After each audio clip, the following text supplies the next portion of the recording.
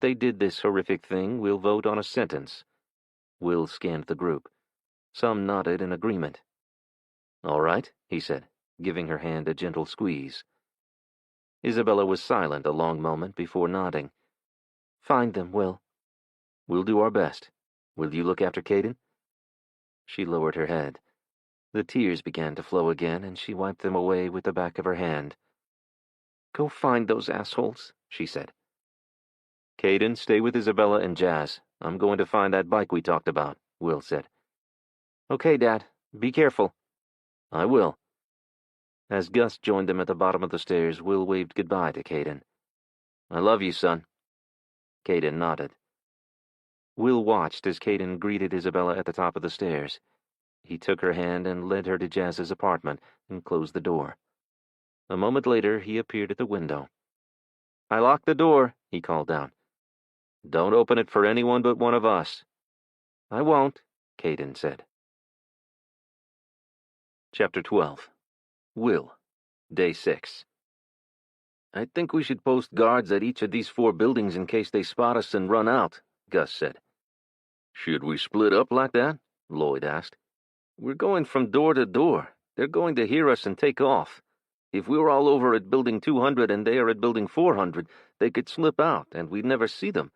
I don't want to be at this all day and still not find those psychos. Okay. Lloyd, you and Paul take Building 300. Stuart and Marcus, you take 400, while Will and I go door to door in 200. If you see anything, call out, Gus said. As the bandmates went off to their posts, Gus and Will crossed the parking lot toward Building 200. Gus unlocked the doors without knocking, hoping to surprise the couple. He did surprise a couple, just not the one they were looking for. You two should get back to your families. Psycho killers are roaming the complex. They butchered Kevin. What the hell? Was it the couple from Mr. Hernandez's apartment? The middle-aged man asked. The 20-something woman threw back the covers and began pulling on clothes. She ran from the room without a word, only taking a fleeting glance back over her shoulder as she went through the doorway. We believe it was that couple. Have you seen them today? Will asked. The man threw his legs over the bed and pulled on his pants. I saw the guy. He was headed across the parking lot towards Building 300. Jared Blake found Oxy and Xanax in a house a couple of blocks over that he was trading for food. You haven't seen the girl? Gus asked. No, the last I saw of her, she and Kevin were heading up the stairs to your building. What time was that? Shit, I don't know, man. I don't got no watch or nothing. I don't really pay attention to the time of day anymore. I'd say an hour or so after sunrise.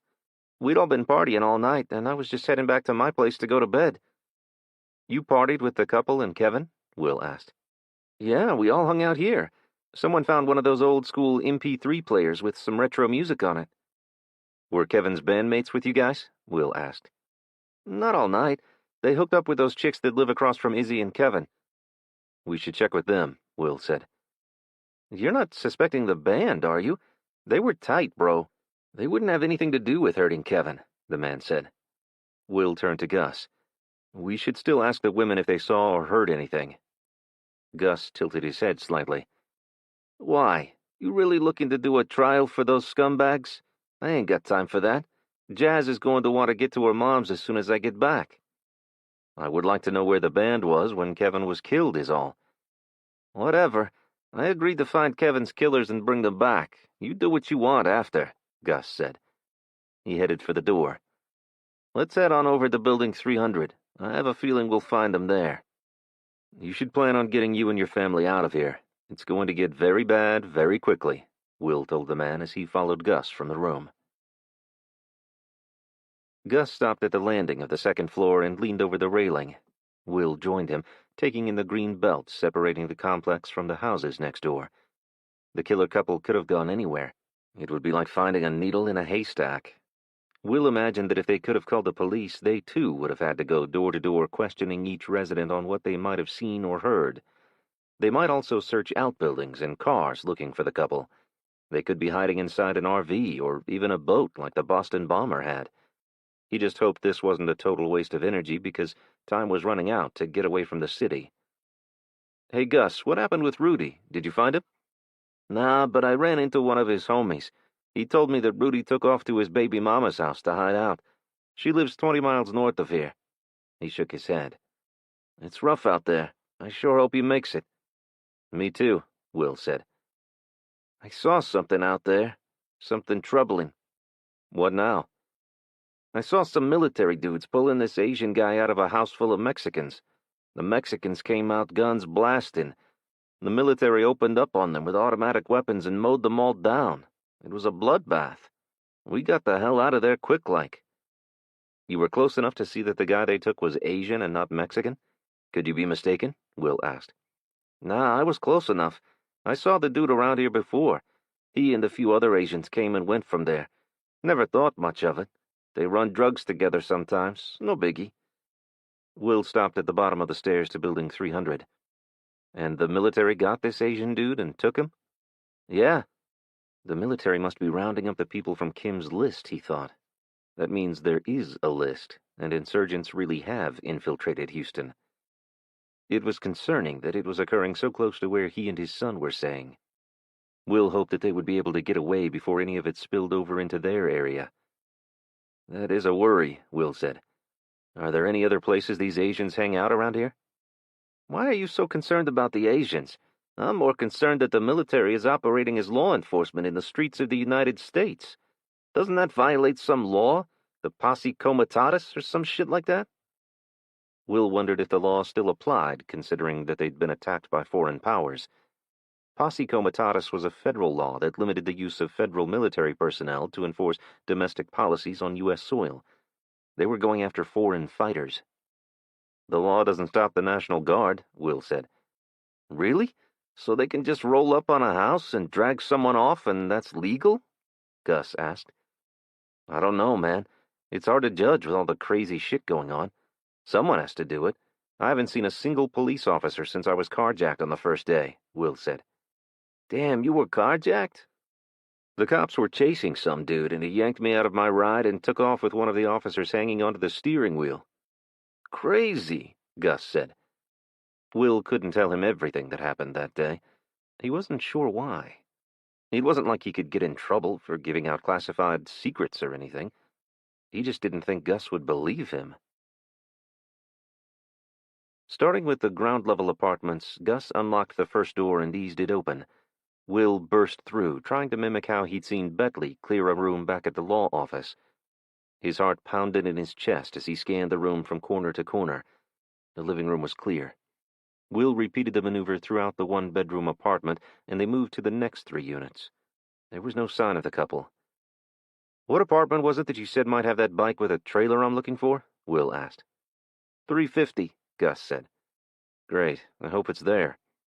"You planning on riding bikes all the way to Louisiana?" Gus asked. "As much as possible. I'm thinking with the trailer I can haul enough water to at least make it halfway. That's my biggest concern, really. Uncontaminated water will be hard to come by, and in this heat, we'd die without it." "I hadn't really thought about how much water me and Jazz would need. I was going to try to pay Miguel's brother to take us over to Jazz's mom's. I just wasn't thinking about what it would take to go on foot. After you saying you were carjacked, now I'm kind of concerned. We ain't prepared to be on foot," Gus said. "It might be difficult for Jazz, being pregnant at all," Will said. "I need to rethink some things before we head out, that's for sure." Gus inserted the key into the lock of apartment 350. He turned the knob and shoved open the door. Will ran through and scanned the corner to the left of the door. A sofa lined one wall. On it sat a man and a woman. The man and woman for whom they were looking. The man shot to his feet. He raised his hand as if to shield himself from an incoming bullet. Will's rage threatened to overwhelm him, and his finger twitched inside the trigger guard. It would have been so easy to just squeeze and end it all right there. The woman slowly rose from the sofa, brushing crumbs or something from her short skirt as she stood. She didn't show the same fear the man did. Her dark brown eyes bored through Will. She was deviant to the point of almost daring Will to shoot her. Will looked her up and down. She wasn't covered in Kevin's blood, as he'd expected. He knew it wouldn't be that easy to prove their guilt. "What's up, guys?" the man said, his hands still out in front of him, palms out. "Kevin's dead," Gus said. The woman's expression never changed. She lowered herself back onto the sofa. The guy slowly took a seat beside her. Neither of them asked what had happened to Kevin. "We're going to need you to come with us," Gus said, hiking a thumb over his shoulder. The woman batted her eyes a few times and cocked her head to one side. "I don't think so. You aren't law enforcement. I don't have to go anywhere with you." Gus took 2 steps toward her, but Will blocked him with an outstretched arm. "Don't fall into her trap." "You're both coming with us, or you're never leaving this room alive. Take your pick, 'cause I got places to be and I ain't got no patience for this shit today," Gus said, stepping back. "We need you two to come over to Isabella's until we can clear up a few things. We just have a few questions, and then you're free to go on about your day," Will added, trying to get the pair to come with him willingly. The woman turned to her boyfriend. "You ready to die today?" His mouth dropped open and his eyes widened. His skin turned 2 shades lighter. He wasn't ready to die. "That's not necessary. We just need to ask you about the last time you saw Kevin." "I didn't do anything. I wasn't any part of that man. I'm not covering for you this time, Reba," the man said. Reba threw her head back and laughed. Will saw the glint of the knife 2 seconds before she thrust it into her boyfriend's throat. The scream she emitted was unearthly and evil. Will raised his rifle and almost took the shot, but he knew Isabella needed her alive. She needed to hear the woman say she'd done it so she could have closure. "On your feet," Will yelled. "Get to your feet or I will shoot." The man's hands were around his throat. Blood spurted through his fingers. Reba casually sat back and crossed her legs, daring them to come to take her. "Drop the knife," Gus yelled, holding his baseball bat high in the air. Will aimed for her chest, ready to drop her if she came off that sofa. Her gaze went from Gus to Will, and she held the knife out, palm down, with the blade pointing down. She smiled as she let it drop to the floor. "Stand up and turn around," Will said, channeling every cop movie he'd ever watched. She stood, not taking her eyes off him. A cold chill ran down his spine. The woman before him was pure evil. She'd butchered Kevin and stabbed her boyfriend in cold blood and had 0 remorse. If she were allowed to live now, there was no telling how many lives she would take without law enforcement to stop her. An image of Isabella splayed out on the floor covered in blood flashed before him. His blood boiled at the thought. He wanted to drop her right there. He went back and forth over his decision, agonizing over it, knowing even small mistakes could cost people their lives. "Gus, do you have a knife?" Gus reached into his front pocket and produced a small folding pocket knife. He opened it and held it out for Will to see. "Cut the cord off that lamp and then tie her hands," Will said. Gus wrapped the electric cord around the woman's hands several times before tying knots to secure them. "Okay, put her on the floor face down. We're going to tie her feet," Will said. "Are we hog-tying her?" Gus asked. "We'll have to carry her if we do that." "I think that's the safest, unless you want to end up like her boyfriend there," Will said. Gus glanced at the man and quickly turned away. He'd slumped down on the sofa, his glazed eyes staring up at the ceiling. He'd stopped breathing. "I'm too tired for this shit.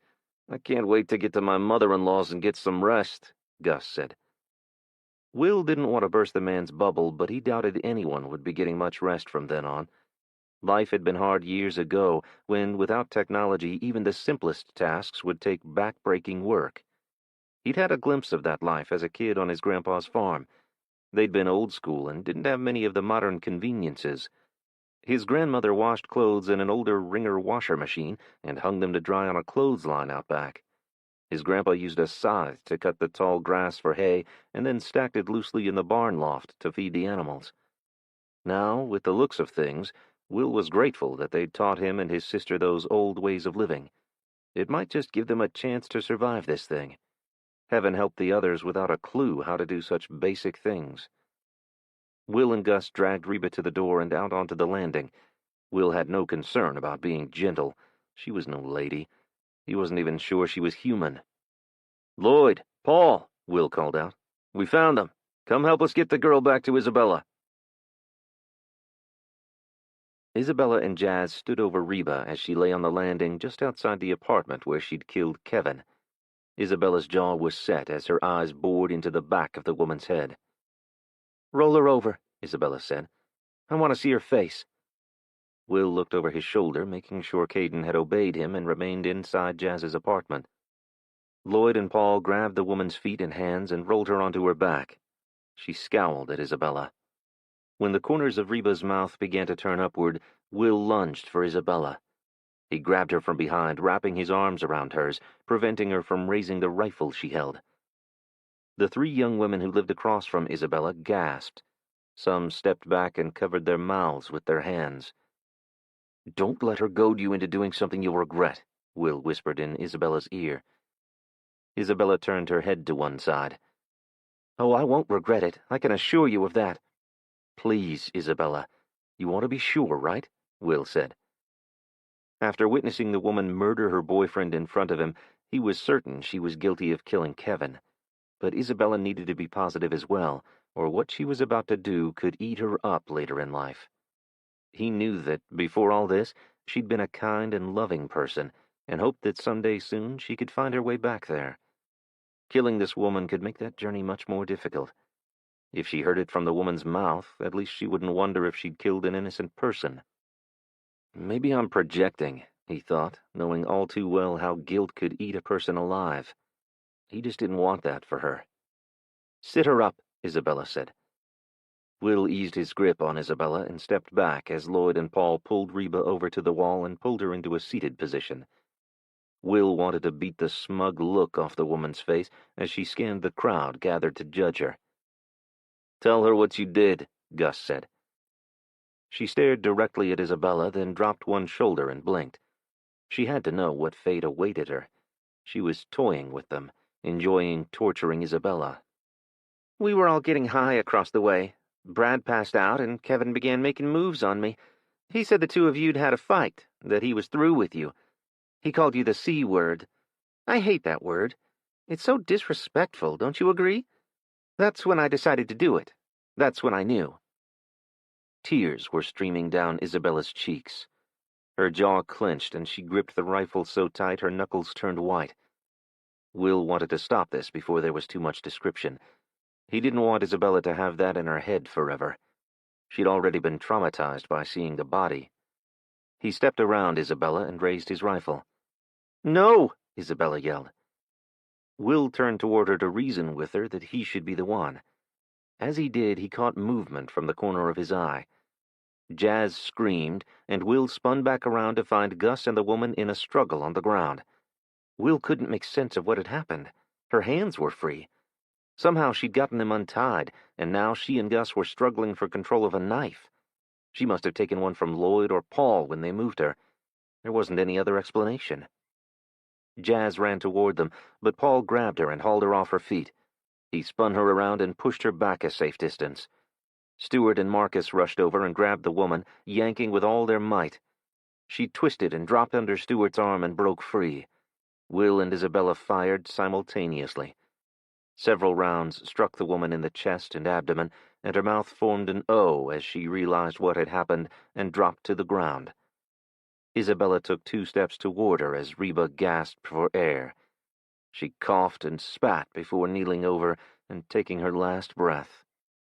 Will threw his arms around Isabella and led her toward the stairs. Their job there was done. Kevin's killer was dead. There was no reason to linger. "Let's get the hell out of here. You ready?" Will asked. Isabella nodded, and she melted in his arms as they descended the stairs. It had been a horrific day in a string of horrific days. But she was tough. She'd get through this. They'd all get through it. Chapter 13. Will. Day 6. Isabella placed a backpack on the sofa next to Caden. "There are a few pair of socks and a couple of my old t-shirts in there. They're not too girly. One's red, the other's blue. I gave you a new toothbrush and some wet wipes." She looked too calm after what had just transpired. Will knew that it would eventually all catch up with her, and when it did, he and Caden would be there for her. Hopefully so would Savannah and her kids, if they made it that far by then. Will was pretty confident that Isabella had what it took to hold it together until they reached Calcasieu Parish. Will was checking his ammo supply when he thought he heard an engine in the distance. He stopped what he was doing and listened. A moment later, 4 military vehicles pulled into the apartment complex and drove up to Isabella's building. The 3 of them crowded in front of the window overlooking the parking lot. "What the hell?" Isabella said. Doors opened, and soldiers quickly exited the vehicles, pointing rifles at Lloyd and the other men outside. They yelled and ordered them to raise their hands.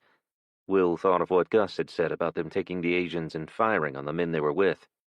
"Where is apartment 109? A soldier barked. "That's my apartment," Isabella whispered as she backed away from the window. Will turned and ran to the door. He turned the deadbolt and slid the chain across. "What are you doing?" "We can't be sure what side they're on," Will said. "Whose side they're on? They're with our military." A loud bang on the door startled them, and Isabella jumped, bumping into Caden. "You two go hide in the bedroom," Will whispered. He picked up Isabella's rifle and handed it to Caden. "Take this." "But please, Isabella, do this for me," Will said, his gaze turning to Caden. She nodded and took Caden's hand. "Let's just hang back and see what they want, Caden." The banging continued as they disappeared down the short hall. "Isabella D'Angelo!" a gruff male voice called through the door. They knew her name. This had to have something to do with Kim and Betley. He knew Isabella shouldn't have given him her address. Will turned the lock and cracked open the door, leaving the chain across. "We're looking for Isabella D'Angelo. Is she home?" "What do you want with her?" "Is she home?" "I'm not telling you until you tell me what this is about," Will said. "What's your name?" the soldier demanded. It dawned on him that they hadn't asked for him and Caden. They might believe that they'd gone already. He was debating whether to give an alias when the man gave the order to kick in the door. Will jumped back just in time, but the soldiers were on him in seconds. "What is this all about?" Will repeated as they applied flex cuffs to his wrists. "Will!" Isabella yelled as she ran into the room. "Why are you cuffing him?" "Are you Isabella D'Angelo?" the soldier asked. "Dad," Caden said as he ran to him. "It's okay, Caden. We'll get this straightened out." Another soldier grabbed Isabella and spun her around. "Isabella!" Caden screamed and stepped toward her. "It's okay, Caden." "Are you Caden Fontenot?" the soldier asked. "Yes." "And you're Will Fontenot?" "Yes. Will you please just tell us what is going on?" Will asked. "I'm not authorized to say. You'll all have to come with us," the soldier said. Will knew they were in trouble when they were put into 3 different Humvees. If Betley had been pulling some strings to get them moved to a shelter, they wouldn't have split them up like common criminals. But he couldn't panic, even though they'd separated him from his son. They'd done nothing wrong, except defend themselves. Unless the military was rounding up looters. If they were going to attempt to do that, they'd likely have very full jails.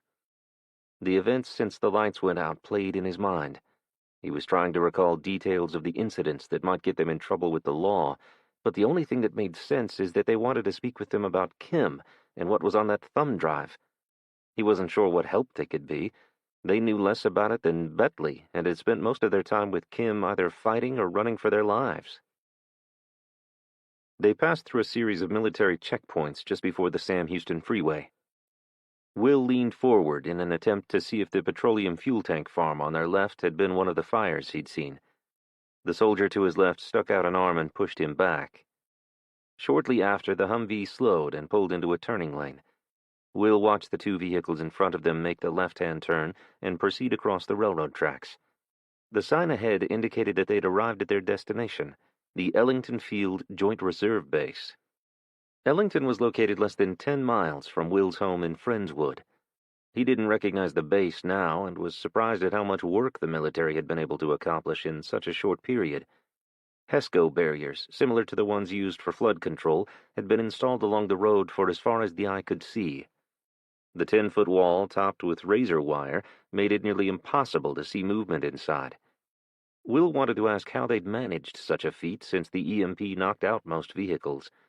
Then he spotted an old excavator dumping sand into the open top of the HESCO unit.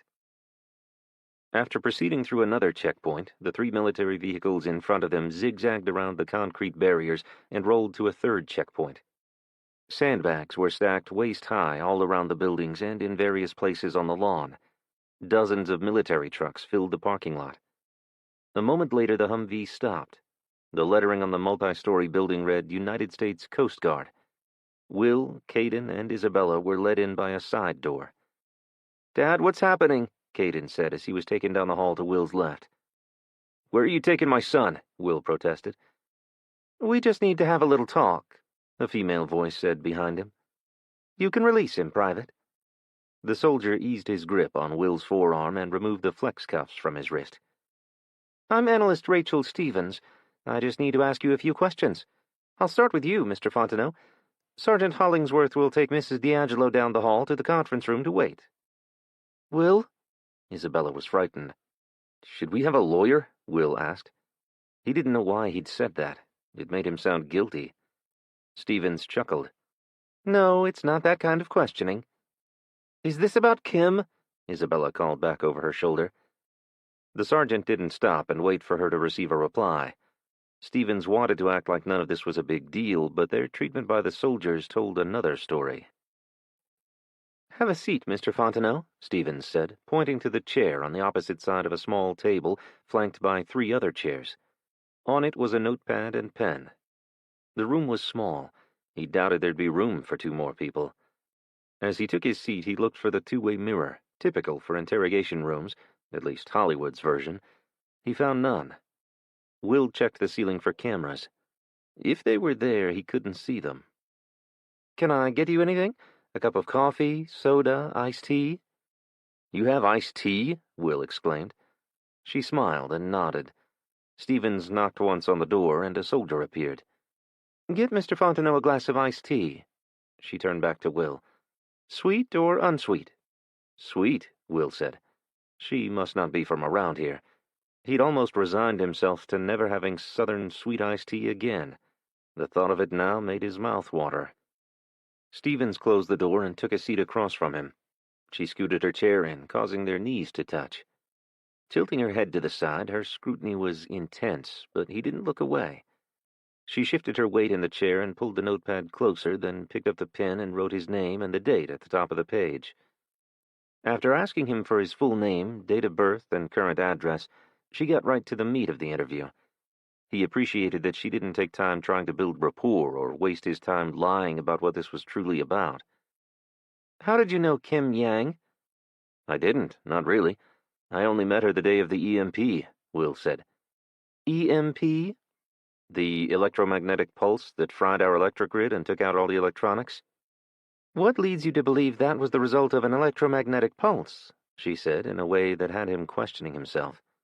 All he knew was what Bentley had told him. He'd known very little about them before meeting him. "Agent Bentley told me." "How long have you known him?" "The same amount of time I knew Kim. We met the day that whatever happened, happened," Will said, doubt firmly setting in. "And you met Kim Yang where exactly?" Stevens asked.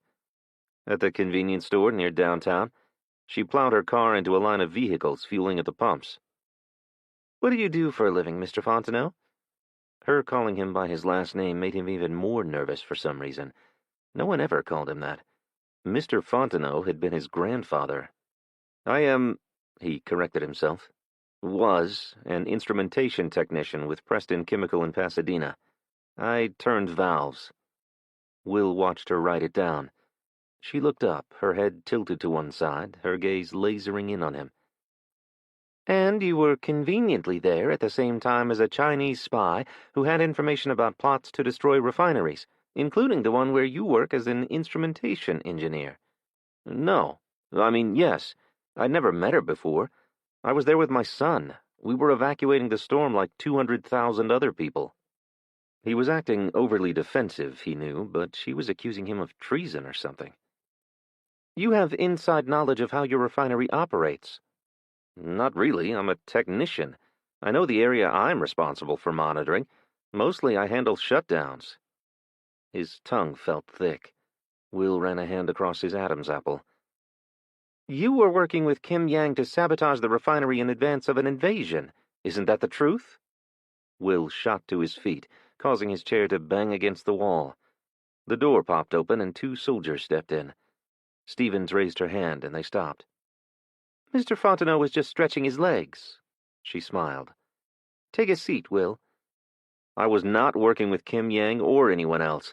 I had my kid with me. We almost died, multiple times. I would never— She stopped him. Her tone softened. The corners of her mouth curled up. Just take a seat, Will, and tell me everything that's happened from the time you met Kim Yang until you met the soldiers on the bridge. He lowered his voice. I had nothing to do with whatever Kim did. What do you think she did? Stevens asked. Wordlessly, Will waved his hand. The EMP? She asked. Yeah, and whatever else they have planned. They who? I don't know. All I know is I tried to help some people, and me and my boy almost died because of it. Will's legs were shaking under the table, causing their knees to knock together. He pushed his chair back and placed his hands in his lap. Tell me again how you were introduced to Kim Yang, Stevens said. They were going around and around, covering the same ground. She was now wasting his time. Anger simmered just below the surface. Will's shoulders and wrists were burning from being cuffed behind his back, but all Will could think about was Caden and Isabella. He had to get to them, somehow. They had to escape this place. I told you. She plowed her car into a bunch of vehicles waiting to fuel up at the gas station. I told Betley all this. Why are you questioning me about it? Betley knows everything. I need to hear it from you, she said calmly. Will exhaled hard and started at the beginning. A car jumped the curb and plowed into vehicles at the fueling island. I pulled Isabella from her burning car. I was giving her first aid when Kim Yang, the Asian lady, approached us. He took her through the entire story as best he recalled it. By the time he'd finished, he was worn out by having to relive it all. It sounded crazy, even to him. Stevens picked up her pen and drew a circle around his name. You're asking me to believe that you just happened to be in an accident with a Chinese spy and show up with her at the safe house of an FBI agent. She took us there. Why? Stevens asked. The hurricane. She said she had a safe place to ride out the storm. So she lied to get you and your son to go along with her? Why? Why would she want you to tag along to meet up with her contact from the FBI? Will tried to recall her exact words. Was there something he'd missed at the time? Something that would have indicated what she was dragging them into? If there was, he hadn't caught it. I don't know. I think she really did want to save us. It was a good location. She didn't lie about that. She gave her life to protect my son. I don't know what else she was, but I know that in the end, she sacrificed herself for him. That makes no sense. You can see that, right? Why would she sacrifice herself for a kid she didn't know? Will stared her down. Maybe because some part of her was a human being, and maybe she felt guilty for dragging him into this mess. I don't know why. I just know that she did. What did she tell you about what was on the thumb drive? Nothing. I didn't even know there was a thumb drive until Betley told me. I knew that there was something important in her duffel by the way she clung onto it, but I swear, I had no idea what was in it until after I met Betley. Stevens leaned forward. You never met Agent James Betley before that day in the storage locker? No. Yet he involved you in a mission to retrieve something he believed contained classified information? We were trapped because of the storm and outnumbered. We had no idea how many gunmen were in the building. You had your son with you, yet you left him to engage with the men with guns? Is she implying I'm an unfit parent? I did what I had to do to protect my son. It wasn't like I could call the police. Someone knocked on the door, and Stevens excused herself. A moment later, 2 guards came and escorted Will out. He was led through a maze of hallways before the soldiers stopped at a closed door and knocked. Where's my son? Can we leave now? Not yet, one of the soldiers said as he opened the door. Chapter 14. Will. Day 6. Will sat in the dimly lit and sparsely furnished office for over an hour without hearing a sound other than the noise of military vehicles outside. The small, south-facing window was closed tight, and the sun shining through heated the room to unbearable temperatures. His clothes were soaked, and sweat dripped from his brow. If someone didn't come for him soon, he could die of heat stroke. He tried the door handle for the 100th time and yelled as loud as he could. There was no response. Were they planning on leaving him in here to die? Wasn't there some rule or law about cruel and unusual treatment? He still had constitutional rights, didn't he? Or did he? What happened to the rule of law when there wasn't anyone around to enforce it? A knot formed in his throat. He was screwed. Stevens could keep him there indefinitely, and what recourse would he have? It wasn't like he could call a lawyer or alert the media to his mistreatment. While attempting to count the military personnel and vehicles that he could see from his window, he spotted a crowd of 8 or 10 civilians forming outside the gate. They were likely desperate and had come seeking assistance from the government. The fact that they weren't let in concerned Will. That meant that the military had no intentions of helping. Not in that way. Keys jingled outside the door, and Will spun around. The same soldier from earlier appeared and motioned for him to turn around. "What's going on?" Will asked. "Just turn around, sir. I need to cuff you. Lieutenant Sharp has asked to see you," the soldier said. "But why the cuffs? I'm not a danger to anyone." "It's protocol, sir." Protocol? Will suspected nothing that was going on there was protocol. Being offered a lawyer would be protocol. Not being locked in a 100-degree room without water would be protocol.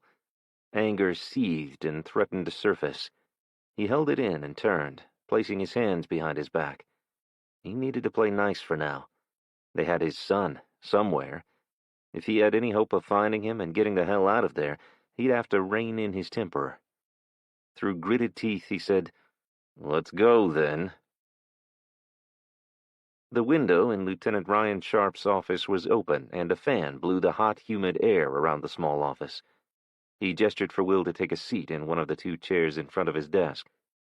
Will sat on the cushion's edge as, sitting back, made the plastic cuffs dig into his wrists. "What is this about, Lieutenant?"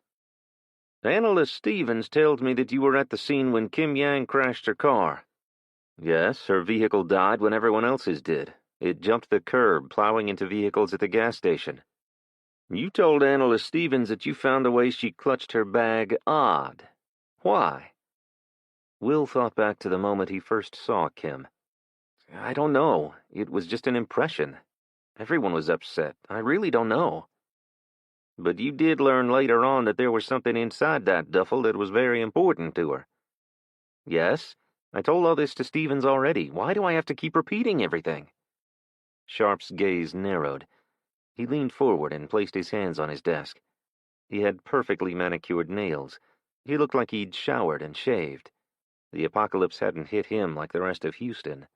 Not like the folks outside the gate, and not like him and Caden. He wasn't scavenging people's homes and looting stores to eat. "Stevens thinks you were working with Kim Yang." "What? No! I never met her before that day. I told her that." They were accusing him of committing treason. What the hell had Bentley told them? Will stood.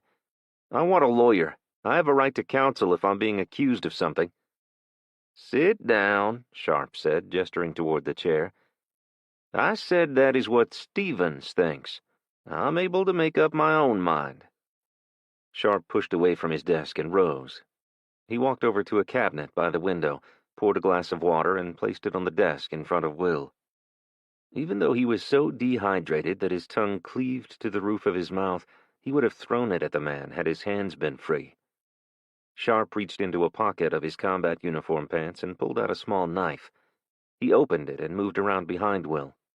"Stand. Let me get those cuffs off you," he said. "Frankly, I think it is pretty far-fetched. I don't think you are spy material." "Thanks," Will said. "I won't take that as an insult." "It wasn't meant as one. I need your help to prove to Stevens that she's barking up the wrong tree." "Help with what?" Will asked. Sharp retook his seat and leaned back in his chair. He pretended to be relaxed. Will could tell from the tension in his shoulders that he was anything but. "I need you to talk to Agent Bentley." "Bentley?" "I need you to see what he knows about the other items in that duffel, the ones he didn't turn in." "But he gave you the file and the thumb drive," Will said. "I need to know if there was something in Kim Yang's bag that he is not telling us about. Can you do that? Can you help me clear your name?" As you said, I'm no spy. He will know what's up immediately. He's way too smart to fall for that trick, Will said. You may be right, but are you willing to try? For your son? Will wanted to fly across the desk and pummel the man. For him to use his son like that proved these people had no soul. He couldn't trust any of them. The sooner he found Caden and got the hell away from there, the better. First answer me this, Will said. I'll try. Why do you think Bentley isn't telling you the truth? He's FBI. He's on your side. Sharp just stared back at him. After a long, tense minute, he leaned forward and placed his hands back on his desk, steepling his fingers.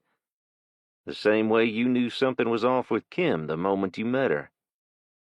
That shouldn't have been a good enough answer, but Will couldn't argue with it. Sometimes you have to trust your gut.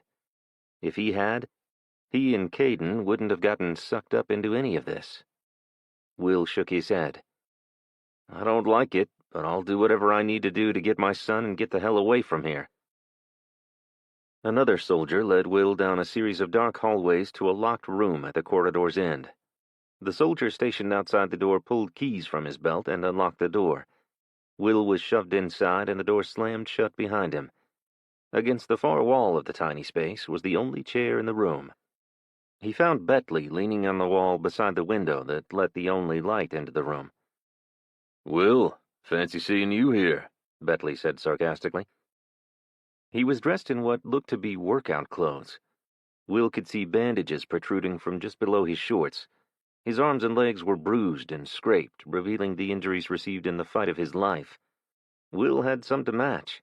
This was the same man he'd fought next to and had trusted with his life, with his son's life. Did he really believe Bentley was anything but what he said he was? Not for a minute. Are they listening? Will asked. Probably, Bentley said, turning to face him. How's Caden and Isabella? Good. They're here. He raised his eyebrows. Somewhere. Bentley gave a tiny bob of the head. He chewed his bottom lip as his gaze fell to the floor. Do you believe them? That I was working with Kim against my own country? Will shook his head. They blaming you too? Bentley asked. It appears so, yes. They're just paranoid. Stevens isn't taking any chances, not under the circumstances. You're defending them? Will said. They're accusing you of treason. I know I didn't do that. They'll investigate and discover the same thing. But how do you prove you didn't do something? They're not even letting us have lawyers. Stevens is good at what she does. And Sharp, well, he's... Sharp? Will pulled a chair into the middle of the room and took a seat. He was feeling lightheaded, and standing wasn't helping. I don't have the same faith in the system as you do, I guess. They want you to get me to tell you there was something more in the duffel than I gave them. There wasn't. You saw it at the same time I did, remember? I didn't see inside it, Will said. Was Bentley trying to get him to testify to something he didn't see? Why? Could he be wrong about the man? The lack of food and sleep was affecting his brain. He was having trouble processing everything. Are you sure? Think. You and Kim had taken a walk. You came back alone looking for her. I was seated at the table going through the bag. You saw what was in it. Not really. What did you see? The cash, Will said. A lot of cash. A loud boom startled Will, and he jumped, nearly falling off his chair. Will leaped to his feet as Bentley dove away from the window. When seconds passed without another explosion, Bentley ran back to the window. What is it? Will asked as he came up beside him. My guess is that was the Texas Department of Public Safety building across the highway, Bentley said. Smoke rose in the north. It could have been the freeway interchange. I spoke to someone this morning that had witnessed Asian men attempting to blow up an interchange near Isabella's apartment. It could be that. They'll want to interfere with our ability to get resupplied and block reinforcements. It is typical guerrilla warfare. Will's eyes widened. Are we safe here? Is Caden safe? I need to get to him. We need to get the hell away from here. Will paced the room, walking in circles like a caged animal. Damn it, I knew I should have left right away. But no, I had to overthink things, like always. I wanted to wait until the water receded and gather supplies. He turned to Beckley. I should have listened to you. I would have been halfway to my sister's by now. As Will passed him, Beckley reached and grabbed Will's arm. Stop beating yourself up over things you can't change. It won't help you get out of this. Beckley walked over and righted the chair. Sit. Let's figure a way out of this. Will curled his arms over the top of his head. I can't just sit here. I need to get my boy. Sit, Beckley snapped. Will studied him. He needed his help. He was his only ally on that base. Right then, he was Will's only hope. Will rubbed his hands over his stubbled face and took a seat. You didn't answer me. Are we safe here? As safe as anywhere, Beckley said, returning to his spot next to the window. That is not comforting. It's not my job to coddle you, Will. We all want the same thing. You want to keep your kids safe. Stevens and I want to find that list and stop the insurgents before they do irreparable harm. I thought you had the list, Will said. I thought I did too. I think Kim played me. I think she held out just in case I backed out of our deal. What deal? He stood. Were you two working together? No, not like that. She was my informant. I'd promised her a green card and a new identity in exchange for providing proof of illegal theft of corporate secrets. She brought me something bigger than even she knew. But when those men came after it, she knew she needed to hold out until she got her safety secured. She was very mistrusting. So she hid it somewhere? Will said. That's my guess. Why didn't you tell Stevens that? I did. That got me locked up in here. They think I know something that I don't. How am I supposed to prove that? Will sighed. You can't. Chapter 15. Caden. Day 6. The soldier standing in the turret turned from left to right as the Humvee exited the apartment complex behind the two other military vehicles. Caden didn't quite understand what was happening. It was pretty clear to him that it was something significant. The soldiers had cuffed his dad and Isabella like they were criminals. He hadn't been cuffed, but he'd been separated from them. After being placed into the Humvee, he got distracted by the soldier standing in the Humvee's turret. I ain't going to lie, this ride is sweet, Caden said. How does it still work after the EMP? There aren't any electronic engine controls, electronic braking, or circuitry that could fry with the electromagnetic pulse, the soldier seated to his left said. Awesome, Caden said. Does the other stuff up there work too? Caden pointed to the screens and other high-tech equipment attached to the dash. Nah, the EMP wiped those out, the soldier said. Caden thought about his computer and gaming console. It was hard for him to imagine a life without them. As they drove through the neighborhood, Caden saw people pulling furniture and household items from their flooded homes and piling them at the curb as if everything was normal and someone would be around to pick them up soon. Did they not understand that life wasn't returning to normal? He wondered if they even knew that the country had been attacked and the lights weren't coming back on. When the Humvee pulled onto the road leading to the retailer outlets, Caden got a real sense of the devastation. Other than the vehicles that had been shoved out of the roadway, nothing had been cleaned up. Electric lines and metal sheeting littered the sides of the road and nearby parking lots. Caden gasped as they passed a body half buried in the debris near the intersection. You might want to cover your eyes, kid. It's pretty bad out there, the soldier to his left said. Caden tried to imagine what their lives would be like now without modern technology. If they weren't able to get the lights back on soon, it would look a lot worse, because all the people who'd survived the storm would start starving to death. If the military weren't able to fight back the insurgents, they might not live long enough to starve. Caden wasn't sure how they'd fight back without their modern equipment. The soldiers looked like they could handle themselves. The soldier to his left looked young, maybe only 18, a mere 5 years older than him. He wasn't as muscular as the two soldiers in the front. Caden couldn't tell how old the soldier in the turret was, but the man had arms bigger than Caden's thighs. Caden glanced at his own skinny arms, wondering how much he'd have to work out to have muscles like that. He'd gone to the gym a few times, back when his dad still cared what he looked like. He'd stopped caring after Caden's mom died, though recently he bought a stationary bike and some weights and started again. Although he still looked depressed most of the time, Caden thought it was a good sign that his dad was exercising. The Humvee weaved back and forth through stranded vehicles as they approached the freeway. At the on-ramp, Caden spotted the blackened shells of military vehicles. "Those are yours, right?" he asked. No one answered him. "What happened to them? Was it the insurgents?" Caden asked. The soldier in the seat to his left glanced his way but said nothing. Caden wasn't sure if they just didn't know or weren't allowed to discuss it. "Is that what this is about? Is that why you came for us? Did Agent Bentley send you?" No response. The Humvee turned south, and within minutes they arrived at Ellington Field Joint Reserve Base. Caden watched from the rear passenger seat as his dad and Isabella exited separate vehicles and were led inside. "Why can't I go with my dad?" Caden asked. "I can't say," the soldier said. The soldier from the front passenger seat climbed out of the Humvee and motioned for Caden to exit the vehicle. "It's going to be all right, Caden," his dad yelled as he was pushed through the door of the building. Caden wasn't afraid, but it concerned him that his dad was. It seemed like he didn't trust the military. But they were the good guys, right? Inside, the soldiers took his dad one way and him another.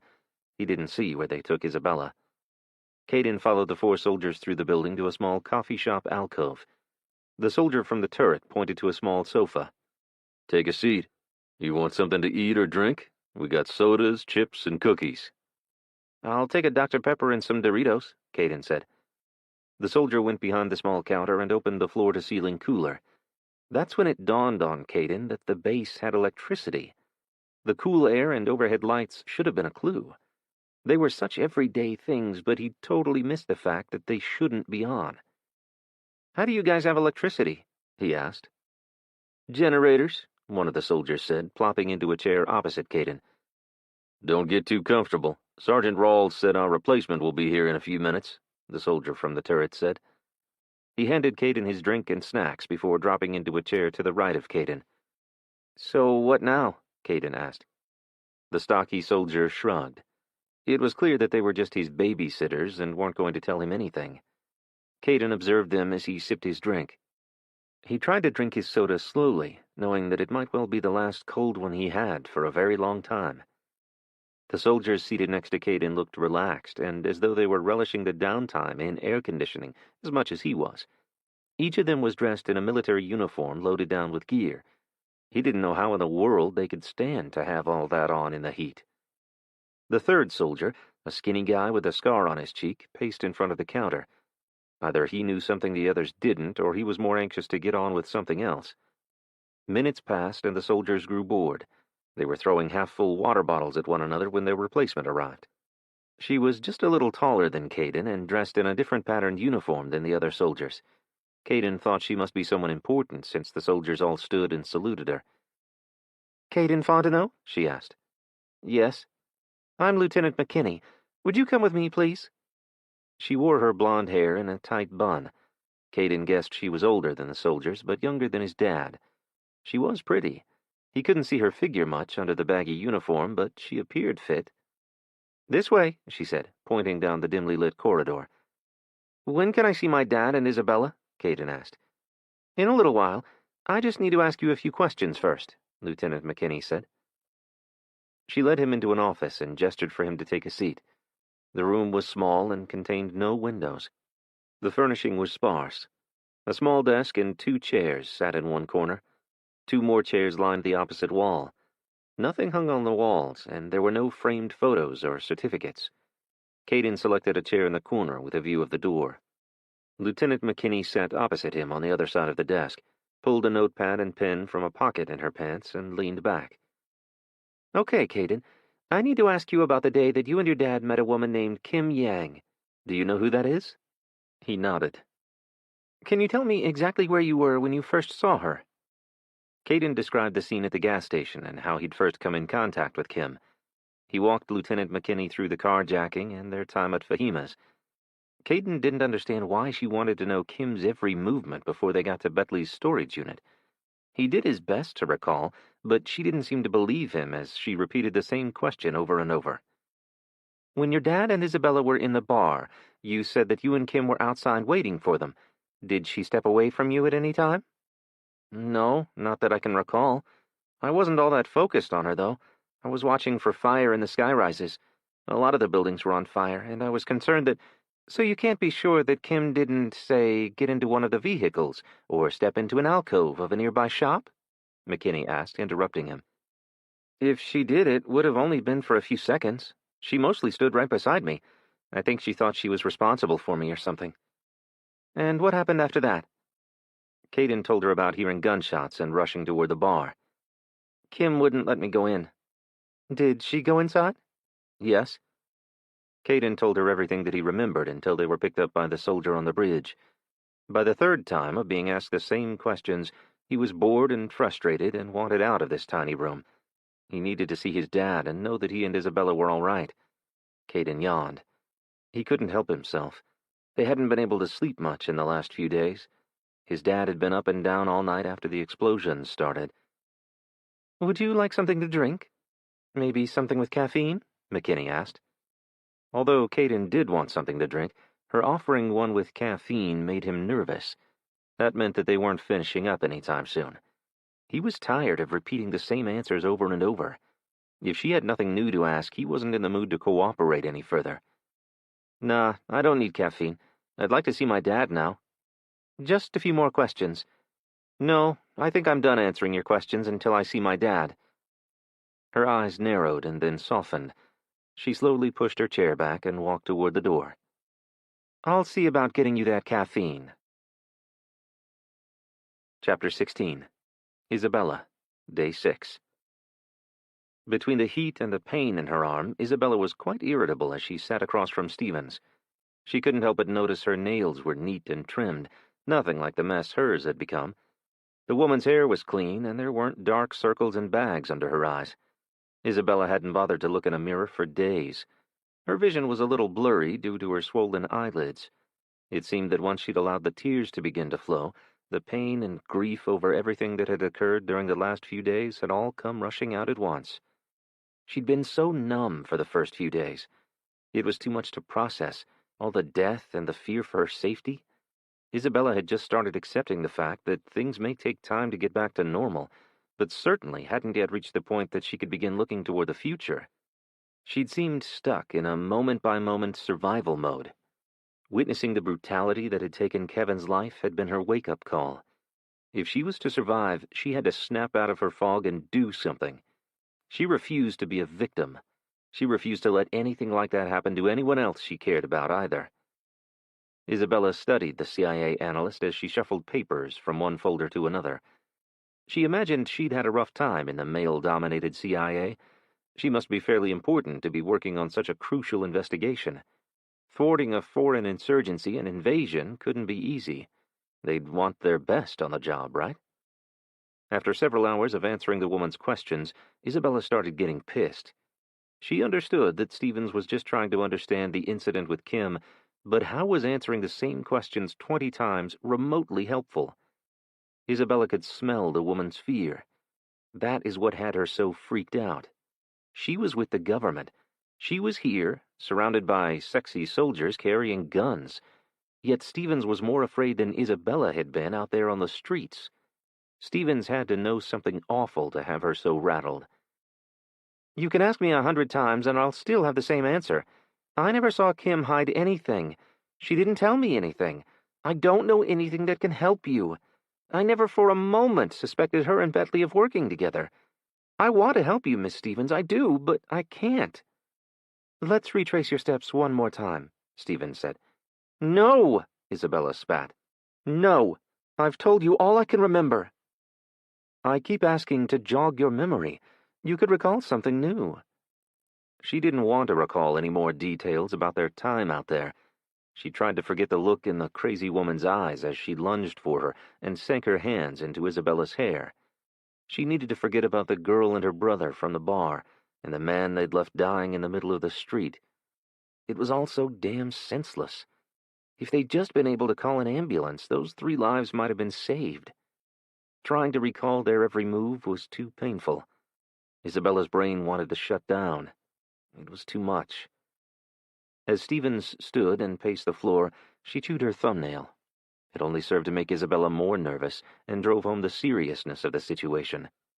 If this calm, cool, and collected CIA analyst was on the verge of losing her shit, what hope did Houston's residents have?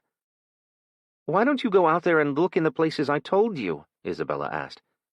"That's a great idea. You'll just have to come with me." "Excuse me?" Isabella asked, not believing her ears. She didn't know what the woman was smoking, but she must be crazy if she thought Isabella was going back downtown. That would be the epicenter of chaos for hundreds of thousands of refugees who'd become stranded on the freeways when the EMP took out the electronics in their cars. "You and Will need to come with me to retrace your steps. Maybe something out there will jog your memories." Isabella was just about to protest when a loud boom reverberated outside. Stephen spun and dropped to the floor, pulling Isabella down with her. "What's happening? Are we under attack? Is this the invasion?" Isabella cried. "Just be calm," Stephen said. She straightened, then sat up. "I don't think it was that close." "That close? Any explosion is too close for me." "Do you want to get out of here?" Stevens asked. "Yes, please." "Then help me, Isabella. Help me stop these people. I need that list." "It's too dangerous. It's bad out there, and not just the insurgents. People are desperate, and people are doing stupid things. I saw one of my neighbors chased down by a gang this morning. Will saw someone else get shot." "I know, but that is only going to get worse until we can restore law and order and get people the help they need. We can't do that if we are dealing with attacks like that." Stevens pointed over her shoulder toward the explosion. "I can't," Isabella said. "If you won't do it for your country, do it for Will and Caden. You care about them, don't you?" That was a low blow. Of course she cared about her country, and Will and Caden. She'd help if she could. "How does me going out there with you help Will and Caden?" "If you and Will help us locate what we're looking for, I will have them escorted to his sisters in Louisiana away from all this. You too, if you want to go with them. Otherwise, we can take you somewhere else." Isabella thought of her family. The thought of them struggling to survive as she had hurt her heart. "My family is in Oklahoma." Somehow she imagined a 9-hour trip was out of the question. "We can get you to the shelter in Huntsville. From there—" Isabella interrupted her. "No, I'm not going to a shelter." "Well, you decide where you'd like to go, and I'll see what I can do." Isabella lowered her head. The thought of going back to her apartment, knowing the danger everyone in the city was in, scared her to death. She had no other choice. She had to help this woman, and then she'd decide where to go from there. The last week had shown her that she was tougher than she thought. She would come up with something. At least Will and Caden would be safe. That would make it worth the risk. She looked Stevens in the eyes. "Tell me there's help on the way. Tell me that the Army, Marines, Navy, Coast Guard, Air Force, and even the Space Force is coming to rescue us." Stevens' gaze fell to the floor. "I can't. The EMP disrupted communications. We're doing our best to get them reestablished in order to communicate with the Pentagon, but it takes time." "But they're coming, right? The forces that were pre-positioned to provide aid following the hurricane are on their way. We have sent for them. They'll be in position soon." "Is it enough to prevent an invasion?" Isabella asked. "I believe so." She didn't sound all that convincing. "But we still have planes, ships, and tanks, right?" "Some. The U.S. military has been working to harden its equipment for decades, but technology changes rapidly, and so much of our military equipment is electronic. No one knew what would and would not operate after an EMP. We have some assets. The Humvees start and run, but a lot of the gadgets used for navigation and communications are dead. It's things like that. As far as planes, the ones on the ground here are inoperable." Isabella's hand came up to cover her mouth. She knew they were screwed without planes. The United States had won wars due to its air superiority. "We have planes on aircraft carriers and around the world that won't have been impacted by the EMP. They'll return to the U.S. "And the ships?" "Of course." She relaxed a little, knowing that they wouldn't be left on their own to fight off foreign enemies. "We just have to do what we can until they all get here. In order to do that, I need the information that Kim was carrying." "But Bentley gave you the thumb drive." "There had to have been a second one. The one he gave us only contained corporate plans for another chemical plant in Pasadena. We believe that the man Kim Yang was working with had a list of his contacts and potential targets. If we can find it, we can stop them. So you can see how important this is, Stevens said. Isabella's legs were bouncing up and down uncontrollably now. She pushed her hair back from her sweaty face and tightened her ponytail. She absolutely did not want to go back down memory lane, but there was so much at stake. How could she not? Not just for Will and Caden, but possibly for the country. Could she live with herself if she refused just because she was scared? She dabbed sweat from her eyes and stood. When do we leave? Chapter 17. Will, Day 6. An hour after learning of Stevens's proposal, Will and Isabella sat in a government vehicle in the flooded parking lot of the convenience store where the whole mess began. Isabella stared at her burned-out car, now half underwater. Retracing their steps was going to be much more complicated than Will had thought. To bring them out there told Will that Houston was in deeper trouble than he'd thought, and the likelihood of a ground war was that much more likely. With all that was going on, why else take the risk? A thumb drive, it could be anywhere. But none of that made sense to Will. Why would Kim hide it if she took it to use as leverage to get Bentley to keep her safe? Will was greatly relieved that they'd insisted Caden remained behind with Bentley, but he did find it suspicious that they hadn't brought Bentley along, as he'd been there for the ordeal at the storage facility. Lieutenant Sharp looked straight ahead, his hand still gripping the steering wheel of the older SUV. Will wondered how many more old vehicles like that the military had around. Had they known they would be the only ones operable? Or had they acquired them after the EMP? Stevens turned in her seat to face them. Was there a moment when Kim Yang was out of your sight before you all got into your Jeep? I can't say, Will said. So much was happening. Isabella was injured, and I was attempting to give her first aid. We were just learning that the grid was down and that the phones and cars weren't working. We were all in shock. What about you, Isabella? No, Kim stayed by our side the whole time here at the gas station. Did she speak to anyone besides the two of you? No, she seemed very nervous. I remember that. She kept watching over her shoulder like she expected someone to jump her at any minute. Isabella turned to Will. Now we know why she was so jumpy. She never went inside the store or went to help any of the other injured drivers? Stevens asked. No, Isabella said. All right. Which way did you go from here? Will tried his best to recall the route they'd taken before the carjacker stole his Jeep, but the names of the streets failed him. We had to zigzag a lot due to stalled traffic and people in the roadway, but we never stopped except for when the Jeep was stolen. And that was where? Take that next right. I have to show you. Sharp weaved through the parking lot, heading for the intersection. Will spotted movement down the street. Someone stepped between cars. A man. There was something in his hands. Watch out! Will yelled. Sharp spotted the man and yelled, RPG! He stomped on the gas, bumped the car in front of them, and did his best to accelerate toward the freeway underpass where they'd be shielded from the blast. Will grabbed Isabella and shoved her toward the footwell, covering her head and upper body with his own just before the concussive rumble of the explosion hit as the rocket-propelled grenade slammed into the vehicle 2 cars back, sending a ball of smoke into the air and metal fragments raining down on their SUV. Oh my God, Isabella repeated as Sharp sped away from the scene. He made a sharp left turn at the next intersection and accelerated. Will turned in his seat and looked out the back glass. They hadn't been followed. Sharp turned right at the following street and slowed. Water was coming in at the bottom of the SUV's door. The flooding was too deep in that spot. Will was afraid they'd kill the engine and be stranded on foot again. Who the hell was that back there? Isabella asked. Are we close? Stevens asked, ignoring her question. Who was shooting at us? Isabella barked.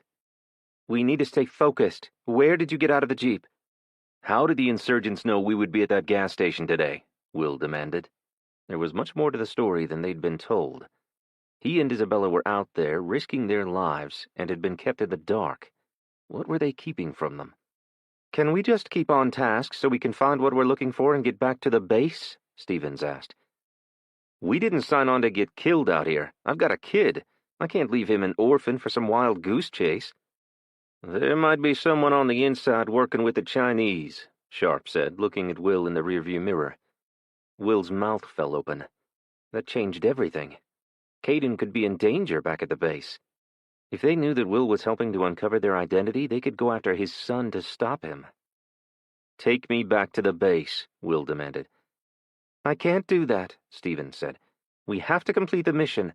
Stop whining and concentrate." She adjusted herself where she was twisted around in her seat. The veins in her forehead protruded. Will thought she was about to fly into the back seat to attack him. "Where did your Jeep get stolen?" she asked through clenched teeth. 2 blocks over, Isabella said. She pointed south. Stevens turned and faced the front, scanning the street and side roads, no doubt looking for more men with RPGs. As they approached the side road where Will's Jeep had been carjacked, Isabella reached over and took Will's hand. More bodies were lodged up against the cars in the intersection. That might have been them if Kim hadn't taken them to see Betley. Why had these people not sought shelter inside one of the skyrises that hadn't burned? It had been hours before the flooding began. They'd had time. Stevens glanced over at the tragic sight and quickly turned away. "They must have been afraid the rest of the buildings would burn," Will whispered. He hated to think about their last moments and how frightened they must have been when the storm hit downtown. "Where did you go after you exited the vehicle?" Stevens said, sadness lacing her voice. Isabella pointed to the road to their left, and Sharp turned in that direction. "Was there any time that Kim was out of your sight as you walked?" "No, I was holding her arm. She'd hit her head in the crash, and she was unsteady on her feet," Isabella said. "What about you, Will? Did you have eyes on her the whole time?" Will thought back. "I walked ahead of them most of the time. The streets were crowded. We had to weave back and forth across the street to get around people." "You didn't stop and rest at any point?" Sharp asked. His tone conveyed more of an accusation than a question. "Our first stop was at Fahima's," Isabella said. Her eyes brightened, and the corners of her mouth curled up slightly. "We can find her and bring her with us to the base," she whispered. Will nodded, though if Fahima had survived and they could find her, Will doubted that she'd agree to leave with them. He smiled. "Yeah, that's great." Will instructed Sharp on how to get to the alley where they'd first met Fahima, while Isabella recounted how she'd been attacked out of nowhere by a naked woman. "Fahima came to my aid. She knew the woman." "So you didn't have eyes on Kim during this period?" Stevens asked. No. What about you, Will?" "I lost sight of Isabella and Kim for a few seconds. When I ran into the alley, Kim was trying to get the woman off Isabella, so I don't think she had time to stash anything." "Where was the duffel while she was fighting with the naked woman?" Stevens asked. "Slung over her back. She never let it out of her sight," Will said. Stevens nodded and scanned the alley. "Where did you go after you were rescued from the crazy woman?" Stevens asked. Isabella pointed down the blind alley to her left. "To Fahima's." "Okay, let's go," Stevens said, opening her car door. Chapter 18. Will. Day 6. Sharp went first, with his rifle raised as they entered the blind alley leading to the mechanical room that Fahima called home. Will was relieved that the water only came to mid-calf near the door. As they approached the door, Sharp stepped to one side and tried the knob. It was locked. Will stepped up and knocked. "Fahima, it's Will and Isabella. We've come to check on you." No answer. Isabella's smile faded. She stepped in front of Will and pounded on the door. "Fahima? Fahima, it's Isabella. Please open the door. I need to know that you're all right." Sharp stepped back and spoke into the radio microphone attached to his tactical vest. "Hollingsworth, find me another way into this building." Isabella continued knocking on the door and calling Fahima's name as the soldiers escorting them went around the building searching for an alternate way in. A few minutes later, Sharp's radio crackled. "We're in. You can make entry through the double doors on the north side. The first floor is clear." "Let's move that way," Stevens said. As they made their way around to the front of the building, Will scanned the balcony overhead. The bicycles were still there. It was hard to imagine that they were now more valuable than a car, since most vehicles were now as useless as a pile of scrap metal. At the front of the building, they waited for the all-clear so they could enter. Isabella chewed her thumbnail and tapped her foot on the sidewalk out in front of the building. "She's probably in one of the apartments. She wouldn't have stayed in a flooded basement," Will said, trying to reassure her. "I know, you're right. She's smart and stronger than all of us." It'll be good to see her again, Will said. All clear, Lieutenant, a soldier called from the open doorway. All right, we're going to make our way down the door you say you entered and walk through every step Kim took, Stevens said. There were 6 inches of water in the entryway of the apartment building. The brown line on the wall indicated that the water had been much higher. A soldier led them past the stairs for the upper floors to a door leading to the basement. Will and Isabella walked Stevens and Sharp through their movements in the building. The soldiers fanned out and searched every nook and crevice, looking for anything Kim might have hidden there. "You're sure Kim didn't enter any apartment without you?" Stevens asked. "I don't think so." Will strained to recall that day. It was difficult.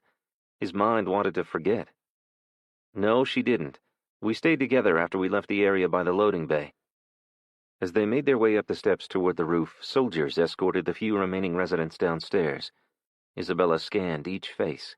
She was looking for Fahima. "I didn't come up to the roof with them. I can't help you. I never left the mechanical room. I want to find my friend. She's still here somewhere. I want to go down and see if she's among those the soldiers have rounded up," Isabella said. "Not an option," Sharp said. Isabella huffed and spun around on the stairs. "I wasn't asking permission." Sharp reached out to grab her, but Stevens stopped him. "Baker, escort Miss D'Angelo down to the first floor." Will wasn't comfortable splitting up. It was apparent, though, that Isabella was determined, and Stevens wasn't going to let Will follow her. All he could do was hurry them along with searching the roof so they could get the hell out of there.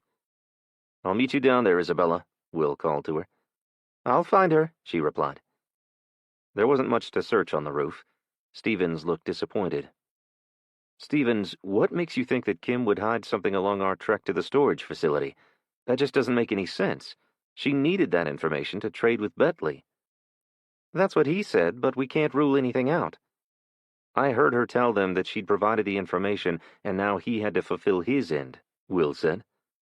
"But Bentley couldn't verify what was on the flash drive. She knew that. She could say anything."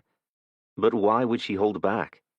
"For leverage with the Chinese mafia if they captured her," Sharp said. "They didn't want to capture her. They wanted her dead. They tried numerous times." "Didn't she try to use the flash drive as a bargaining chip when they captured her at the storage facility?" Stevens asked. That was true.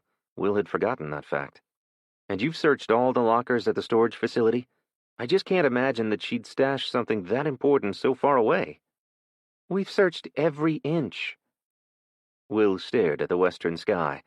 He was beginning to believe they were out there on a wild goose chase. There never was a second flash drive.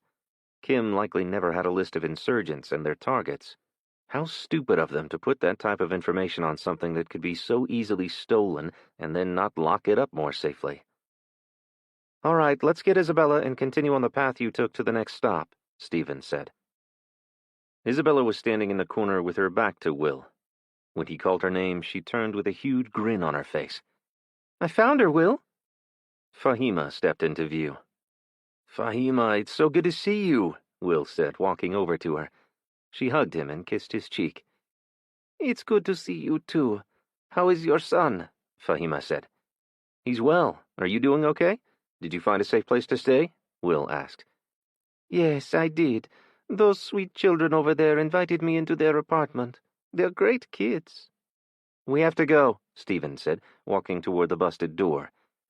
Isabella spun around and rushed toward Stevens and Sharp. "We have to take her with us." "Not an option," Sharp said, glancing back at the other residents. "FEMA and the Red Cross will be along shortly." Will knew that Sharp had lied to avoid a panic, but it was cruel not to tell them that help wasn't coming. They needed to know so they could do what they had to in order to survive. "No! Fahima needs to come with us." Isabella grabbed Stevens' arm. "You know she won't make it out here. We have to help her." "What do you think we can do for her?" Stevens whispered. "We are under attack from insurgents. We aren't equipped for refugees. She's better off here." Isabella started to protest, but Will slid his arm around her waist and moved her away from Stevens. "She's right. The military is a target. She is safer here, at least for now." "She can come with us," Isabella said. She wiped tears from her cheeks. That's when Will noticed. Her face was flushed.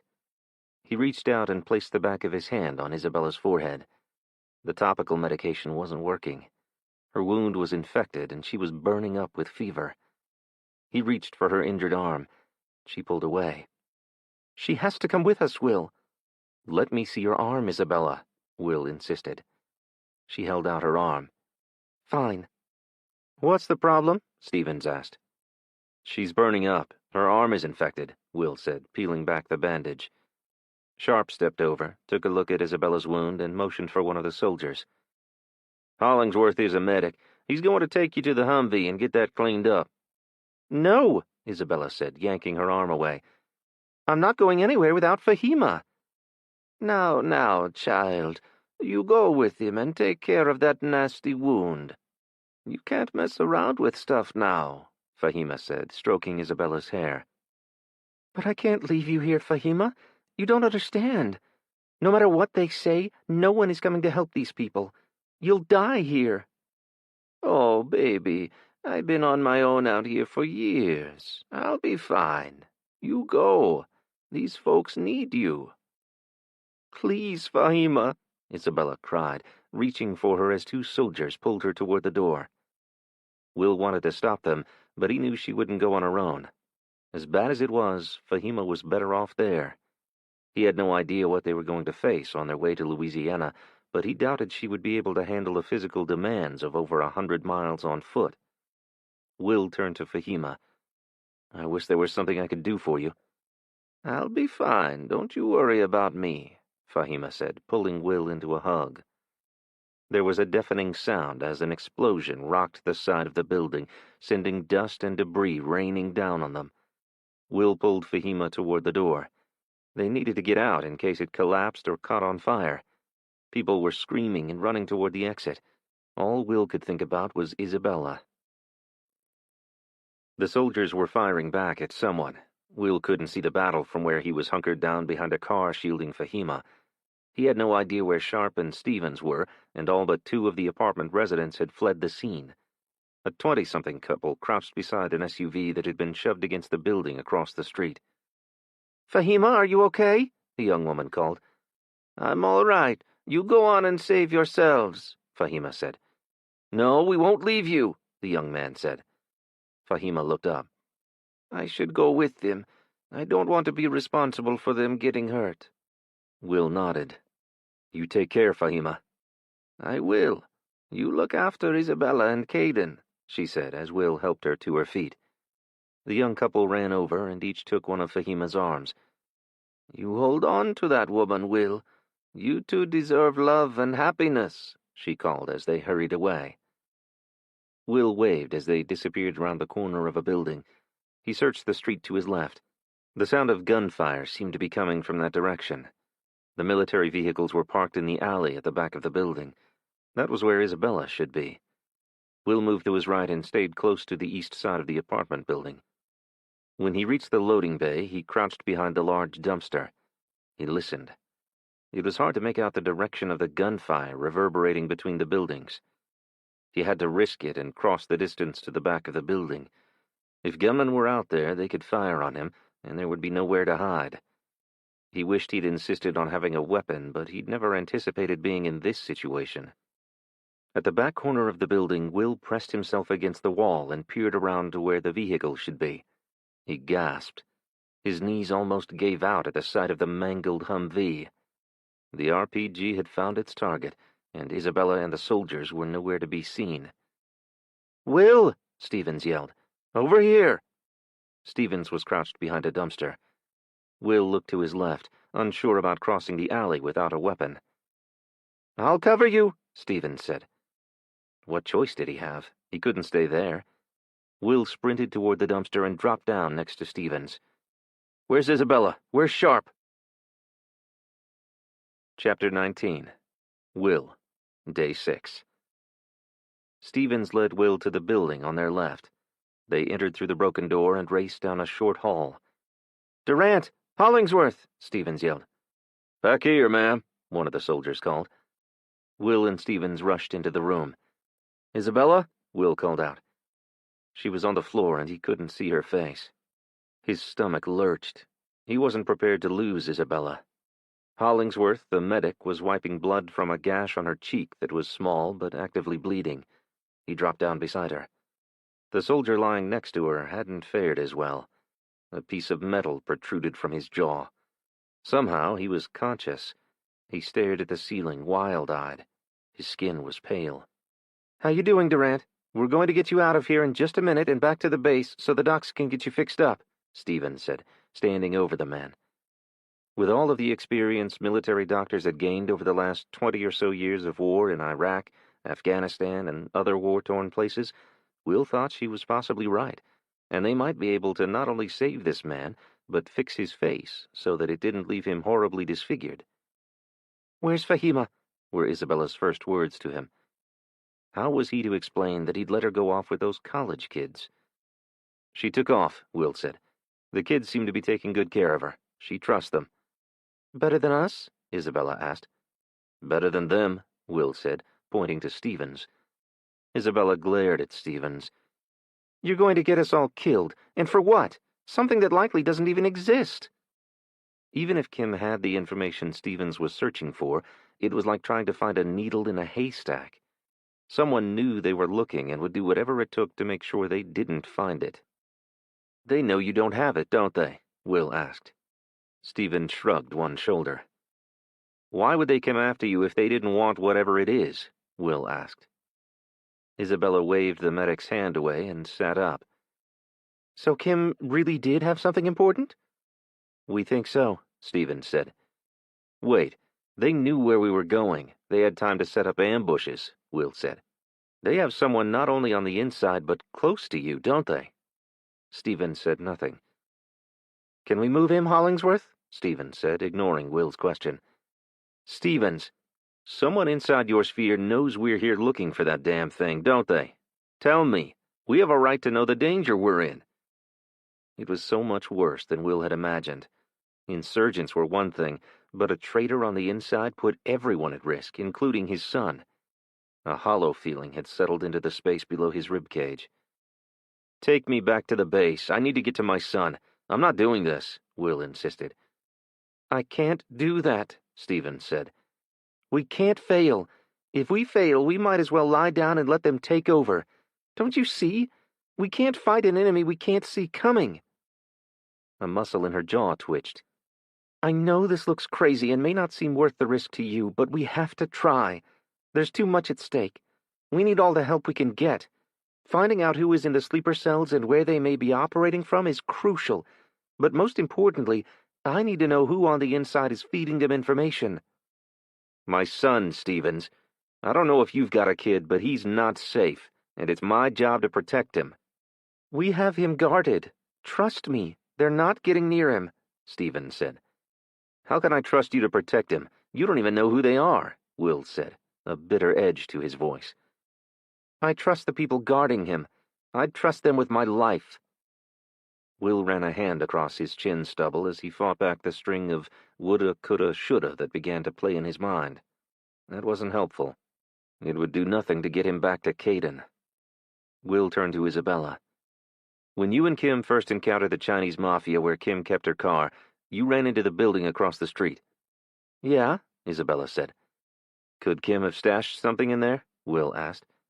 He was determined to help Stevens find what she was looking for and get back to base, alive. A soldier burst through the door, startling Will. He spun around, ready to fight. "Stevens, we need to move," the soldier said. "Where's Sharp?" Stevens asked.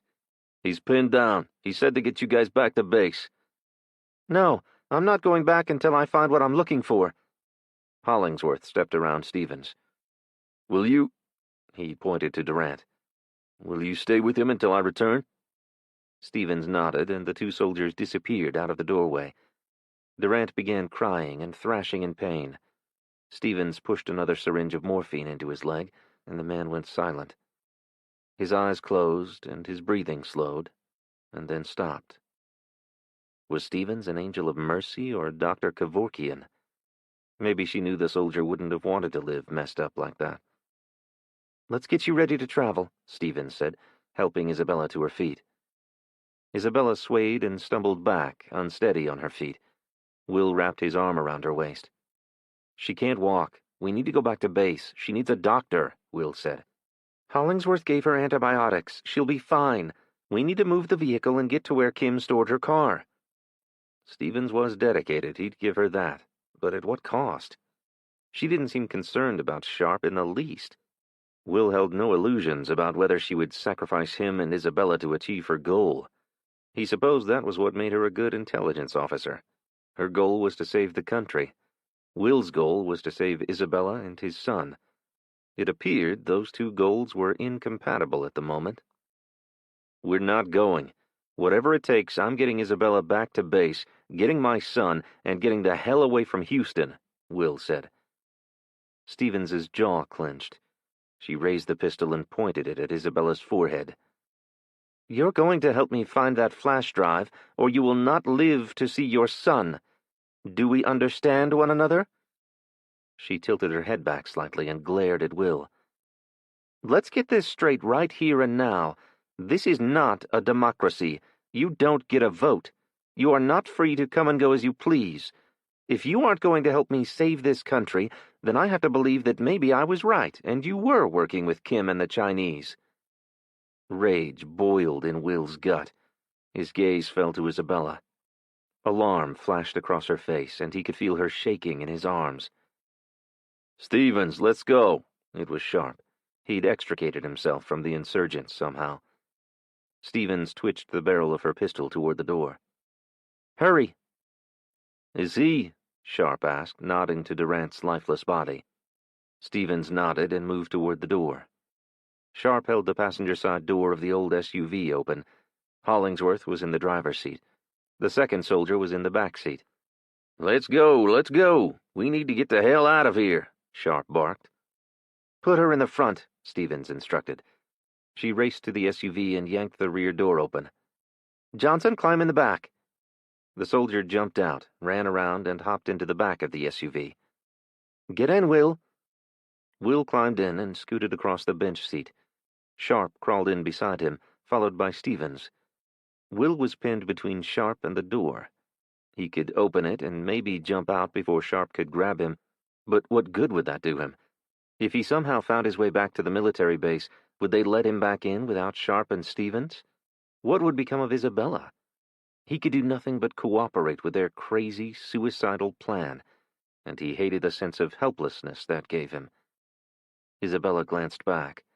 Her eyes were pleading. Will leaned forward and placed a hand on her shoulder.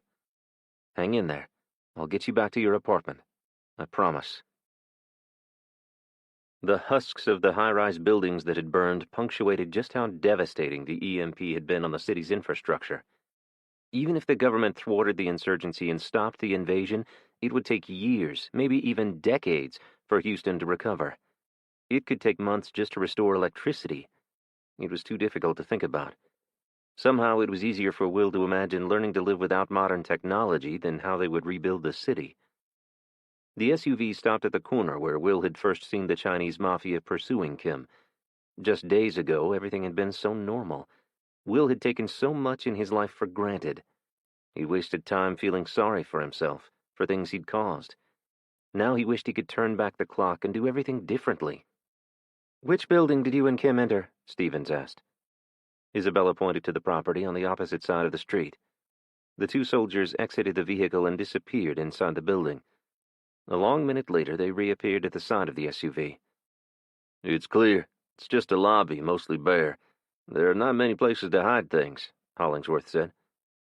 Watch them, Stevens said as she exited the vehicle. The two soldiers stood guard outside the SUV as Sharp and Stevens hurried across the street and slipped inside the building. You okay? Will asked Isabella. I'm scared. I know. We'll make it, Will said. Will heard the sound of an engine and spun in his seat. One of the vehicles filled with soldiers came roaring up. Where's the lieutenant? A soldier asked as he ran up. Inside with Stevens, Hollingsworth pointed. 3 soldiers raced toward the building. What's going on? Isabella asked. I don't know. Will stuck his head out and asked Hollingsworth. Everything's fine, just stay in the car. Isabella's head swiveled, searching the street behind them. It's not fine. None of this is fine. What the hell have we gotten ourselves into here, Will? Why do things just keep getting worse and worse? It's like some freaking nightmare that I just can't wake up from." "I know. It'll be over soon," Will said, and then realized how patronizing he sounded. She wasn't a child. She was smart enough to know that they could very well die out there. He agreed. It was a waking nightmare, one he was growing tired of, and it only served to increase the rage he felt boiling to the surface. Stevens exited the building flanked by soldiers. Sharp brought up the rear. "Get that SUV running," Sharp called as they crossed the street. A soldier pulled the Humvee up, and Sharp and Stevens jumped inside. Hollingsworth was just putting the vehicle in gear as the Humvee sped up and disappeared around the corner of Main Street. Hollingsworth weaved back and forth around cars, trying his best to catch up. "What's going on?" Isabella asked. Hollingsworth said nothing. When they reached the freeway, it became clear to Will that Stevens had found what she'd been looking for inside that building, or else she wouldn't have given up the search. Kim must have hidden it there when they encountered the Chinese enforcers. Relief washed over him. Now they could get back to the military base. He could get Caden and leave the area before the shit really hit the fan. He was more convinced than ever that the city was no place to survive this. "Will," Isabella said, "when we get back—" An explosion rocked the vehicle. An RPG had slammed into a pickup 2 lanes over. Hollingsworth yanked the wheel and raced between a mid-sized sedan and a box van. Will lost sight of the Humvee. "Can you see Stevens and Sharp's vehicle?" Will asked. "They just pulled down the exit ramp," Hollingsworth said. Out the front glass, Will spotted 2 Humvees racing toward them. They stopped 50 feet away and began firing off to Will's right. Will looked back as Hollingsworth pushed the SUV as fast as it would go past them. "They're ours?" Will asked. "Yep." A moment later, the SUV pulled through all the military checkpoints before coming to a stop outside the building. Will threw open the door, rushed up the walk, and entered the building. Stevens and Sharp were at the end of the corridor. "Stevens, where is my son?" Will yelled. She didn't answer him. Instead, she and Sharp disappeared into one of the offices. Will and Isabella raced up and down the corridor, pulling and banging on every door, trying to locate where they were holding Caden. All the doors were locked. Will pounded on each one and called Caden's name. He received no reply. He wasn't there. "I have to find Stevens," Will said, turning back toward the lobby. Chapter 20. Will. Day 6. 2 soldiers stood outside the door of the room where Will had last seen Stevens. As Will and Isabella approached, 2 of them blocked their way. "You are in an unauthorized area," one of the soldiers said, holding a hand out in front of him. His other hand was on a pistol holstered on his hip. Would they shoot him? Will wasn't sure, but he couldn't risk it. He shifted from one foot to the other. "Stevens!" he yelled, fear stretching his voice high and tight. "Stevens, where's my son?" The second soldier grabbed Will, twisting his arm behind his back and slamming him against the wall. He drew his lower lip between his teeth and attempted to pull away. It didn't work. In seconds, he was again in flex cuffs and being led through the maze of corridors. Thankfully, they were more gentle with Isabella and allowed them to remain together. His eyes bored into the soldier as they were shoved into the room. Will heard the door being locked from the outside. They were trapped. Banging his fist against the door in the windowless room did nothing to free them, but it gave an outlet for his rage. When he'd exhausted himself, he dropped onto the chair and placed his head in his hands. He looked around for something to break the window or smash through the wall. All he saw was the plain steel desk with a laminate top, typical of government office furniture. Metal filing cabinets took up the wall behind it. A framed photo of a man in military uniform hung on the wall on one side of the door. Will rushed around the desk and pulled open drawers, looking for a letter opener or anything he could use to pry open the door. He found nothing useful. Isabella put a hand on his shoulder. "We'll find him. Stevens said she had someone guarding him that she trusted. When she's finished with whatever she's doing in there, she'll tell them to let us go." "You trust her? She could be the mole for all we know. We're screwed, Isabella. We're trapped in here, and I have no idea what they've done with Caden." "You have to calm down, Will. If they see you as a threat, we may never get out of here." "A threat? Did you not see what was happening out there? We were targeted by someone. They knew where we were. How? Phones aren't working. The only people with radios that I've seen are the military. One of them is communicating with the people with the bombs. All the more reason for you to calm down. Sit. Let's talk about this and find a way out of here, Isabella said. He couldn't sit. His insides were a bundle of nerves. If he'd just hit the road the minute the military dropped them off at Isabella's apartment, they'd be miles away from here by now. They could have found resources along the way. Sure, they'd have been wading through the toxic floodwater, but they'd have been much safer than the situation they now found themselves in. Will paced the floor in front of the door. Every few minutes he stopped and pressed his ear against it, listening for anyone in the corridor. After an hour or so, he heard keys jingle and a door open and close. "Hello?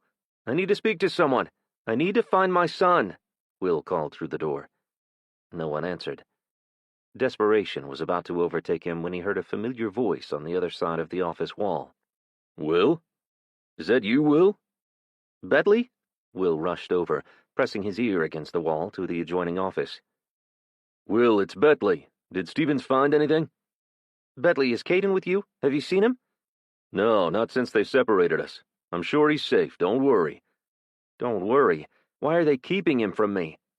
"I don't know. Most everyone is on perimeter defense, I think. There was an attack south of the base somewhere. I could hear it." "You sure it wasn't to the north? We were attacked. First at the gas station and then at an apartment building." "By gunmen?" Betley asked. "No, rocket-propelled grenades," Isabella said. "Was anyone injured? Are you both all right?" Betley asked. "A soldier dove on top of me. I caught some glass in my cheek. He died." Tears streamed down her cheeks as she spoke. "I'm sorry, Izzy," Betley said. "Did Stevens find what she was looking for?" "I don't know. I think so. She went inside a building, and when she came out, we rushed back here," Will said. "That sounds like she did. She didn't say anything?" "No, we didn't get a chance to talk to her. When we got back, they locked us in here," Will said. "What's going to happen, Betley?" Isabella said. "It's going to be all right. Reinforcements are on their way from the north of the city. There were thousands of troops positioned to come in to help after the hurricane passed. Soldiers from Fort Hood will get here soon, too.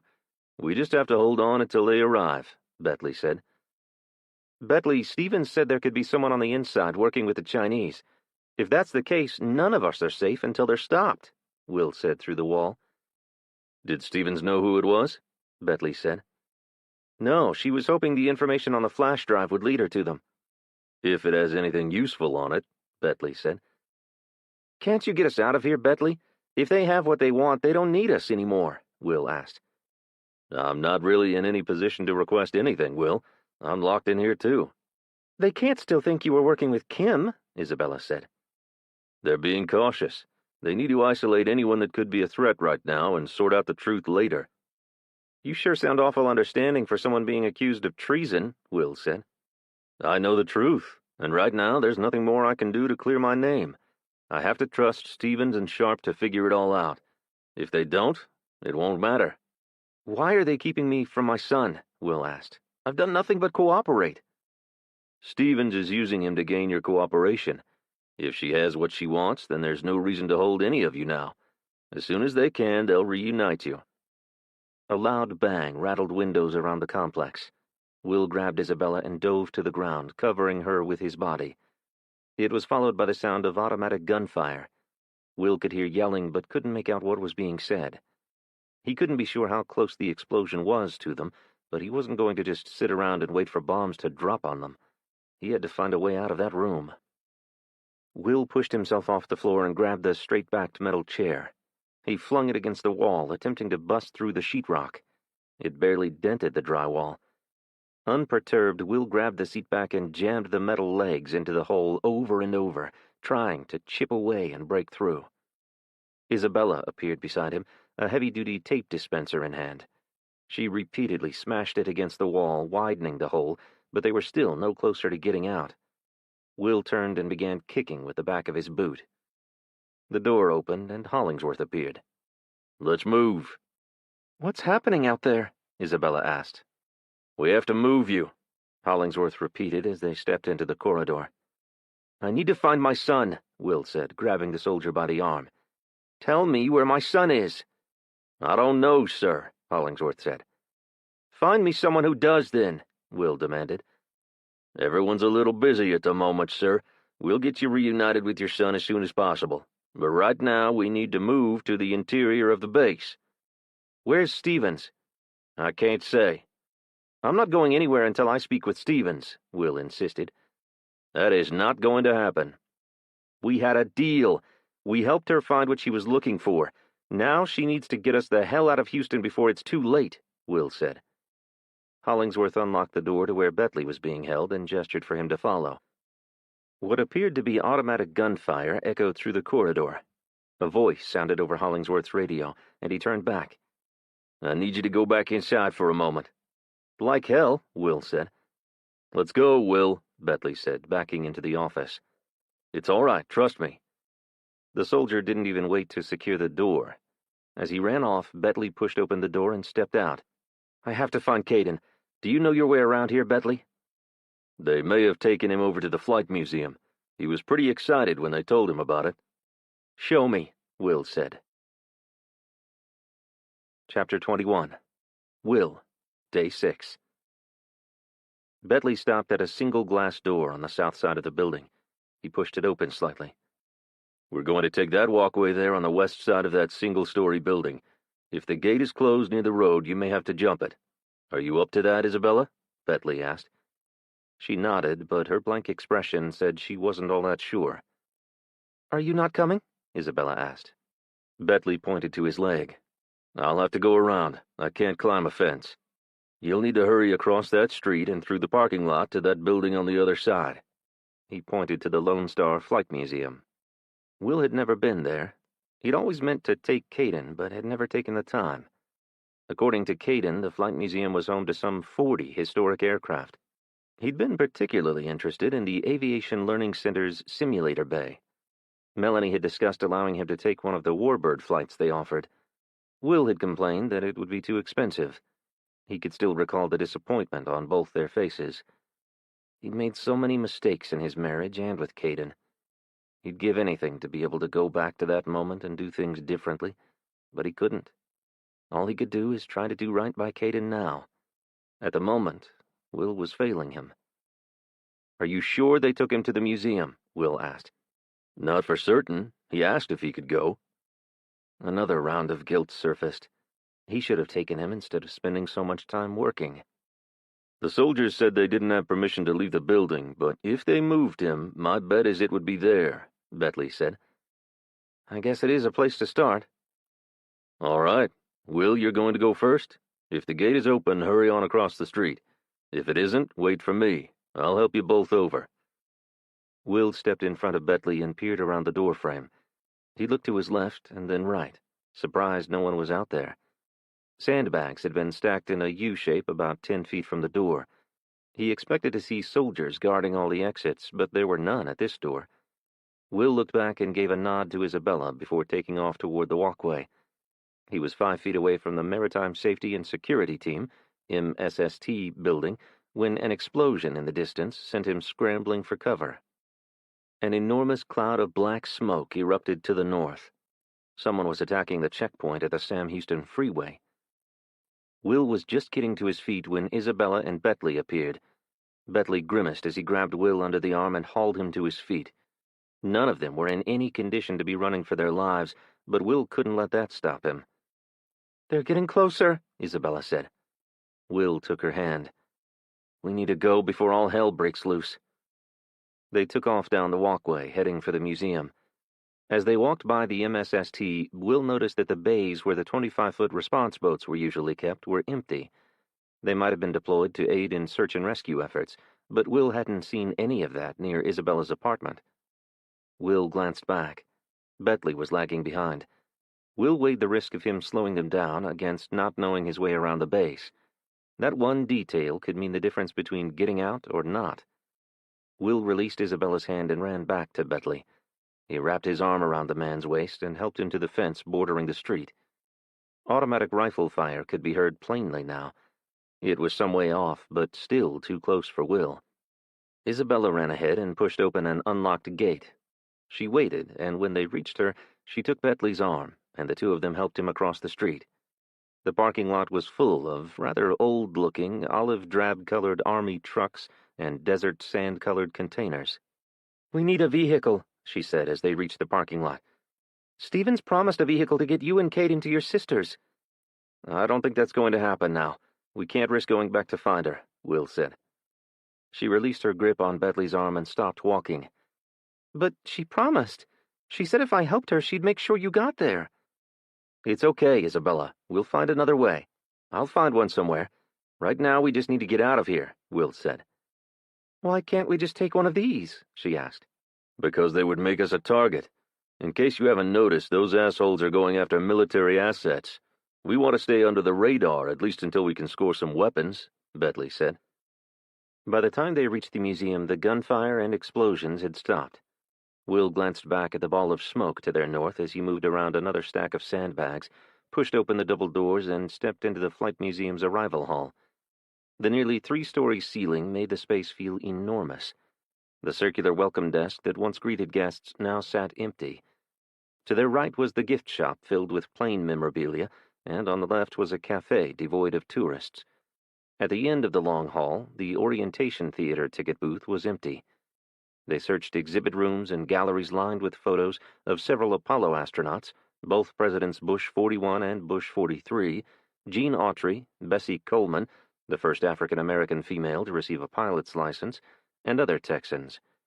Next, they checked classrooms, the flight academy, and both hangars filled with vintage airplanes without finding Caden. The building had been completely evacuated. They moved through the hangar filled with vintage aircraft and out the east side door without seeing anyone. He took in the area outside the hangar. He was beyond frantic. Will pressed his fists against his temples. Where would they have taken him? Bentley rubbed his forehead and looked across the runway where old and new planes sat uselessly. "We have to go back, Will. We have to find Stevens. She'll be in communication with McKinney, Lieutenant McKinney, the one who is guarding Caden." Damn, damn, damn! We don't have time for this! Will pounded his fists against his head in frustration. Isabella grabbed his arm and turned him toward the front of the MTTS building. "We have to find Stevens." Will pulled his arm back and stared at her. "You should go. You and Bentley should take off. Get far away from here," he said, pulling open the door and stepping back inside the museum. Isabella grabbed the door and held it open. "I'm not leaving you. I'm going to help you find Caden. We'll all leave here together, right, Bentley?" Bentley gave a slight nod. He didn't owe Will anything, but he doubted the man could make it very far on his own. He'd taken quite a beating and lost a lot of blood from the stab wound to his thigh. If Will was honest with himself, he had to admit he needed them. He knew that he stood little chance to find Caden and make it away from the city without help. "Okay, let's hurry," Will said, taking hold of Bentley's arm. Will listened for the sound of gunfire, relieved when he heard none. Maybe it had been a small attack on the checkpoint that they'd been able to quickly repel. Maybe he wasn't out of time, but the pressure of the ticking clock had been building ever since the moment the lights went out. He wondered when, if ever, he would be safe enough that he didn't feel that time was running out. Will heard it seconds before he felt it and turned his head slightly, listening at first to what sounded like the whine of a jet coming in hot, and then the concussive boom when whatever it was hit the building. He grabbed Isabella's hand and pulled her to the floor. The ground shook. Smoke bellowed from the gaping hole in the side of the building. Fragments of concrete and metal rained down around them. It was pitch black, and thick smoke choked Will's lungs. "We have to get out of here," Will yelled. He could barely see Bentley. Isabella stood and grabbed Bentley's arm. The three moved toward the arrival hall and the exit doors, but the smoke was too thick. "This way," Will said, taking Bentley from her and leading them toward the Waltrip hangar and out the doors, and making it out onto the walkway just as a second explosion rocked the building. Will was now desperate to find Caden. Panic was clouding his judgment.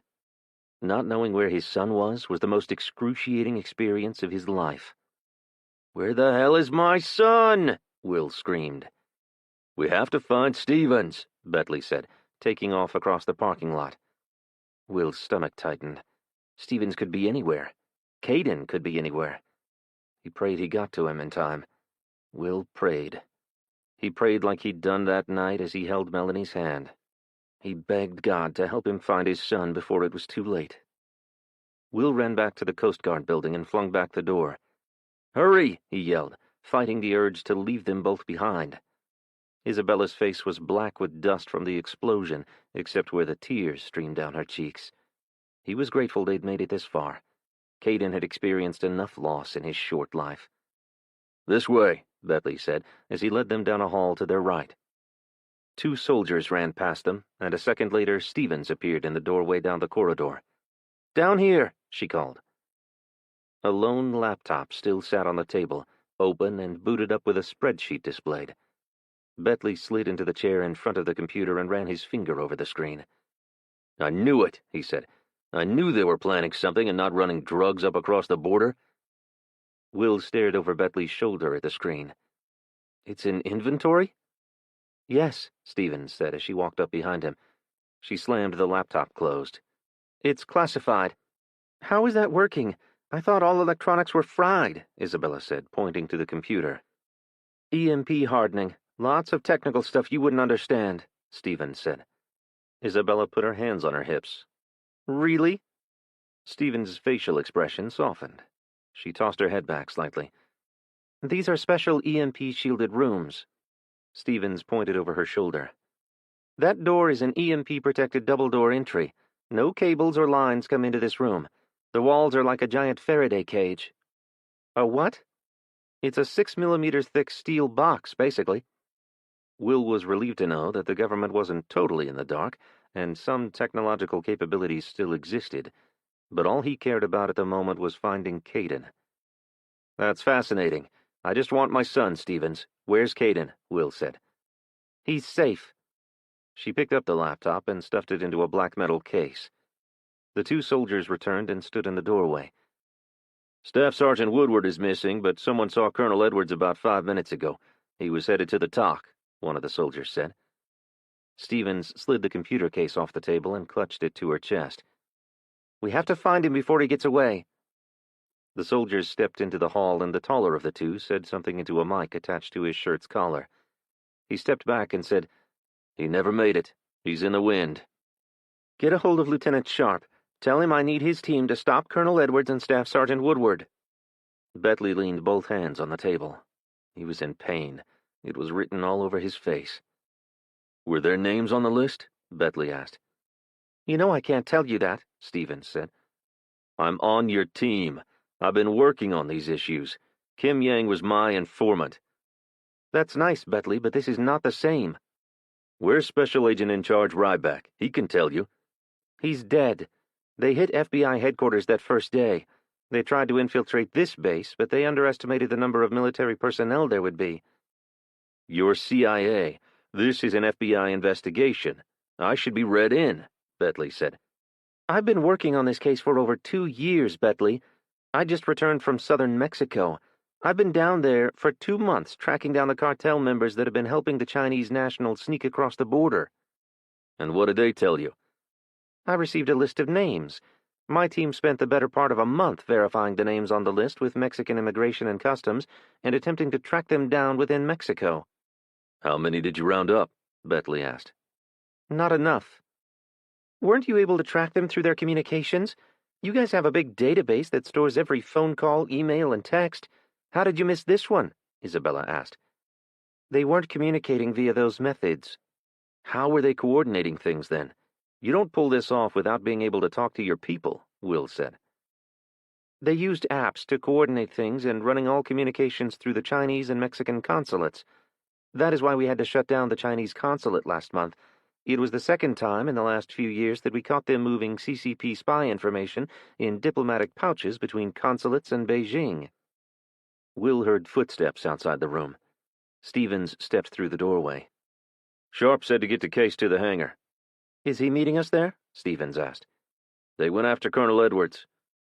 "I'm going to need your help, Private First Class Johnson." "Yes, ma'am, we'll be your escort," the soldier said. "Stevens, what about my son?" Will said, stepping through the doorway. "He's safe. I'll take you to him." "Come with us," Stevens said. "No. I want you to tell me where to find Caden, now." "Help me get this to the hangar and I'll tell you where he is." Will lost it. He grabbed Stevens by the throat and shoved her against the wall. "You will tell me now, or so help me—" Will, stop! Isabella yelled, pulling on his arm. Stop! That won't help! The two soldiers grabbed him from behind and shoved him to the floor, followed by a boot slamming into the middle of his back. He struggled to breathe under the soldiers' weight. You have no right to hold my son. He's a damn kid. You're going to get us all killed. Just help me, Will. Help me get this case to the hangar, and I will get you and Caden away from here, I promise. He didn't trust the woman as far as he could throw her, but what choice did she leave him? It would take days for him to search every building and hangar on the base. Okay. Where the hell is the hangar? Chapter 22. Will, Day 6. Stevens and the two soldiers led them to an office at the end of the corridor, where she retrieved a pistol from a locked box in a desk drawer. I need a weapon, Stevens, Bentley said. They took mine when I arrived. Stevens glanced at Hollingsworth. Can we get him a weapon? I'm not authorized to arm civilians, ma'am. I'm not a civilian, Private. I'm a federal agent. I'm sorry, sir. I'm not authorized to provide weapons to non-military personnel. How am I supposed to defend myself? Bentley said. We got you, sir, Hollingsworth said. Stevens? I'm sorry, Bentley. Stay close. We need to move quickly. Will was as pissed as Bentley. He and Isabella hadn't asked to be there. Stevens and the military had an obligation to arm them or protect them, and he didn't feel two soldiers could provide adequate protection against armed insurgents. Stevens turned right and was headed toward the front of the building. We can't go out the front. A sniper has zeroed in on those doors, Wallace said. How many insurgents are we dealing with? Bentley asked. 50, maybe more. They're hitting and then disappearing into the neighborhoods on the west side of the freeway. One will strike with RPGs and rifle fire, then drop back, allowing another group to advance. Without eyes in the sky, it's impossible to track them. The soldiers rushed them through a maze of corridors toward the exit leading to the MSST building. None of our drones are operating? Bentley asked. Very few. The ones that are working are monitoring the Gulf of Mexico, Stevens said. Wallace craned his neck and shot Stevens a dirty look. Wait, you have drones here? Isabella asked. The 147th Reconnaissance Wing is stationed here, and they have MQ-1B Predator unmanned aerial systems and MQ-9 Reapers. I don't know if any of them are operable. That's classified. I can't say more, Hollingsworth said. So some stuff survived the EMP? Will asked. Some, Stevens said. You can't or won't elaborate? I can't. I'm not involved with that aspect of the mission. My job is to find and eliminate the insurgency. The military's role is to protect our borders. I do pray that enough of their equipment survived for them to do their jobs. The soldiers didn't chime in. Maybe they didn't know, or they were more tight-lipped than Stevens. EMP-proof hangars, all metal with no outside lines penetrating the building? Bentley asked. I just don't know. That's not my area. They paused at the end of the hall and checked for intruders. Thankfully, the corridor was empty. The soldiers stopped at the door. Stack up. We need to make it down the walkway and across the street in front of the Flight Museum before stopping. Is everyone ready? If the military hadn't taken his rifle and gear, Will would be ready, but going out there without it, he felt naked. He sure hoped Stevens and the two soldiers were good marksmen. All right, let's go. Hollingsworth threw back the door and turned to his left. The others followed close behind him, running down a short walkway between the buildings. The soldiers made a right at the corner of the MSST building and proceeded along its east side, where a line of newer model Ford trucks sat useless due to the EMP. Stevens, clutching the black case containing the computer to her chest, quickly passed Bentley and took off down the walkway behind the soldiers. Will thought they were going to leave them all behind. They weren't injured like Will, Isabella, and Bentley. There was no way for them to keep up. The lawn between the MSST and the single-story brick building next to it was filled with a mix of old and new Army vehicles and equipment. Some were the old olive drab, and others the desert sand-colored. Small Connex shipping containers were interspersed throughout. Will wondered if any of them contained weapons or ammunition. Stevens slowed before stepping between the last two trucks in the row. "Hurry!" she yelled over her shoulder. She and the soldiers sprinted across the open lawn separating the MSST building from the street. The sound of small arms fire could be heard in the distance, followed by bursts of automatic gunfire. Will hoped that the insurgents stayed away, but he knew things could quickly turn, and they could be caught in the fight. The wind shifted and black smoke drifted their way. The entire fuel farm along the road had to be on fire for there to be that much smoke. As Will grew closer to the road, a gaping hole was evident in the front of the museum. "Stevens, stop! I need a second," Bentley said, bending and placing his hands on his knees, although he wasn't gasping for air nearly as much as Will. None of them were. Will was regretting letting himself get so out of shape. He'd never been so keenly aware of how important being able to move quickly was. He needed to take better care of his body. "We need to keep going, Bentley. It's not safe out here in the open," Stevens said. "I'll help you, Bentley," Isabella said, dropping back and sliding an arm under his. "I'll get him, Isabella. You're not 100% yourself," Will said. Bentley shot him the stink eye like they were in some type of competition for her attention, but he wasn't aware that she'd just learned her boyfriend had been brutally murdered, so Will dismissed it. As Will and Bentley stepped off the sidewalk, several rounds ripped up the grass in front of them. Stevens ducked and Isabella dropped down with her hands over her head as the two soldiers began returning fire. Will turned to run toward the empty bay of the MSST, but Bentley was dragging his foot, making it difficult to move quickly. "Isabella, move! Hurry!" Will yelled. Isabella passed them and held open a door as round after round peppered the side of the building. The insurgents were either terrible shots or they were too far away to be very accurate. Either way, Will was grateful. Stevens remained behind with the soldiers, returning fire as Will, Bentley, and Isabella retreated inside. "Stevens!" Bentley yelled. Stevens and the soldiers began backing toward the building.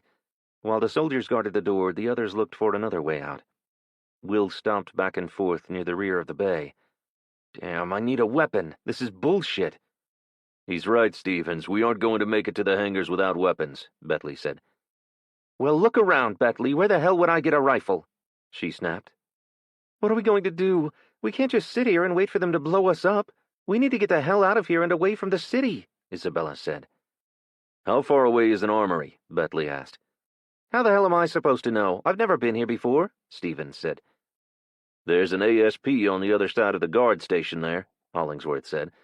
Will followed his finger, hoping it was nearby. It wasn't. It was at least a couple 100 feet. Not that far, really, unless you were trying to avoid getting shot. "Where are Sharp and the other soldiers?" Isabella asked. "They went to help hold the gates." "Maybe we can go another way," Isabella said. "Can't we head north until we are far enough away and then head east?" "They've overrun the north perimeter," Stevens said. "Wallace and I will have to hold them off while the four of you make a run for the museum," Hollingsworth said. "I don't like that idea," Will said. "Neither do I, but we don't have much choice." "Bentley, you're going to have to run like hell," Stevens said. "I'll do my best," he replied. Hollingsworth went first. He moved to the end of the building and raised his rifle. "I've got at least 4 hostiles," he said. "Where?" Wallace said, coming up beside him. "In the aerospace building, side parking lot. 2 behind that white SUV and 2 more behind the sign near the road." "You take the sign, I'll take the SUV," Wallace said. "Ma'am, we're going to go through the bays here and draw their fire away from the road. We'll join you after we've taken out the trash. Wait for us on the east side of the museum," Hollingsworth said. He and Wallace ducked into the bay that usually contained Coast Guard watercraft and disappeared from Will's view. Chapter 23. Will. Day 6. As soon as Will heard shots being fired, Stevens took off across the grass toward the museum. The tall military vehicles in the parking lot obscured Will's view, making it impossible to tell if any insurgents were waiting for them there. The near-constant sound of automatic rifle fire told Will there were a significant number of them infiltrating the base. How long before they were overrun? He ran a hand over the top of his close-cropped hair and tried to remain focused. Isabella followed closely behind Stevens, with Will and Bentley bringing up the rear. It was all so unreal. How could this be happening on American soil? Every muscle in his body tensed as he anticipated getting shot in the back as they ran across the street. He quickened his stride. That wasn't how he wanted to go out. Stevens dropped down behind an army truck and waved for them to hurry. Isabella ran and crouched beside her. Will looked back as he and Bentley neared them. Hollingsworth was firing over the top of the hood of a mid-sized sedan. Will tried to see where the enemy was located, but they must have been well concealed. When they reached the truck, Will leaned Bentley against the fender while he tried to catch his breath. It hadn't been that far to run, but he'd held his breath the whole time. "Where are they?" Isabella asked, craning her neck above the hood to see. Bentley grabbed her arm and pulled her backward, causing her to fall on her butt. "Keep your head down." Her brow knit tight and her jaw clenched as she got to her knees. "I thought he said there were only 4 of them. What the hell is taking so long?" "It's not a video game," Stevens said sarcastically. That statement earned her a dirty look from Isabella. He wasn't sure what Stevens's problem was, but Will wanted no part of their bickering. His focus remained on finding Caden. As the gunfire slowed to just a few shots here and there, Will resisted moving to get a look, not wanting to risk taking a bullet. A moment later, Will heard footfalls on concrete and stiffened until he saw Hollingsworth running toward them. "Where's Wallace?" Stevens asked. "Right behind me. Be ready to move," he said. A few more shots, and Wallace rounded the back of the truck and joined them. "Enemy eliminated. Let's move out," he said. The soldiers moved in a crouch down the row of vehicles and stopped, holding a fist in the air to halt Will and the others. Hollingsworth rose slightly and pulled his rifle to his cheek.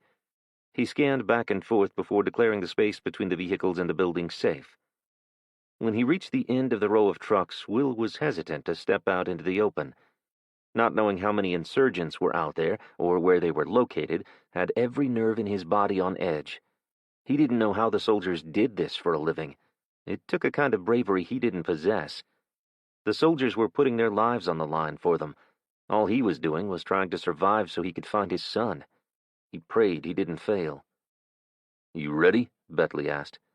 Will nodded. It was a lie. He was far from ready. He'd never been so ill-prepared in his life. Right then, he vowed to himself that if he somehow made it out of this mess, he'd get prepared, somehow, some way. He'd get armed. It was Texas. There were millions of guns out there. He'd find a way to be ready when trouble found him again, and he knew it would. "Okay, try not to drag your foot," Will said. "I'm trying, man. The damn thing just ain't cooperating." "We need to get you a wheelchair, old man," Will said as he pushed away from the truck and took off after the others. "Old man, look who's talking. You sound like an 80-year-old, huffing and puffing like that." Will chuckled. "Bro, I'm feeling it today." Hollingsworth and Wallace took off toward the next row of vehicles. When they reached them, they surveyed the scene, looking for more gunmen before waving for Will and the others to follow. Isabella went first, followed by Will and Bentley. Stevens covered them until they were safely across. Will's shoulder and ribs were screaming from carrying most of Bentley's weight. He was beginning to feel the effects of heat and dehydration. A headache was forming behind his eyes, but he had to concentrate on making it safely to the building. He just had to keep putting one foot in front of the other and tune out the pain. Isabella's face was flushed. He worried for her. She was fighting a wound infection, and pushing too hard could be costly to her. But with gunmen waiting to mow them down, they couldn't afford to stop and take it slow. When everyone had safely reached the second row of vehicles, the soldiers took off toward another. The high beds on the military trucks made it impossible to see what or who was on the other side. Hollingsworth stopped, pressed his shoulder against the vehicle, and peered around the back toward the front of the museum. A second later, he gestured for them to move again. As soon as he stepped from behind the truck, a bullet cracked somewhere to their right, sending Wallace diving back behind the vehicle. More rounds peppered the vehicles to their right. Will and the others squatted, trying to keep the truck's engine and tires between them and the bullets flying. "Keep your heads down," Hollingsworth shouted as he stuck his head up and returned fire over top the hood. He dropped down and grabbed his head with both hands. Shit, I'm fucking hit," he yelled. Wallace moved forward and returned fire, shooting around the front of the vehicle. After a few rounds of automatic fire, he stopped and helped Hollingsworth remove his helmet. He held it up to him to see. "Your helmet saved your ass." The side of the helmet had a small hole, and blood spotted the interior. "Are you bleeding?" Hollingsworth touched the side of his head. His fingers came away damp. "Let me see," Wallace said.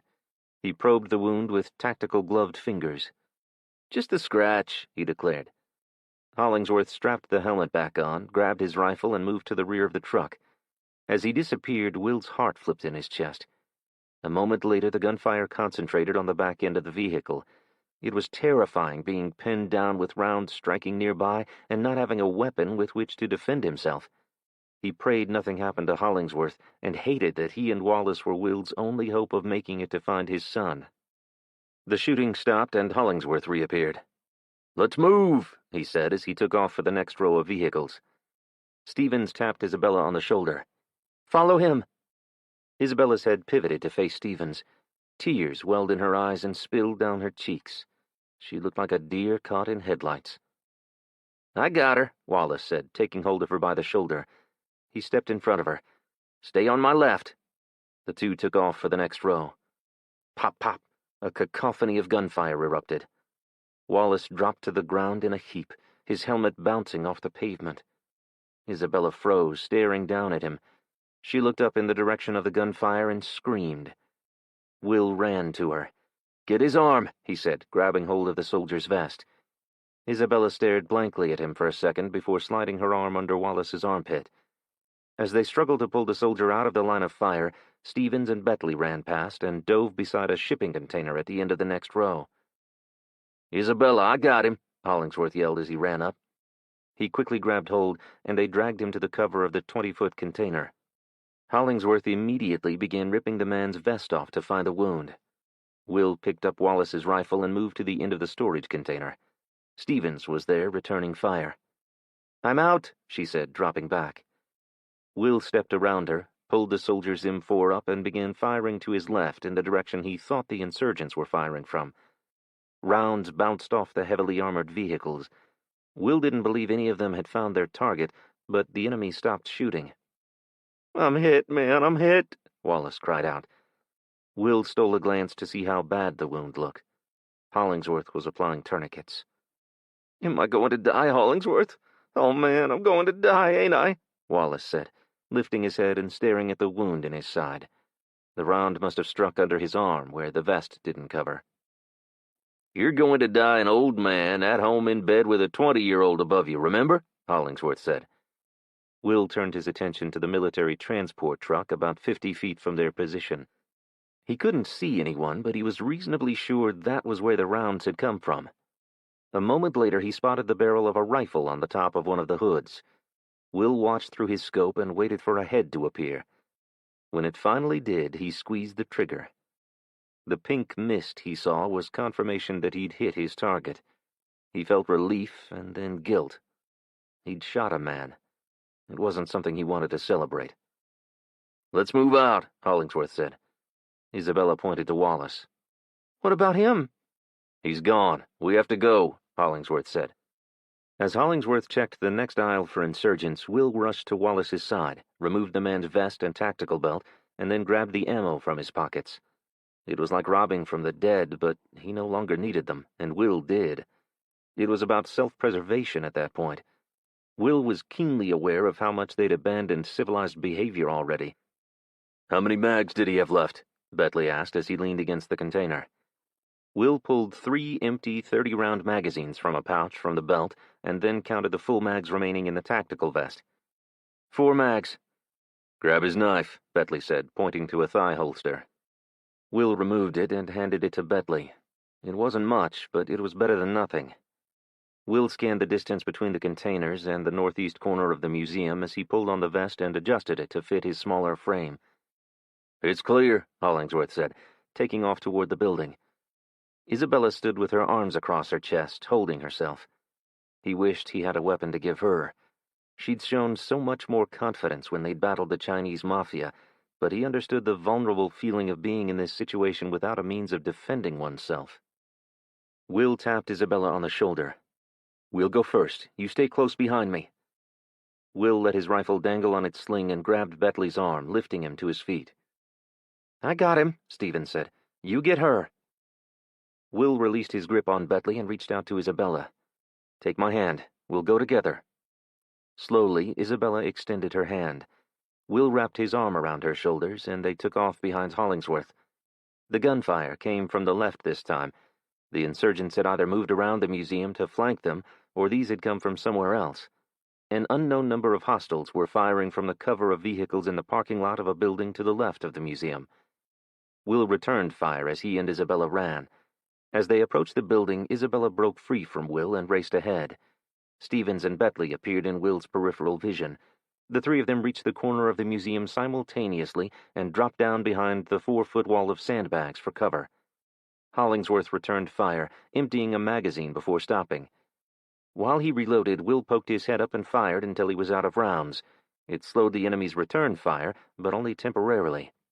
When a bullet hit the sandbag in front of his face and kicked debris into his eyes, Will was forced to stop firing and drop back down. "We can't stay here. There are too many of them.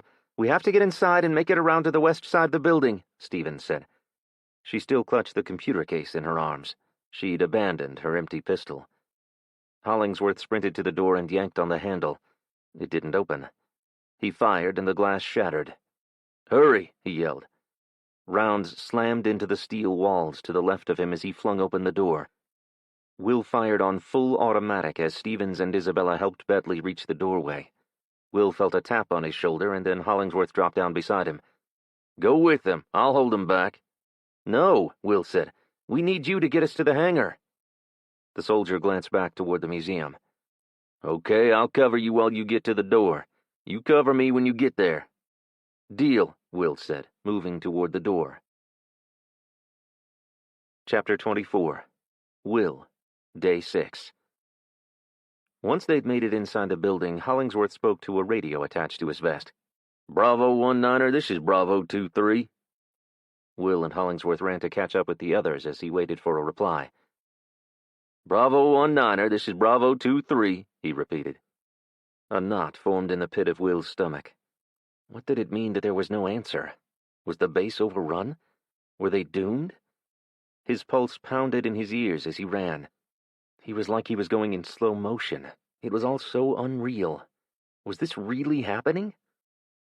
While Stevens helped Bentley onto the floor just outside the bathroom, Isabella paced back and forth in front of the elevator, chewing on a thumbnail. She was breathing hard. Will hoped it was from the running and not the infection getting worse. "Bravo 2-3, this is Bravo 19er. The next words were drowned out by heavy gunfire, and then, "Sit rep," crackled through the radio. "Bravo 19er, this is Bravo 2-3. We're in the northeast corner of Building F. We're taking heavy fire from 2 teams of 6 to 10 hostiles. Requesting additional support, over."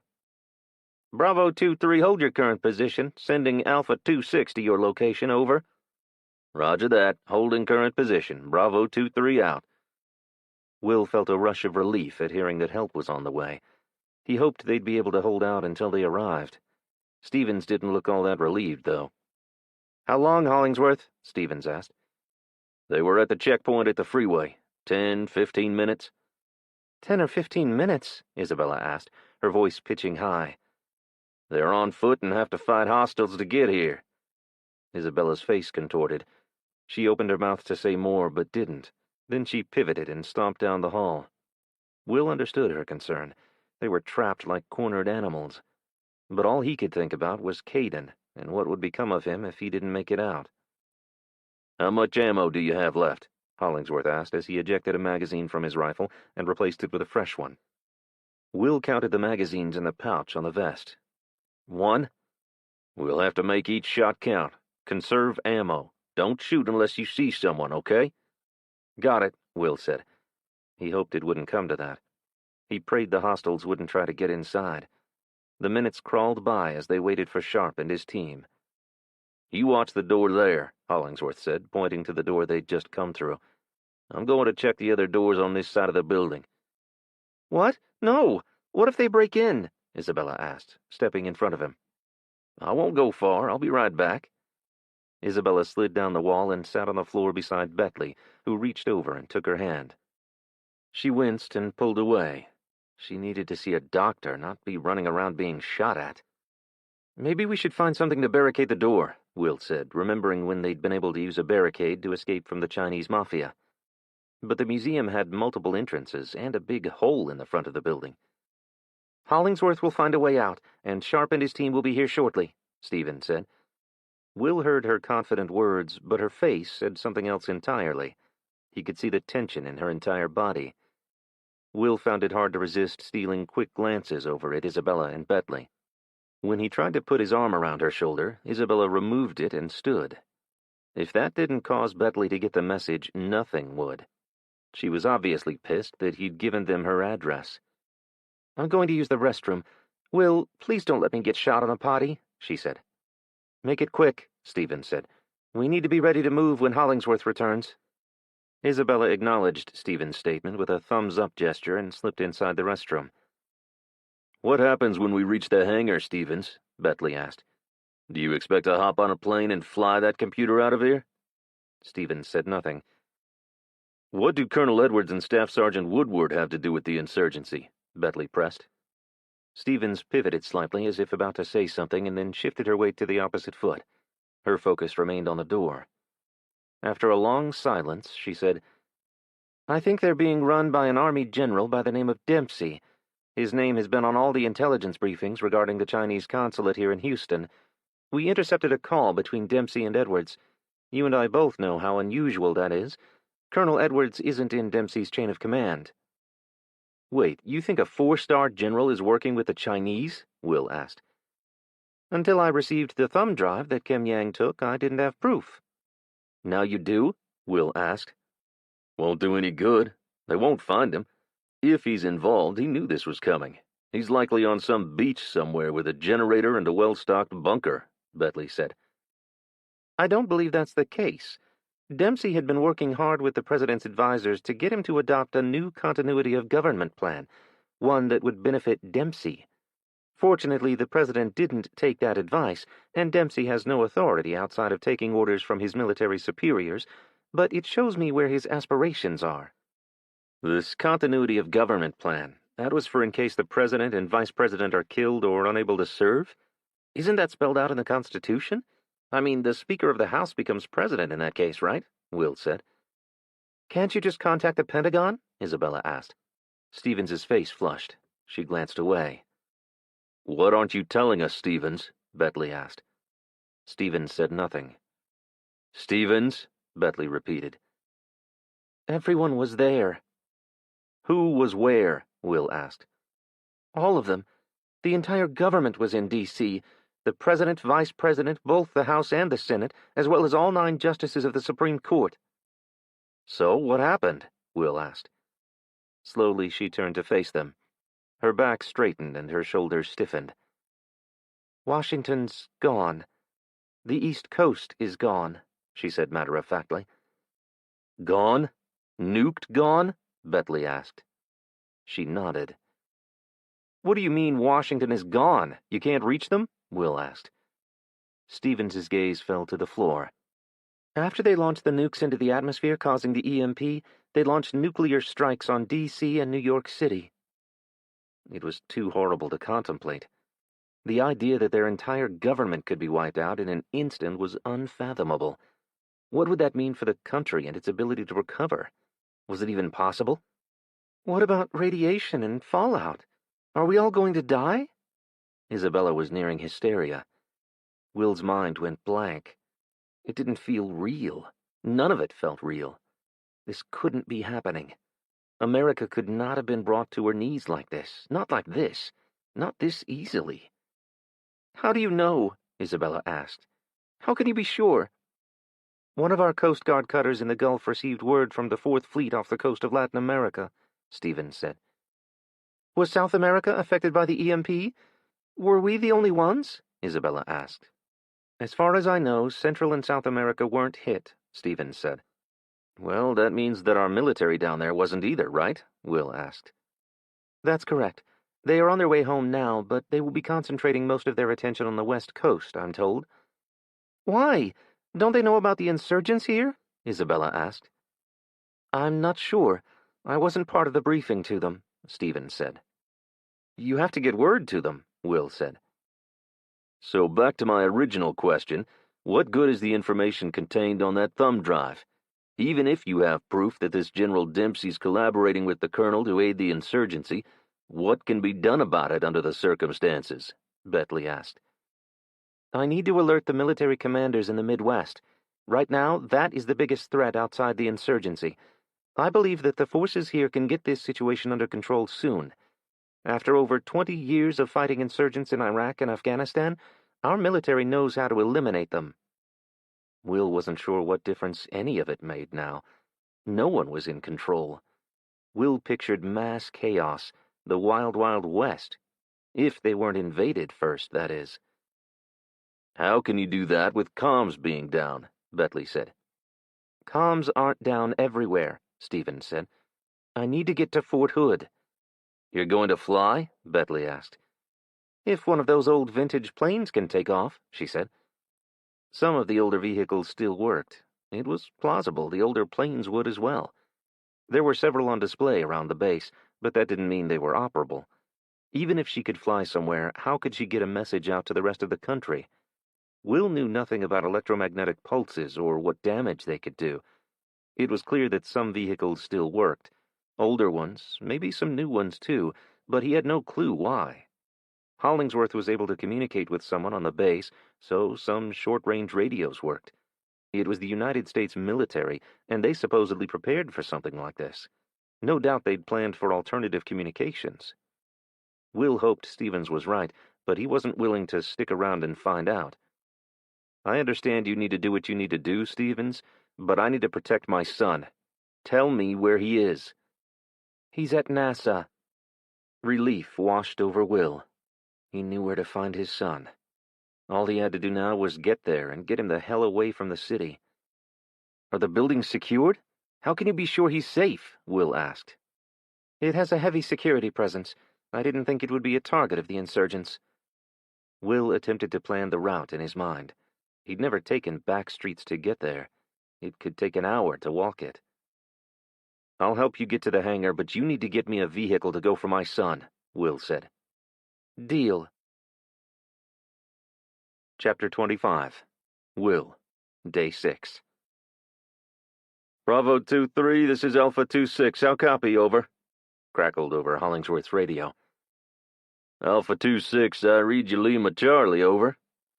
We're moving around to the southeast side of the building. Can you make it to that southeast exit by the restaurant? Over. Alpha 2-6, affirmative. We'll meet you at the southeast exit. Bravo 2-3 out.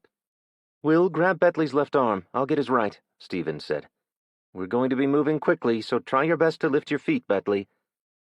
In order to reach the rendezvous point, the group had to pass through the Waltrip hangar with its displays of the B-17 Flying Fortress, a North American B-25, and P-47 Thunderbolt, all relics of a bygone era. Will wondered if their modern cars, planes, and ships would become no more than junk heaps sitting idle for years with nature claiming them like in the dystopian movies he'd seen. How closely would this apocalypse resemble the fictitious ones depicted in books and movies? Would their lives now be like The Walking Dead, but without zombies? The thought of his son growing up in a world like that renewed the boiling rage inside him. He hated the people who had brought this down on the city and the nation. It was hard to stay positive when he thought about the struggle they would face even after escaping the city. He questioned whether he was even up to the task. He knew one thing for sure. He'd fight until his last breath to give Caden the life he deserved and make sure he had a fighting chance at something resembling normalcy. Was he kidding himself? Anything resembling normal was a long way off. They exited near the Aviation Learning Center and made their way down the corridor toward the orientation hall. As they passed the arrival hall, Will got a view of the interior damage to the front of the building made by the RPGs and mortar fire. The multi-story building's glass windows were gone. In its place was a pile of twisted metal and glass. The gunfire sounded closer now. Will hoped that the team that had been sent to collect them had enough ammo to resupply him. He didn't like the prospect of crossing the open ground to the hangars without being able to defend himself.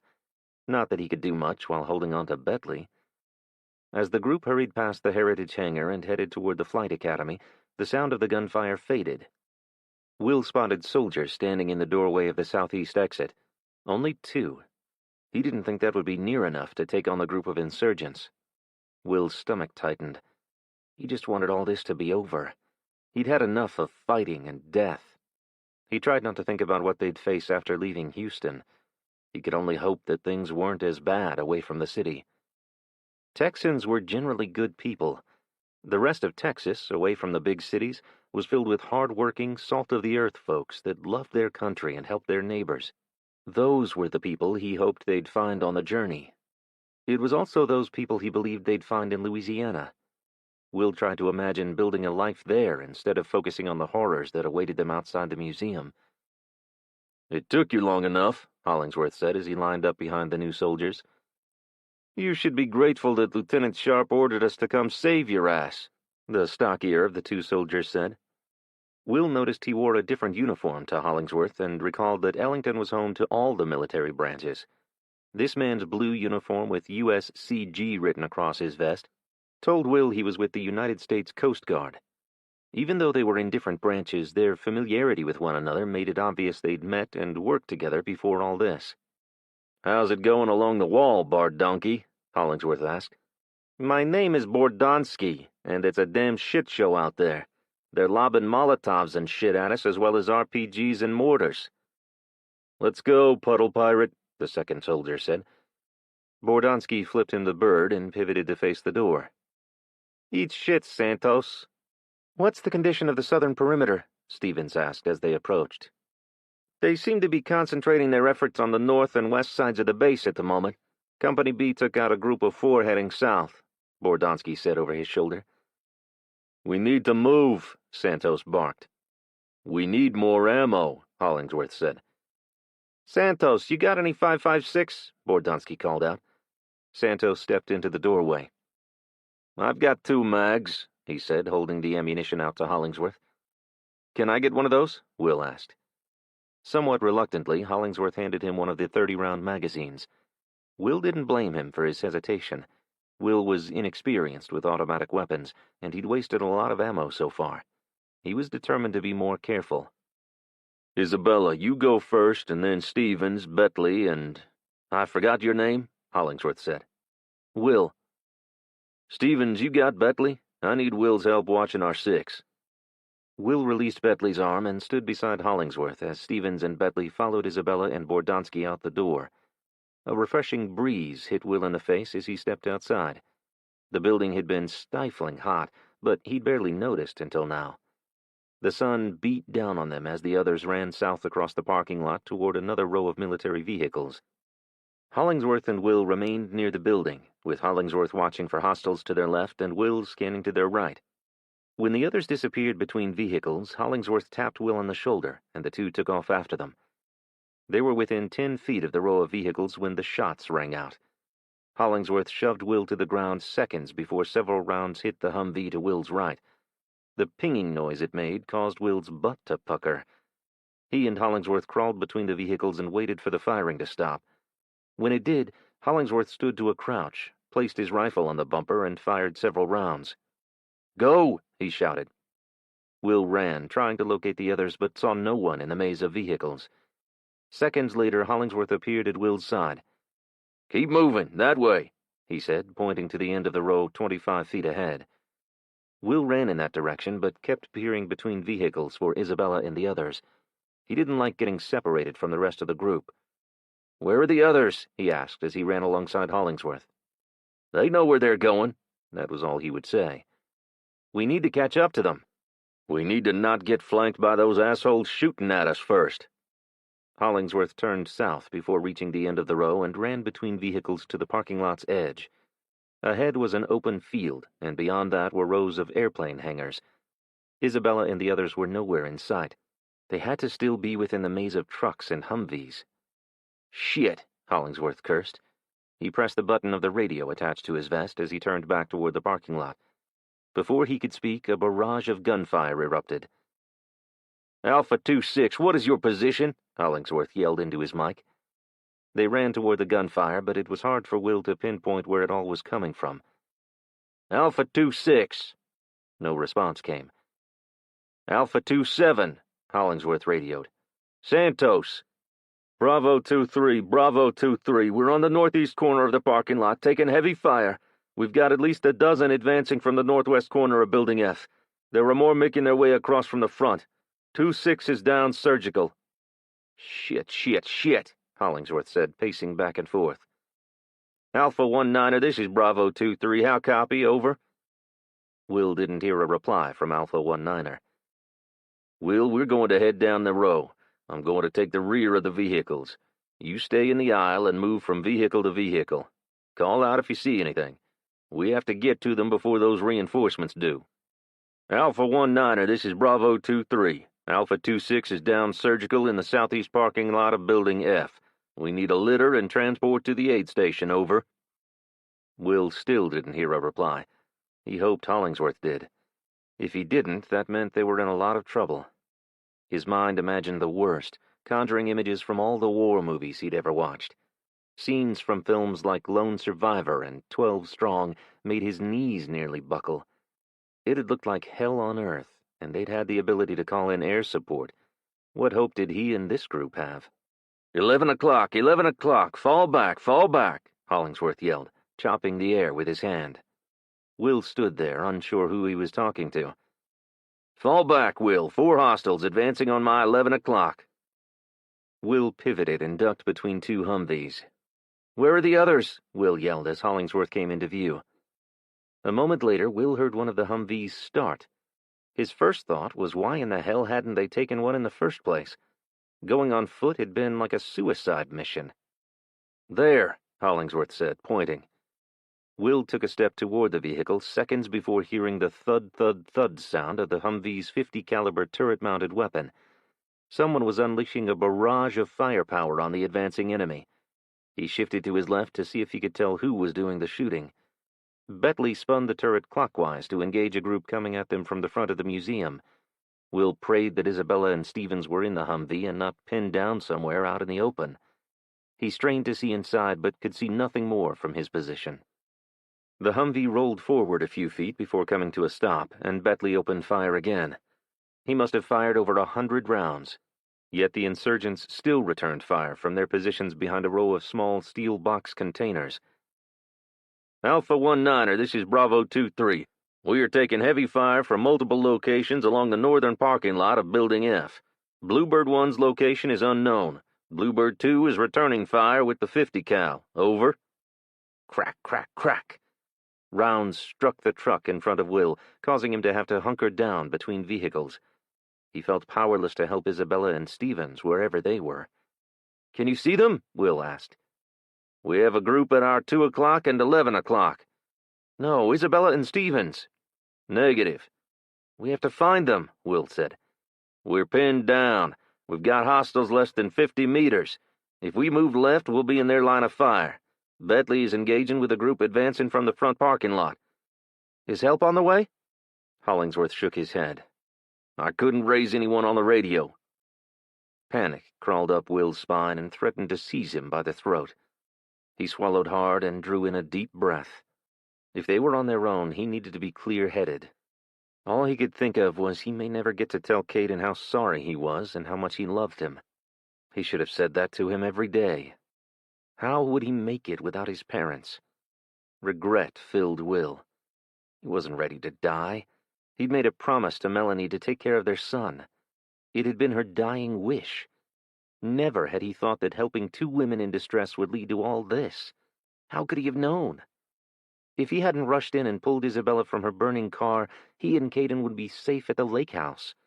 But Isabella would be dead. Would she die anyway? Would they all be killed in the enemy's fight to take Houston? Will clenched his jaw. Not if he could help it. He'd fight and keep on fighting for as long as it took. He had no other choice. Peel back, they're flanking. We can't let them get behind us, Hollingsworth yelled. He continued firing as he moved back toward Will. Hollingsworth fired around the front bumper, dropping a man dressed in dark-colored street clothes. Will wasn't sure how he could tell who were friendlies and who were hostiles. Then the man pulled himself upright onto one knee and attempted to lift his weapon into firing position. Will fired multiple rounds before remembering he needed to conserve ammo. How much ammo do you have? Hollingsworth asked.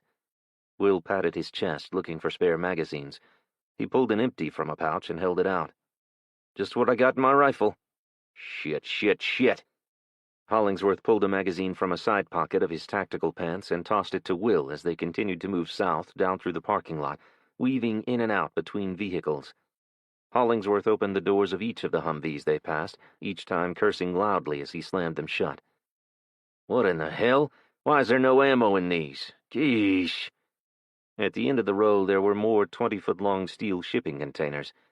Will wondered how the military had moved all that equipment there so quickly after the EMP, and then remembered the long convoy he'd seen on the bridge that day. It appeared they had all this equipment, but not enough people to fight back a few insurgents. Was it just a few? He'd seen at least 50. How many more were fighting to get past the checkpoints and over the walls? Hollingsworth ran to the nearest shipping container and yanked on the handle. "Shit!" he screamed. He fired at the lock, causing sparks to fly, but the lock held. "Alpha 1-9er, Alpha 1-9er, we are pinned down, taking heavy fire from multiple locations. We need immediate extraction. Bluebird 1 is in the wind. I repeat, Bluebird 1 is in the wind. Over." Almost immediately, the radio crackled to life. "Bravo 2-3, secure Bluebird 1 and hold your position. Echo team is heading your way." Will could barely make out what the man was saying over the sound of constant gunfire and explosions on his end. They must have been in one hell of a battle themselves. "We need to locate Stevens and get her inside the building," Hollingsworth said. Will felt comfortable with that plan. They could barricade the doors and move to the middle of the building. "You ready?" Will nodded. "Let's move up." Chapter 26. Will. Day 6. Will was surprised when Hollingsworth took the time to drop beside the enemy combatant and pat him down. Will stole quick glances as he concentrated on firing over the top of the hood of one of the Humvees nearest the man. "Got it, let's go," Hollingsworth yelled, holding up 2 magazines of ammunition. Will scooped up the man's rifle as he ran by him. Hollingsworth made a quick right and disappeared between vehicles. Will's stomach flip-flopped for a second before he made the turn himself and spotted Hollingsworth scanning the opposite aisle between rows. He chopped the air and ran across the open space. Will held his breath and took off after him, surprised when he made it to the relative safety of the next row of vehicles without being shot. "How are we going to locate them?" Will asked. If they were smart, they would be well concealed, even from them. "Stevens!" Hollingsworth shouted. A second later, Will spotted the top of Stevens' head poking above the hood of one of the Humvees, 5 or 6 vehicles away. Relief washed over him. He started to rush towards her, but Hollingsworth held out his arm to stop him. "Full security," he said, pointing back to their south. "What?" "Watch my back," he said as he slowly moved closer to Stevens. All Will wanted to do was rush to Isabella and get the hell back inside the museum, but he held his position and watched for movement in the fields between the parking lot and the hangars. Seconds seemed like hours as he waited for some signal from Hollingsworth to join him. Will spotted Stevens and Isabella emerging from between the vehicles flanked by 2 other soldiers. He pivoted his head slightly to make sure Isabella wasn't injured.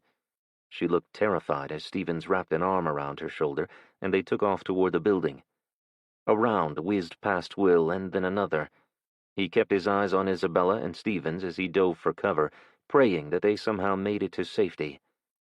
He popped up and began returning fire on several insurgents. They were firing at them over the top of a low wall at the south end of the building. Hollingsworth dropped down beside him, and he too opened up on their location. "What a shit show!" he yelled over the reports of the rifles. "Did they make it?" Will asked. "Yeah, they're safe. We just need to hold these assholes off until Echo Team arrives." "I sure the hell hope they send more than a couple of soldiers this time and a ton of ammo," Will said. "Don't worry. Lieutenant Sharp will come loaded down. He does shit right." For some reason, hearing a familiar name brought Will some measure of comfort. He didn't know the man that well, and certainly didn't know how he was as a soldier, but his first impression of Sharp had been that he was a tough, no-nonsense type of guy, and he was aware of the importance of the information Stevens carried. He might be more motivated to rescue them, to retrieve it. At least, he hoped that was the case. Will and Hollingsworth dropped to a crouch as the firing stopped. He could no longer hear Betley and the 50 cal. The hostiles could be advancing on them from that position, and they wouldn't know it, hunkered down as they were. Will considered crawling under one of the Humvees, but feared getting trapped under there if they were overrun. No, he'd make his stand alongside Hollingsworth, come what may. His mind went in multiple directions as they waited. He kept telling himself that Caden was safe and help was on its way. Soon this would be behind him, and he and his son would leave this wretched city. He had to believe they would.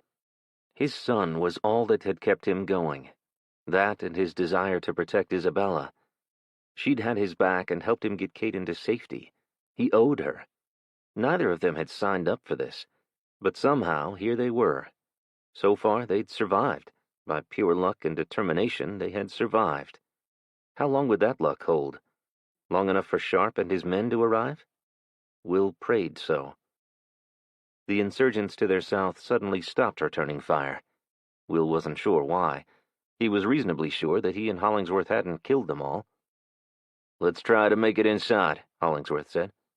"What about Betley?" "There's too many. We can't get to him. Our best chance is to make it inside and secure the doors."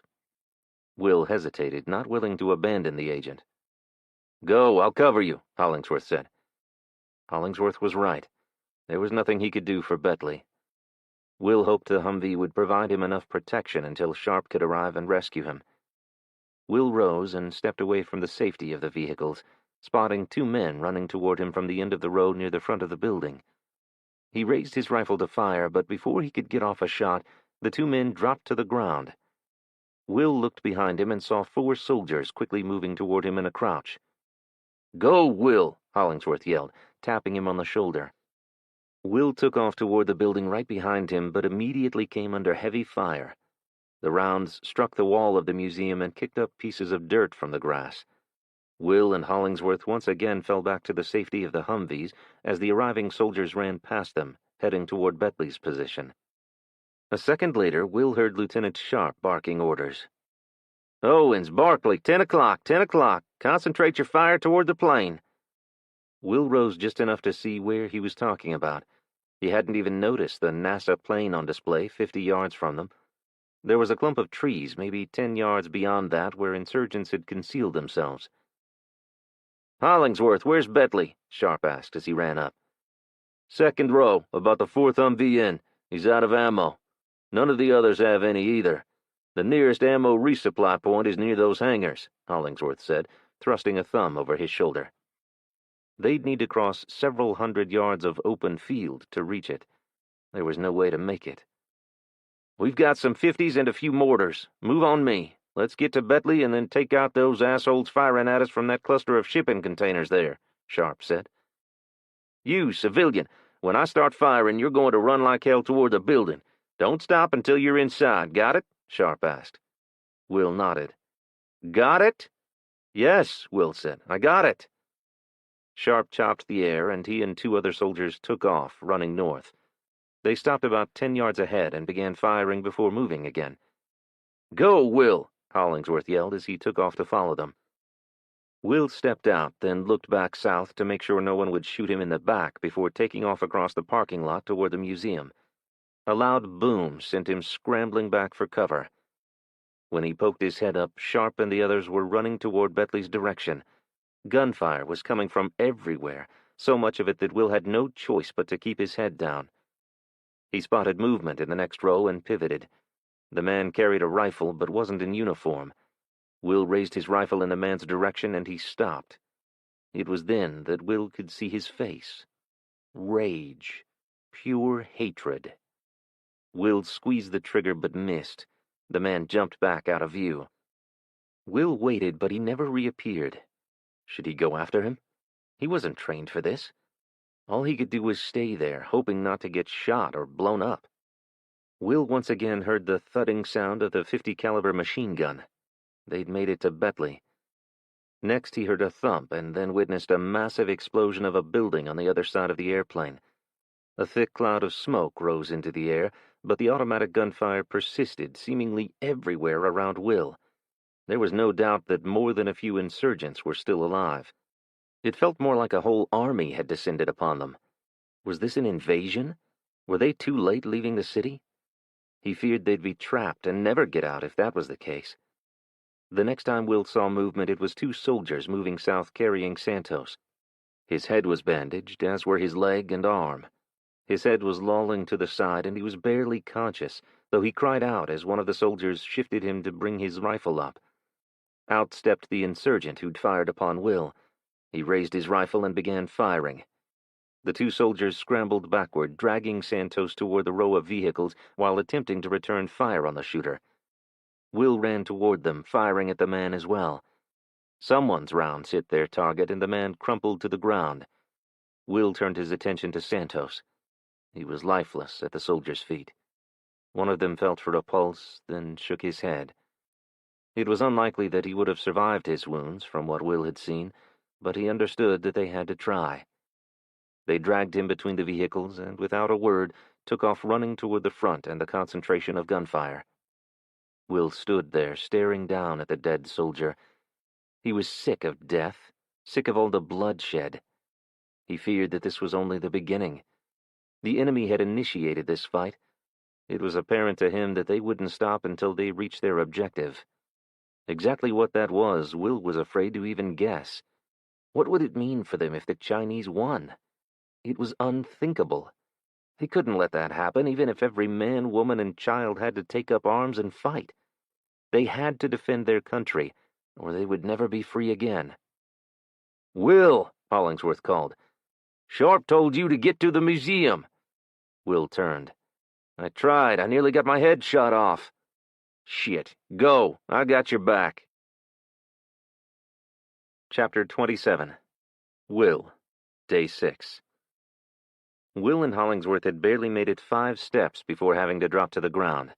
A massive explosion hit one of the shipping containers, and flames shot into the air. Will felt his bones rattle. "They hit the Jenny," Hollingsworth yelled. Will could barely hear him.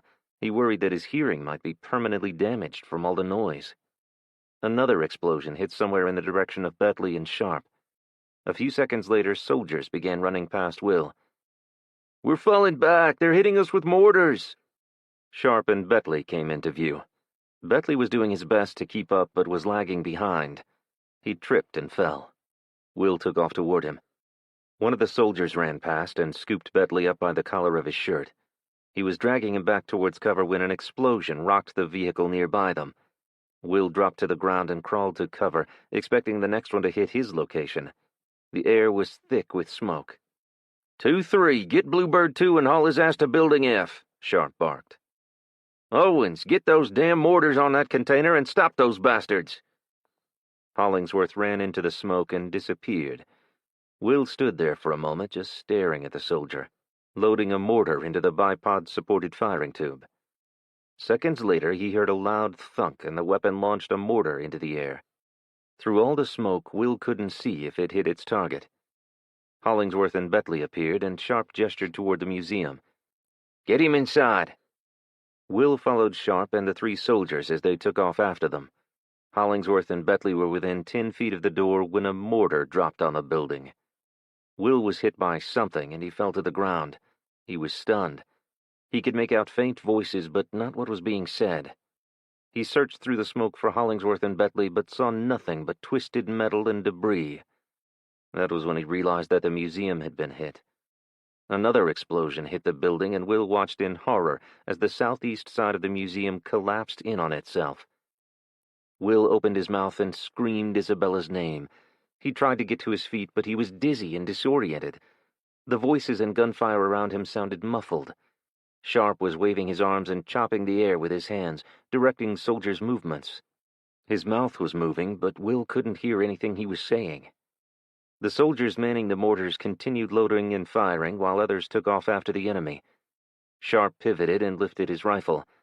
Will saw his arm fly up and his feet come out from under him. Will's head spun to his right, and he spotted 2 men rushing toward them. He fired and continued firing until they were both down. He turned back to Sharp, who had pulled himself up to a seated position. Will ran over and grabbed his left arm, pulling him to his feet. Sharp immediately ran to where they'd last seen Hollingsworth and Betley.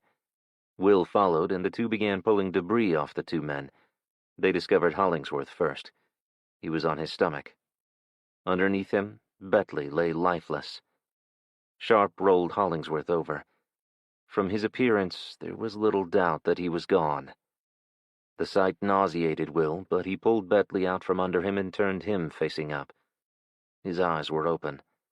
From his chest protruded a 4-inch piece of steel. Will felt his neck for a pulse, only to confirm what he already knew. Betley, too, was gone. For better or worse, the fight for him was over. He hadn't lived to see their victory or defeat. At least if they failed, Bentley wouldn't suffer under a communist regime. Sharp turned and ran toward the gaping hole in the side of the building. Fire smoldered within it. Somewhere inside were Isabella and Stevens. Maybe they'd moved away from the blast. They could still be alive. Alive and trapped. "We need to get in there," Will said. "We need to help them."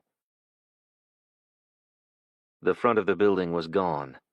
In its place was a pyramid of rubble, a 10-foot-wide hole in the ceiling through which dangled broken pipes, electrical wires, and twisted metal allowed light to flood in. Ignoring the sick feeling of dread in his gut, Will pulled on the enormous sheet of metal blocking his way and tossed it aside. Piece by piece he continued. "Isabella!" he called, tossing a slab of drywall aside. "I'm coming, Isabella. Hold on." Will climbed over the top of the pile when a space large enough for him to crawl through opened up. Isabella could be anywhere beneath him. How much time did she have? Could she find a pocket of air under all that debris? He held on to that hope as he continued clawing at chunks of ceiling tiles. His hands were bloody, but Will didn't stop. He kept digging, trying to reach her. He fought back flashes of the worst day of his life as his wife slipped away from him, his grief as fresh as it had been that night. He hadn't known Isabella long, but they'd gone through a lifetime of hell together already. Caden adored her. How would he explain this? He couldn't give up on her. He couldn't walk away without knowing he'd done all he could to save her. Will wasn't aware of precisely when all the gunfire had stopped. His singular goal was to dig his way into the building and find Isabella. Minutes passed as metal and glass cut his hands and ripped at his clothes. Sharp and the soldiers joined him and began handing debris back one piece at a time to make entry into the heart of the building. "Isabella!" Will yelled every few minutes. All work would stop for a moment as they listened for a reply. They were long, agonizing seconds, and then work would begin again. He lost all sense of time. Had it been 5 minutes? An hour? Half the day? With every second that passed, his desperation rose. It was as if he'd entered a primal survivor mode. He felt almost detached from reality. It was too much to comprehend. At times, he found himself confused and thought he was searching for his wife. At one point, he'd stood and repeatedly called Melanie's name, and Sharp grabbed his arm and pulled him aside. "Take a break, man, just a minute. Get a drink of water. The heat is getting to you. We'll keep digging, don't worry." Will stumbled back and took in the scene. Sweat was pouring off him. His breathing was rapid, and his tongue clung to the roof of his mouth. Someone shoved a bottle of water into his hand, and his fingers relished the chill. He placed it against his forehead and rubbed it down his cheek. Tears stung his eyes. He turned and caught sight of Bentley's body, overwhelmed with the loss of life he'd witnessed. It appeared that the soldiers had somehow taken out the insurgents in their area. 4 soldiers were standing guard at each end row of vehicles. Soon more soldiers arrived and joined the others pulling debris from the building. Will wanted desperately to cling to some hope that Isabella would be removed from there alive. If not, how was he going to tell his son? Just as Caden was opening up, now this devastating blow? How much more could the kid take? How much more could he take? "I think we have something," someone called out. Will pushed forward and stepped around people to move closer. His heart raced as he waited. "It's O'Reilly. He's KIA." O'Reilly, not Isabella. There was still hope. She could have been further back in the building and the parts still standing. But why hadn't she answered when he'd called her name? Why hadn't Stevens, Santos, and the other soldier answered them? "Maybe they ran through the building and got out on the other side," Will said, turning to Sharp. "Stevens was solely focused on getting to the hangar and getting that computer away from here. Maybe they're at the hangar right now." Sharp's expression said he disagreed. "Baxter, Elmworth, take your team and go check out the hangar. See if Stevens made it out and ran there." "Thank you," Will said softly. He was torn. He wanted to join the soldiers and look for them at the hangars, but felt compelled to stay and be there if they found them in the rubble instead. As the soldiers headed across the field toward the hangars, Will moved closer, climbing over a small debris pile, trying to get near where the others were digging. He made his way past them and began clawing and grabbing at anything and everything that might be covering Isabella and Stevens. If she was there, he was going to find her. "She has to be alive," he repeated to himself. "Please, God, let her be alive." As the minutes and hours ticked past, Will found it harder and harder to remain hopeful. In his mind, he knew the odds of finding anyone alive were slim. Everyone was tired and dehydrated from the relentless heat. Still, the soldiers remained determined to pull Stevens and Isabella from the rubble. His body was giving out. It was becoming increasingly difficult to keep going. He was in a crazy amount of pain, and every cell in his body said, "Quit." "Here, drink," Sharp said, handing Will a bottled water. "They could still be alive under there," Will said. "Yeah, we'll find them."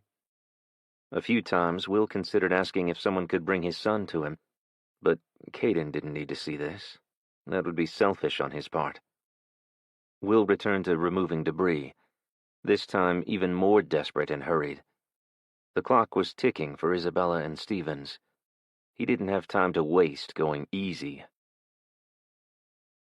Chapter 28. Will, Day 6. Will smeared blood across his forehead as he wiped the sweat from his brow.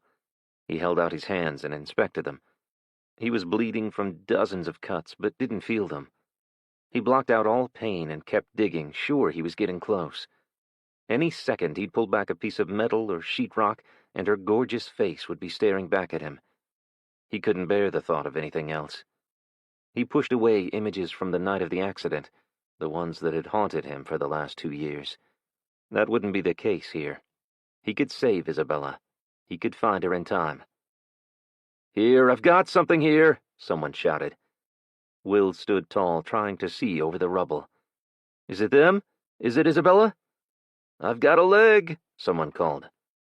"Who is it?" Will asked, desperation growing in his gut. He had to know if it was her. He started moving in that direction. The pile shifted under him and he stopped. "Are they alive?" he asked as he stretched his neck to see.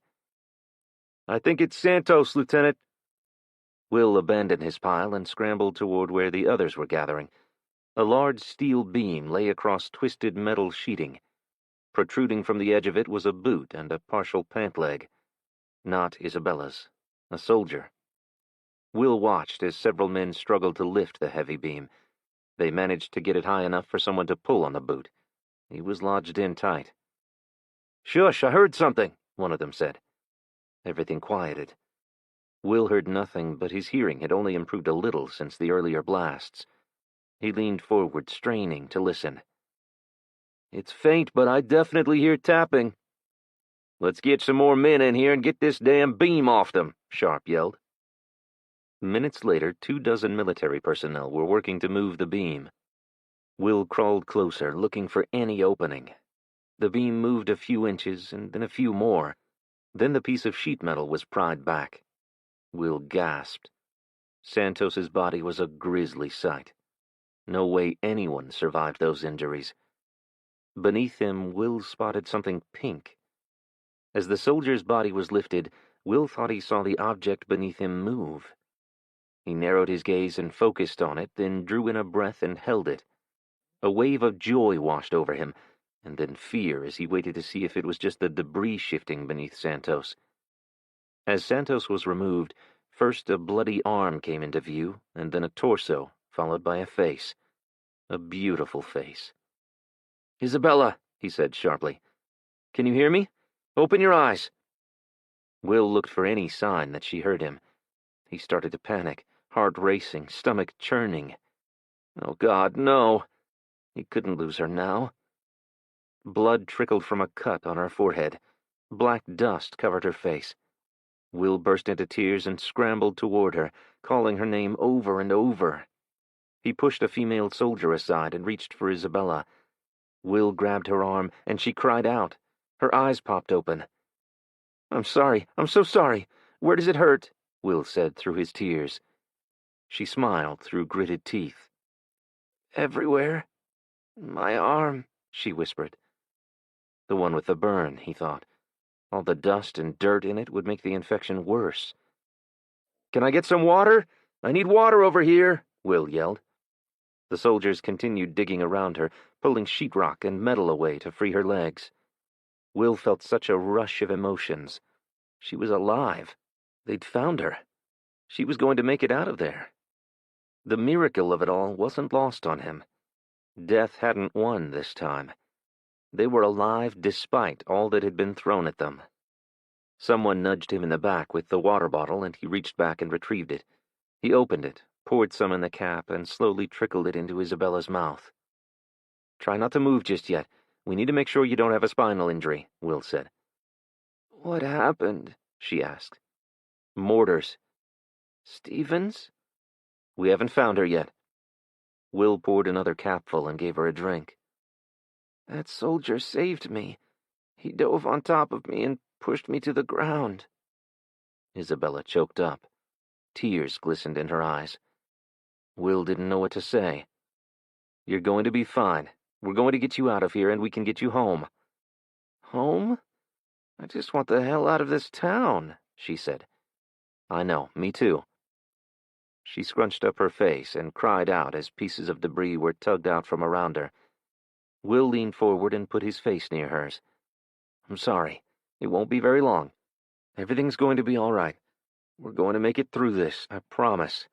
I won't let anything happen to you," he whispered in her ear. She turned her head slightly and kissed him on the cheek. "Does your sister happen to have hot water at her place?" she asked. "Please tell me I get to take a shower when we get there. I'm sick of smelling BO." "Sorry," Will said, moving back away from her. "Not you. Not just you. I can't stand the smell of myself. I don't think I've ever sweated this much." "Yes, Savannah has hot water. She has a cistern that collects heat from the sun and pumps it through black pipes that run into the house. My grandfather designed it years ago. It works great in the summer." "I cannot freaking wait." With Isabella's legs free, 4 soldiers gently pulled her from her tomb and placed her on a litter. Will held her hand as she was loaded into the back of an old white pickup where medics began assessing her wounds. Her hand looked broken for sure, but apart from that and a few scrapes on her face, they said she looked good. Will couldn't believe it. How could someone have a building collapse on them and come away with relatively minor injuries? "We found Stevens! She's alive! I need a medic!" someone yelled. Sharp disappeared back into the building, and a few minutes later, Stevens was carried out on a stretcher. "Is she all right?" Isabella asked, struggling to sit up to see for herself. "She might have some broken ribs and a pretty nasty cut on her leg, but I think she'll recover fine," the medic said. Isabella let out a sigh of relief and then turned to Will. "Isn't that great news?" Will smiled and nodded. Isabella's head swiveled right and then left. "Where's Bentley?" It hurt Will's heart to see Isabella's pained expression as she slowly lowered herself to the ground beside Bentley's lifeless body. Tenderly, she placed her hand on his chest. Her head lowered and her shoulders shook. It was as if she was letting out the agonizing grief and pain from all the losses she'd experienced over the last week. She lifted his hand to her cheek and rocked. It was unbearable. Will struggled with his own jumble of emotions. Grief was an all-too-familiar emotion for him. This time, though, he had someone else to direct his anger at. He wasn't the one responsible for the loss. The murderous enemy that had invaded his country was. But as much as he wanted to see them pay, he couldn't get lost down that hole just yet. He had to get to Caden and get him away from the city. There'd be more of them, Will was sure of it. They wouldn't stop until the military could get reinforcements and run those bastards straight into the Gulf of Mexico. Will knelt and slid his arm around Isabella's shoulders. "We have to go now. I need to find Caden. We have to get away from Houston. Leave now while we still can." Isabella's gaze flicked up and then returned to Bentley. "There's so much death. There's no going back, is there? Life as we know it is over." "We'll get through this. You'll get through this." They'd seemed like such hollow words when he'd heard them 2 years ago. Will hadn't believed them then. There had been days recently that he'd doubted them as well. But now he knew that you had to keep going and live day by day. What if I don't want to? If this is all there's ever going to be, what the hell's the point? I have to believe that things will get better. Remember how awful things look after a hurricane blows through. But with time and hard work, people can rebuild. That is what we are going to have to do here. We'll have to rebuild. You have to believe that. You've got a kid. I do, but I also know how resilient we are as a people. We've been knocked down before. Look what happened with the Civil War and then World War I and World War II. People held on, and when it was over, they rebuilt. It's just too hard. Will nodded. It was too hard, and if he wasn't a father, he might be feeling the same way. He didn't have that luxury. He'd already spent too much time wallowing in his grief and self-loathing and letting his son suffer in the meantime. He wouldn't fall prey to that again.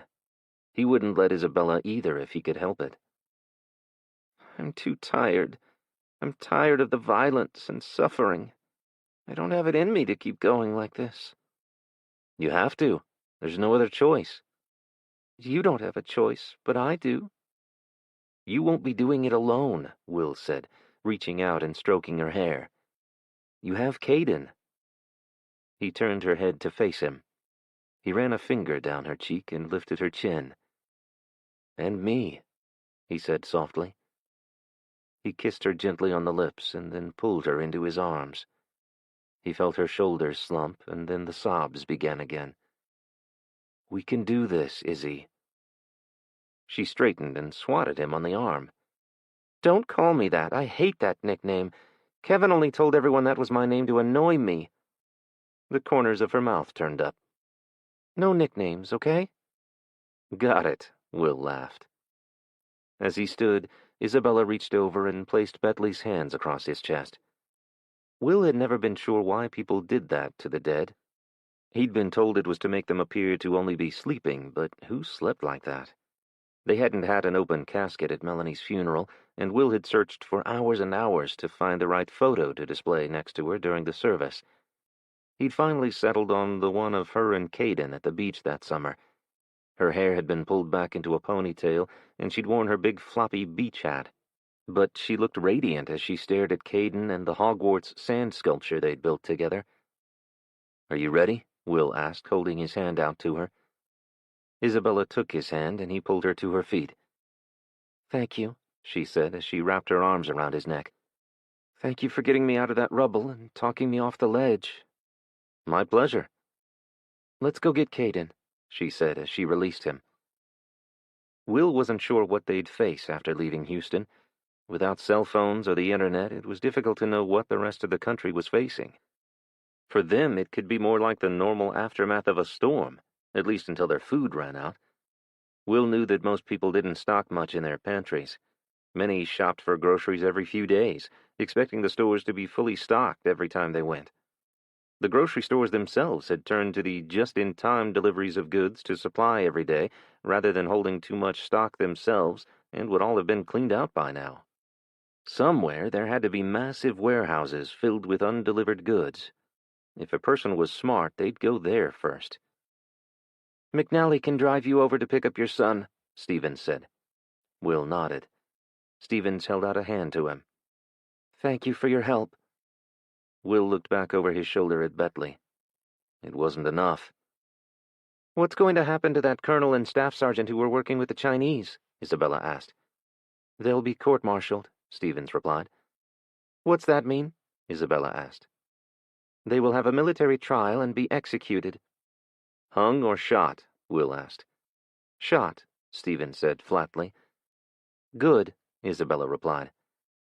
Will opened the door and stepped through, then poked his head back inside and asked, What about that general? General Dempsey will be dealt with eventually. Isabella grabbed Will's hand.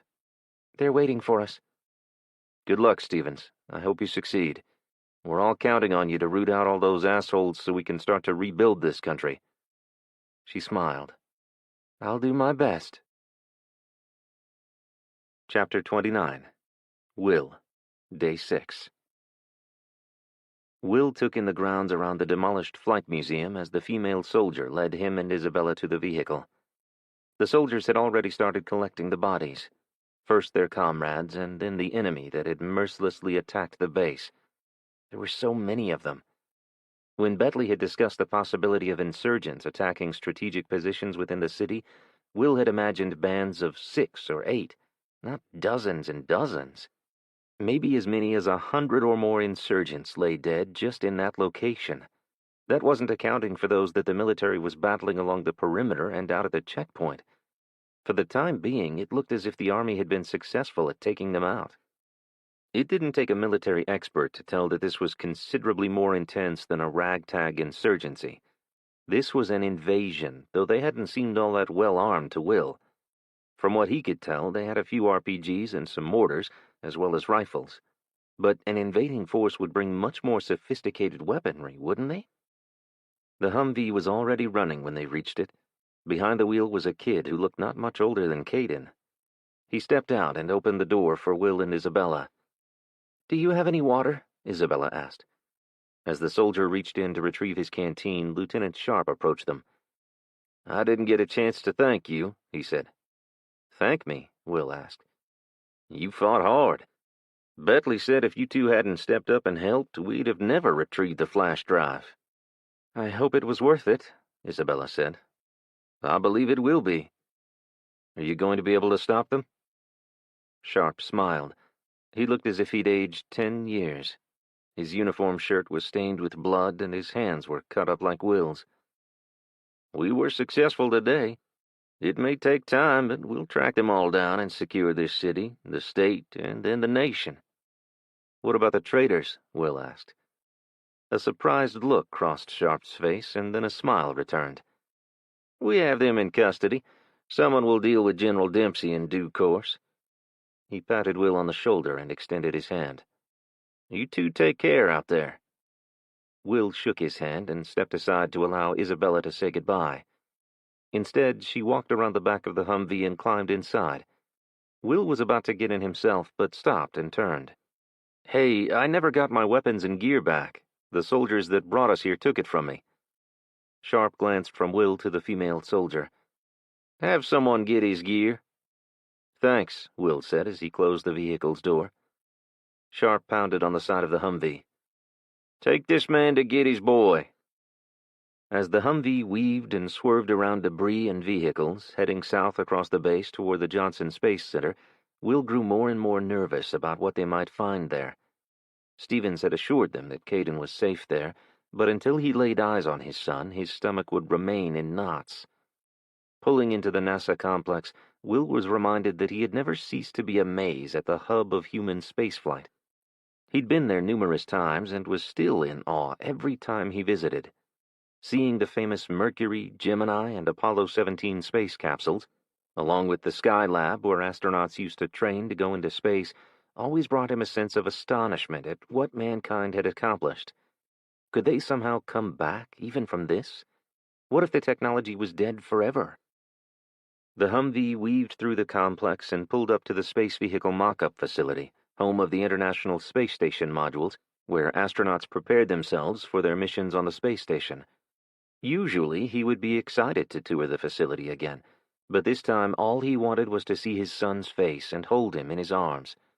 He'd never felt so helpless in all his life as when Stevens had separated them when they arrived at the base, and now, finally, the long hours waiting to make sure he was okay were about to come to an end. Practically as soon as the wheels of the Humvee stopped rolling, Will jumped from the vehicle and ran toward the door. He was greeted by a soldier with his hand out to halt him, but Will wouldn't be denied. He heard Isabella call his name, but he didn't turn. He had one singular mission, and he was getting to his son. "Step aside and let him in. He's the boy's father," the female soldier said. Will didn't wait. He shoved the man and pushed past him, calling Caden's name. Will ran through the building, frantic to find him. Finally, Caden stepped out of the Skylab trainer, and a huge grin spread across his face. "Dad, you've got to see this." Will ran to him, wrapped his arms around him, and lifted him off his feet. Nothing mattered but that moment. Hope returned. Hope that somehow, some way they could overcome, adapt, and begin a new life. Will placed him back on the floor and put his hand on Caden's shoulder. "I'm so glad to see you," he said, wiping tears from his face. "I love you, son. I'm so sorry. I haven't been there for you. I'm sorry for—" "It's okay. I love you too." Will somehow managed to choke back the years' worth of tears that threatened to burst to the surface, feeling a weight lift at hearing those words.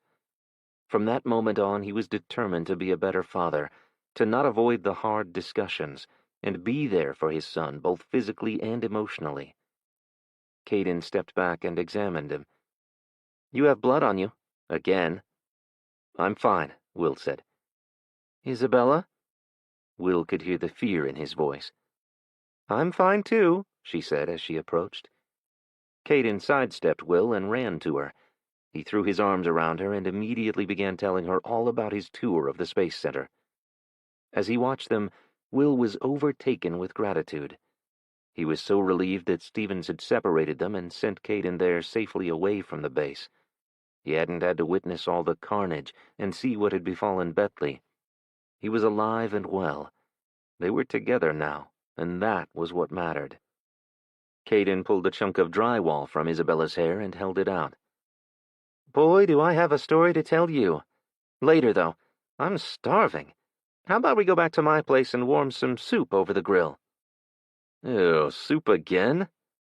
"The soldiers gave me an MRE, Dad. It wasn't all that bad. It had a chocolate bar." "That does sound much better than room-temperature soup," Isabella said.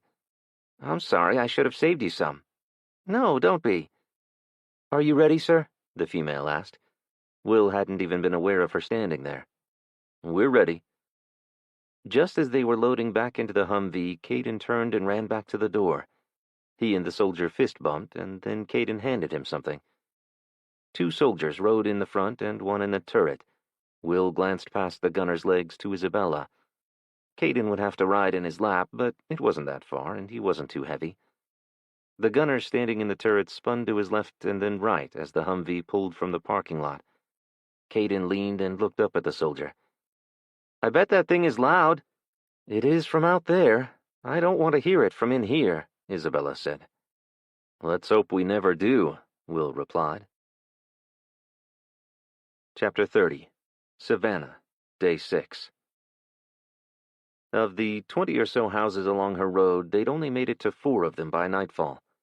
What Savannah had seen so far had angered her and ripped her heart out at the same time. 2 of the houses had already been thoroughly looted. There'd been no sign of their residents, and Savannah hoped they had fled before Spring Hill's posse had descended on their homes. She'd been encouraged when Pete Ashby and his 3 sons had agreed to join them. They'd heard about the trouble at the other farms and had taken steps to secure their place. The Ashbys was more like a family compound, with several generations occupying the 120-acre farm. It had been in their family for over 100 years, and the Louisiana Century Farm sign hung proudly above the gate as she entered. Thick woods stood between the road and houses, obscuring them from view. The Ashbys were obviously very private people. Ashby's son Beau recognized Savannah as soon as they approached the pipe gate spanning the entrance of the gravel drive. He was Kendra's age, and fortunately they'd been on co-ed soccer teams together since they were 3. If they hadn't, they likely wouldn't have made it close enough to reach the gate. "How can I help you, Mrs. Fontenot?" Savannah thought she saw a hint of facial hair growing above his lip. Gone was the baby face that she remembered watching kick the ball around the field every weekend. "Is your daddy around, Beau? We've got a problem that I'd like to discuss with him." Beau crawled off his all-terrain vehicle, stuck 2 fingers into his mouth, and whistled loud enough to wake the dead. "Hey, Pops, will you let Dad know Kendra's mom and some dudes are at the gate and want to talk to him?" Jason hung back behind Rod and Luca, making Savannah wonder if there might be an issue between him and the Ashbys. She hoped not. They really needed their help. Beau approached and leaned against the large pipe gate, throwing his hands over it and resting his chin on his arms. "Is this about those old boys looting farms?" he asked. "Yeah, have they been by here?" Savannah asked. "Hell no." He covered his mouth. "I'm sorry." Savannah gave a dismissive wave. "I mean, no, they haven't come around here.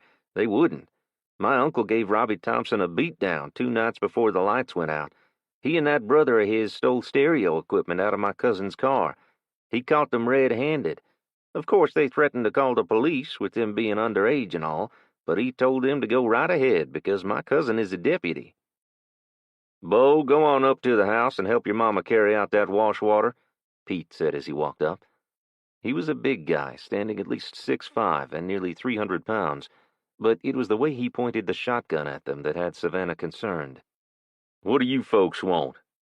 Savannah stared at his massive forearms as she tried to speak, feeling her tongue cleave to the roof of her mouth. She swallowed hard and was about to explain when Jason spoke up. "The Blanchards set themselves up over at Spring Hill. They're running a crew of kids around out here causing trouble." "I heard about that already. What the hell does that have to do with me and mine?" "Nothing if you don't want it to," Jason replied. Savannah shot him a dirty look. That wasn't how Savannah wanted this to go. Jason was making out like it was no big deal. It was a damn huge deal. They needed Pete's help. She wanted to plead with him to help them. "They killed Mr. Johnson and others. They came after Mr. and Mrs. Bertrand. Jason and I intervened and brought them to my place. They're not going to stop until they kill us all and take everything we have," Savannah said. Pete looked back over his shoulder. "We're ready for them. Let the bastards try to take what's mine, and I'll blow their asses back to Blanchardville." He glared at Jason. Savannah was right. There was some history there. But at that moment, they didn't have time for old grudges. Savannah thought she'd try a different approach. "I understand. I'm glad. We were hoping that you might have some idea as to how we might block the roads to stop them from coming around." Pete pulled a pack of cigarettes from his pocket, tapped it on the back of his hand, pulled one out, and lit it. Luca huffed and took 2 steps back as if afraid of being poisoned by second-hand smoke. "Well," Pete said, rubbing a stubbled chin, "first off, you need some firepower. Hunting rifles and pistols ain't gonna do a whole lot against the ARs those guys have. Then you need a few well-placed claymores and some—" "We need a roadblock and someone to man checkpoints," Luca interrupted. "Do you think you could help with that?" Pete scoffed. "Roadblocks ain't gonna do shit. They'll just walk around them. They ain't driving down the middle of the road. They're coming in on the back roads and trails on quads and UTVs. Hell, I took a shot at one on a horse just yesterday. The boy had an armload of live chickens. That horse reared back and dumped his ass on the ground. Old boy's eyes got big as saucers. Well, he dropped those chickens and took off, kicking up dirt as he ran." Savannah felt all the life drained from her as overwhelming hopelessness hit her. She couldn't sit back and wait for them to come for her and her children. But where on earth could they go? How were they to survive this mess without the farm? "You need to take the fight to them," a male voice said. Savannah scanned the area behind Pete to see who'd spoken. His father suddenly appeared through the bushes and stood beside him. "Only way to deal with a bully is to fight back. Can't wait for them to catch you alone and pick you off. You need to roll right up in there and confront them. Either kick their asses and send them packing or wipe them off the face of the earth." His eyes moved to Jason. "We can't do that. We don't have the people or weapons." "Well, then, I guess you'll have to tuck tail and run," Pete said. "Pete," his wife Kathy said, stepping out, and Savannah strained to see who else might be hiding behind the bushes. "Pete, you two have been talking for days about going over there and taking care of those old boys. High time you two stop talking and partner up with these folks to do something about it." Pete's forehead furrowed and his father hung his head. "We got plenty of weapons and enough ammo to fight an army. You go round up some of those drinking buddies of yours, Pete, and go wipe ass. Lord knows you can talk a good game. Now prove you ain't just a blowhard." Savannah covered her mouth to conceal an ear-to-ear grin. Kathy had spunk, and Savannah was getting the picture of who ran their household. Kathy held her hand out to Luca. "You that new couple that moved into the Cliftons' old place?" "We bought it from their son," Luca said. "Did you rip down all that hideous wallpaper yet?" "Working on it," Luca grinned. She turned to Savannah. "Don't you worry. We'll gather up some folks to help get rid of those vermin." She turned and stepped back through the bushes. "Tell Mrs. B that I said hi, will you?" Pete stood with his arms crossed while his father made circles in the dirt with the toe of his boot. An uncomfortable silence settled over them. "Okay, well, we're going to stop and visit with the Masters and Herberts before it gets too dark and find our way home," Savannah said. "We'll be over your way at first light. We can figure out a plan to take those boys on," Pete said. He turned to Jason. "You got a problem with that?" Jason shook his head. "They're your kin." "They stopped being family when I walked away," Jason said flatly. Savannah couldn't imagine how much it hurt him to say that. Blood was thick in southwest Louisiana. You didn't just walk away from family like that. She wondered if he ever had second thoughts. How did he handle Mother's Day and Christmas? She'd lost most of her family. Will and Caden were all she had left. She couldn't imagine willingly walking away like Jason had done. Her thoughts drifted to her brother and nephew so far away in Houston. She prayed they'd somehow made it to the lake house and that they weren't running into the violence she'd witnessed since the lights went out. With Pete's commitment to help, Savannah assumed that getting the rest of the neighbors on board would be easier. It wasn't. No one wanted to go to war with the Blanchards. By the time they'd made it back to Savannah's, even Luca was having second thoughts. Savannah kicked her boots off and lowered herself down onto her grandmother's porch swing. She missed those simpler times, snapping green beans and listening to the frogs croaking. Her grandparents had been the first homesteader-type people Savannah had ever met. Their goal to live off the land and be self-sufficient here on their little acreage had inspired her to do the same. The lifestyle was filled with hard work, but she loved it. She wasn't ready to give it up and hated the thought of being run off by thugs. Luca and June leaned against the porch railing. They, too, had been pursuing a self-sufficient lifestyle. They knew what she'd invested with blood, sweat, and tears. "I'm not willing to go in there guns blazing and kill people. That's not what I'm about. June and I have discussed it. We're going to load up what we can carry and head to my mother-in-law's. Maybe we'll be back when all this dies down."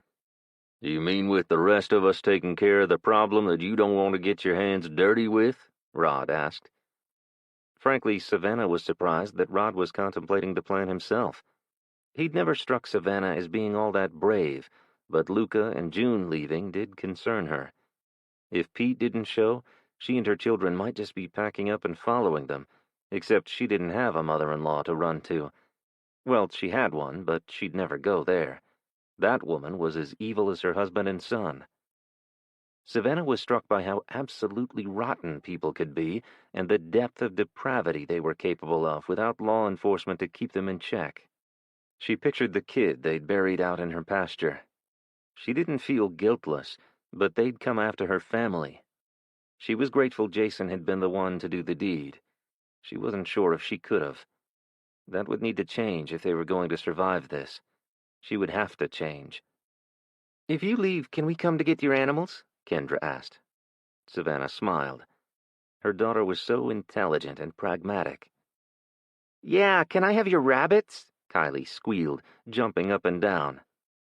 June picked her up and swung her around. "If we go, you can have them all." Savannah noticed that she'd said if.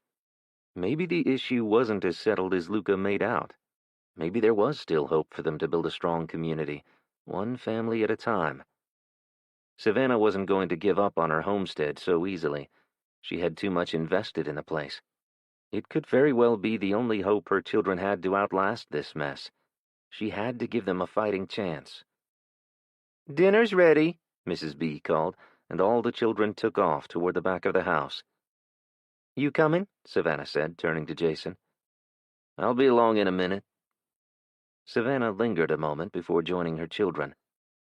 Jason had things to work out in his own mind. She dreaded what they faced if they did indeed have to go up against the Blanchards. But no matter what, she was grateful to him for sticking by her and helping protect her children. Chapter 31. Will, Day 6. The Humvee pulled into the parking lot and stopped in front of Isabella's building. They were back where they'd started that morning. So much had happened in such a short time. The reality of it all was so much worse than he'd imagined. He was still determined to leave the city as fast as possible, but at the moment he was just too exhausted. He feared he wouldn't be able to make it 2 miles before collapsing. Fighting for his life had taken everything out of him. He had nothing left, and the likelihood of encountering trouble out on the road was high. "Jazz!" Isabella squealed, throwing open the door. Jazz met her at the bottom of the stairs. "I thought you guys would be gone by now." The women embraced.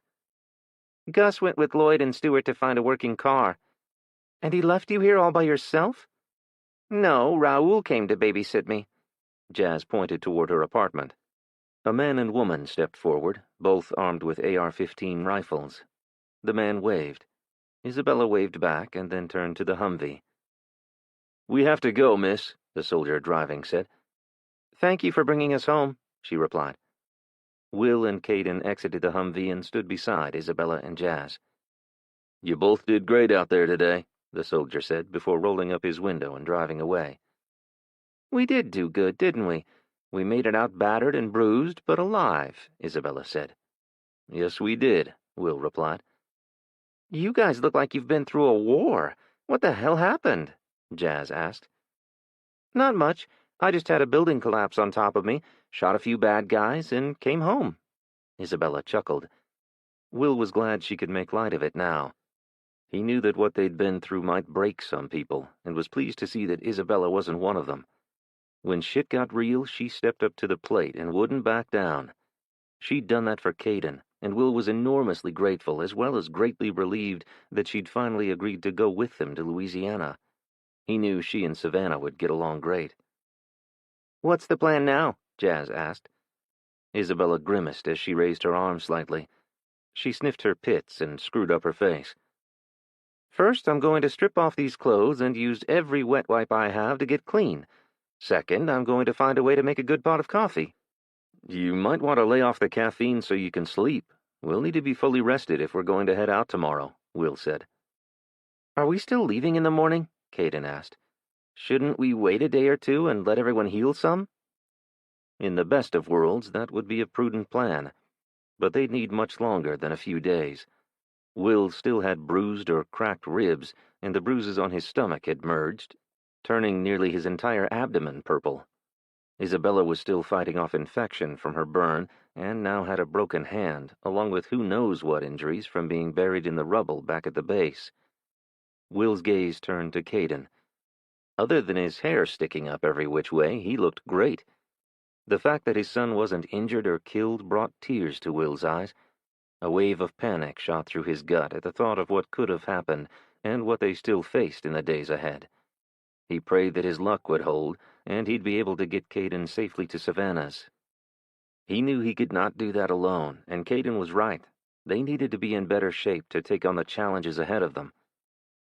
"Maybe we should take the day tomorrow to rest and resupply," Will said.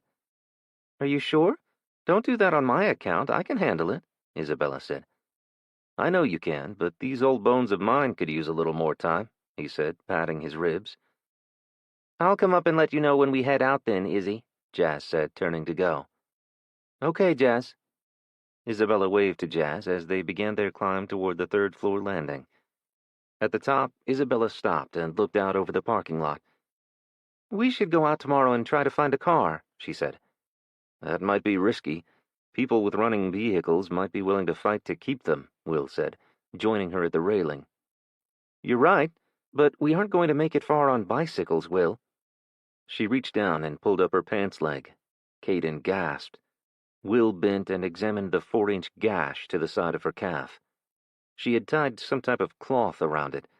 Dried blood trailed down to her ankle. He hadn't noticed that she was limping more than usual. They were all moving rather slow. She was right. There was no way she could ride a bike 150 miles. "Isabella, why didn't you say something? We could have had the military docs treat that," Will said. "You need stitches," Caden added. She shrugged one shoulder.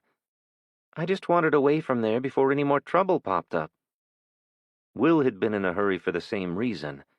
After being cut off from Caden during the firefight, he'd been anxious to get him far away from the insurgents' target, the military. Let's get you inside and get that wound cleaned up, Will said. We have those butterfly bandages you brought back from the pharmacy, Caden said as he grabbed Isabella around the waist. We'll have to take a look after we get it irrigated. We may have to use them until we can find a doctor to close the wound properly.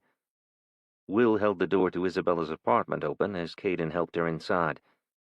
You still have the antibiotics I gave you, right?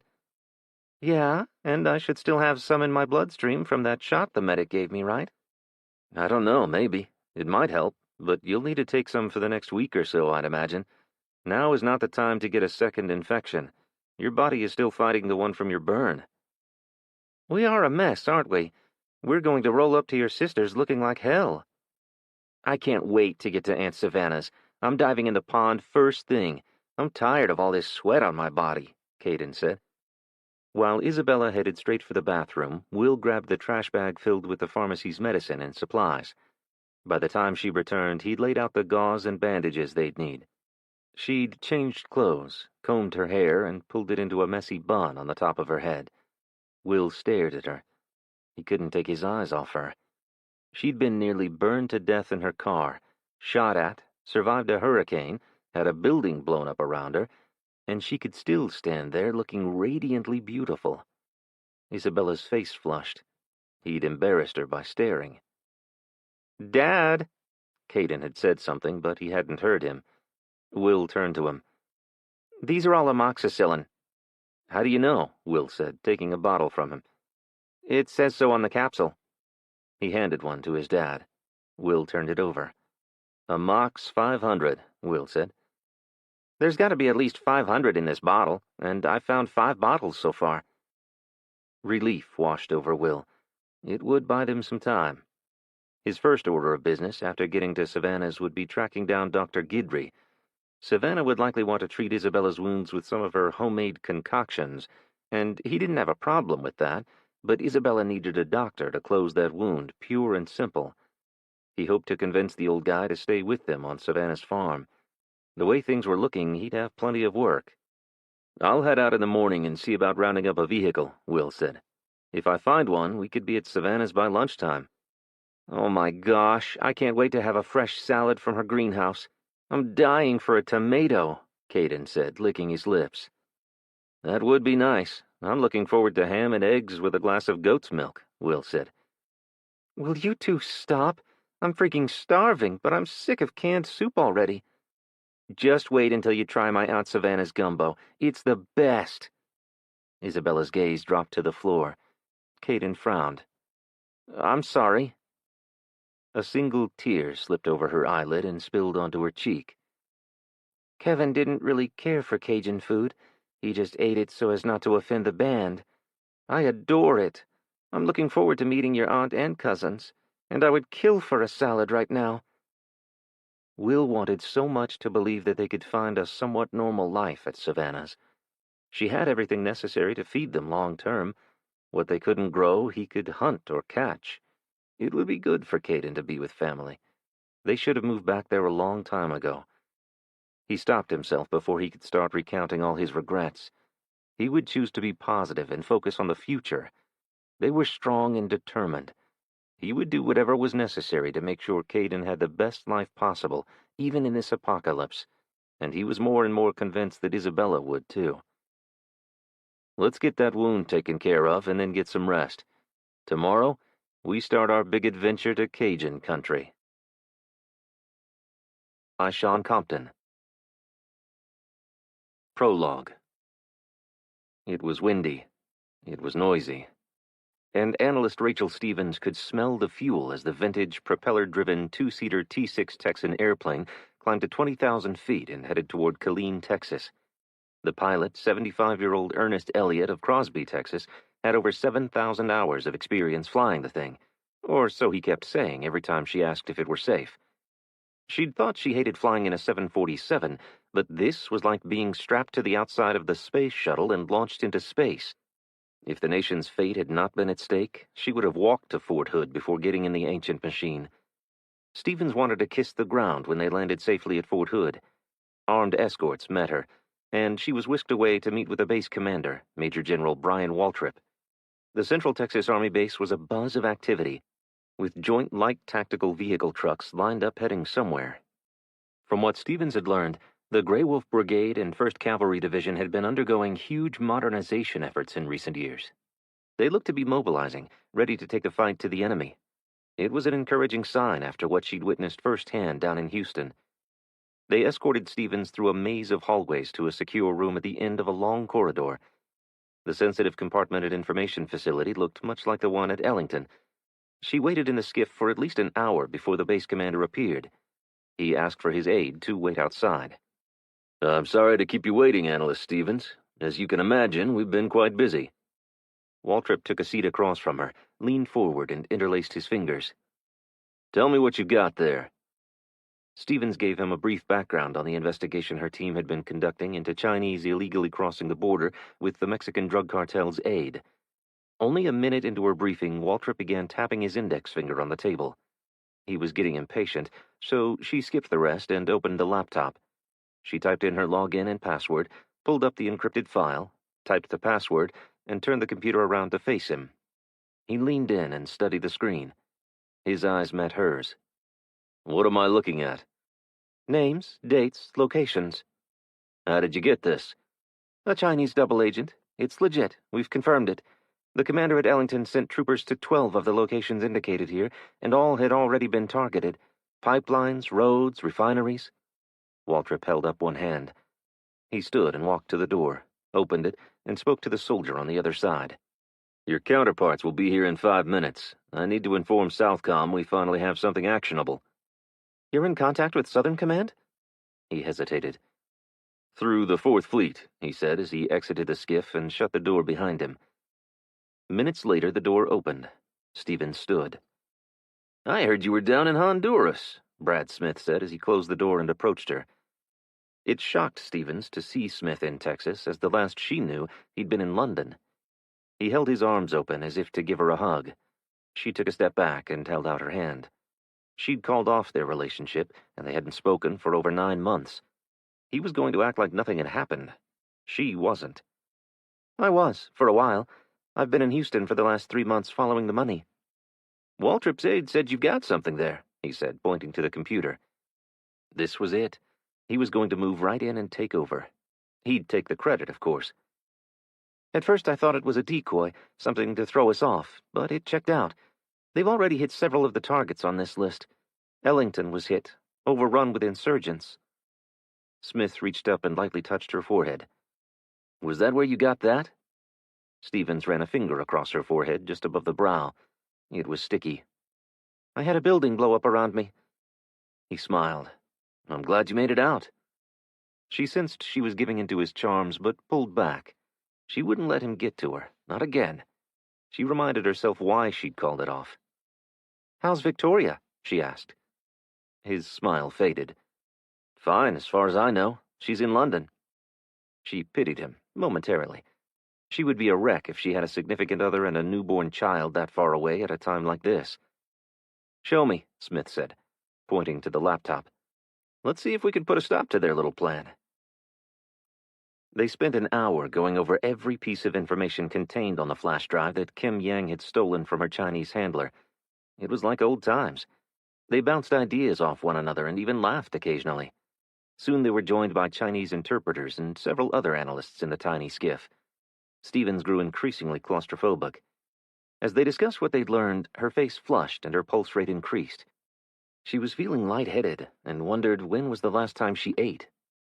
It had been a crazy day. There hadn't been time to take care of her body. We cut off communications between General Dempsey and Colonel Edwards. Ellington has Edwards in custody. Now Dempsey has no way of coordinating with the Chinese through him, Stevens said. We need to make sure that he cannot contact anyone else from the People's Liberation Army, Smith said. What if the PLA's Navy has already landed their expeditionary force somewhere along the Gulf Coast? Stevens asked. We've already intercepted several amphibious assault ships. They'll utilize hovercraft and helicopters to land troops. They'll use something similar to our San Antonio class to do it from much further offshore than traditional landing craft, a man in a naval uniform said. She'd forgotten his name already and looked for a name tape. Schaefer. She raised an eyebrow when she noticed the green beret on the table next to his right hand. But we have ships in the Gulf to stop them, right? she asked him. Most of our ships were in the South Atlantic and got here as quick as they could, but we don't know what or where they got through before we formed the blockade, Schaefer said. What about the Chinese troop buildup in the Bahamas? I know officially that was denied, but we have intel that says otherwise. What about those 200,000 illegal workers they brought into the Caribbean? Analyst Brown asked. He looked up from the laptop, adjusted his eyeglasses on his face, and shifted toward Smith. They're not going anywhere. We've had submarines there since the beginning. If they move a muscle, it'll all be over for them. The initial assault will most likely come from the PLA's Army Amphibious Assault Brigades. China's Marine Corps may play a role at some point, but the main amphibious force will be their army. They're equipped with amphibious tanks and troop carriers. That's where we'll get them, Schaefer said. Stevens's head was spinning. They sounded confident that the invasion would be put down quickly, but she'd been on the ground in Houston. She'd seen what fighting with limited technology looked like. How are we going to be effective without all our modern technology? She asked. Schaefer turned to her and smiled. Most of our technology works fine. We've had hiccups with our comms because of cyber hacks of our satellites, but we're quickly working around that issue. Don't worry, sweetheart, we've got this. You'll see. Stevens cringed and gritted her teeth. She was accustomed to the misogynistic terms and usually called them out on it, but she let it go this time. She needed to stay in the loop, not be frozen out. Just wait until you see all our new toys, Schaefer said. Can they stop tanks and helicopters? She asked. Sure can. We've got anti-tank missiles that'll stop them in their tracks. And you're able to move sufficient troops that way to prevent them from successfully invading? They're on their way. Everything's being planned from a room just on the other side of that wall, Schaefer pointed. What's the plan for all the citizens down there caught in the middle of a war zone? Schaefer gave her a blank stare. Houston alone is a city of over 2 million people. Is there no plan to evacuate them? Schaefer shrugged. That's above my pay grade. I heard that FEMA was setting up a shelter in Texarkana. A cable went out to Shreveport to send troops there to help receive refugees. I heard nothing about a plan to help them get there or anything. That is supposed to be our rear operating base. Major General Waltrip will be moving his headquarters there in the coming days, Smith said. Retreating? Stevens didn't receive an answer. The door opened and Waltrip appeared. Everyone stood. The officers in the room saluted. Clear the room. I need to speak with the analysts, he said. When the officers had exited, Waltrip took a seat at the head of the conference table. Now tell me how General Walter Dempsey got involved with this plot. 1. Will. Day 7. Will Fontenot watched from the window overlooking the parking lot as two figures moved between the buildings across the way. They remained hidden among the shadows, so he was unable to recognize them. He doubted that it would be Gus or any of Kevin's bandmates. His brutal murder still had residents there unnerved, even though the killer had been brought to justice. Isabella and Caden were sleeping. The sun would be coming up soon, and the three of them would be leaving to begin their journey to his sister's homestead in Louisiana. He should have been relieved. It was all he'd wanted since the lights went out, but he wasn't. Now, fear of the unknown had set in.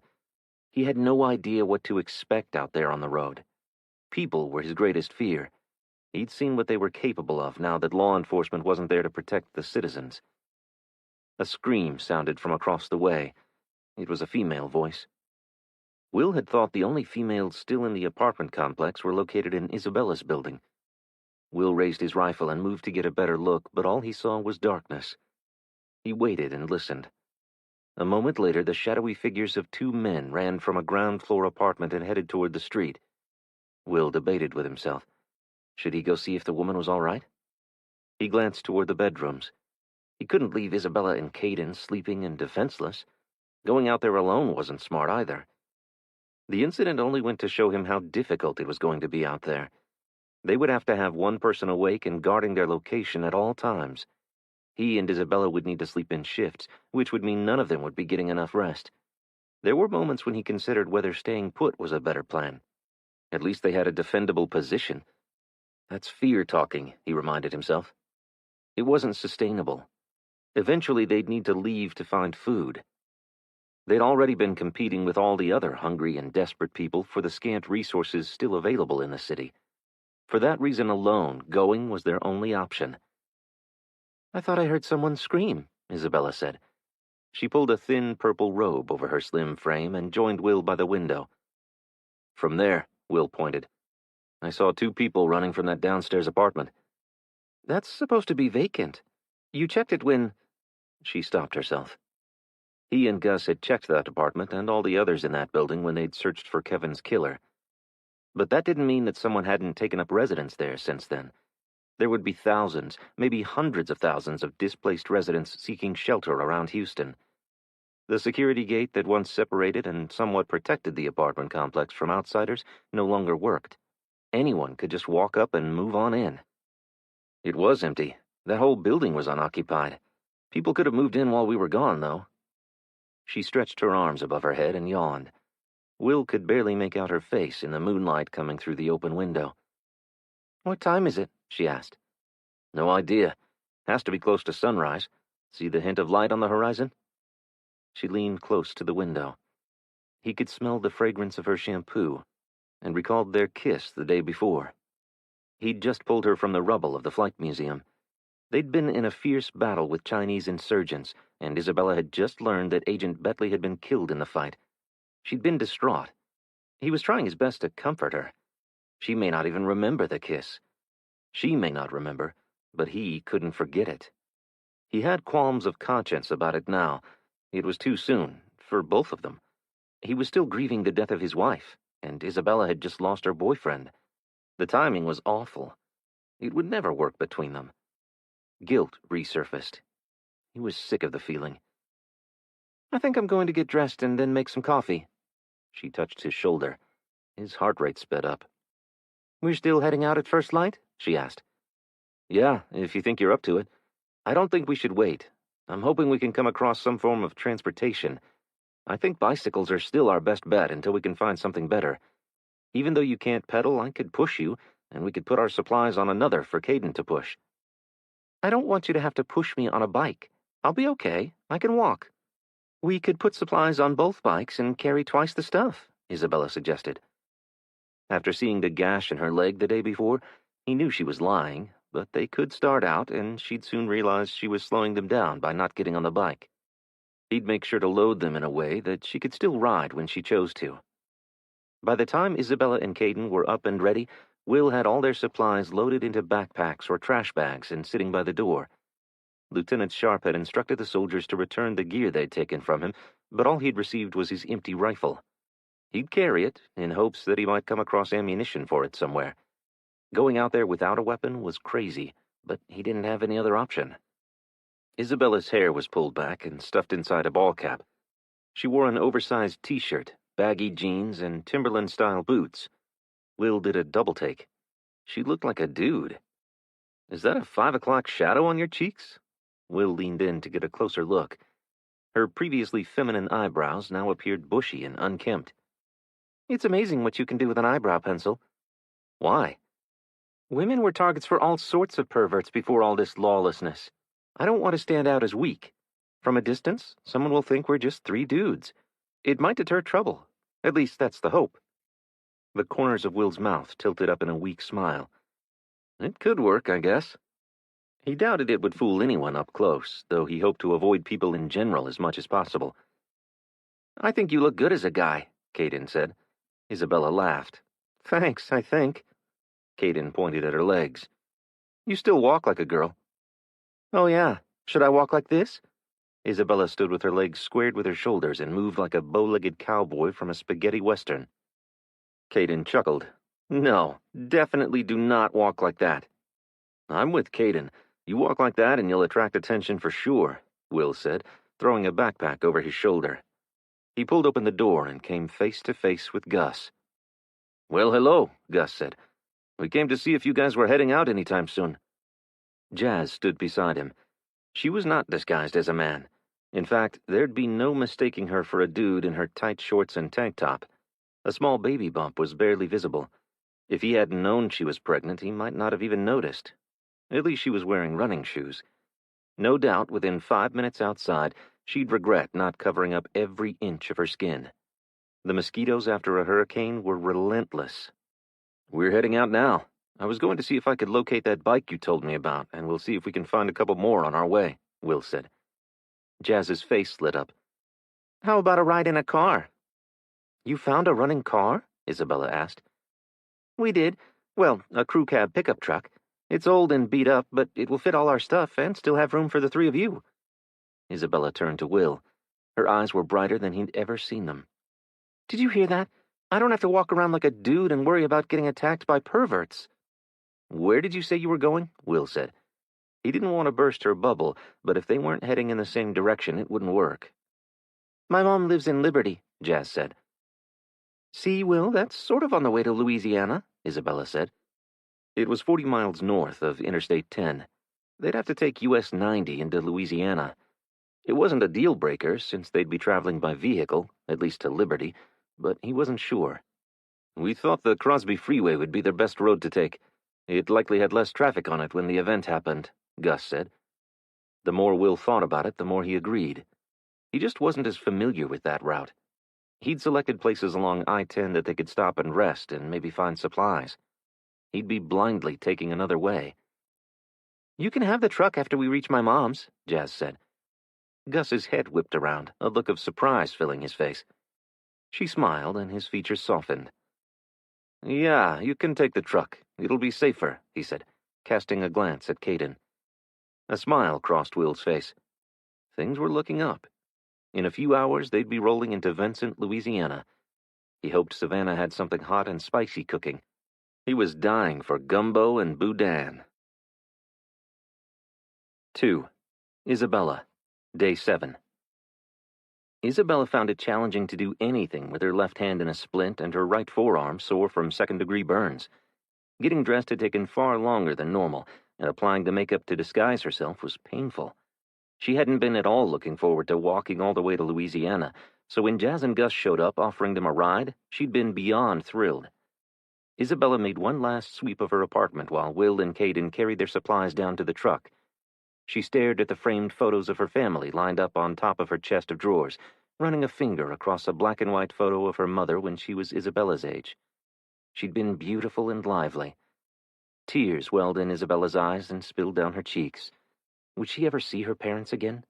Were they safe? Her mother kept a small garden and a few hens. They should have food for a little while. But knowing her mother, she'd share with the neighbors, so it wouldn't last that long. If her sister were smart, she'd take her family to their parents' place.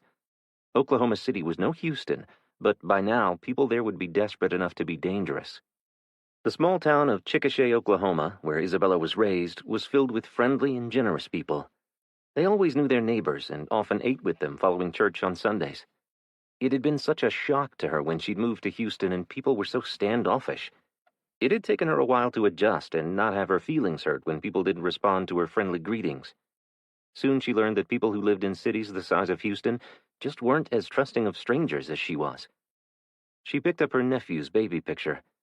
He was 5 years old now, old enough to understand that things were different. Her heart hurt thinking of him living through this nightmare. What type of childhood would he have if the lights didn't come back on soon? What about Caden? He had turned 13 on the day of the EMP. How different would life be for him than when she was a teen? There'd be no Friday night football games, no homecoming dances, no graduation. Will had said that his sister homeschooled her children, so at least Caden could continue his education. She was sure that Will would do everything he could to give him as normal a life as possible. She just wasn't sure what their new normal would look like. "Isabella, we're ready," Caden called from the living room. In a few hours they would be in Louisiana, and she'd be meeting Will's family. She almost felt guilty that she had somewhere like that to go, not knowing if her own family was going hungry. How long could someone go without food? She couldn't stop thinking about them. Maybe after we get to Savannah's, I can take the truck and go get them. Would it be too rude to ask her to take on several more people? "Okay, I'm coming," Isabella called back. She scooped up her family photos and shoved them into the backpack with all the socks and panties from her drawers. Since they wouldn't be walking now, she could bring more than 2 pairs. Isabella glanced in the mirror as she turned to exit her bedroom, surprised by how effective her disguise was and how much she looked like a guy. She patted her chest and considered loosening the ace bandages binding her breasts. She raised her shirt, found the end of the bandage, then stopped. Will's Jeep had been carjacked, leaving them on foot. If that happened again, she'd still need the disguise. Out of habit, she flicked the light switch off before closing the bedroom door. "Otis! Here, kitty kitty!" she called. Isabella stopped at the door to the guest room and waited for the black and white cat to emerge. "Otis, come on, buddy!" There was no sign of him. He always came when she called him. "Caden, is Otis in his spot in the kitchen?" she asked as she walked down the short hall leading to the living room. "I haven't seen him today." Isabella stopped still. She hadn't either. Her head pivoted toward the open window where a hole had appeared in the screen. Isabella ran over and touched the spot. "Otis must have clawed his way out sometime in the night." "Oh, no," Caden said. "I'll help you look for him." "He might be in the woods behind the apartments. He goes there when he escapes. If he's up a tree again, I'm going to—" Isabella and Caden raced past Will and Gus as they were loading the truck to search under cars and around piles of debris. After searching the grounds around Isabella's apartment and the woods behind the complex, Caden finally found Otis stalking birds near the playground. "You scared me to death, you bad boy," Isabella scolded the cat. Once Otis was tucked inside his carrier, Isabella joined Caden near the truck. "Let's get the heck out of here," she said, placing a hand on his shoulder. "I'm so glad we're not walking or taking bikes," Caden said. "You and me both, buddy.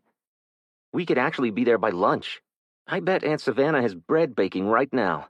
I can almost smell it." "Stop, you're making my stomach growl," Isabella said. Will and Gus spread a tarp over the bed of the truck, concealing all their belongings. It looked like Jazz had packed their whole apartment. Isabella wondered if the sight would make them a bigger target, like a running vehicle wasn't enough to attract attention. Isabella awkwardly grabbed a handhold with her right hand to pull herself up into the back passenger seat of the old pickup. Caden placed the cat carrier on the floorboard at her feet. There wasn't much room to stretch her injured leg. She'd just have to grin and bear it until they reached their destination. "What's with the disguise?" Jazz asked as she climbed into the front passenger seat. "I'm hoping to not become a victim out there." "Well, that will probably do it. Sorry to say, but you make a cute dude." Isabella chuckled. "Thanks."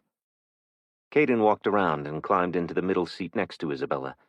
He placed his book in his lap and looked for a seatbelt. "How old is this thing? Does it even have seatbelts?" "Old, I think. Maybe from the 70s. My mom said they didn't have seatbelts when she was a kid. It's a wonder they survived the way my grandpa drove," Jazz said. "My great-grandpa's Jeep had seatbelts, and that was from the 70s. Isabella twisted and dug inside the crack between the seats, finally finding the strap for the middle belt. "Here," she said. "Buckle up for safety." "My mom used to say that," Caden said, his voice low. "I bet you miss her," Jazz said. "How'd she die?" Isabella winced. That wasn't something she thought people should ask a kid. The boy had lost his mother. It was likely too painful to talk about. "Car accident," Caden said, picking up his book and turning to a dog-eared page. "Sorry, that sucks," Jazz said. Something loud banged in the back of the truck. Isabella jumped and spun in her seat to see Gus dropping a long, thick chain into the bed. Her heart was still racing when he climbed in the pickup's cab. "What is that for?" "In case we need it. It came with the truck," Gus said. "Is everyone ready?" "Freaking more than ready," Jazz said. "Absolutely," Will said, climbing into the seat next to Caden. His smile warmed her heart. She couldn't recall ever seeing his teeth. He had a nice face. A flush grew behind her cheeks as she recalled their kiss, and she turned away. "Let's get the heck out of here," Jazz said, as Gus put the truck into gear and pulled from the parking space in front of their building. Kevin's bandmates stood at the second-floor landing. Isabella raised her hand and waved. They waved back, but none of them were smiling. She regretted leaving them there like that. They might have been able to make room for them in the pickup's bed, but it wasn't her truck. And where would they take them anyway? She couldn't be responsible for every person she knew. Hell, she couldn't even take care of herself at the moment. They'd have to find their own way home, or stay and fight it out with the rest of the desperate residents of Houston. As the truck turned out of the parking lot onto the main road, a pit formed in Isabella's stomach. Dread crept up on her. The dread of the devastation they would see, and the unknown dangers they faced. A couple of hours' drive pre-apocalypse would have been no big deal. But now, that same trip could be filled with danger around every turn. 3. Will, Day 7. There were some tense moments as the truck rolled through Isabella's neighborhood, heading toward the freeway. Some residents were camping in tents on their front lawns due to their homes' conditions following the hurricane. Now that the floodwater had receded, large groups had made camp in the parking lot of the grocery store where Will and Gus had been the day before. Will wondered how long they would wait around for help to arrive before leaving to find better resources. He doubted much was left inside the store, and with that many people to feed, it wouldn't be long before they ran out completely. The on-ramp for the Gulf Freeway was filled with abandoned vehicles. Beyond them, the interchange had been blown up. They wouldn't be taking that route. After backtracking a few blocks, they headed east to hop onto Interstate 610. When Gus suddenly stomped on the brakes, Will's head whipped around to see why. "Military vehicles up ahead," Gus said. "Are they ours?" Isabella asked. Gus glanced back over his shoulder at her. "Who else's would they be?" I don't know." Will leaned forward to get a look for himself just as they entered the cross street. They were American. He felt the tension ease and sat back as they disappeared from view. A moment later, a loud explosion rumbled through the area, and black smoke rose above a row of businesses ahead. Gus floored it and sped through the intersection. Isabella's eyes were wide. Her hand covered her mouth. Caden was stiff in his seat. The event had freaked them all out. Will craned his neck to see what had caused the explosion. One of the Humvees in the middle of the convoy was on fire. The two behind it stopped in the middle of the street. He didn't have time to see if there were enemy fighters in the area. His head swiveled back and forth, searching for any insurgents as Gus sped down the street, swerving in and out of cars and debris left in the road by the hurricane. "That was freaking close," Isabella said, her hand still covering her mouth. "Too close," Will said, leaning back in his seat. He placed his hand on Caden's knee, feeling him trembling. He couldn't wait to say good riddance to Houston and the chaos it had devolved into. "What was that?" Jazz asked. "Did the military just blow something up?" Will thought about telling her the truth, but if he did, he'd need to tell her all of it. He didn't want to scare them any more than they already were. They needed clear heads for whatever they faced ahead. "Maybe," he said finally. They were quiet for the next few blocks as everyone took in the damage from the storm. The destruction was massive. Shingles had been blown off and windows were broken. Trash and debris were everywhere. How would the people of Houston ever recover? Could she? Would Texas Tough be enough this time? Maybe, if they survived the insurgency. Gus turned the corner at the next traffic signal and again slammed on the brakes. "What now?" Isabella asked as they were thrown forward by the inertia. Gus pointed to two small children standing in the middle of the road. The baby, likely no more than a year old, was completely naked. The older child, a girl around 6 or 7, was dressed in shorts and barefoot. The girl's eyes were as big as saucers as she eyed the truck in front of her. The dark-haired baby cried when she sat him down on the ground. The door to the truck opened and Jazz slid out. She slowly approached them, speaking softly in Spanish. They responded, and Jazz held out her hand. "Gus, get me that box of crackers and some tuna," she said. "This is going to be a very long trip," Gus mumbled as he exited the vehicle and went around to the truck's bed. A moment later, Jazz was serving the children tuna on crackers and some bottled water. "She's going to want to take them with us. Just watch," Gus said as he got back in. Isabella leaned forward. "Where are their parents?" "They said they went looking for food and didn't come back." "That's awful. Poor things." "Jazz, we can't just sit here in the middle of the road like this. We're a freaking target for a carjacking," Gus called out of the window. Will had a flashback of his own carjacking. Having the Jeep stolen was bad, but the terror he'd felt with his son being taken with it was beyond terrifying. He'd replayed the moment over and over in his mind, trying to figure out what he could have done differently to save both Caden and the Jeep. It had taken him by such surprise. When the police officers grabbed the guy, he'd backed off, thinking they would get things under control. They hadn't. Jazz waved a dismissive hand in the air and continued feeding the children. "This isn't good, Gus. If she's bringing the kids, she needs to get with it," Will said. Gus opened his door and was about to get out when Will spotted two men approaching. A bearded man dressed in camouflage print pants and a t-shirt with no sleeves waved his arms above his head. Gus, we have to go. We're attracting attention, Will said, pointing at the men. Jazz, let's go, Gus yelled as he slid down from his seat. We're going now. If you're bringing the kids, grab them up and let's get the hell out of here. Jazz's gaze went from Gus to the two men. The second man, short and rounder than the first, held his hand out in front of him, with his palm out. Stop. We just want to talk. We're with the Cajun Navy. Will was very familiar with the Cajun Navy. He'd seen them helping evacuate people from flooding many times. The Cajun Navy were volunteers who helped rescue people after major disasters. They'd likely come to South Texas to help people following the hurricane. Many would have found themselves stranded after the EMP and in need of assistance themselves. Jazz grabbed the children with both arms and yelled at the men. Stop right there! The two men froze in place. I'm sorry to scare the kids. We saw you have a working truck and were wondering— No, Jazz said. We came over from Lake Charles before the hurricane to help rescue people. We got stranded. We just wanted to see if we could catch a ride out of town. It's getting pretty dicey around here, the first man said. We don't have room, Jazz said. We could ride in the back. We'll be no trouble, the bearded man said. She said no, Gus said as he approached Jazz. He took the older child from Jazz, placed her on the ground, and then stepped in front of her. Will slowly exited, wanting to steer any potential trouble away from his son and Isabella. He studied the men as he did, looking for weapons of any type.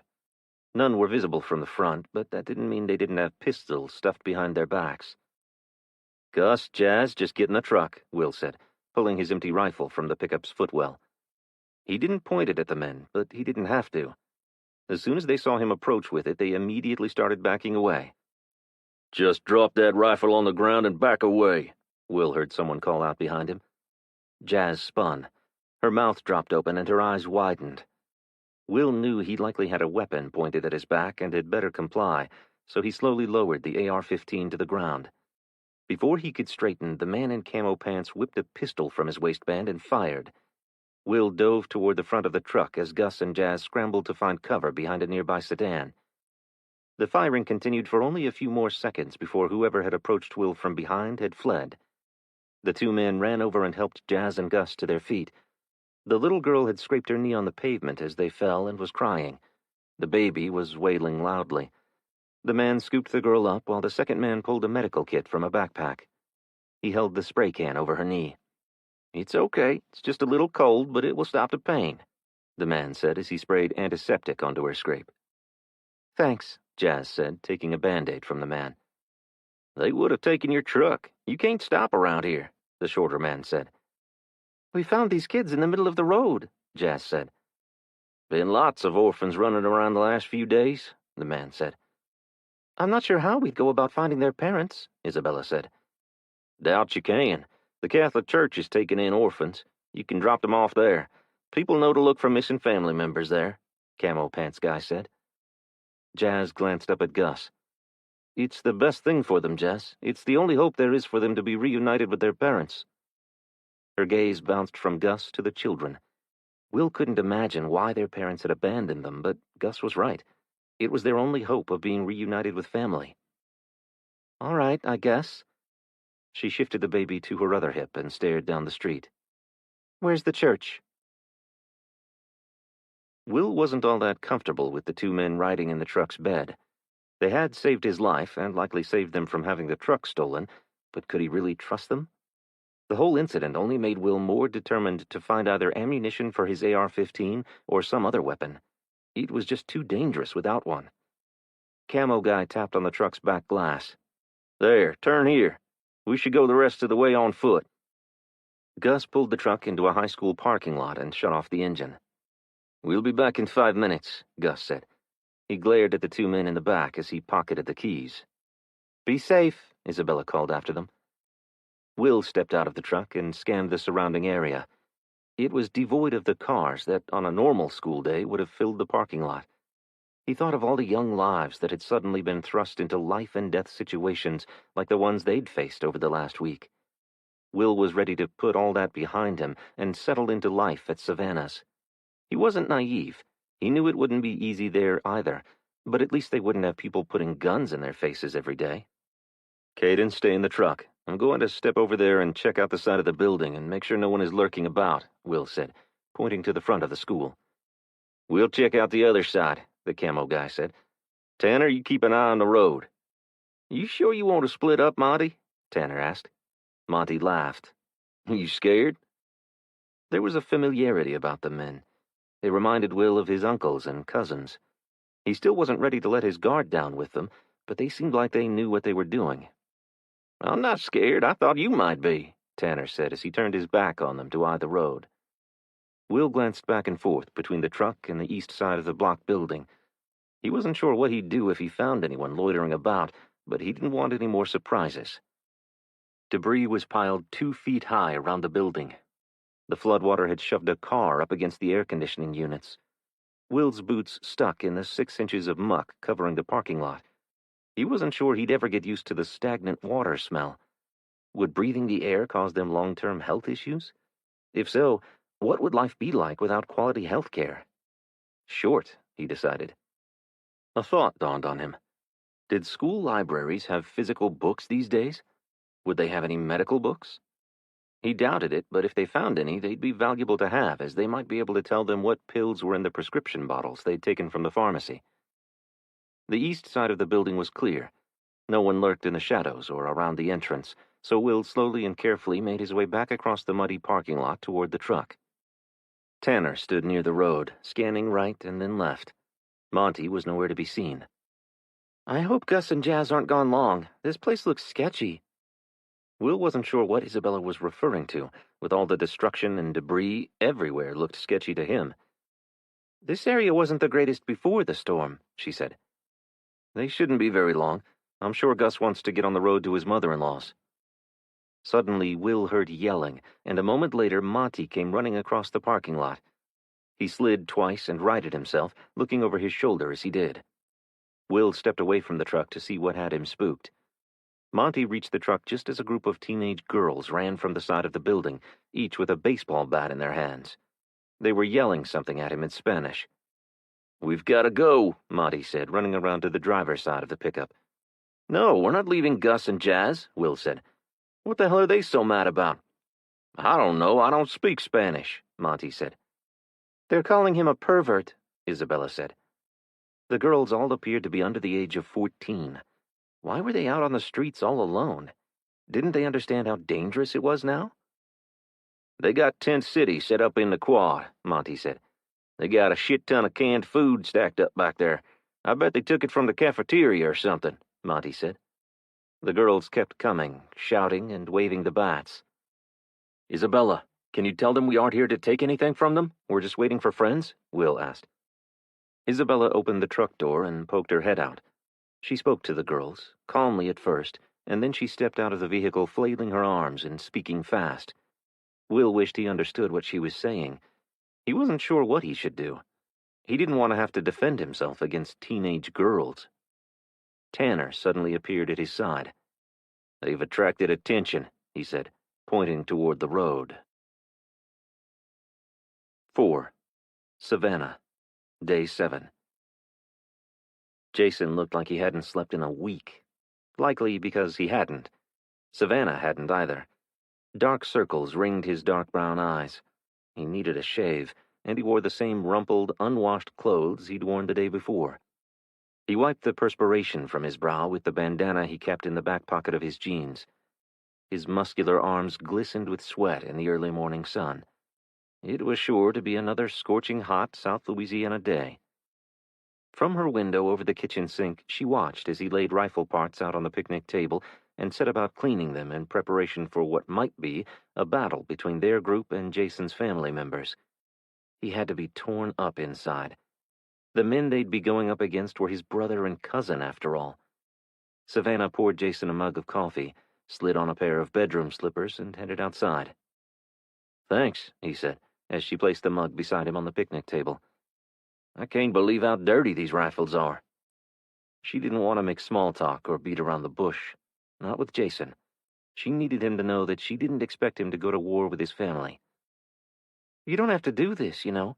This isn't your fight. His head shot up.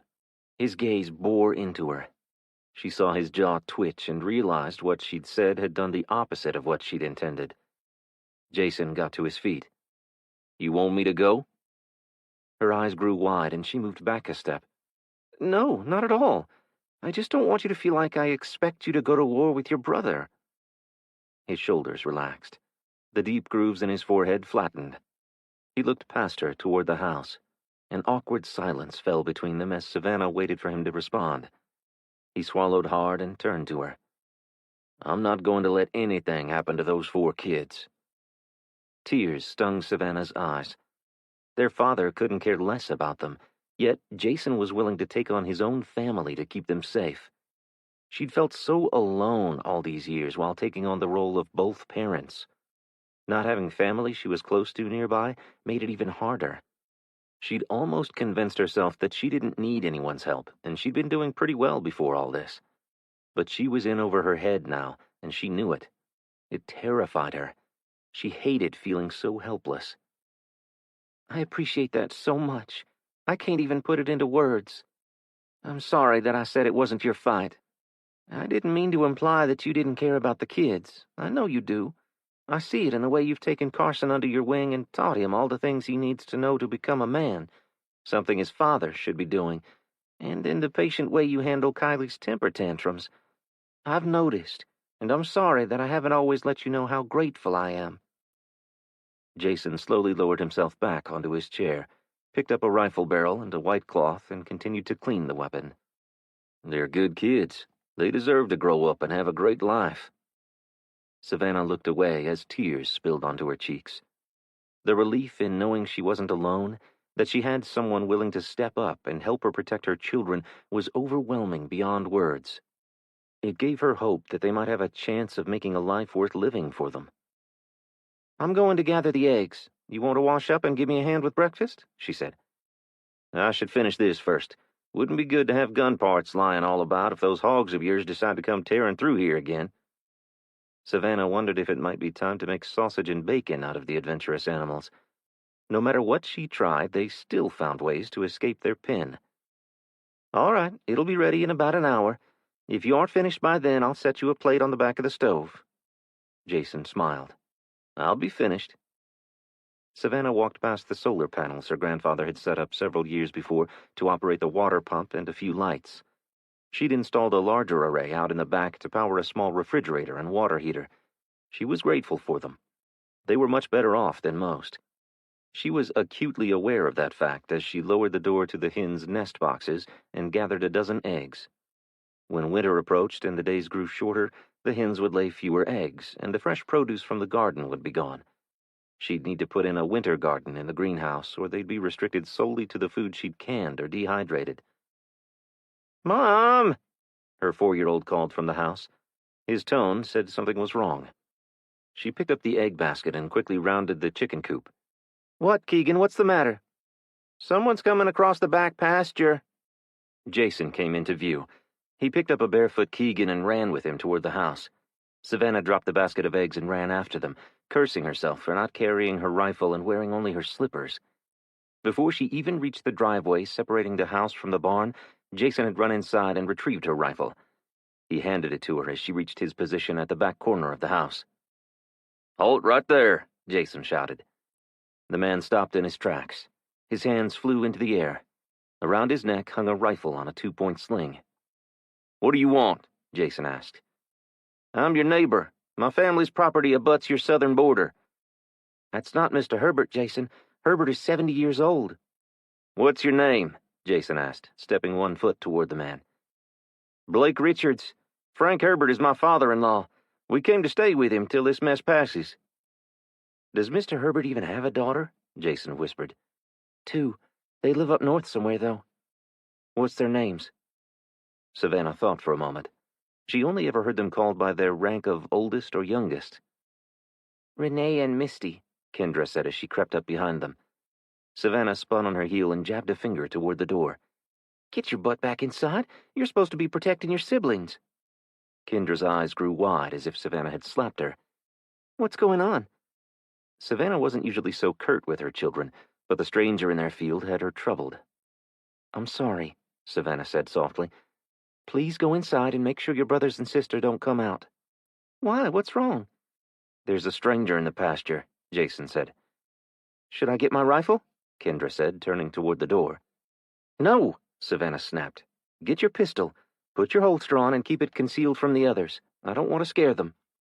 Okay, but if you need me to, Savannah cut her off. We won't. We just need to see what he wants. He probably wants to trade for some eggs or something. Savannah didn't want to worry Kendra needlessly. If the man hadn't come alone, she might have had her daughter move the other children to the safe room, but she'd wait and see what he wanted before upsetting the entire household. Savannah turned her attention back to the man. What's your wife's name? She asked him. Melissa. She's the Herbert's oldest, the stranger said without hesitation. Misty could be a nickname for Melissa. He might be telling the truth. What do you want? Jason asked. I heard you were having issues with the folks from Sugar Hill, he said. The gossip train was still running, even without telephones. What about it? Savannah asked. I was hoping we could help each other, the man said. I'm Blake. I'm a police officer in Cincinnati. What does he plan to do, go arrest them? Savannah whispered. If he's telling the truth, at least he's had training and experience dealing with criminals. He might be able to tell us how to defuse this situation without bloodshed. Savannah knew that was Jason's hope, but they need an entire police force to handle the Blanchards. With them firmly entrenched in town and others branching out to take additional territory, it might take the National Guard to weed them out. Savannah couldn't see a successful scenario where the Blanchards survived. She doubted seriously they'd allow themselves to be taken alive. How about you place that rifle on the ground and slowly move this way and we'll talk, Jason said. He glanced back over his shoulder. We should hear him out at least. Mrs. Bertrand brought a pot of coffee to the seating area beneath the old oak tree where Savannah used to have tea parties with her grandmother. Savannah's grandfather had built the house before her father was born and had been proud of his craftsmanship. After their mother died and their father became a drunk, and worse, it was their grandparents that had raised her and Will. They'd done their best to teach them how to farm and live off the land and involve them in all their activities around the homestead so that someday they could take it over. After their grandmother died and their grandfather's health declined, the house and barn's condition had deteriorated. The white clapboard siding needed a fresh coat of paint, and several pieces of the wood trim surrounding the 6/6 windows had rotted. Jason had helped her replace the shingles 2 winters ago. There were so many memories in this place. She prayed they weren't forced to leave it. Mrs. B set the coffee pot and mugs on the wrought iron table between Savannah and Blake. Jason lifted it and filled a mug. The officer eyed it like a kid would stare at a candy bar. You still have coffee? He asked as Jason handed him the mug. It's cut with a little chicory to make it last longer. Not sure how far it'll stretch with this many folks, Mrs. B said, turning to head back toward the house. How many people are staying here? Blake asked. Savannah started to answer, but Jason beat her to it. A few, he said. Jason cocked his head and eyed the man. How many are at your place? The officer stared back at him. My in-laws and my wife. Our daughter is back in Ohio at college. That sucks, Savannah said under her breath. It was all she could do not to worry herself sick about her brother and nephew. She'd go crazy if she didn't have all her children with her. Have you spoken to any of the neighbors on your road? Jason asked. A few. Most are elderly, or at least older, and unwilling to take on a gang of thugs. They're just waiting for them to come at them. A few are just too cocky to think they need help. Cocky? Savannah asked. Yeah, all bravado. They have guns and dare anyone to trespass on their property. They don't realize these people will come while they're sleeping and burn their houses down around their families if they defy them.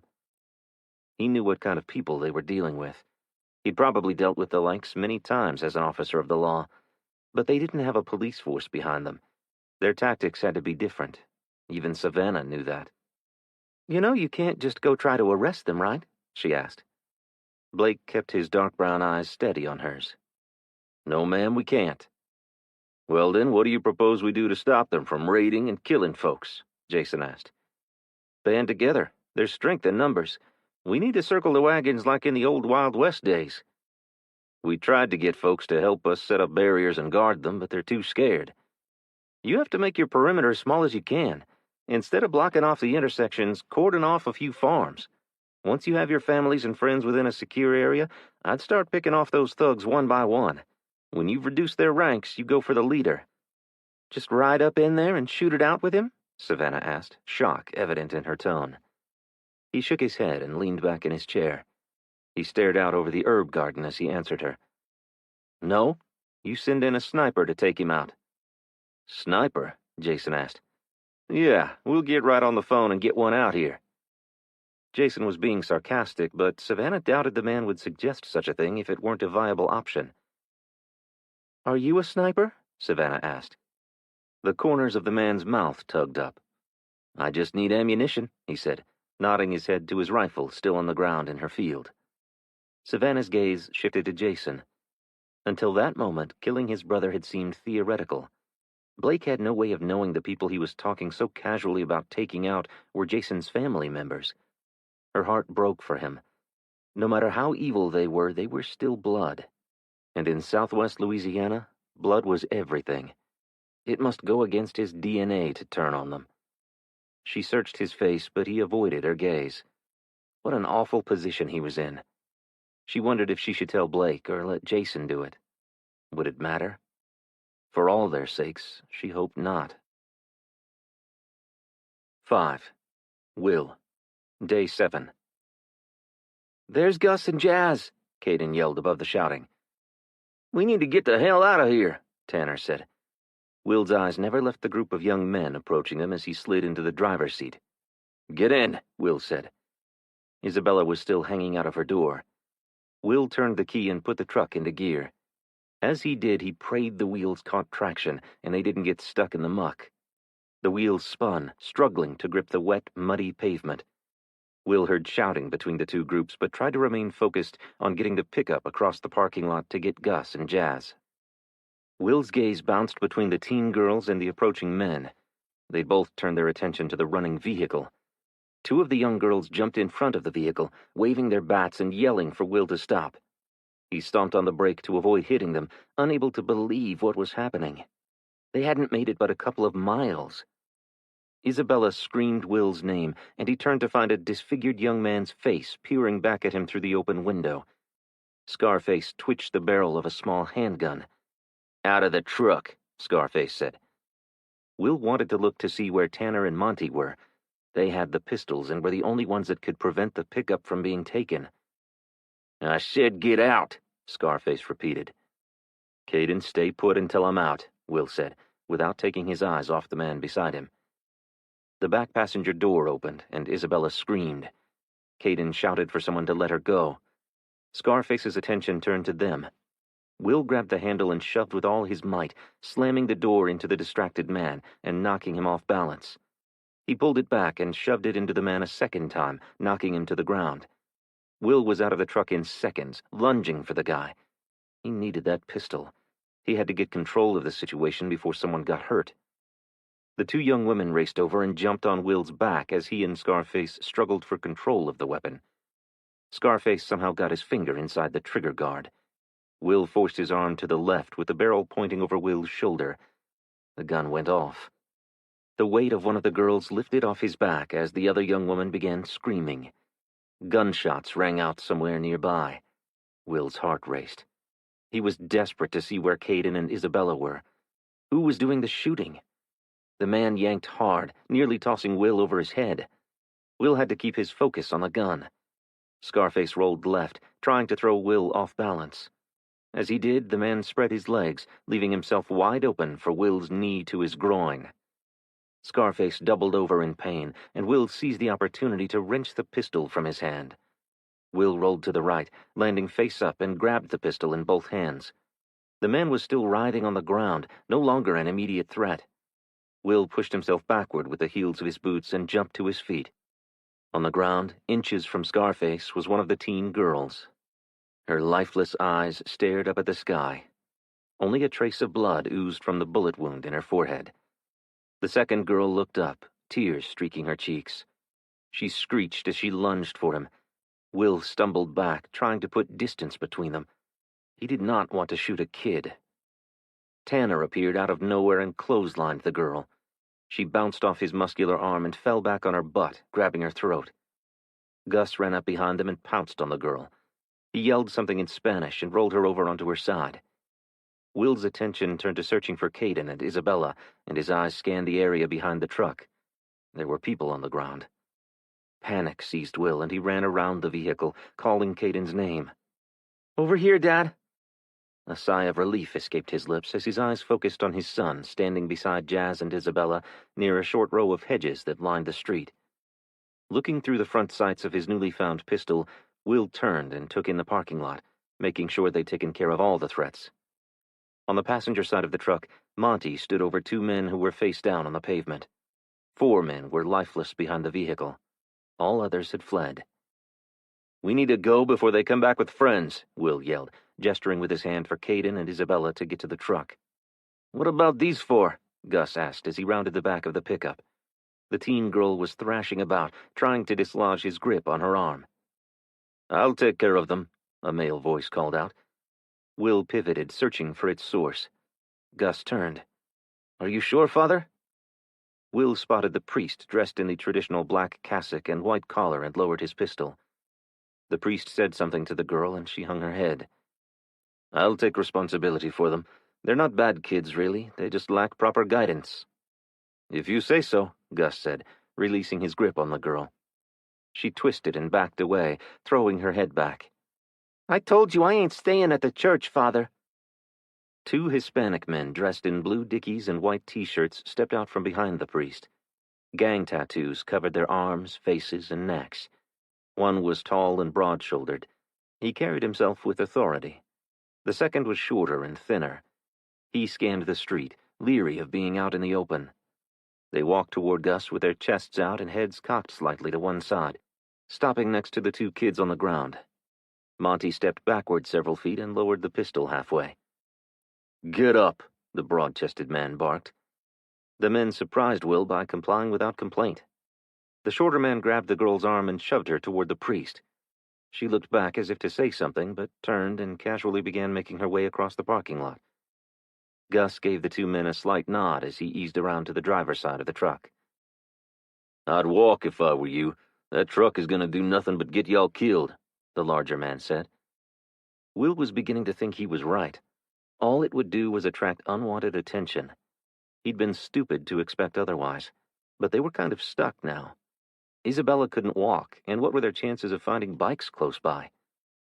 "I got you. We're going to stick to the freeways, thinking there'll be fewer people," Gus said. Will doubted it. Evacuees stranded while trying to get away from the storm wouldn't have traveled far from their vehicles. It was just too dangerous. But now, with the water receded, they'd likely be traveling south using the freeways. "We going?" Monty asked. He lowered his pistol and moved toward Gus. The larger man's right hand whipped around to the back of his waistband. "Let's get these kids back to the church. I'm sweating my balls off out here," the broad-shouldered man said. "Let's go, Caden," Will said, placing a hand on his shoulder. More people appeared as everyone loaded back into the pickup. They gathered up the bodies and disappeared back the way they'd come. "Well, that was scary as hell," Jazz said as she climbed back into the front passenger seat and closed her door. "I sure hope that dude isn't right about this truck causing us problems," Isabella said. She held her injured left hand across her chest. The pain medication that the medics had given her had long since worn off, and Will was impressed at how tough she was being. She had to be suffering. Gus took the turn out of the parking lot a little too sharp, causing Tanner to fall off the wheel well. Will could hear him cursing Gus through the open back glass. "What the hell happened back there?" Gus asked. "I'm not sure. We split up to check the area for threats, and that group of girls came running after Monty." "The church is full of people. They said there are groups of individuals camping out nearby. They're doing their best to feed everyone, but they're just about out of food," Jazz said.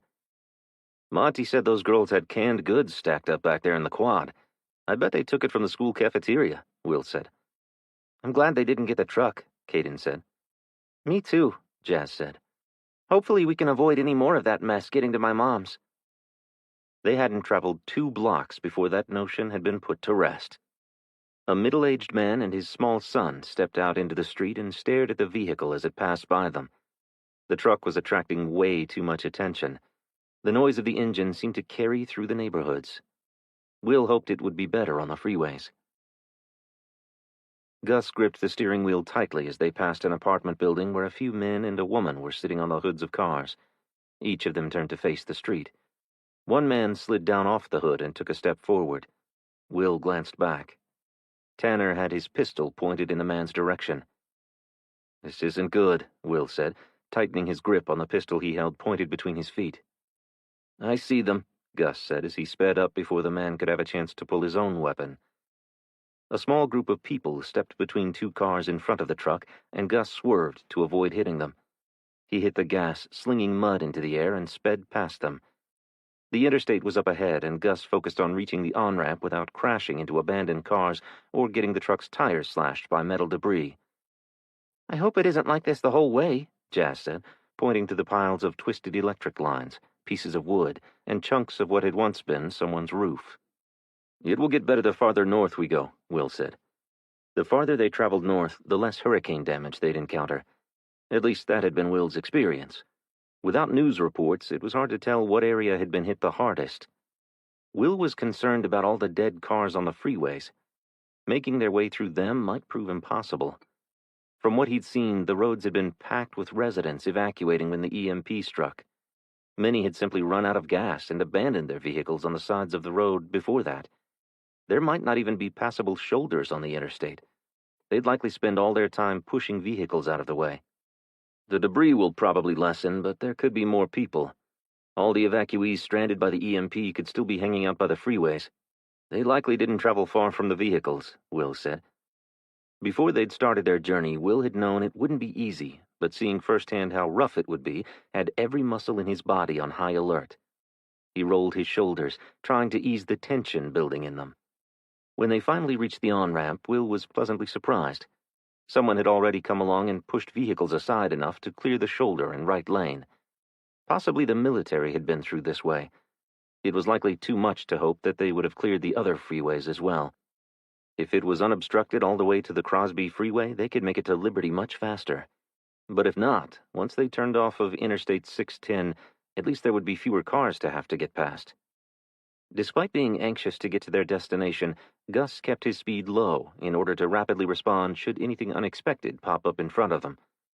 Jazz leaned over and placed her hand on his shoulder. "If things stay like this, we could be there in an hour." "I hope your crazy uncle doesn't shoot us when we pull in," Gus said. "If he's still there.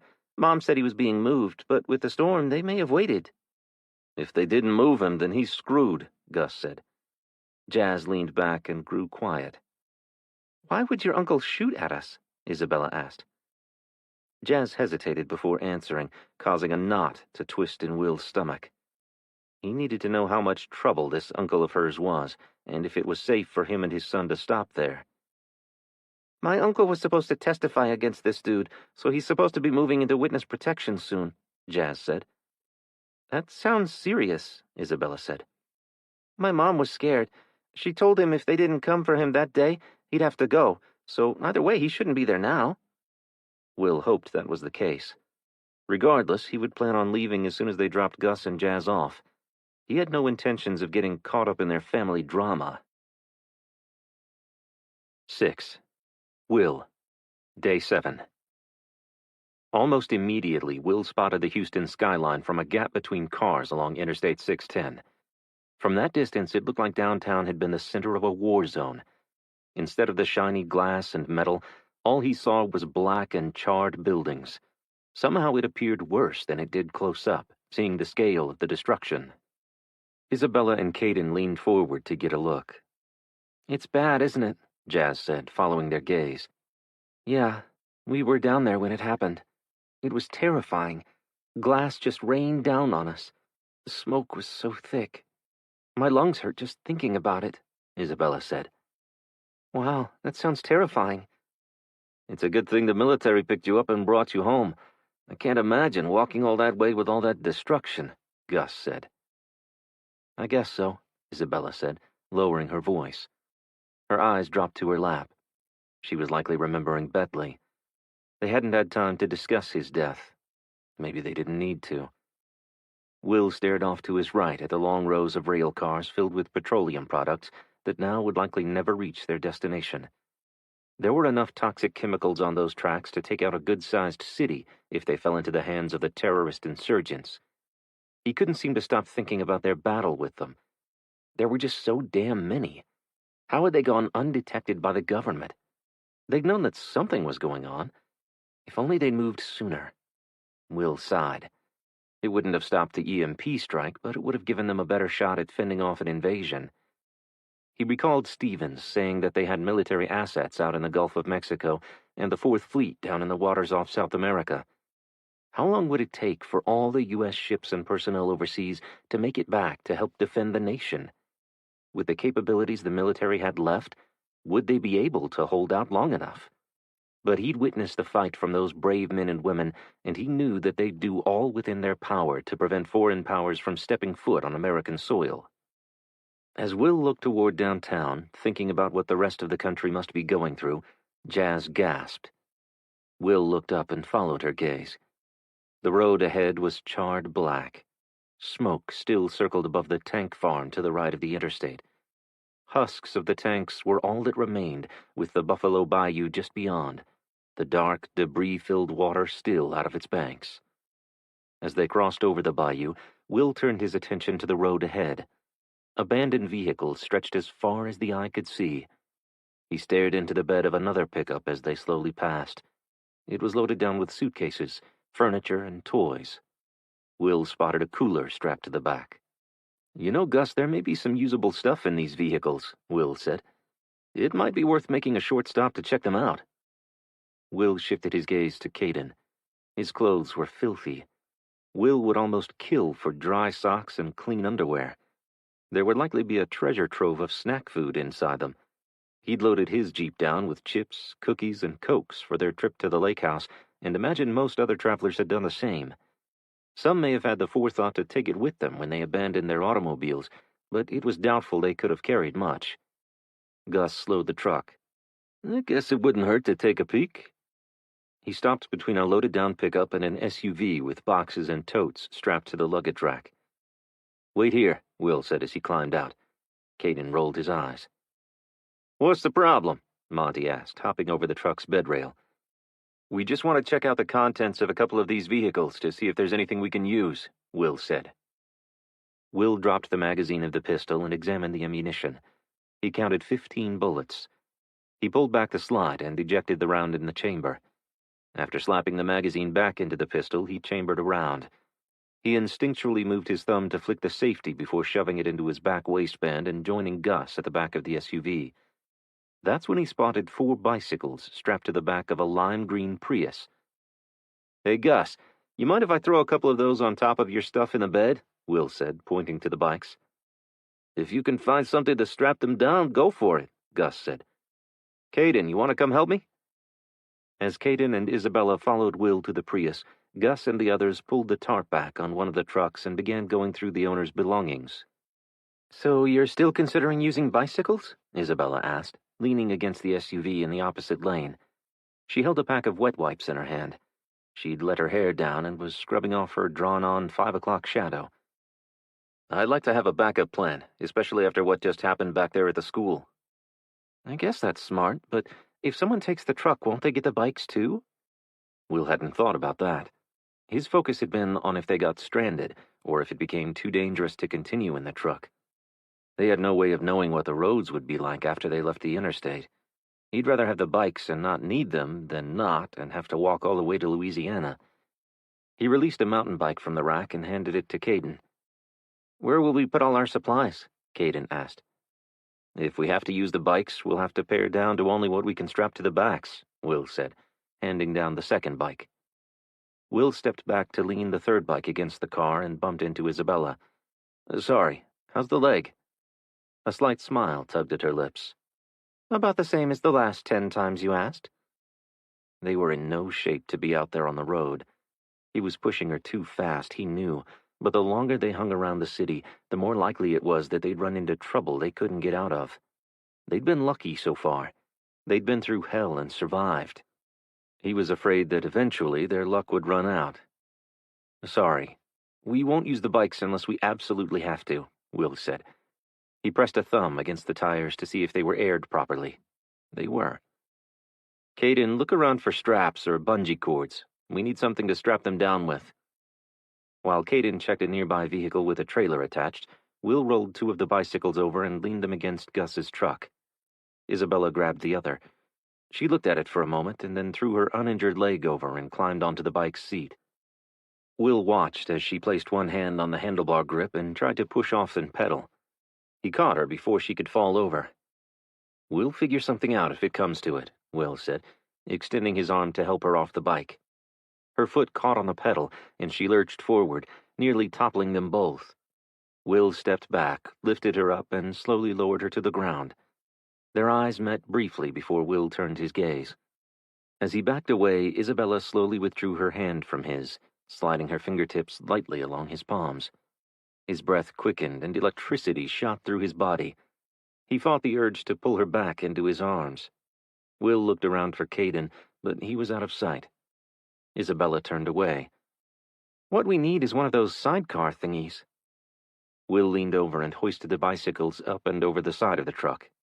"Yeah, that would be great. We'll have to keep our eye out for something like that," he said, regaining control of himself. "Gus," Jazz said. Alarm rang in her voice. "Gus, there's people coming."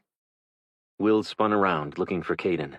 He felt the same panic he had when Caden was 3 and had become separated from him and Melanie at the county fair. He spotted the top of his head between cars. Pulling the pistol from the small of his back, he ran toward him. "Caden, get to the truck," Will called to him in a low voice. Isabella yanked open the pickup's door and gestured for Jazz to get in. "Jazz!" Jazz stared at her for a moment and then took off running toward Gus. Monty stepped into view. "What?" Jazz stopped abruptly and pointed over her back. "People are coming this way." Will stood tall but couldn't see anyone. "Where?" Monty asked, turning in that direction. He must have seen them because he raised his pistol and began backing toward the truck. "Tanner, we have company," he said. Will grabbed Caden's hand, and the two rushed between vehicles, staying low and out of sight. Caden's eye fell to the gun Will was holding. He lowered it, pointing it toward the ground. The pack was within 20 feet of Isabella and the pickup when they spotted another group, consisting of 6 to 8 men walking toward them on their left.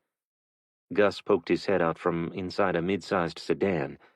He saw the look on Will's face and straightened. "What?" he said, just a little too loud. Will looked past him. If they hadn't spotted Will and the others yet, they had now. The gang picked up the pace and was running toward them by the time everyone made it back to the truck. Will pivoted in his seat and stared at the group as Gus stomped the gas and sped away. "This sucks," Jazz said. "I can't wait to get to my mom's. This is too stressful." That was an understatement. "We shouldn't stop again," Will said. "No shit," Gus said. "That dude back there was right. This truck attracts too much attention." "What choice do we have? I can't walk 40 miles, Jazz said, rubbing her baby bump. Isabella glanced back to the pickup's bed. "The way things are looking, we may end up on those bikes after all." Will hoped they didn't lose the bicycles. He hadn't had the chance to strap them down. Tanner was sitting on top of one of them, but the other two looked like they could slide off the heap of suitcases and bags any moment. They couldn't risk stopping to tie them down. All he could do was hope that they made it to Jazz's mother's house. From there, he'd have to decide if it was worth it to take the truck. 7. Savannah. Day 7. Savannah watched as Blake picked up his rifle from the ground and walked off across the field. Before climbing back over the fence, he threw his hand in the air and gave a brief wave. Jason stood and gathered up the empty coffee mugs. He'd been quiet ever since they'd heard Blake's suggestion to deal with Jason's brother and cousins. She wanted to know how he felt about it, but wasn't sure how to approach the subject. She couldn't just come out and ask him what he thought about Blake assassinating his brother. "I'm going over to Pete's. We need to go back to all the neighbors and try one more time," Jason said as he turned toward the house. Although Pete Ashby had agreed to work with them against the Blanchards who'd taken up residence at the Sugar Hill community, most of the other neighbors were too afraid. Savannah wasn't sure that Pete was the right person to take to convince them. Mrs. B was standing in the doorway. She held the door open as Jason went inside, then joined Savannah as she tried to salvage the eggs she'd dropped earlier. It had been a stupid mistake. Every egg was precious food. Savannah shooed away the cats and picked through the shells. They were all wasted. There'd be no eggs for breakfast. At least the mousers would enjoy them. Luca and Jane stepped out on the front porch. Jane waved. Savannah raised her hand and returned the gesture. It was awkward having strangers living in her house and tiptoeing around people sleeping in every nook and cranny. She'd moved Keegan and Kylie in with her. There was plenty of room in her bed. Of course, Kylie was less than gracious about giving up her room to Luca and Jane, whereas Keegan was thrilled to have the Bertrands using his room. Jason was still staying in the barn, despite Carson offering his room. Jason reappeared with a bandolier filled with ammo and a small pack. "I'll be back before dark," he said. "Wait, I want to come with you," Savannah said. "No," Jason said, just a little too sharply. He lowered his voice. "No, you should stay and help guard the farm. I've got this." Something was wrong. She could feel it. A knot formed in her stomach as she called after him. "Jason?" He kept walking. "Jason!" she called again. "Everything will be fine, Savannah. Just stay here and watch out for the kids." She stared at his back with her mouth open, trying to think of something she could say to stop him. The thought ran through her head that this could be the last time she saw him. If he was going to see his family, he might never come back to her and her children. She took a step toward him, but Mrs. B caught her arm. "You have to let him do what he feels is best." Her forehead creased. "But he'll be back. He cares too much about you and those little ones not to." "Where's he going, Mommy?" Keegan asked as he ran up to Savannah. He was barefoot, as usual. Savannah picked him up. "He's got something he has to take care of. He said he'd be back by dark." "But he said he'd make me pancakes this morning." "It must have been really, really important then. I can make you pancakes," Savannah said, turning toward the house. "But you don't make them crispy like Jason does." "That's because Jason's are more like the funnel cakes you get at the fair. They're totally bad for you. He lets me put a little sugar on them." She'd allowed Jason to indulge the kids somewhat since the world went to shit, knowing the 2-pound bag of sugar Mrs. B had brought with her wouldn't last forever, especially as much as Mrs. B baked with it. If she'd known that there'd be so many things that her children would miss out on, she would have been a little more indulgent with them herself. She suddenly recalled the cookies Paul Broussard had given her for the children. She had placed them in her backpack before heading home from town. Keegan's birthday was in 2 days. They might be a little stale by now, but they'd still make a special treat. "Let's go in and maybe you can show me how Jason makes his crispy pancakes. I'll let you have an extra spoonful of honey on them. How about that?" An ear-to-ear grin spread across his face. After Kendra and June milked the goats and all the other animals were fed and watered, Savannah donned her tactical vest and grabbed her rifle to patrol the fence line. There was a ton of laundry and other household chores that needed to be done, but she couldn't seem to concentrate. "I'm going to walk the fence line. You want to come with me, Luca?" Savannah asked. Luca turned to Jane. She smiled kindly and nodded. He picked up his shotgun and followed Savannah out the back door. "I think Jason is right. I think we should try to talk to all the neighbors again and convince them that we need to work together," Luca said. Savannah said nothing as she held open the gate for him to pass through. "He didn't go to talk to the neighbors." "He didn't?" "No, he went to talk to his brother." "How do you know that? Did he say so?" Luca asked. Savannah latched the gate and headed south along the cross fence, heading toward the gully that separated their farm from Blake's in-laws. She considered going over and telling them what she suspected. If Jason let it slip that they had discussed taking him out, Blake and the residents of Sugar Cove Road might be in even more danger. The Blanchards would be more than eager to kill a cop. The farther she walked, the more she was convinced they should know. They needed to take steps to protect themselves. When they reached the gully, Savannah stopped and stared through the trees along the Herberts' fence line. "You're thinking of going over there and telling that officer?" Luca asked. She was, but that could derail any plans that might come up to settle this thing with Sugar Hill's Blanchards. Jason would feel betrayed. Maybe he hadn't gone to visit his brother after all. How much did she trust him? Savannah turned back toward her house. She trusted Jason with her life. with her children's lives. She'd wait and see what he had to say. Maybe he could take care of things with his family. It was a long shot, she knew, but she could hope, for all their sakes. 8. Will. Day 7. It was an encouraging sign that the off-ramp for Highway 90 had been cleared of vehicles until Isabella spotted something odd as they neared the exit. "Guys, do you see that?" Isabella asked. "Who is it?" "Stop, stop," Will shouted. "Stop the truck." Gus hit the brakes a little too hard, causing Tanner to smash into the back glass. "What the hell?" he yelled. "Are they ours?" Isabella asked. Will did a double-take. It wasn't every day that one ran into military tanks on an American interstate. After what they'd experienced the day before, the sight sent a chill down his spine. "I think so," Will said. "Definitely ours. Those are Bradleys, a mix of M2s and M3s, Tanner said through the opening in the back glass. "My dad is a veteran. Military stuff is like a religion to him and the old-timers he hangs out with." "What are they doing out here?" Jazz asked. "I have no idea," Tanner said. "To stop the Chinese from heading north or east," Caden said.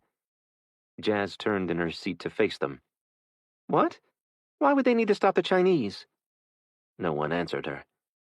Will shifted his gaze to Isabella. He wasn't sure if they could answer that, or should. "Isabella, what do you know?" Jazz insisted. "The Chinese launched a nuke high in the atmosphere over the continental United States, causing an electromagnetic pulse capable of taking out the power grid and everything else," Caden said matter-of-factly. Will placed a hand on Caden's thigh. He looked up, and Will shook his head. "Is that true, Will? Did the Chinese do this?" Will said nothing. "What the hell? You know what happened, and you won't tell us?" Jazz turned around in a huff, crossed her arms, and rocked back and forth in her seat. "We're at war, and you weren't going to tell us." "When the military came for you, that's what it was about?" Gus asked, looking over his shoulder. Will couldn't hold his gaze. He regretted not telling them, but what good would it have done for them to know just how screwed they were? Would they have done something differently? Could they have? "We weren't sure how much we were allowed to discuss. We kind of got ourselves mixed up in some classified shit, and, well, it really doesn't matter who did this. The results are the same." "Yeah, if it doesn't matter, then why the hell are there tanks on the interstate?" Gus said. "It's just insurgents right now," Caden said. "Insurgents?" Monty asked, his face appearing in Will's open window. Tanner suddenly arrived next to Isabella's door, startling her. Her hand flew to her throat. "What insurgents? Chinese?" he asked. "Yeah, my dad and Isabella had to fight them yesterday." Will lowered his head and rubbed his brow. "We needed to see if they'd blocked the Crosby Freeway," Will said, reaching for the door handle. Monty stepped back. "What? You're just going to march over there and ask them?" "Yes, it would be nice to know before we get too far up the ramp. It might be hard to get turned back around." "I'll go with you," Tanner said. "I don't know. I want to find out for myself what's going on." "They're not going to tell you anything," Will said. "I'll know how to ask nicely." "Are you sure that's a good idea, Will?" Isabella asked. "We'll be right back." Will handed his pistol to Isabella. "Hold this for me. I don't want to give them a reason to shoot." He turned to Tanner and pointed to his weapon. "You might want to leave that here." Tanner hesitated and then nodded. "Good idea. We don't want to give them a wrong impression." Will and Tanner walked slowly toward the roadblock with their hands held out to their sides, making it clear they had no weapons and weren't a threat. The soldiers didn't see it that way, however. "Stop right there. Turn around and go back the way you came." Will stopped.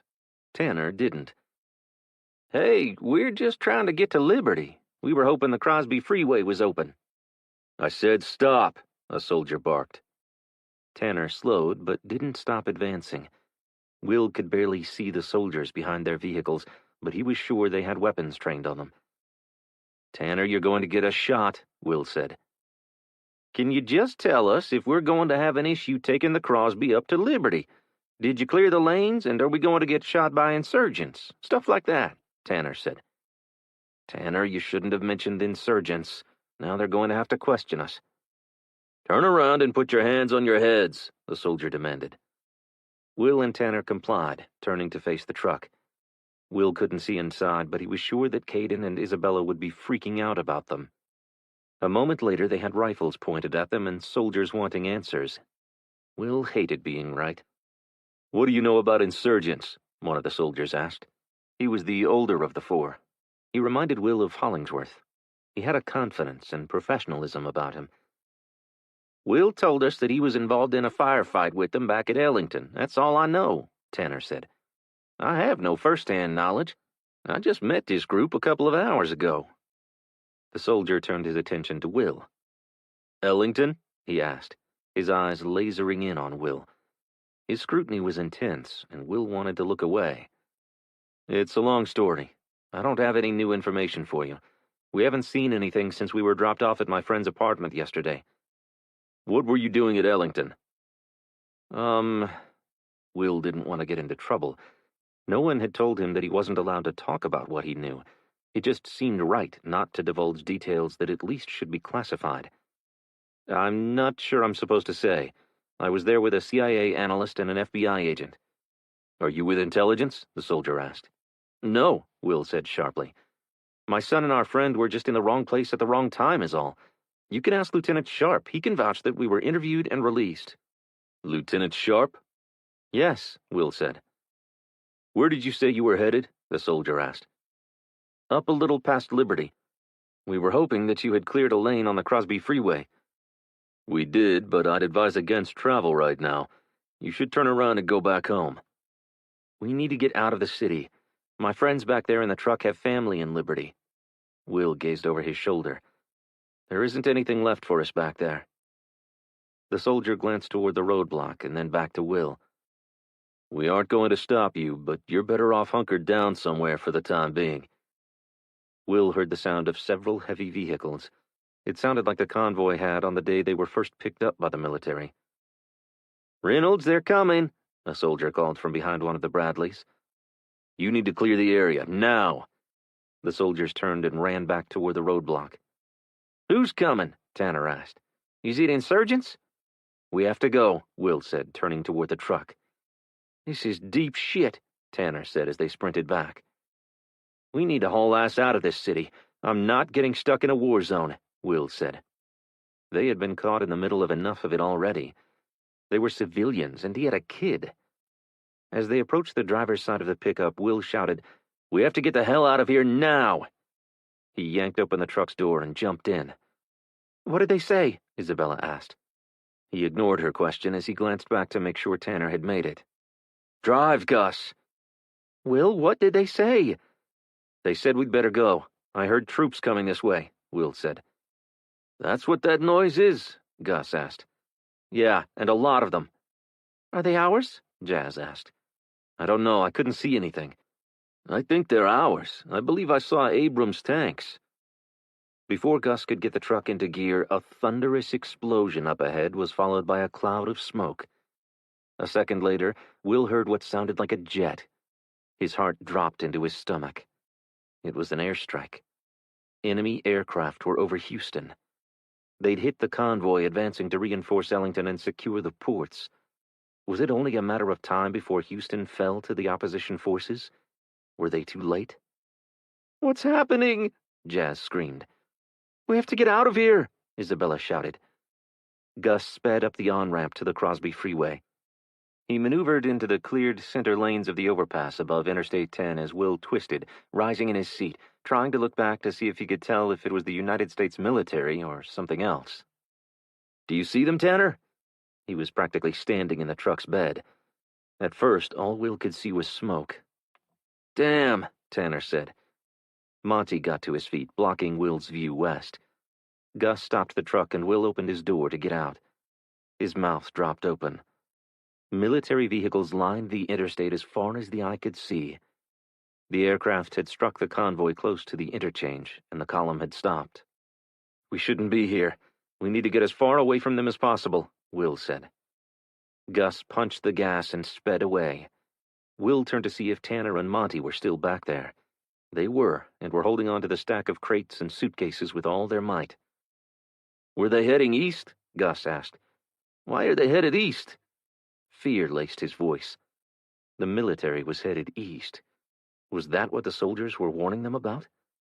They needed to get ahead of that convoy if that was the case. Otherwise, they'd become trapped in the middle of the battle. "They were being attacked by planes," Isabella said. "How are they going to stop an invasion now?" Will reached across Caden and took her hand.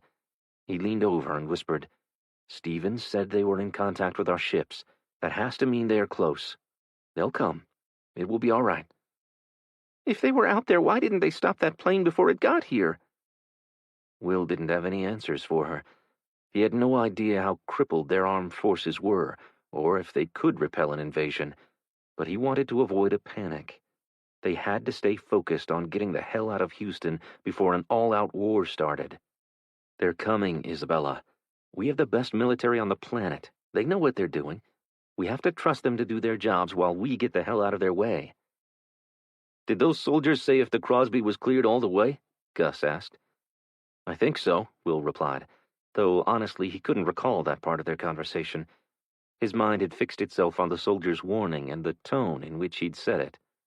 He'd wanted to warn them, but it was like he couldn't say more. It didn't really matter. There was no way Will was turning back now. He'd much rather keep moving toward their destination and hope they'd be able to avoid any trouble ahead.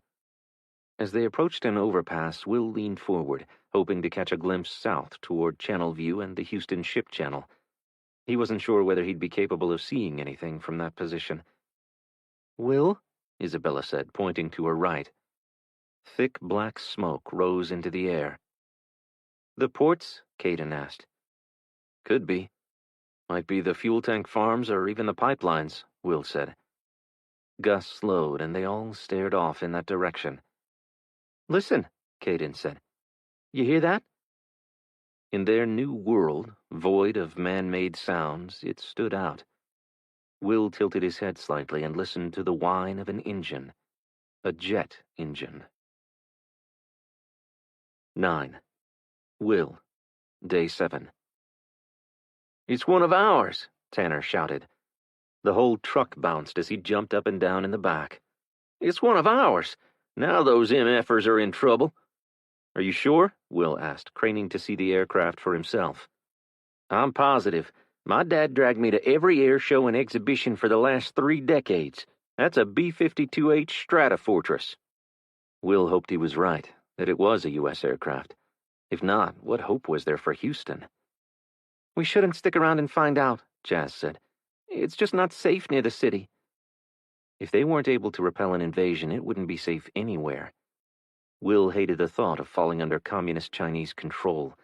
He'd always assumed with half the country owning guns, it would be foolish for another country to try to invade the United States, but under the current circumstances, people were just trying to survive. If they showed up with food and humanitarian supplies, how many U.S. citizens would just lay down their arms and give up? Will glanced over at Caden. Could he resist if his son was starving to death? Will took one last look south toward the ship channel. It could be the final time he saw Houston as a free state. It was then that he began thinking that maybe his sister's place in Louisiana may not be far enough away to not be drawn into the fight. It was foolish to think that enemy invaders would stop at the Texas state line. He'd need to prepare himself for what may come. He prayed he had time to recover from his injuries and arm himself before facing any more battles. Everyone grew quiet as they drove east toward Liberty. Will became lost in thought, trying to console himself with how good it would be when they reached Calcasieu Parish. At least then they could take the time to recover and assess the situation. All he, Caden, and Isabella had been doing ever since the lights went out was reacting and surviving. There hadn't been the opportunity to consider their future. All he really knew was that this could not be it. This couldn't be what took America down. She was much too resilient for this to be the end. He was staring off into space when Jazz shouted, startling him. "Gus," she said, pointing ahead. "No, no, no," Will said. "Can't we just catch a break, please?" "Can we go around them?" Isabella said, leaning forward in her seat. Gus slowed the truck and stopped 200 feet from the group of people blocking the roadway ahead of them. The group had halted and turned toward them. They're blocking the only clear route, damn it, Gus said, punching the steering wheel. Will scanned the lane beside them. The military hadn't cleared the lanes this far from Houston. How long had Gus been driving on the shoulder? "What are we going to do?" Jazz asked. Will eyed the ditch on the side of the road. Half a foot of water in it meant the ground would be soft, too soft for a loaded-down pickup. It'd get stuck for sure. "Can we back up, maybe take the feeder road?" Will said. He hadn't been paying attention, but if the exit wasn't very far, they could get off the freeway, take the frontage road running along the highway, and maybe get back onto the Crosby someplace ahead of this crowd of people. From where he sat, Will couldn't see how large the group was, but they could move faster in the truck, so they'd get ahead of them eventually. "Where are they all going?" Caden asked. "My guess, away from the city," Gus said. "On foot? That would really suck." "I agree, buddy," Gus said, putting the truck into reverse. Before he could even put his foot on the gas, a couple of men began running toward them. Will heard Tanner shout for them to stop.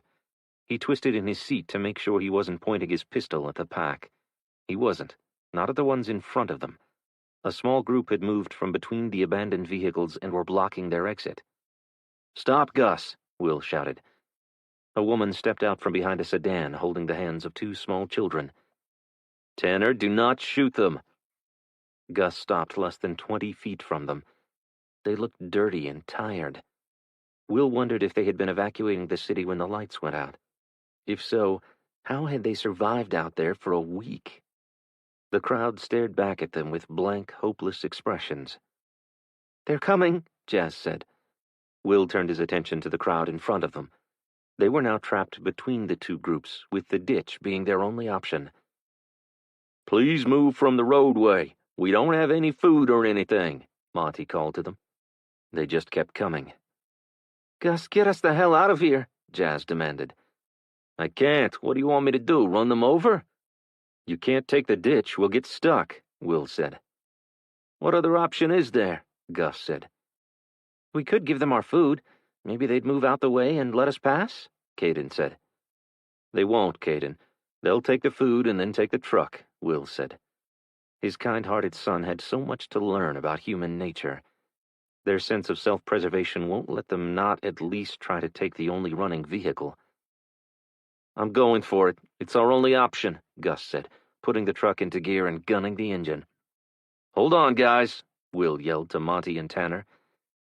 As soon as the front tires left the shoulder of the road, Will knew it was not going to work. The truck tilted right and slid slightly as the back tires struggled to find traction in the soft earth. A second later, the truck lurched forward and took off across the median. Will thought he'd been proven wrong until they began the climb up to the frontage road. Mud flew into the air as the tires spun and spun, digging a deeper and deeper hole. The engine revved as Gus stomped on the gas, but the truck wouldn't budge. "Stay back," Tanner yelled. "I said stay back." "We're going to have to push," Will said. "Isabella, you should drive and the rest of us will push." Gus's door flew open and he jumped out. "Izzy, stay there. Jazz, slide on over here. Don't push on the gas until I tell you to." "Caden, stick by me, son," Will said, as he hurried out to join Gus at the rear of the truck. Monty was already there with his hands on the bumper. Tanner was next to the passenger side, waving his pistol back and forth, attempting to keep the crowd from approaching. They were shouting now, something about it being selfish of them not giving them a ride while others were begging for food. It was hard to hear, but he knew they couldn't help them. He wasn't heartless, but his responsibility was to Caden and Isabella. He had to protect them. Will, Caden, Gus, and Monty pushed with all their might while Jazz floored the gas. The truck rocked back and forth, but the truck's tires only went deeper into the mud. They were covered from head to toe in filth, and Will's boots struggled to find traction. "It's hopeless," Monty said. "There's no way this truck is coming out without a tow truck." "We can help you get it out if you'll give us a ride," a middle-aged man dressed in a long-sleeved shirt and cowboy boots said. "We don't have room for all of you," Tanner called back. "You would if you dropped that load of stuff," the man said. "We can help each other if we work together." The man looked sincere. Will counted at least 15 people. There was no way that even if they left all their supplies behind, they'd be able to fit all of them in the pickup's bed. A small child moved from behind the man's legs. Will studied the group closer. They were mostly women and children. The scene reminded him of photos he'd seen of people during the Dust Bowl back in the 1930s. They had that same hopeless look on their faces. Could he turn his back on children? Caden shifted his weight and stepped forward. What harm could it do to try? They didn't look that dangerous. He saw no weapons. "Gus," Will said. It wasn't his truck, so technically it wasn't his decision to make. That fact did little to ease his guilt, though. "I don't know, man. It doesn't look like we're going to get this damn thing out of the mud with just the four of us pushing, but I'm not sure about leaving all our stuff behind to give them a ride." "Can you carry it all if we have to walk?" Will asked. Gus glanced back at the tarp-covered heap. "I guess not," he said, moving toward the driver's door. "Jazz, what do you say?" Jazz stuck her head out the window and eyed the crowd. "We can't leave kids out here like this. I can move the stuff for the baby up here, and we can leave the rest, I guess. I don't like showing up at my parents empty-handed, but I don't see as we have a choice, really." Isabella and Jazz watched as 8 strangers removed supplies from the truck's bed and piled them on the side of the road. Will was most upset about seeing the bicycles go. It seemed that somehow fate had determined that his plan to ride them to Louisiana wasn't in the cards. He hoped they could get the truck unstuck, or they might have to go against fate and ride them anyway. A young mother stood back away on the Crosby Freeway with her 3 small children. Her little boy, probably no more than 3 or 4, stared cautiously at Tanner as he guarded the group as they unloaded the truck. Once everything was unloaded, Jazz opened one of the boxes and held out a can of soup to the young mother. The children stared at the can eagerly, but the woman refused the offer and walked away. Will took it, pulled the top, and held it out. "They're hungry, and we can't take all this with us. Let them eat."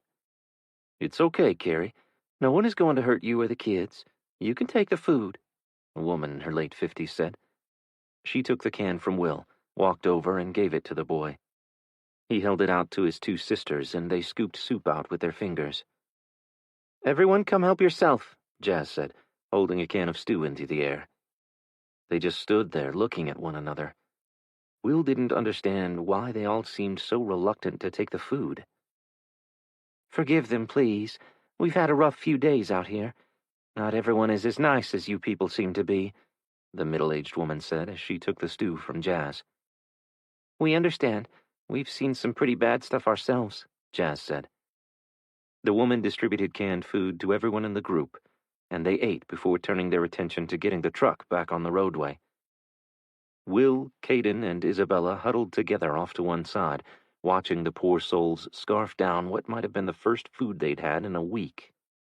How many more refugees were out there just like them? He didn't know exactly what kind of trouble they'd seen, but he knew that people like them would be easy prey for the unscrupulous and evil people who roamed the roads now. 10. Isabella, Day 7. "Where are you headed?" Isabella asked the young mother as she handed her a second can of soup for her children. "I don't know. Away from the city? We were just following everyone else." "Oh yeah? Where did you come from?" The woman looked up. Her big brown eyes were bloodshot and rimmed with the same dark circles common to everyone these days. Isabella's heart broke for the woman and her 2 small children. "We were pulled from the roof by the Cajun Navy 3 days ago. Since then, we've just kept moving, trying to stay ahead of the men with the guns." "Men with guns?" Isabella asked. With all the lawlessness that had broken out all over the city, a lot of good people were likely to become prey to them. "The ones fighting the army," the woman said. "The army?" Had she been over near Ellington? "Where?" Isabella asked. "Channelview," she responded. Was the fighting widespread? Were they safe anywhere? "Were the other men Asian?" "I don't know, maybe. We were caught in the middle when bombs started dropping. That man there," she pointed to a muscular young man in his late 20s, "he helped us get away." "Bombs?" Isabella brought her right hand up to her throat. Her heart raced as she recalled being buried alive in the rubble of the Flight Museum. "Are you all right?" the woman asked. Isabella blinked several times, clearing away the images from the day before. Her eyes once again focused on the woman and her kids. The news that the fighting appeared widespread throughout Houston only strengthened her resolve to leave the city as fast as possible before they could become trapped in the battle. Isabella studied the kids as they spooned carrots from the can with their fingers. Their frightened eyes stared back at her. The toll all the chaos was taking on the most vulnerable was almost too much to think about. She was glad that Gus and the others had agreed to help these people. But where were they to go? Isabella couldn't help but think that she would be in the same position if she hadn't met Will and Caden. At least she had a farm to go to with food and clean water. What hope did this woman and her babies have? How long before they became victims of this new world? "We're going to try to get the truck out now. You all might want to go stand up on the road out of the way of the flying mud," Will said. Isabella couldn't help but laugh at him. He was covered from head to toe in the stuff. All she could see were the whites of his eyes. She wasn't sure how he was ever going to get clean. "Do you need help with the children?" Isabella asked. "No, they're leery of strangers. We haven't met many people as nice as you all." "I'm sorry. I'm here if you need me," Isabella said, moving to the side and letting the woman and her children pass. With all of Gus and Jazz's possessions and the supplies she and Will had brought stacked up on the roadway, everybody who was able had assembled behind the pickup. Jazz was in the driver's seat, and as the engine revved, everyone else pushed. With grunts and shouts, they heaved and managed to lift the tires out of the ruts and onto the shoulder. After one last shove, to everyone's delight, the truck bounced onto the pavement and came to a stop in the opposite lane of the frontage road. The celebration was short-lived as the men, women, and children piled into the back of the pickup. Gus and Will shoved as much of the food and supplies as could fit around and between them as they could, though Will was still disappointed to leave the bikes. Isabella handed Will and Caden some wet wipes, knowing it would do little to clean the mud caking nearly every inch of them. She was almost glad that she had a broken wrist and hadn't been able to help in their failed attempt to get the truck unstuck. When they'd wiped as much as they could off them, she handed them fresh shirts from their backpacks. After cleaning themselves up, Gus climbed back into the driver's seat and Jazz returned to the front passenger seat. She had one of the small children on her lap and looked content. She was going to make a great mom. Someone handed Isabella a toddler. She and the child were too exhausted to protest. With everyone loaded in, Gus drove east along the frontage road until reaching the next on-ramp to the Crosby Freeway. The mood was somewhat lighter as they continued on their journey to liberty. Jazz was talking softly to the toddler in her lap, and the little boy Isabella was holding fell asleep about 10 minutes after they got on the road.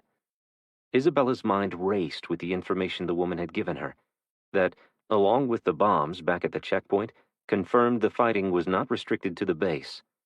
She wanted desperately to believe that the military would quickly get things under control, but how? With limited technology, how would they coordinate and call for reinforcements? She couldn't bring herself to think about what other places in the country must be experiencing. It was overwhelming and made it very hard to remain hopeful. "That young woman I was speaking to said that they fled bombing down in Channelview," Isabella said in a low voice. "They must be fighting for control of the ship channel," Will said. He reached out and placed his hand on hers. "It's all right. We'll get away in time. We'll be at my sister's before dark." She glanced at Caden, who was staring out the front glass. He looked dazed and exhausted. They all were. She wanted to ask Will if he thought his sister's place would be far enough away that the fighting wouldn't affect them, but she didn't want Caden to worry. He was a tough kid, and smart. He'd likely had the same thoughts. Isabella gave Will's hand a gentle squeeze before he removed it. She thought about their kiss. More, him kissing her. She'd been so shocked that she'd frozen. She still wasn't exactly sure how she felt about it, though it was likely just the emotions of the moment. She'd been ready to give up, and he had just been trying to comfort and encourage her. It likely didn't mean anything. It was clear he wasn't over the loss of his wife, and she'd just days ago lost her boyfriend. She shuddered at the image of his body. Neither of them was ready for anything like that. Tanner rapped on the truck's roof, causing Isabella to jump. "Hey, there's another roadblock up ahead." 11. Savannah, Day 7. Savannah passed back and forth in front of the large windows in her living room. She stopped to see if she could see Jason coming down the drive every few minutes. At midnight, she'd waited as long as she could. The children and the Bertrands were sleeping. Jane and Luca were in the barn caring for a sick goat. If she left to find Jason, there'd be no one to guard the house, but... She had her hand on the doorknob when Mr. Bertrand spoke her name. Savannah stopped and turned, but the house was dark, and she couldn't see him standing near the hall. "You planning on going to look for him?" he said. She hesitated. Was she? Should she? Even if she found him and he was in trouble, what could she do against so many? He said he'd be back. You have to give him time to work things out in his own way." "But what if he's in trouble? I should have never let him go out there alone." A ball of fear formed in Savannah's stomach. "That wasn't your call. It's between him and his family now." "I don't think his brother would hesitate 1 minute to harm Jason if he got in their way. They will never forgive him for splitting with the family." "He had to try something, and you tagging along would have only made things worse," Mr. Bertrand said. "He should have been back by now, though. Maybe I could just check the road, look in the ditches. He could be hurt and lying out there bleeding." "You ain't going to see much in the dark. Wait until morning. If he ain't back by then, I'll go with you."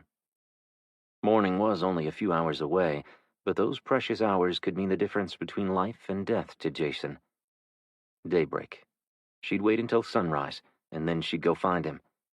She prayed she was wrong and that he hadn't gone to see his brother. Luca and Jane came in just before the first light shone over the horizon. They'd been up all night caring for sick animals. They would be sleeping most of the day. If she and Mr. B left, that would only leave Mrs. B and the children awake to guard the farm. She could make it the 5 miles to Sugar Hill in a little over an hour by herself, but with Mr. B in tow, it could take a couple of hours. That would mean they wouldn't make it back home until early afternoon. The awful feeling in the pit of her stomach told her that she had to go. She had to find him. She'd checked her rifle and loaded spare magazines into her pockets and backpack. She was ready when Mr. B woke up. Savannah handed him a thermos of coffee and a rifle. "I have to go now," she said. "We should eat a good breakfast. We might be doing a good piece of walking today. We need energy." Savannah handed him an energy bar and marched to the back door. "Okay, then," he said, sitting by the door and sliding on his boots. "Where are you two going, Mommy?" Keegan was dressed in his overalls and straw hat, which meant he was ready to milk the goats. He'd been getting up early, trying to beat Kylie out there. "We're just going to go check the fences again," she lied. She never lied to her children. Savannah smiled and tried not to let the worry show on her face. In her heart, she knew that something terrible had happened, or Jason would have been back by now. How could she tell her 4-year-old son that they were leaving to search the ditches for Jason's body? "I'm heading out to get Matilda ready for milking. Kendra said I could do her first. You wait for your sister. Jane and Luca were out there all night with the babies. Some of them have belly aches, and I don't want you scaring them chasing their mom around." "Aw, Mommy, Kylie will beat me out there if I wait." "Keegan, just do as I say and stay inside." His little face scrunched, and she could see tears starting to form. She hated being short with him, but she didn't have time to deal with it now. "We have to go. You go wake Kendra for me, all right?" Without a word, Keegan turned and slowly walked away. "I love you, buddy. We'll be back in a bit," she called after him. Her stomach was doing flip-flops. She was so torn. Her concern was turning into anger at Jason for putting her in this position. It was stupid for him to go alone. She prayed she'd get the chance to tell him so. "Ready?" Mr. B asked. "Not really," she said. "We could give him some more time." Savannah looked him in the eyes. "You really think he's just going to walk back down the drive by himself?" He said nothing. "Let's go, then," she said. Savannah walked westbound on their 2-lane road while Mr. B walked on the opposite side, each keeping an eye on the ditches for any sign of Jason. Savannah looked for drops of blood or anything that might indicate an injured person had walked by there. When Mr. B stopped, put both hands on his knees and bent over, staring into the drainage ditch beside the Johnsons' driveway, her stomach lurched. What do you see? She asked, rushing to his side. Just a shoe someone lost. I don't think that it's Jason's. Savannah leaned down to get a better look. It's a running shoe, definitely not his. Relief flooded through her. She turned to cross back over to the other lane and froze. What? Mr. B said, bringing his rifle up as he turned. I didn't mean to frighten you, Blake said as he stepped between the trees lining the road. What are you out here sneaking around for, then? Mr. B asked. I wasn't sure who you guys were at first. What are you doing over here? Savannah asked. I was heading back from surveilling that subdivision. I was going to cross over Mr. Johnson's pasture to get home to my in-laws' place. He'd been to Sugar Hill? Did you see Jason? Savannah asked. No, why? Savannah's eyes pivoted to Mr. Bertrand. She didn't want Blake to know that Jason had gone out there on his own. He's patrolling the road. Her gaze dropped to the blacktop. Blake's boots were covered in mud. Her eyes cruised his pants legs. The knees were wet like he'd knelt on the ground. What did you see over at Sugar Hill? I saw a group of 6 young men riding quads with trailers attached arrive at the gate. They were loaded down with stuff, Blake said. Did you see a tall, muscular man dressed in black jeans and a white button-up shirt? Savannah asked. I did. He seemed to be the one in charge of things. He roughed up this one kid pretty bad. Seems he took a little something for himself, and the punishment for that is a beatdown. He's their leader, Savannah said. And Jason's brother? Blake asked. She lowered her head and nodded. Where did Jason really go? She hesitated before answering. He said he was going to talk to some of the neighbors again. But you don't believe that's where he went, do you? He didn't come back last night, she said. Blake moved closer to her and placed a hand on her shoulder.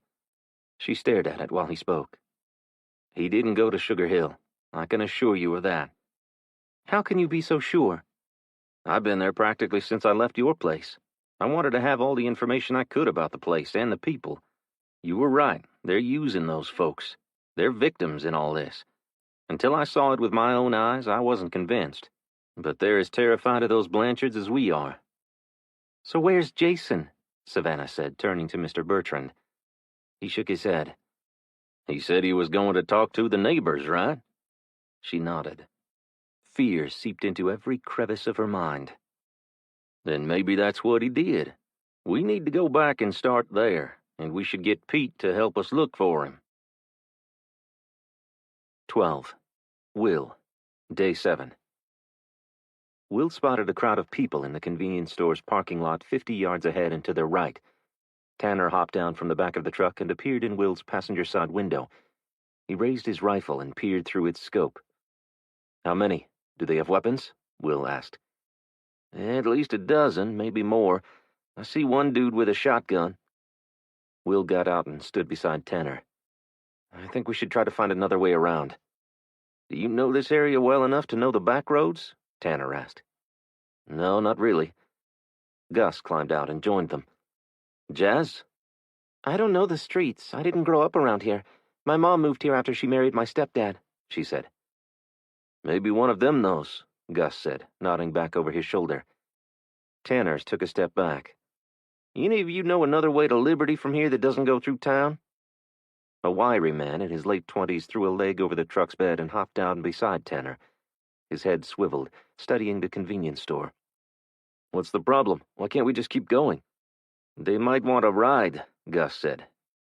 Will jerked his thumb toward the crowd. Or worse, try to take the truck and leave us stranded in that parking lot. You could turn left at the crossroad and go north, a young mother said. She moved her toddler to the opposite knee and shifted slightly to face them. We could wind our way around to the other side of Dalton, but you have to go back onto 90 to cross the Trinity River. Will turned to Gus. It was his truck, after all. Well, his now. He'd acquired it. The legality of it all had blurred, not that it even mattered at this point. What do you think?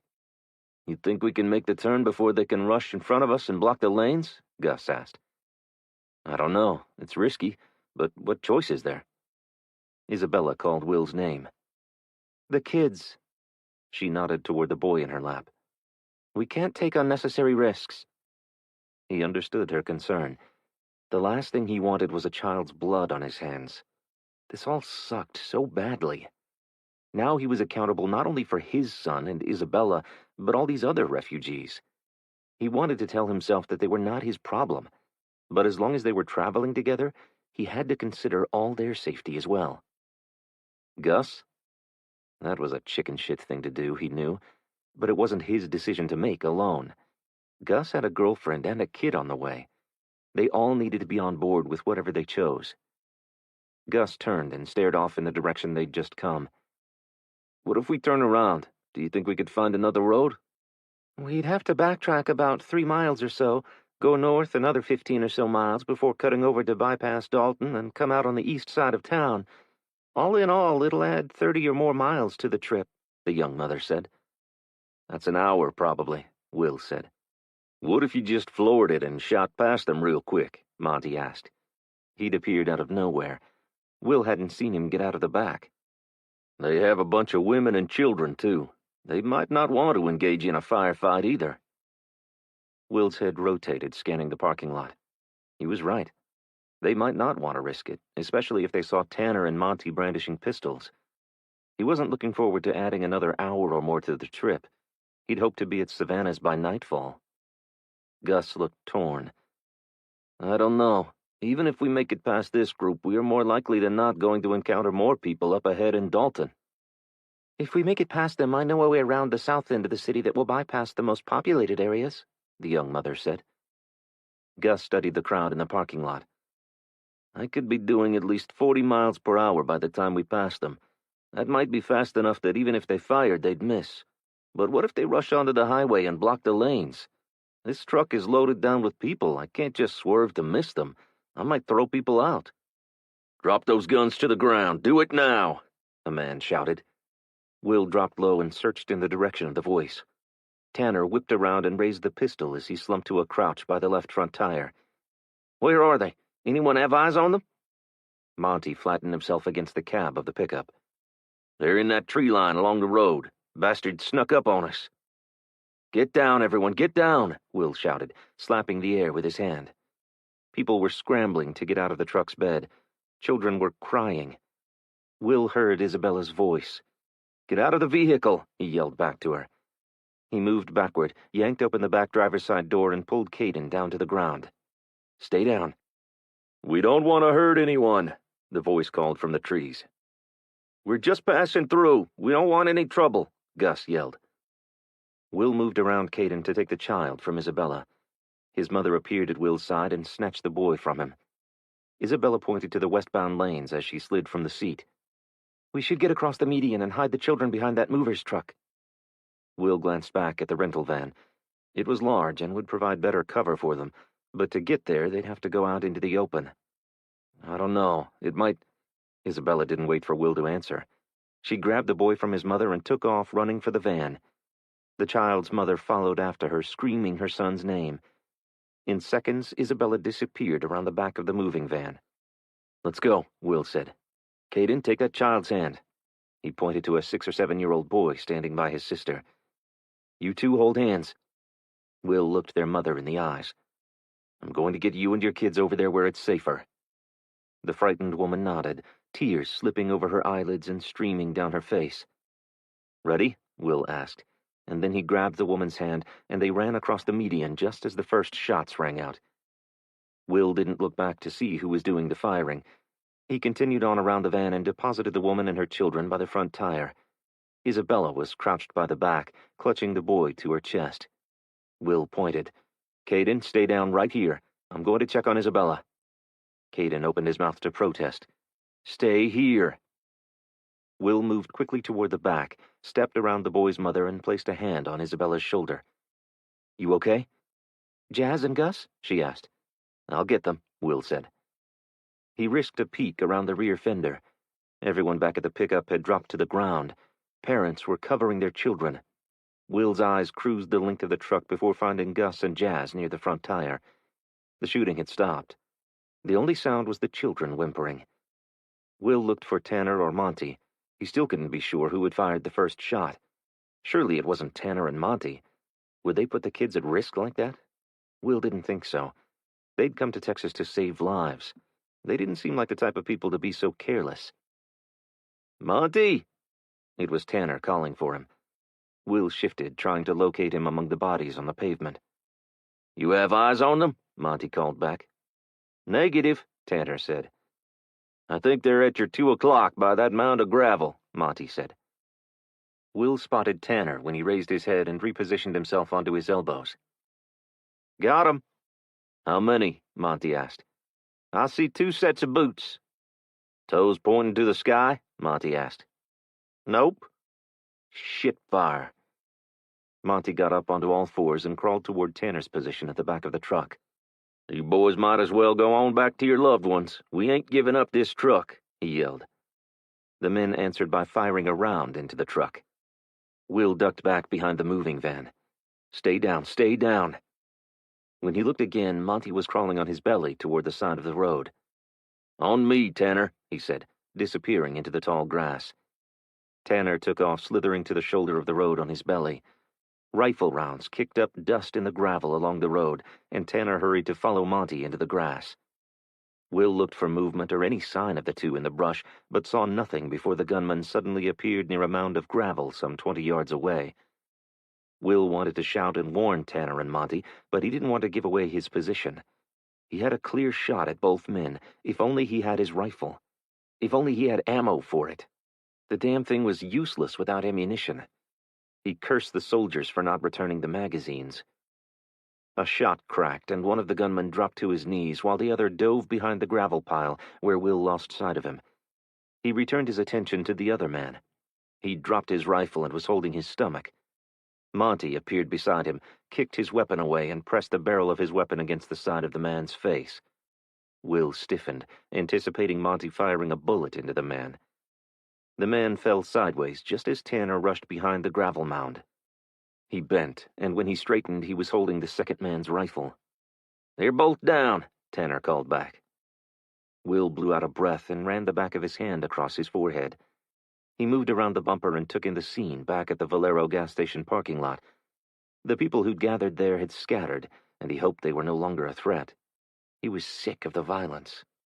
Let's get the hell out of here before someone comes looking for them, Tanner said, hurrying back to the truck. Gus helped Jazz to her feet, and she rushed around to the passenger seat.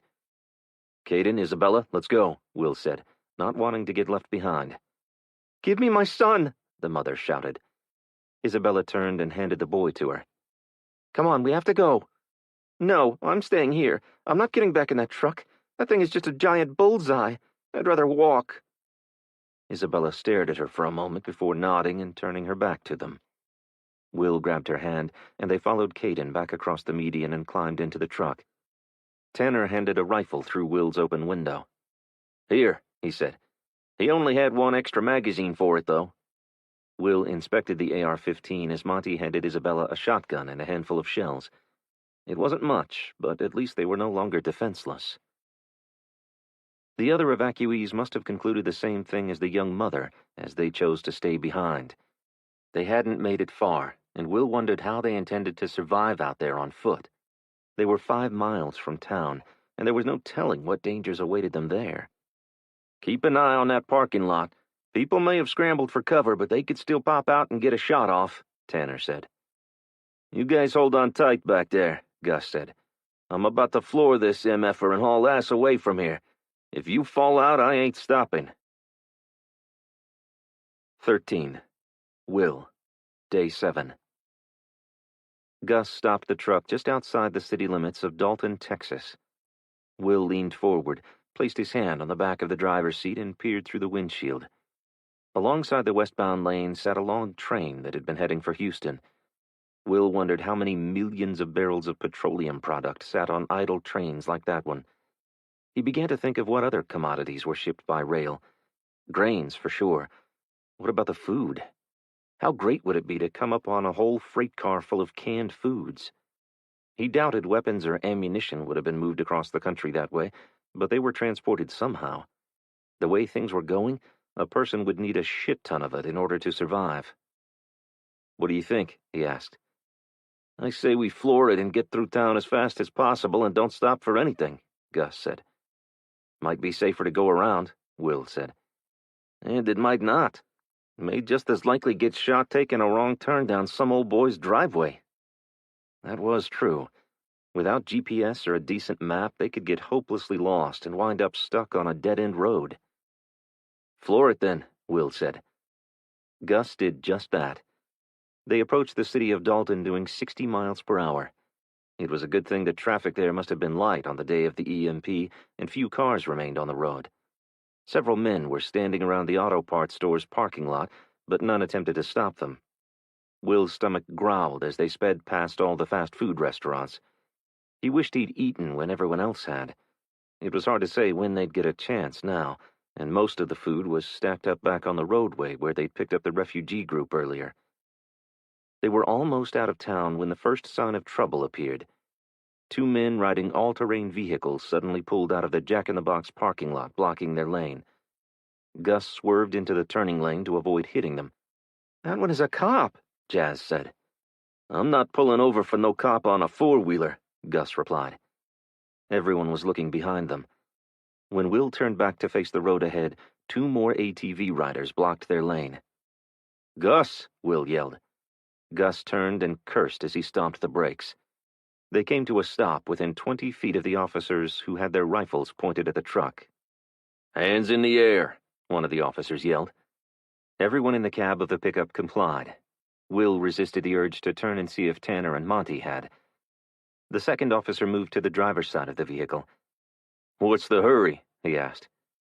The hurry was that they didn't want to get their vehicle confiscated or into a gun battle again, but that wasn't what Gus told the man. "Some folks back there shot at us. We were just trying to get as far away from them as possible," Gus said. That wasn't what Will would have told the cops. Now they might want to question them about the incident and take witness statements or something. The officer stepped back and examined the bullet holes in the side of the truck. "What did they look like?" Gus looked back over his shoulder to Will. Tanner spoke up. "The one old boy had on a long beard. He wore a white cowboy hat and some fancy boots." The officer moved toward the bed of the truck, and Will shifted in his seat to watch him. "And he just shot at you as you were driving by?" "Sure did. Scariest shit I've ever been through," Tanner said. "Where y'all headed?" "Liberty," Gus said out the window. The officer moved back to the driver's side window. He leaned forward and looked at everyone. Will smiled, as did Caden and Isabella. Jazz crossed her arms and glared at him. "What's in Liberty?" "Her parents," Gus said, nodding toward Jazz. "So you're just passing through?" "Yep." "You got a license and registration for this truck?" Will's stomach flip-flopped. He had no idea where Gus had found the vehicle, but his name would not be on the registration. Will was sure of that. "I don't have my wallet. It was stolen back in Houston. But registration is in the cubby," he pointed. "Jazz, you want to get the paperwork for the officer?" Without a word, Jazz opened the glove compartment, pulled out a sheet of paper, and handed it to Gus. He smiled and then handed it to the officer. Will held his breath as the cop unfolded the paper and read the name. "You're Stefan Kowalski?" "Yep," Gus lied. Will almost laughed out loud. Kowalski? The officer eyed him with suspicion before returning the document. "What about the rest of you? Your wallet stolen too?" Will shifted and fumbled for his billfold. It wasn't there. He had no idea when he'd lost it. He shook his head. "I don't have mine either." "I never had one," Caden said. The officer smiled and then glanced over to Isabella. She batted her eyelashes, and heat surged beneath Will's skin. She reached into the front pocket of her jeans and pulled out her identification, then leaned across Will and Caden and handed it through the window. "Isabella D'Angelo," he said. "How long have you been in Texas?" "Oh, a few months. I've been meaning to get my license updated." He handed it back to her. "I guess it don't much matter now." Everything seemed to be going so well that what he said next surprised Will. "I'm going to have to ask you folks to exit the vehicle." "What? Why?" Gus asked. "By order of the mayor of Dalton, we are authorized to seize all working vehicles for use by emergency personnel." Jazz lost it. At first, she spoke something in Spanish and then lit into him in English. "Hell to the freaking no! No way! I'm not giving up this truck until I reach my mama's. I am not walking in this heat. Not going to happen," she said, waving her hands in the air wildly. Gus was doing his best to calm her down, but she just swatted his hands away and kept on. Will turned toward the officer who just stood there with the rifle across his forearms, waiting for her to stop. He wasn't fazed by it at all. "You three in the back, go ahead and crawl on out of there." Will's hand dropped to the door handle, but before he could open his door, Gus stomped on the gas. The officer near the ATVs jumped back just in time as Gus swerved into the turning lane and raced away. Will grabbed Caden's arm and pulled him down, covering him with his own body. "Get down, Isabella." He expected bullets to crash through the back glass at any second. He waited, and then waited some more. "Dad, I can't breathe." Will sat up and turned to look in the direction they'd just come. The officers had jumped on their quads and were taking chase after them, but they couldn't outrun the truck. "I think we're in the clear," he said as they exited the town. "That was close," Isabella said.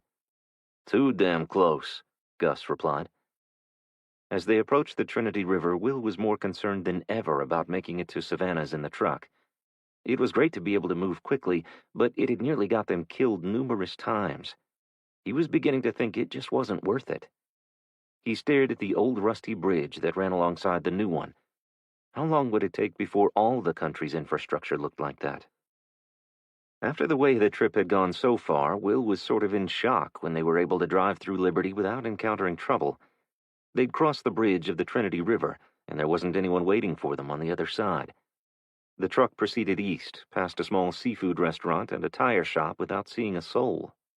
On first impressions, Liberty looked like any other small town in Texas that you'd drive through and nothing would stand out. It had all the fast food chain restaurants, convenience stores, and pharmacies of every other town. "Turn left up there at Main Street," Jazz said. Gus turned, and they drove over the railroad tracks, where an old train depot sat as a reminder of a bygone era when the town likely bustled with activity and commerce. Will stared back as they passed the library. Reading was now one of the few ways to pass the time. Books had almost become obsolete in the digital age, but they were sure to make a big comeback now that the internet was gone. "Which way?" Gus asked at the non-functioning traffic light near the Liberty County Courthouse. "Just stay straight," Jazz said, eyeing Liberty County's seat of justice as they passed it. "Where is everyone?" Caden asked. "I don't know. It's strange to drive through town and not see anyone out," Jazz said. "I expected to be stopped like we were in Dalton," Isabella said. They saw the first signs of life as they passed the Veterans of Foreign Wars post. The two older gentlemen standing in front of the VFW waved as they drove by. As they neared the Walmart, Gus spotted two police cars and called out, "Do I stop?" "No, they'll take the truck," Jazz said. "Will?" "It doesn't matter now. We've made it to your destination," Will said. "But you needed to get to your sister's," Jazz said. Will turned to Isabella. "I'm not sure it is a good idea to take the truck. Look how much attention it has attracted so far." "But Izzy can't walk on her leg." "It'll be fine. It hardly hurts anymore." "We'll try to find some bikes or something. We'll be better off without the truck. I do appreciate the offer, though," Will said. He was abashed and looked away. He should have discussed it with Isabella before making a decision that affected her. But regardless of what she thought about it, he wasn't taking that risk with Caden. They were better off on foot, where they could slip in and out of towns unnoticed, even if they had to do so under the cover of darkness. When Gus slowed the truck, Tanner rapped on the glass. "What are you doing? Just floor it." "No, we have to stop. We didn't come all this way to get shot a couple of miles from Jazz's mom's." Gus stopped 20 yards from the police cruiser blocking the side road. They were stopping traffic from turning toward Walmart. Could it be possible that the store had not been completely looted out by now? "Step out of the truck," the officer yelled. Gus turned off the vehicle and pocketed the keys before opening his door and getting out. Jazz followed suit, and then Will, Caden, and Isabella got out and stood beside them. The broad-shouldered officer approached with his gun drawn. He stopped and lowered the pistol. "Jazz, is that you?" "Manny, what the hell are you doing pointing a gun at me?" Jazz scolded him. "How was I supposed to know it was you? Whose truck is that?" "We borrowed it from a friend," Jazz said, taking a step closer to the officer. "Guys, this is my baby brother, Manny." Jazz and Manny hugged, and Gus shook the man's hand. "How's Mom?" Jazz asked. "Bossy as usual. She's over at the store giving the mayor and city council a hard time." "Where is everyone? The town was empty when we drove through." "Everyone's at the Walmart for the distribution." "Distribution?" "Yeah, the town distributes food and hygiene items once a day," Manny said. "You can go on home. I'll let Mom know you're here. She'll be so glad to see you. She's been threatening to go get you every day since the lights went out, but George wouldn't let her. He said that the city had turned into a war zone." "It has. I'm glad she didn't come. It's pretty bad there." "I'm glad you got out. I'll see you when we finish up here. I'll bring you some potato chips." "I knew there was a reason you were my favorite brother," Jazz laughed. "I'm your only brother," Manny said. "Not true. Our dad has a son, remember?" "Nope, don't claim him," Manny said as he walked back to his police cruiser. He turned back. "Hey, you might want to call out before you go inside. We have a visitor with an itchy trigger finger." "Visitor?" Jazz said. "You'll see. Just announce yourself." 14. Will. Day 7. Gus drove the pickup to the outskirts of town and pulled to the curb in front of a red brick ranch-style house. Will took in the neighborhood. Jazz's parents lived in an older middle-class subdivision north of Liberty. The lawns were all well kept. A few had trash cans at the curb like they still expected it to be picked up, or maybe the homeowner hadn't made it home after the EMP. It looked safe enough, but you just never knew. It wouldn't have been the place he would have chosen to stay during this crisis. Even if you knew and got along with all your neighbors, how long before they'd turn on you once their kids started going hungry? A man dressed in a white cowboy hat and boots stepped from the front walkway. He held a pistol in his right hand, and in the other he had a star-shaped badge. The Texas Ranger wore a pair of khaki pants, a white dress shirt, and a tie. The "Don't Mess with Texas" slogan came to mind as the lawman stared them down. He wasn't all that tall, but he looked well built. Will guessed him to be around 40 years old, which probably meant he'd been in law enforcement a while.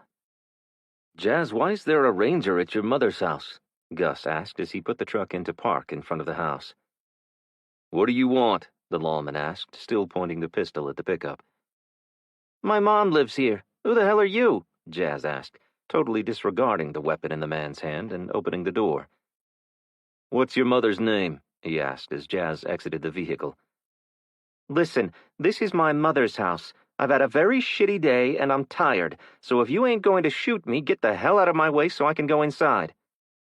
The ranger looked perplexed as Jazz brushed past him and headed up the walk toward the front door. Gus exited and walked around the bumper with his hands in the air. "I'm with her," he said, continuing up the pathway. Everyone else got out and stood on the sidewalk. The lawman lowered his pistol and watched Gus and Jazz. Will wasn't sure what to do. He hadn't been invited inside, and Gus had taken the keys to the truck. The ranger holstered his weapon and pocketed his badge as he approached the pickup. "What about the rest of you?" They're my neighbors, Isabella said. This is my friend Will and his son. She nodded to Tanner and Monty. They're with the Cajun Navy.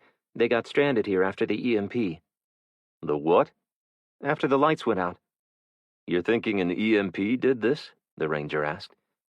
Caden stepped around Will, who had been blocking him in case the lawman's pistol came back out. We know it did. An FBI agent told us so. Will's stomach tightened at the memory of the last time he saw Betley. The images of Kim and all the others flooded his mind. The ranger's eyebrows raised as he pursed his lips and nodded. "Oh yeah? Where was that?" Houston." The ranger leaned forward slightly and eyed Will. "You guys going in or what?" Will shrugged. "We're not staying." "Where are you heading then?" "Louisiana," Will said. You guys can come in and get a bite to eat before you run off," Jazz called from the front door. Isabella didn't hesitate. She grabbed Otis from the back seat and limped toward the door with Caden right behind her. The ranger nodded toward Monty and Tanner, who were being uncharacteristically quiet. "What about them?" Will glanced behind him and gave a half shrug. "I don't know what their plans are. We just met out on the road here. I imagine they'll be heading back to Louisiana. You'll have to ask them." The lawman took a few steps to his left and addressed his questions to Monty and Tanner. "I think I'll wait out here with the truck. Wouldn't want anyone getting any funny ideas and taking off with it, Monty said. I'll wait with you, but I'd love it to go plate of whatever you're having, though, Will, Tanner said, opening the front passenger side door to the pickup and taking a seat. Will followed Isabella and Caden inside the house, where Jazz and Gus were already pulling food off the pantry shelf. Beef stew or canned tamales? Gus asked, holding out 2 cans. Canned tamales? Gross, Jazz said, shoving the can back at him. What about you, Caden? Gus asked. I don't mind tamales, he replied, and Gus handed him the can. You can't eat that. Those aren't tamales. My mama makes the best tamales in the world, Jazz said, licking her lips. Your mama hasn't made tamales in years, a male voice said from the doorway into a back room. She practically quit cooking when she moved to Liberty. Jazz turned and put her hands on her hips. Well, Marco, you don't look like you've missed any meals. The man patted his round belly and stepped into the room. He was short and stocky. A bulge under his black t-shirt near his right hip told Will he was concealing a weapon. What are you still doing here? I thought you were going away, Jazz asked. The feds never showed up, the man said. What's up with the ranger outside? Gus asked, stepping over and extending his right hand to the man. They shook and then bumped shoulders. Gus didn't appear too concerned about the man's presence. Despite the lack of introduction, Will assumed he was the troubled uncle Jazz had spoken about. He showed up right before the lights went out. Why, what's he doing here? Gus asked. The man pulled a bar stool out from the island and took a seat before answering. Jazz pointed to a small kitchen banquet, and Will, Caden, and Isabella slid in and began opening cans as Gus placed them on the table in front of them. Was he here to arrest your ass again? Jazz asked when he didn't answer. No, he was here to interview me. He wanted info on a couple of cases before I disappeared, and he couldn't get to me. Jazz cocked her head to the side and glared at him. He wants to know where the bodies were buried? Marco tore the lid off a can of Vienna sausages, pulled one from the container, and popped it into his mouth. Have any of Arturo's people been around since the lights went out? Nope. They probably think I'm long gone. I put the word out that I was going to Honduras. You should have left by now. If you get my family hurt... She turned her back on Marco and walked over to the pantry, pulled a small bottle of apple juice from the shelf, unscrewed the lid, and took a drink. You should leave with Will and Izzy. They can drop you off in Beaumont. You got baby mamas there, right? Will stiffened. He hadn't agreed to take the man anywhere.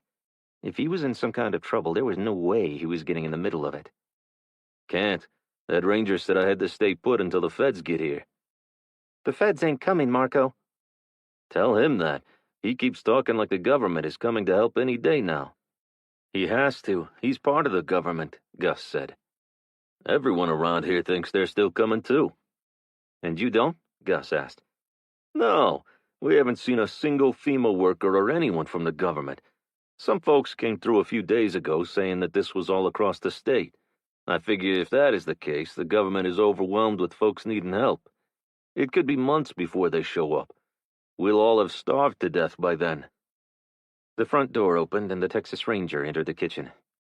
What's things like in Houston? He asked, pulling out a bar stool and plopping down next to Marco. He poked his fingers into the Vienna sausage can and popped one into his mouth. It's hell. What the hurricane didn't destroy, the bombs are taking care of, Jazz said. Bombs? Yes, bombs. The whole damn place is like a war zone. But you'll have to ask them. She jerked her thumb over her shoulder toward Will and the others. The ranger turned in his seat to face them. What do you know about the bombing? Will wasn't in the mood to go into all they'd been through. He especially didn't want Caden reliving it. The city is under attack from Chinese insurgents. Insurgents? They've been here a while, from what we were told. They've blown up fuel farms and highway interchanges and attacked Ellington Joint Reserve Base. We saw explosions on our way out of town.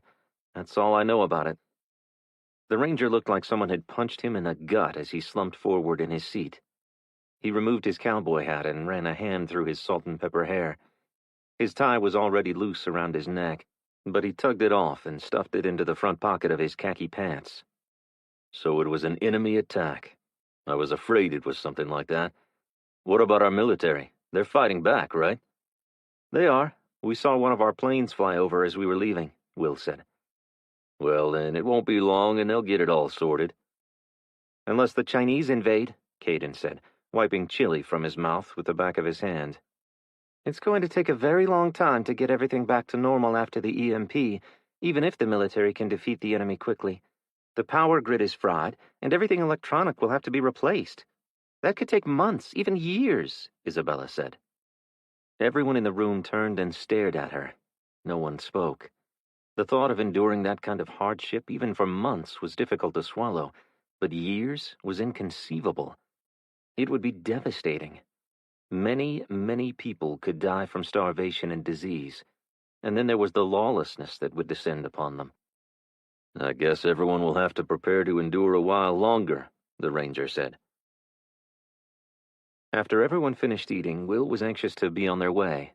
He needed to get Gus alone to discuss Jazz's suggestion that he take her uncle with them. That was not happening, and he needed to make that clear. Will whispered to Isabella, "We should say our goodbyes now and head out. I would really like to get to my sister's before dark." "You still planning on leaving the truck?" she asked. "No. As concerned as I am about all the attention the vehicle draws, I just want to get to my sister's sooner rather than later." He didn't want to continue on in the truck, but most of their supplies had been left behind when they'd picked up the group back on the freeway. All they had now was what they each carried with them in their backpacks, and it wouldn't be enough if they had to spend days walking. "Could we just get off the freeway and take back roads?" Isabella asked. Will took time to mull it over. In normal times, she might have been right, but they didn't have a map of the back roads, and he sure didn't know how to get them across all the bayous and rivers without going through cities. She has a point, the ranger said, suddenly appearing behind Will. You'll want to avoid Beaumont for several reasons. The population, the refineries, those are a big problem. You'll want to head north, cross the Neches River at around Silsby, and then drop back south to, say, around Mauriceville, and then head east to Deweyville to cross the Trinity River into Louisiana. Isabella leaned across Caden. "You know those roads?" "Sort of." "Can you tell us which ones to take?" Isabella asked. The ranger scrunched up his lips and looked to the ceiling. "Oh, I don't know." He dropped his gaze to Isabella and smiled. "Maybe I can just show you, if you have room for one more, that is." "Where are you headed?" Will asked. "I got me a little hunting spot up north of Silsby along the Neches River. Thought I'd go hang out there till all this blows over." The ranger stepped back and extended his hand. "I'm Ed Sadesky, by the way. I'll get you to the Louisiana border, if you'll have me." "What do you think?" Will said, turning to Isabella. "I think we won't make it without someone who knows the roads. Besides, he knows how to shoot." She had a point. Having someone with law enforcement training would be an asset.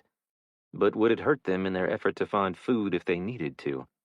He might not be too willing to take things without paying. Will studied him for a moment. It was worth the risk. "Sure, we can give you a ride to Silsby." 15. Will. Day 7. Will managed to get Monty and Tanner alone to talk about their plans. It hadn't been discussed, but since they were both from Louisiana, Will had assumed they'd be traveling with them to get back home. Their presence on the trip would make him more comfortable. They seemed to know how to handle themselves in challenging situations. Monty appeared to have some sort of formal training, maybe military, and having them come along increased their odds of making it to Savannah's. "I'm from around Lake Charles, and Tanner's a bit east of there. We'd like to tag along. We sure weren't looking forward to walking all that way," Monty told him. "The ranger is going. He knows some back roads and can get us around the towns that we need to avoid. He'll be getting off at a place called Silsby. He said it isn't too far from the Louisiana border. I know my way once we get across the river." "It appears we have a sound plan. With that route, though, we aren't going to make it by dark. I prefer rolling into unfamiliar places when I can see far ahead." "I was hoping to drive straight through. The more time we spend out on the road, the more likely we'll encounter trouble." Will didn't want to go into detail, but he wanted to put as much distance between them and Houston as possible. "I'd suggest waiting, but it's your ride, so I'll do whatever you decide," Monty said. "I think there's enough daylight to get you there by dark," the ranger said. He held his hand out to shake hands with Monty. "So you really a Texas Ranger?" You know all that martial arts shit like Walker, Texas Ranger? Tanner asked as he approached. The ranger turned. Tanner was at least a head taller than him. I know a little, but I'm no Chuck Norris. Well, let's hope we don't need to karate chop anybody then, Walker, Tanner said as he climbed onto the tailgate and slid back against the cab of the truck. Monty extended his hand to the ranger. Glad to be riding with you, Walker. And don't worry, Tanner can handle himself in hand-to-hand combat if it comes to that. If the nickname offended the lawman, he didn't show it. Maybe he got that a lot. It had been a popular television show back in the day, one of Will's grandfather's favorites. He'd been a huge Chuck Norris fan. They shook hands, and Monty joined Tanner in the rear of the vehicle. Will climbed into the driver's seat and adjusted the mirrors. He was a little taller than Gus. Isabella and Caden were in the back seat, while the ranger rode shotgun in the passenger seat. Will was pleased that the goodbyes were quick. Jazz and Gus stood in the doorway and waved as the group pulled away from the curb and drove off. Will glanced into the rearview mirror. A single tear spilled over Isabella's eyelid and down her cheek. Will hadn't thought she and Jazz were that close, but he must have been wrong. "We could go back and get him," Caden said, placing a hand on her shoulder. Will hadn't noticed that she hadn't brought Otis. He'd been preoccupied with planning their route. "No, he's better off there. It's too far for him to travel," Isabella said. "Are you sure?" Will asked. "I don't mind turning around." She shook her head. She choked back a sob. "I'm worried if we get carjacked like back in Houston, that I wouldn't be able to get his carrier out in time. I couldn't bear to think of what some crazy person might do to him." The memory of their carjacking was traumatic for them all. It had been the scariest moment of his life, watching that criminal drive off with his Jeep with his son still in the vehicle. He could understand her fear. It was a selfless thing to leave her beloved Otis behind, and he admired her for being able to make that sacrifice for the feline. I'm sure that Jazz's mother will take great care of him. She's a special lady. I wish you could have met her. She's nothing like her brother," Walker said. "I know he'll be fine there. Someday soon he'll be a loving companion to Jazz's baby." She sniffed and wiped her tears. Isabella was quiet as they drove back through town, and Will kept glancing back to check on her. She'd lost so much already. Leaving her cat behind seemed like a cruel blow. "Take that left there before the roadblock," Walker pointed as they approached the intersection where the Liberty Police Department had their checkpoint. The road wound around, avoiding the Walmart store and the population of Liberty gathered there, eventually coming out near Highway 90 and the little Creole community of Ames, Texas. Walker gave them the history of the town as they turned east on the outskirts of the city. Will hadn't known that such a large community of Creoles lived outside of Louisiana.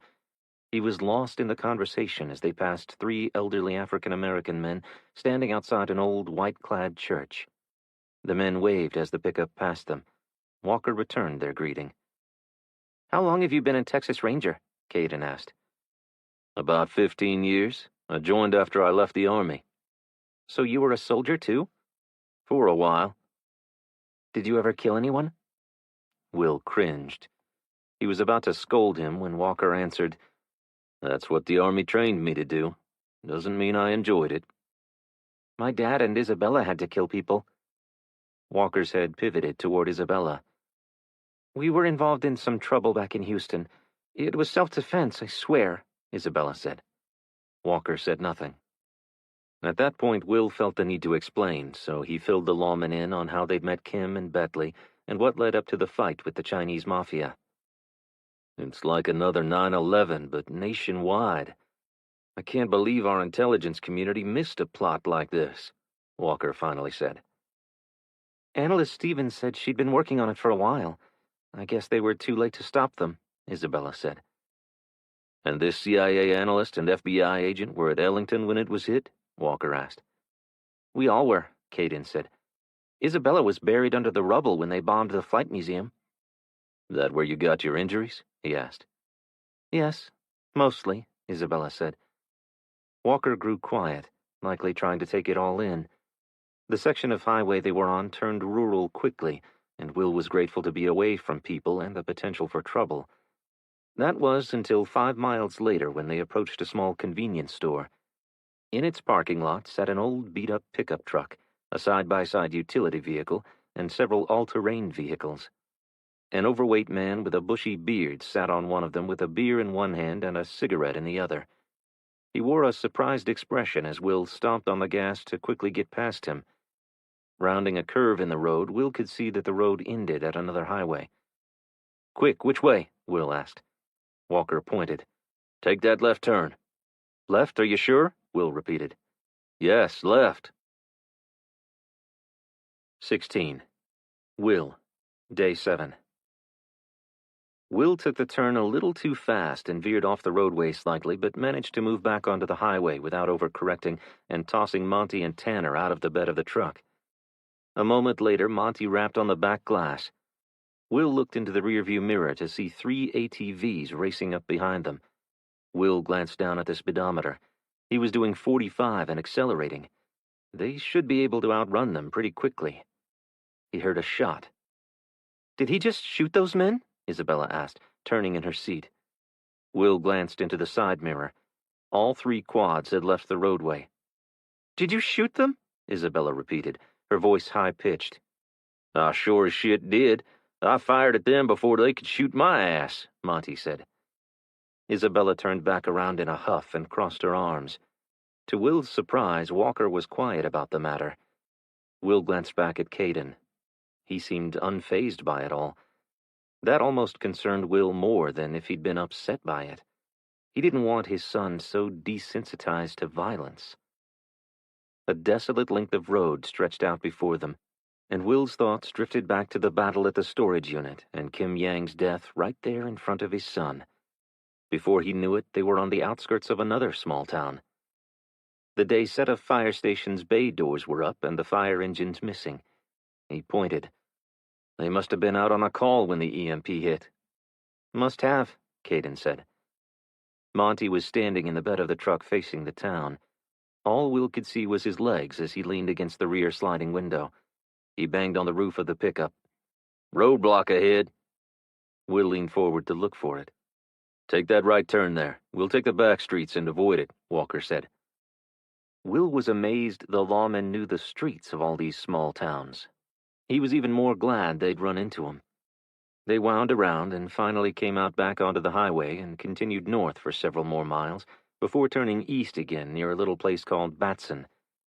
They were 40 miles from Silsby when they approached an old Chevy truck stopped in the middle of the road with both doors open. Will slowed to pull around it. Blood trailed from the driver's seat onto the pavement, and the windows were all smashed. Someone had encountered trouble. "See anyone?" Will asked him. "No. Someone must have come by and taken them to the hospital," Walker replied. "Don't look, Caden," Will said, expecting to see a body or two off in the ditch up ahead with that much blood. A few miles later, as they approached the bridge, a figure appeared in the roadway in front of them. "Don't shoot!" Isabella cried out. She slid open the rear window and repeated it. Walker drew his pistol and held it in his lap as Will slowed the truck. He stopped 25 yards from a middle-aged man with his arm around a woman's waist. Her foot was bandaged. Before Will could say anything, Isabella was out of the truck and limping toward them. Walker and Monty were right behind her. Walker had holstered his pistol. Monty, however, held his at the low ready, prepared to respond if necessary. Will put the pickup in park and told Caden to stay put before exiting the vehicle and approaching the couple himself. "Let's get her into the truck," Isabella said. "Will, help me." Isabella put her arm around the woman's waist and tried to take her from the man. He looked like he was going to protest, but didn't. "What happened?" Will asked. Walker slid his arm around the woman from the other side. "Let me help, Isabella," he said. "They attacked us for no reason. They appeared out of nowhere and just beat the shit out of my truck," the man said, gesticulating with weathered hands. He adjusted his cowboy hat and looked toward the west. "I never even saw them. They had my door open and I was on the ground before I knew it," the woman said. The petite woman's sandy blonde ponytail stuck out of the back of a ball cap. "How many of them were there?" Walker asked as he moved the woman toward the pickup. "4, the woman said. "They were hoodlums from town. They must have gotten stranded like Glory. I didn't see anyone on the road as I drove home, Alan, Glory said. They dragged us both out of the truck and tried to drive off, but I had the keys in my hand. I tried to run, but I twisted my ankle. I think it's broken. How did you get away? Isabella asked as she and Walker placed Glory into the back seat. We were forced to defend ourselves, Alan said, climbing in beside his wife and placing her foot in his lap. Will stood with his hand on the door, ready to close it. Which way did your attackers flee? They didn't. They're still back there in that field near my truck. They won't be bothering anyone anymore, Alan said. Will's gaze turned to Walker. He was the law officer. Were they armed? Walker asked. With crowbars, Alan said. She needs a doctor. Is there one in town? Isabella asked. There's a medical clinic, but I doubt it's open with the electric out. All we got is Doc Townsend. He'll be at his ranch north of town, Glory said. She shifted in her seat and winced in pain. Just take me home, Alan. I'll be all right. Would you fine folks mind giving us a ride back to our ranch? It's about 10 miles north of here. Will poked his head into the cab of the truck, turned the key, and checked the gas gauge. They were at half a tank. The way the old truck guzzled gasoline, Will wasn't sure they'd have enough fuel to get to Savannah's as it was. I have fuel, lots of fuel. I'll fill your tank up and send you on your way with a couple of gas cans, Alan said. Will couldn't pass that offer up. It was only a few more miles out of their way, but something tugged at the back of his mind. Wasn't that what he'd said when he'd offered to detour to take Isabella and Kim to the hospital? He surprised himself when he said yes to the man, but hoped he wouldn't regret it. I need to pack up camp and get my rifle, Alan said, slowly easing out from under his wife's foot. I can help, Tanner said. Where are you camped? Down by the creek. How long have you been out here? Will asked. Since the first day after all the technology failed. Alan stopped and turned. Glory had gone into town, and when she didn't return, I went looking for her. We were on our way home when those thugs stopped us. After that, Glory couldn't walk, and I've got bad knees, so I couldn't carry her. We've been waiting for someone we knew to come by. They never did. Alan and Tanner returned with a large army drab-colored pack with tons of tools hanging off it and an AR-15 rifle. Tanner threw them in the back of the pickup, and he, Monty, Isabella, and Caden loaded up into the bed. Alan pointed as they passed his abandoned truck. That's where they ambushed us. What happened? Walker asked. They shot my tires out as I drove by. When they shot through the side glass, I ducked, and I guess I hit the brakes because they were on us in a flash, smashing the windshield and side windows. When they pulled Glory from the truck, I went for the pistol I carried concealed and shot at the guy. He dropped her and took off running, but one of the son of a bitches hit me from behind. It was lights out for a moment. I was able to get my 9mm pulled and fired, Glory said. Alan stared out the side window. I was struggling with one of them for the keys when I heard the shots. I released my grip on the keys and raised my pistol. The guy backed up, raised his hand, and pitched the keys into the woods. That's when his buddy sucker punched me from behind. I fired when I saw the guy raise the tire iron. Glory's forehead wrinkled, and she looked down at her hands. We spent 10 minutes looking for the keys before deciding we'd never find them in the marsh. We didn't want to stick around and wait for them to come back, so we started toward town. Alan patted Glory's hand. About the time we reached the bridge over the creek, we heard the ATV and went to hide, hoping they wouldn't see us. Well, they did. This time, though, I didn't hesitate. I took the shot and dumped their asses in the creek. It sounds like a clear case of self-defense, but you should report it to law enforcement as soon as possible, Walker said. The two looked at each other for a long moment. Will could see they were worried about the legal consequences of their actions, but he wasn't sure how the justice system would function in such chaos. He'd likely be leery of self-reporting the incident as well. He couldn't imagine being stuck in some jail awaiting a trial that may never come. Minutes later, they arrived outside a wooden gate crossing a gravel drive. Above it was a wrought iron sign that read, Rockin' D Ranch. Will could see a 2-story house, an old wood barn, and a newer metal pole barn in the distance. As Alan got out and unlocked the gate, a dog barked in the distance and then raced down the drive toward them. The dog followed the truck to the house and leaped inside the back of the pickup the moment the doors opened. Alan tried to pull him away, but he jumped up and began licking Glory's face. Good to see you too, Roscoe. 17. Isabella. Day 7. Alan and Glory's two-story home was decorated in traditional farm style. A Texas flag was framed and hung over the sofa, and two well-worn recliners faced a large-screen television. Alan placed Glory down on the sofa and propped her foot on a stack of cushions. "I'll get the med kit and put you on a clean splint." Isabella picked up a framed photo of the couple with two young boys, a happy family playing on the beach. Seeing the picture made her homesick. The way things were looking, it might be a very long time before she would see her family again. Once Glory was comfortable, Alan led Will and the guys out to his shop to fill the gas cans. "That door to the left of the refrigerator's our walk-in pantry. If you look on the second shelf on the right, there should be some MREs," Glory said. "Some what?" "Meals ready to eat. I don't think they taste all that great, but Alan insists on stocking them. There are plastic grocery bags in that doohickey over the back of the door. You take some for you and your group." Isabella's mouth fell open as she entered the pantry. There had to have been enough food in there to last for months, if not years. There were canned goods and stacks of 5-gallon buckets of rice, beans, wheat, sugar, and numerous other things. One whole wall had jars of vegetables, likely from their garden. Isabella loaded 6 MREs into grocery bags and placed them by the front door. "It's very generous of you to share your food with us," she said. "I like to repay kindness when I can. There's not much of it left in the world, and I am truly grateful that the Lord sent you our way.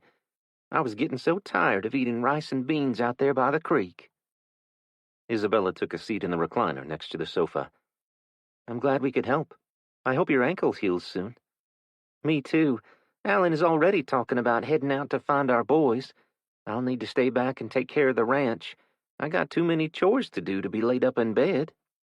"Where are your boys?" The door banged open before she could answer, and Alan flew past them. As he disappeared down a hallway, Will and the others hurried through the door. "What's wrong?" Isabella said, getting to her feet. Will grabbed Caden and shoved him to the floor near the sofa. "Stay down," he said. "Will, what's wrong? What happened out there?" Alan returned with an armful of rifles. Will grabbed 2 and shoved one into her arms. Alan handed a third to Walker. As Alan disappeared again, Will, Walker, Monty, and Tanner all began checking and loading ammunition into their rifles. Glory sat up. "Isabella, open the top of the coffee table for me." Isabella pulled on the top and it hinged open. Inside were 2 Armalite-style rifles and several pistols, all laid out on black polyethylene foam. "Give me the AR-15 on the right and one of the handguns. I'll need a couple of magazines for the rifle, too." Who are these people? Thought Isabella. They weren't the sweet old couple she'd thought them to be. "You better take a couple of mags for yourself," Glory said. She pointed at Caden. "Can you shoot?" Caden nodded and reached for a pistol. Isabella grabbed his arm. "No, you need to ask your dad. I've been shooting since I was 5 years old. I know how to handle a weapon. My dad taught me the 4 laws of gun safety."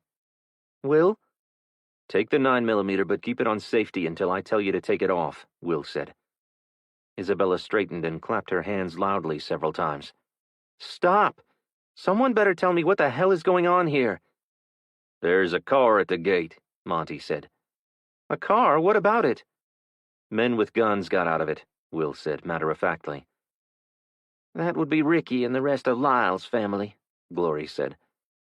"Who the hell are Ricky and Lyle? Why are they here with guns?" Isabella said, moving toward the window.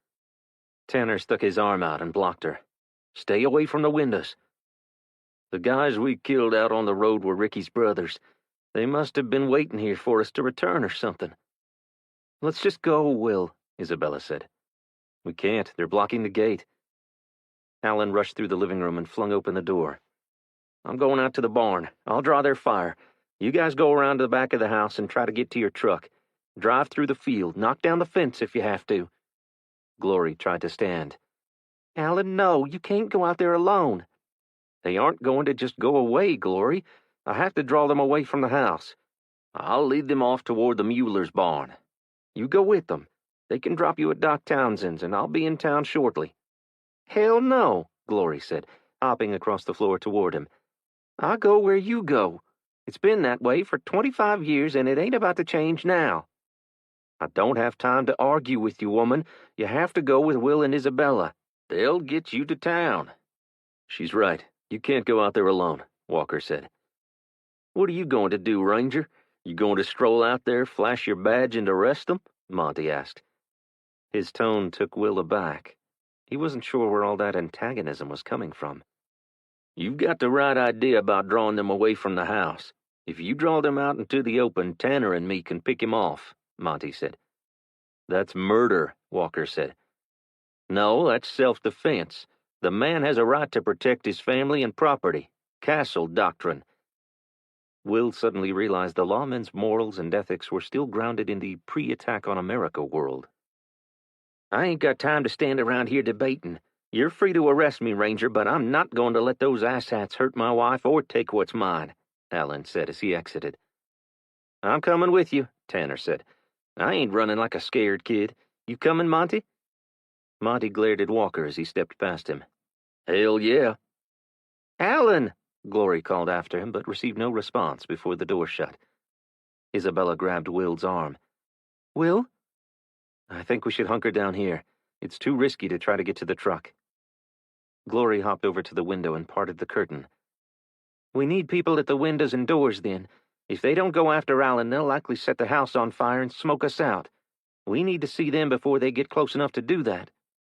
"What makes you think they'll do that?" Walker asked. "'Cause that's what they've been doing for the last decade to settle feuds." Isabella moved to the kitchen and peered out of the window over the sink. There were very few trees or shrubs near the back of the house. She found that unusual. Their cooling bill must have been expensive without trees shading the house from the brutal sun. Isabella pulled the rifle up to her cheek and checked the scope. At about 250 yards, there was a barbed wire fence. Hanging on it was a metal target with several bullet holes. It seemed that Allen had sighted in his rifle for that range, so she knew she could be accurate to the distance. She scanned back and forth and saw no one. "You should move your son to the bathroom down the hall. That's the safest place. No windows," Glory said. "Caden, you—" Will started to say. "I'm not hiding this time. I can shoot. I'm 13, not 3. Will blinked a few times and stared at him in silence for a long moment. "Let me see that pistol," he said finally, holding out his hand. Caden held it out and Will took it, flicked the safety off, dropped the magazine, and ejected the round in the chamber. He reinserted the magazine and snicked the safety back on before handing it back to his son. Caden defiantly took the pistol off safety and chambered a round. "Cocked, locked, and ready to rock," he said as he pushed the safety back up with his thumb. "I'll take the back door." Everyone stared at him as he walked into the kitchen. He placed himself against the wall between the back door and the wall of the pantry. He nodded to Isabella. "I've got from 12 o'clock to 3. What do you have?"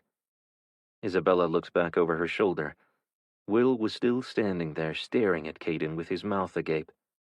Walker had moved to the front door. She could no longer see Glory. Isabella returned her gaze to the window in the backyard. "I've got 9 to 12 o'clock. She scanned through the scope and once more stopped at the target on the fence.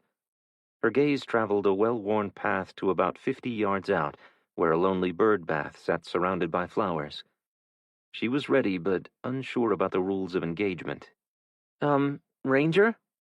She couldn't recall his name and didn't feel comfortable calling him Walker.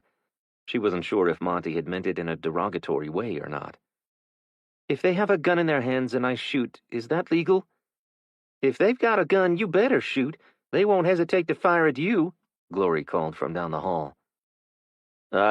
Shots rang out, and Walker never had the opportunity to finish his sentence. 2 down on the south side, near 50 yards from the barn," Will called out from the side door. "Allen's up in the loft," Glory said, glee in her voice. "They've got rifles," Will said. A second later, a round shattered the front window. Everyone dropped to the floor. Isabella scrambled over to Caden and threw her arm around him. "We have to move." He shook her off. "We have to guard the back door. We can't let them get inside.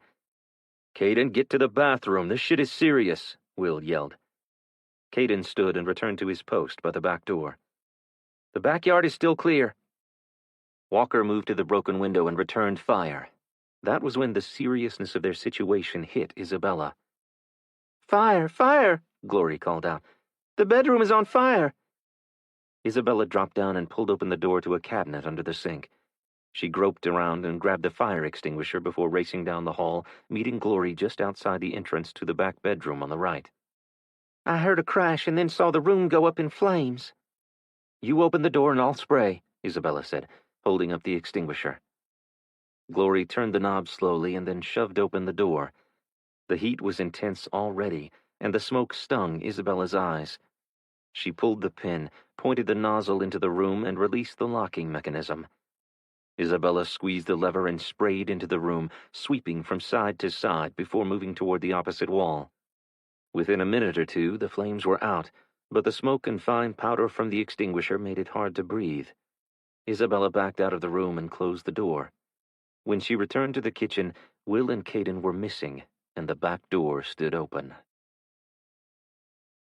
18. Will, Day 7.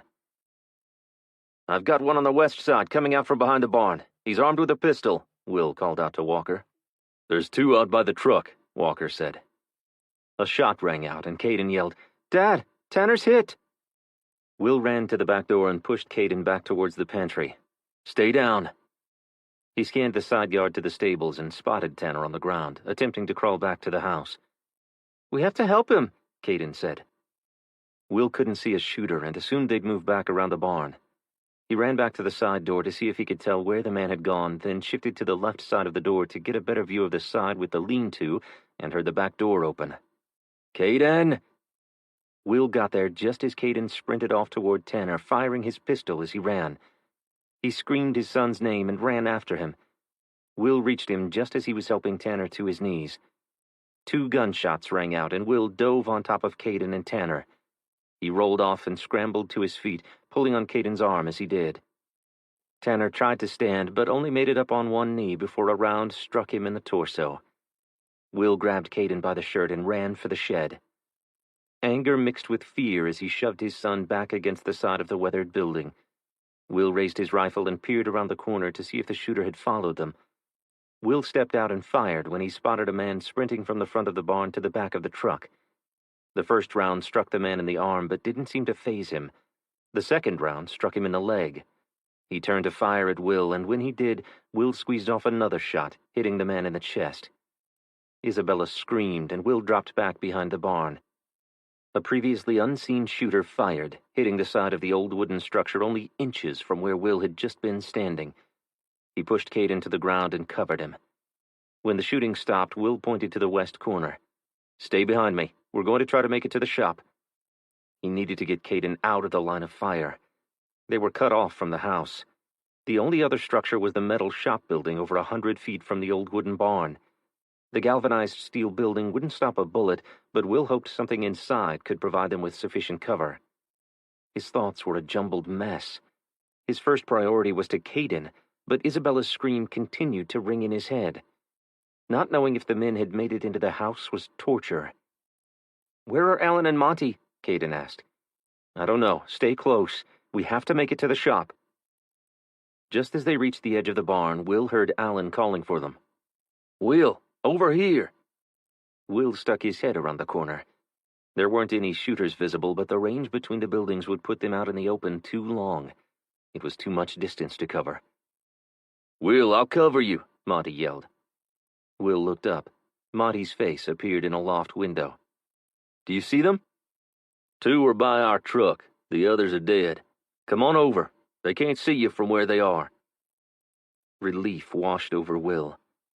If Monty had eyes on the only 2 gunmen left alive, then Isabella was safe. He reached down and took Caden's right hand. The 2 ran to the side door as quickly as possible. When they reached the metal building, Will rammed his shoulder into the side of it and nearly passed out from the pain. He pushed through it, reached for the doorknob, and turned. It was locked. They were exposed where they were and would need to go around to the front to get inside. But that would put them in the line of fire for the shooters. Monty, the door is locked. A second later it opened and Alan appeared. "Get in." "Tanner's gone," Will said, moving through the shop. His eyes journeyed the space, landing on the 1951 Chevy truck parked in one of the bays. "There, Caden, go sit over there behind the truck." Will moved to the front of the building and pressed back against the wall between the bay doors and a window. He leaned slightly to take in the area between the shop and the driveway. Their truck was about 125 feet away. Will scanned the space around the back of the vehicle. He saw no one. "Monty," he yelled, "you still have eyes on them?" "No, they dropped down on the passenger side out of view." "Shit. Would you see them if they made a break for the house?" "Yeah, I think so." "You think so?" "I'm going to go around to the back of the barn and try to make it to the house," Alan said. "You two stay here. Monty should go and cover you. I've got this side." "Good idea," Alan said. "Monty, follow me back to the house." "Coming down," Monty said. A second later, his legs appeared on the ladder leading to the loft. "We need to get back inside and make sure they can't get to the women," Alan said. Monty dropped his magazine and inserted a fresh one before moving toward the side door. "Monty, Tanner is down. He's near the lean-to." Will hated to tell him that his friend was dead, but he didn't want him coming across him in the middle of bullets flying and get distracted. "Dead?" Will nodded. Monty hung his head and shook it. Without a word, he made the sign of the cross and pulled open the door. "All clear," he said, and stepped outside. Alan looked back at Caden and then at Will. "We're going to finish this. Don't you worry." He took off running, leaving the door standing open. Will returned his attention to the truck. He still couldn't see anyone. He waited and listened. Seconds passed that felt like hours, and then one of the men rose slightly. He was near the front passenger door. He raised his rifle and steadied it on the hood of the pickup. He was aiming toward where Tanner had fallen. Was he waiting for them to come retrieve the body? The report of a rifle boomed, and the man dropped out of view. A second later, another man stood and took off running toward the road. Walker came into view. He was giving chase. The man turned to fire when Will was halfway out the door. Walker was still running toward the man, his pistol gripped with both hands. Will raised his weapon, lined up the shot, and began moving his finger toward the trigger guard. He heard the sound of the rifle a second before the man dropped. Walker looked back. The shot had come from behind him.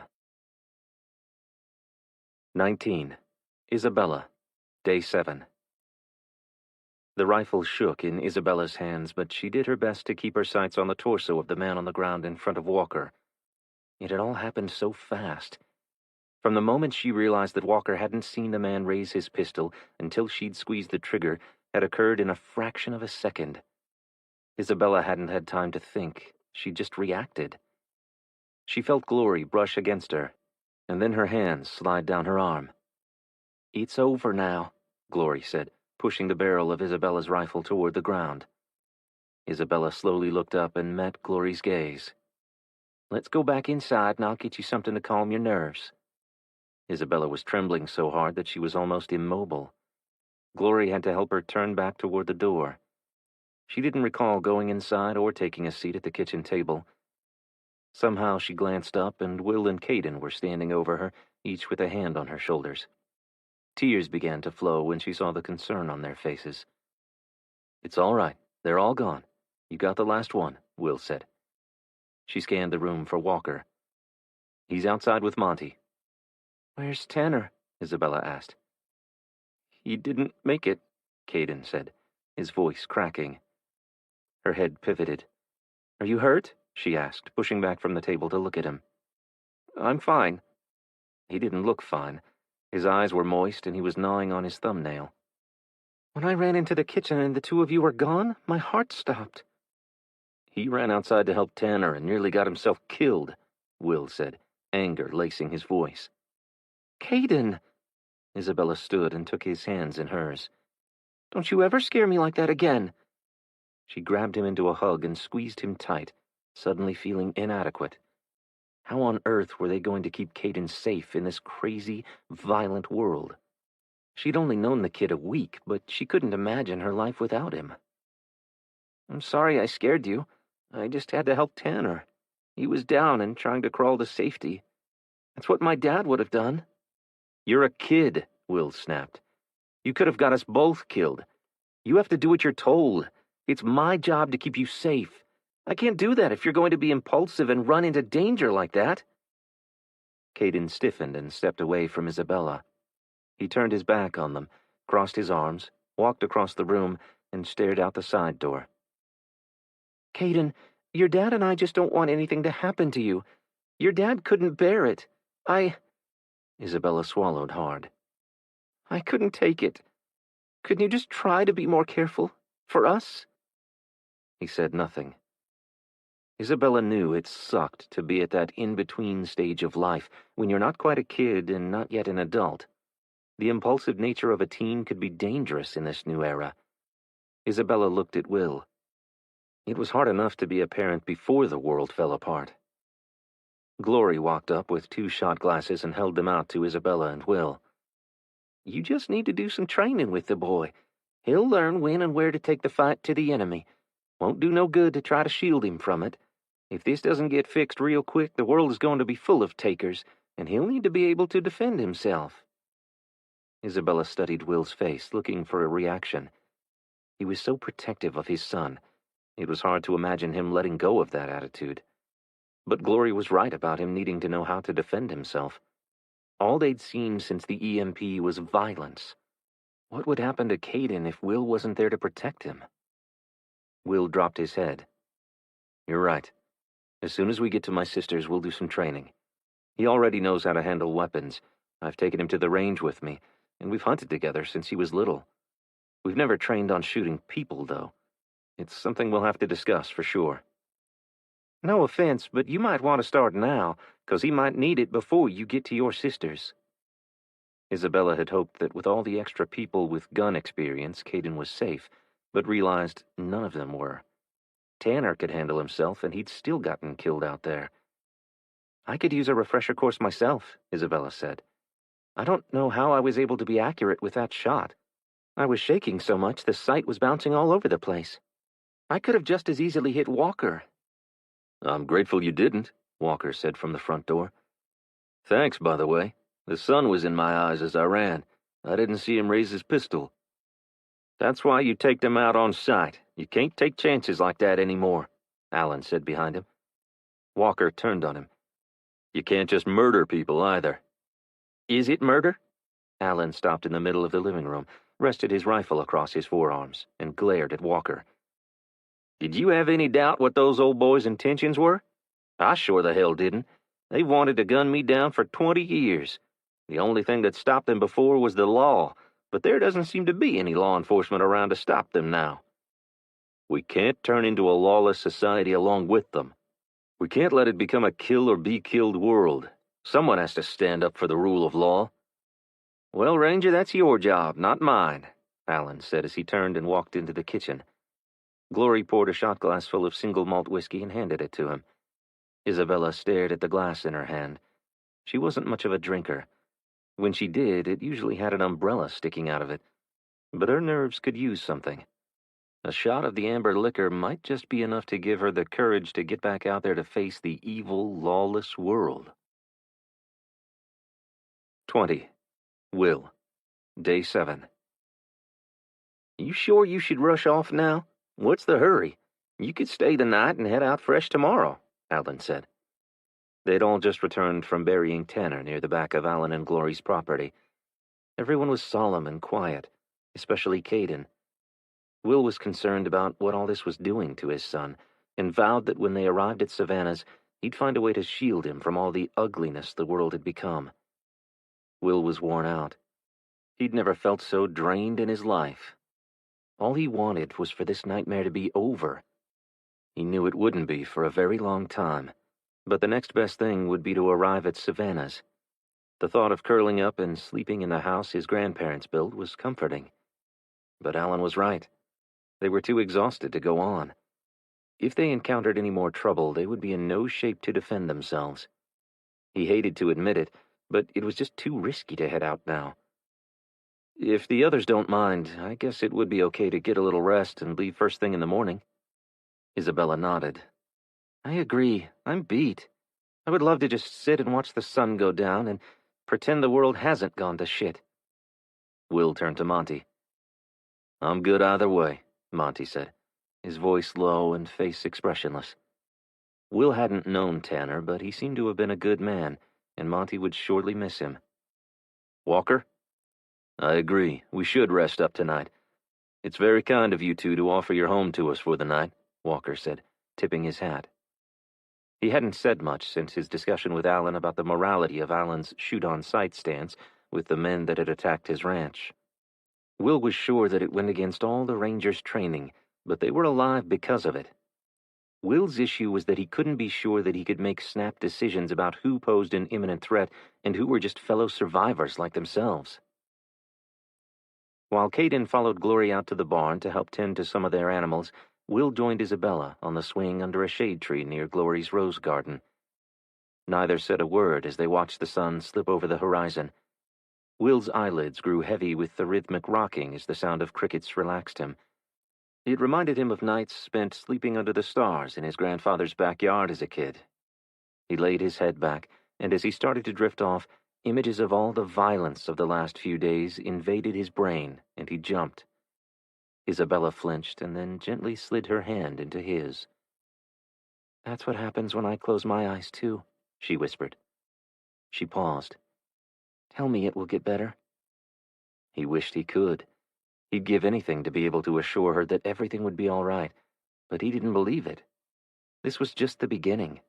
There were so many scenarios that played out in his mind, the scariest among them, the military's failure to prevent the Chinese invasion. If that happened, nowhere would be safe. We're going to do everything we can to make it better. We have to try to think positive and not dwell on all that we've been through so far. He stroked his finger over the top of her hand. We can use it to learn to be stronger and more prepared for what comes next. "I'll try," she whispered. "Dad?" Will jumped to his feet. "What's wrong?" He moved towards his son's voice, and then a flashlight flicked on. Caden was standing near the barn with a galvanized bucket in his hand. "Nothing. I just couldn't see you. I wanted to know if you and Isabella would like some hot chocolate. Glory let me milk her cow. She said they have plenty for Coco." "I'd love some, son." "Me too," Isabella said. It was the little things now that made a world of difference. In the midst of all the horror, he could enjoy a cup of hot cocoa and hear his son describe how he milked a cow to get it. He'd cherish these little moments and do his best to focus on them, and not the cold, lifeless look in the eyes of the dead that now haunted him day and night. 21. Savannah, Day 8. Pete's son, Bo, called out to them even before they reached the gate crossing their driveway. "Good morning. What are you folks doing out so early?" "We're looking for Jason," Mr. B replied. "I ain't seen him." "Is your daddy around?" Savannah asked. "Nope." "Where is he?" "Don't know." He knew, he just wasn't allowed to say, or he wasn't telling them. But why? "We need to talk to him. Can you tell him we came by?" "Sure thing." He shifted closer to the gate, and Savannah could sort of make out a human form under his leafy camouflage. "You think I could stop in sometime and visit with Kendra? It's boring as heck hanging out here all day." Savannah wasn't ready for boy problems. Kendra was 14, and it would be completely natural for her to be interested in spending time with Bo, but with all that was going on... "Mrs. B has her pretty busy, but I imagine if you don't mind pitching in cleaning stalls and such," Mr. B chimed in. At first, it pissed Savannah off. It wasn't his place to consent to her daughter having male company, but Bo's silence told her she had nothing to worry about. Cleaning stalls hadn't been on the kids' agenda. "Well, we have to get going," Savannah said, stepping back onto the blacktop road. Instinctually, she looked both ways before moving to the middle of the street. "Where to now?" "We should check with Rob and then stop by the Masters and Herberts. Jason might have tried to get through to them one more time." Rob's wife flung open the door and greeted him with red-ringed, puffy eyes. Her hair was a mess. Her hand flew up to her throat. "Is it Rob? Is he dead?" Savannah blinked several times. "We just came here looking for him. Obviously he isn't home. Did he go out yesterday and not come back?" Savannah was seeing a pattern, but not one that made any sense. Jason, Pete, and now Rob were missing. According to Blake, they didn't go to Sugar Hill. Where did they go then? "No, he didn't come home. He said he wouldn't be long." "Did Jason stop by here yesterday? Did they leave together?" "No, Pete came by. He said he needed help with something. Rob grabbed his rifle and gear and took off on the quad." Aaron, was there anyone else with Pete? Mr. B asked. "He didn't come up to the door, but I saw someone out by the road. He was in one of those side-by-sides. I didn't recognize him." Savannah turned to Mr. B. "Could that have been Blake?" "Blake from over on Tear Top Road?" Aaron asked. "It wasn't him. I went to school with his wife. I know what he looks like. This guy didn't look like a cop. He looked city." "City?" Savannah asked. "Yeah, polo shirt and khaki shorts." "Sounds like someone from Sugar Hill," Savannah said, more to herself than anyone. It didn't make sense. Who was this man, and why had Pete and Rob gone off with him? They could be from town, maybe from the mayor's office. That planning and zoning guy was always dressed pretty preppy, Mr. Bertrand said. You think? That made more sense. He could live nearby or know Rob or Pete somehow. "But you didn't see Jason at all yesterday?" Savannah asked Aaron. "Jason? No, not yesterday, only Pete. I want to go out and look for Rob, but I got nobody to look out for the little ones." "We'll keep an eye out for him. If we see him, I'll let him know you're concerned," Mr. B said. "Thanks, Mr. B. I'm just really worried. My Anna is sick, and Rob wouldn't stay gone this long if he could help it." "What's wrong with Anna?" Savannah asked. "She got stung yesterday. Her arm is swollen up something awful. She just cries and cries." Savannah turned her head back toward her farm. She had several herbal remedies that might help, but it would take time to go get them, and she needed to find Jason. Her eyes journeyed an overgrown side yard full of native plants. Seeing the ones she was searching for, Savannah walked over and picked a handful of plantain and yarrow leaves. "What are you doing?" Aaron asked. Savannah handed her the yarrow. "Crush these leaves." She held out the plantain leaves. "Chew on these and then combine it with the crushed yarrow and apply it to her arm. It should help reduce the swelling." Aaron looked at her sideways, but took the plants and thanked her. "We have to get going. If you see Jason, will you tell him that we were looking for him?" Aaron nodded. "You do the same with Rob." "Will do," Mr. B replied. Once they were back on the road, Savannah stopped and faced Mr. Bertrand. "Something strange is going on. Either that stranger is from Sugar Hill or Vincent. Either way, I have a feeling it isn't good. Jason has to be with them, but where?" "We could hitch up the horses and ride into town and have a look-see." "I don't think Jason would go all the way into town without stopping to tell us," Savannah said. "Well, there's only one way to find out." "I think we should go back and alert Blake and then Luca and Jane. We need to be ready if something bad is headed our way. That's the only reason that I can imagine that Jason would have gone off like this." "Let's hope that isn't the case. We're not all that well prepared to defend the farm." "Tell me about it." Blake looked like he'd been sleeping. His mother-in-law had been reluctant to wake him. Maybe it was something in Savannah's tone that changed her mind. She tried not to sound panicked, but from the woman's abrupt turnaround, she hadn't been convincing enough. He entered the room, rubbing his eyes. After being out all night, spying on Sugar Hill, he was likely dead tired. But Savannah wasn't sorry. He needed to know what they'd learned. She was hoping that he would come to a different conclusion and ease her anxiety. "So you didn't find Jason?" he said, taking a seat on the sofa. Savannah and Mr. B were still standing just inside the door. They hadn't been invited to take a seat. It was strange and unneighborly of Mrs. Herbert, but Savannah pushed it from her mind. Savannah started filling him in. "Rob and Pete are missing as well. Erin, Rob's wife, said Pete arrived at their door and there was a guy she didn't recognize waiting in a side-by-side at the road." "You think that means trouble for us?" Blake asked. "I don't think Jason, Rob, and Pete would go off and leave their families alone at a time like this unless it did have something to do with a direct threat to us." Blake stood and motioned for them to follow him. They crossed the living room and entered the kitchen at the back of the house. It was large, with an eat-in dining area. He pointed. "Take a seat. I need to get something in my gut while we talk this through." While Blake ate soup from a can, they discussed all the alternative theories they could come up with. But in the end, Blake agreed that something was likely amiss.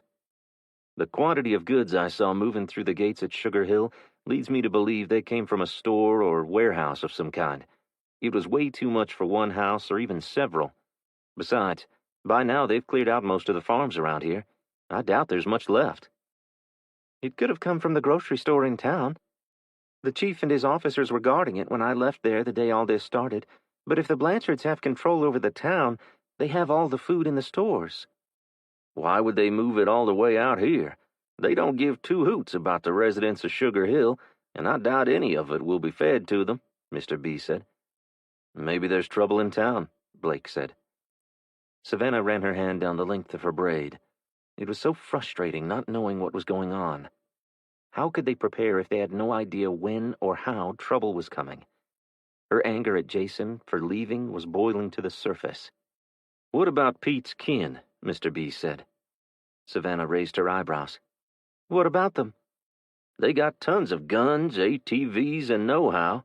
Why don't we ask them to go check out the town and see if that's where everyone went?" "We could ask, but why haven't they already if they were concerned?" Savannah asked.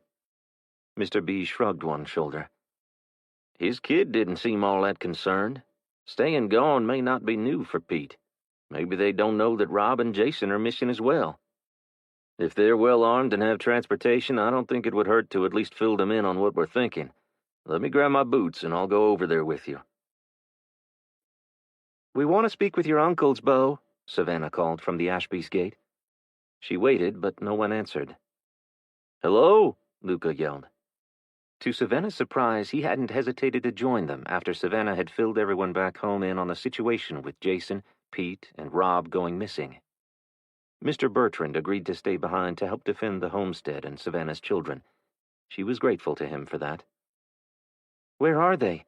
They'd never leave this gate unguarded," Savannah said. "Something must have drawn them away. Maybe trouble on the other side of their property," Blake said. "Should we go in?" Savannah asked. "Let me," Luca replied. "I can run up to the house and see if anyone is home." Savannah's gaze turned to Blake. "I think you're likely to get yourself shot." "Then what do we do now?" Savannah asked. "I don't think it's a good idea to go into town without backup. Even if we discovered Jason and the others were in some type of trouble there, we'd be powerless to help without the Ashbys or someone more than the three of us." "So we do nothing?" Savannah couldn't fathom going home and waiting. "Not nothing. We go home and prepare the best we can," Blake said, turning toward the road. Savannah stared at his back as he walked away. The not knowing was killing her. She just couldn't walk away and not try to find out what had happened to Jason and the others, and what might be coming for them next. "I'm going to go up to the house and see if I can tell if they had some sort of trouble or what. I'm not sure what I'll find, but at least I'll know that I tried," Savannah said, stepping on the middle pipe of the gate and hiking her other leg over the top. Luca grabbed her by the belt. "Savannah, wait, I should go. You got kids." Savannah glared at his hand, and he removed it. "Let's both go then," she said, nodding toward the house. Blake facepalmed. "Shit, you guys, this is a dumbass move. You said they were a shoot-on-sight kind of group." Savannah landed solidly on the other side of the gate. "You can wait here for us." She was 50 feet down the driveway when she heard Blake's footfalls behind her. "We should spread out. Maybe walk in the tree line so we'll have cover if they start firing," Blake said. "Kathy!" Savannah yelled. "It's me, Savannah Fontenot. Don't shoot!" Blake scrambled behind a row of bushes lining the narrow lane. "It might not be the Ashbys that shoot at us, Savannah." "What do you want, Savannah?" a female voice called out. "Kathy?" "No, this is Kathy's sister, Mary. What do you folks want here?" "We need to speak with Kathy and Pete's brothers." "They ain't here." "Can we come up? Something strange is going on, and I'd like to talk to you and find out what's happened here." "Just you. I don't know those other two fellows." Savannah sprinted up the drive. After rounding the last turn, the 2-story vinyl-clad house came into view. Mary stood on the porch that ran the length of the front of the home. The rifle in her hand said she wasn't taking any chances. "What do you want to talk about?" Mary asked. "Jason took off yesterday, saying he was going to speak with some of the neighbors about those folks at Sugar Hill. He never came home. We stopped at Rob's and he's missing as well. Bo told me earlier that Pete was gone. Do you know anything about that?" "I don't know anything about Rob. Jason stopped by here yesterday and Pete left with him. When he didn't come back by nightfall, the guys went out looking. They didn't come back either. Bo and Kathy lit out this morning." Savannah's heart leaped into her throat. Her head began spinning. She'd known in her gut that something was wrong, but now her worst fears were being confirmed. There is no way the Ashbys would go off and leave their place unguarded, not unless something huge had occurred. Something more than just a Blanchard's. Her stomach began to churn as her last meal tried to make its way back up. She drew in a breath and closed her eyes, willing her gut to calm. "Are you here alone?" she finally asked in between breaths. "I got all the kids." Shit. There was little she could do to protect them and her own family. "You're welcome to bring them and come stay with us until everyone gets back." "Nah, I best stay here and do what I can to hold down the fort," Mary said. "I appreciate the offer, though." Savannah stared at Mary for a moment, unsure what more to say. She turned and slowly walked away.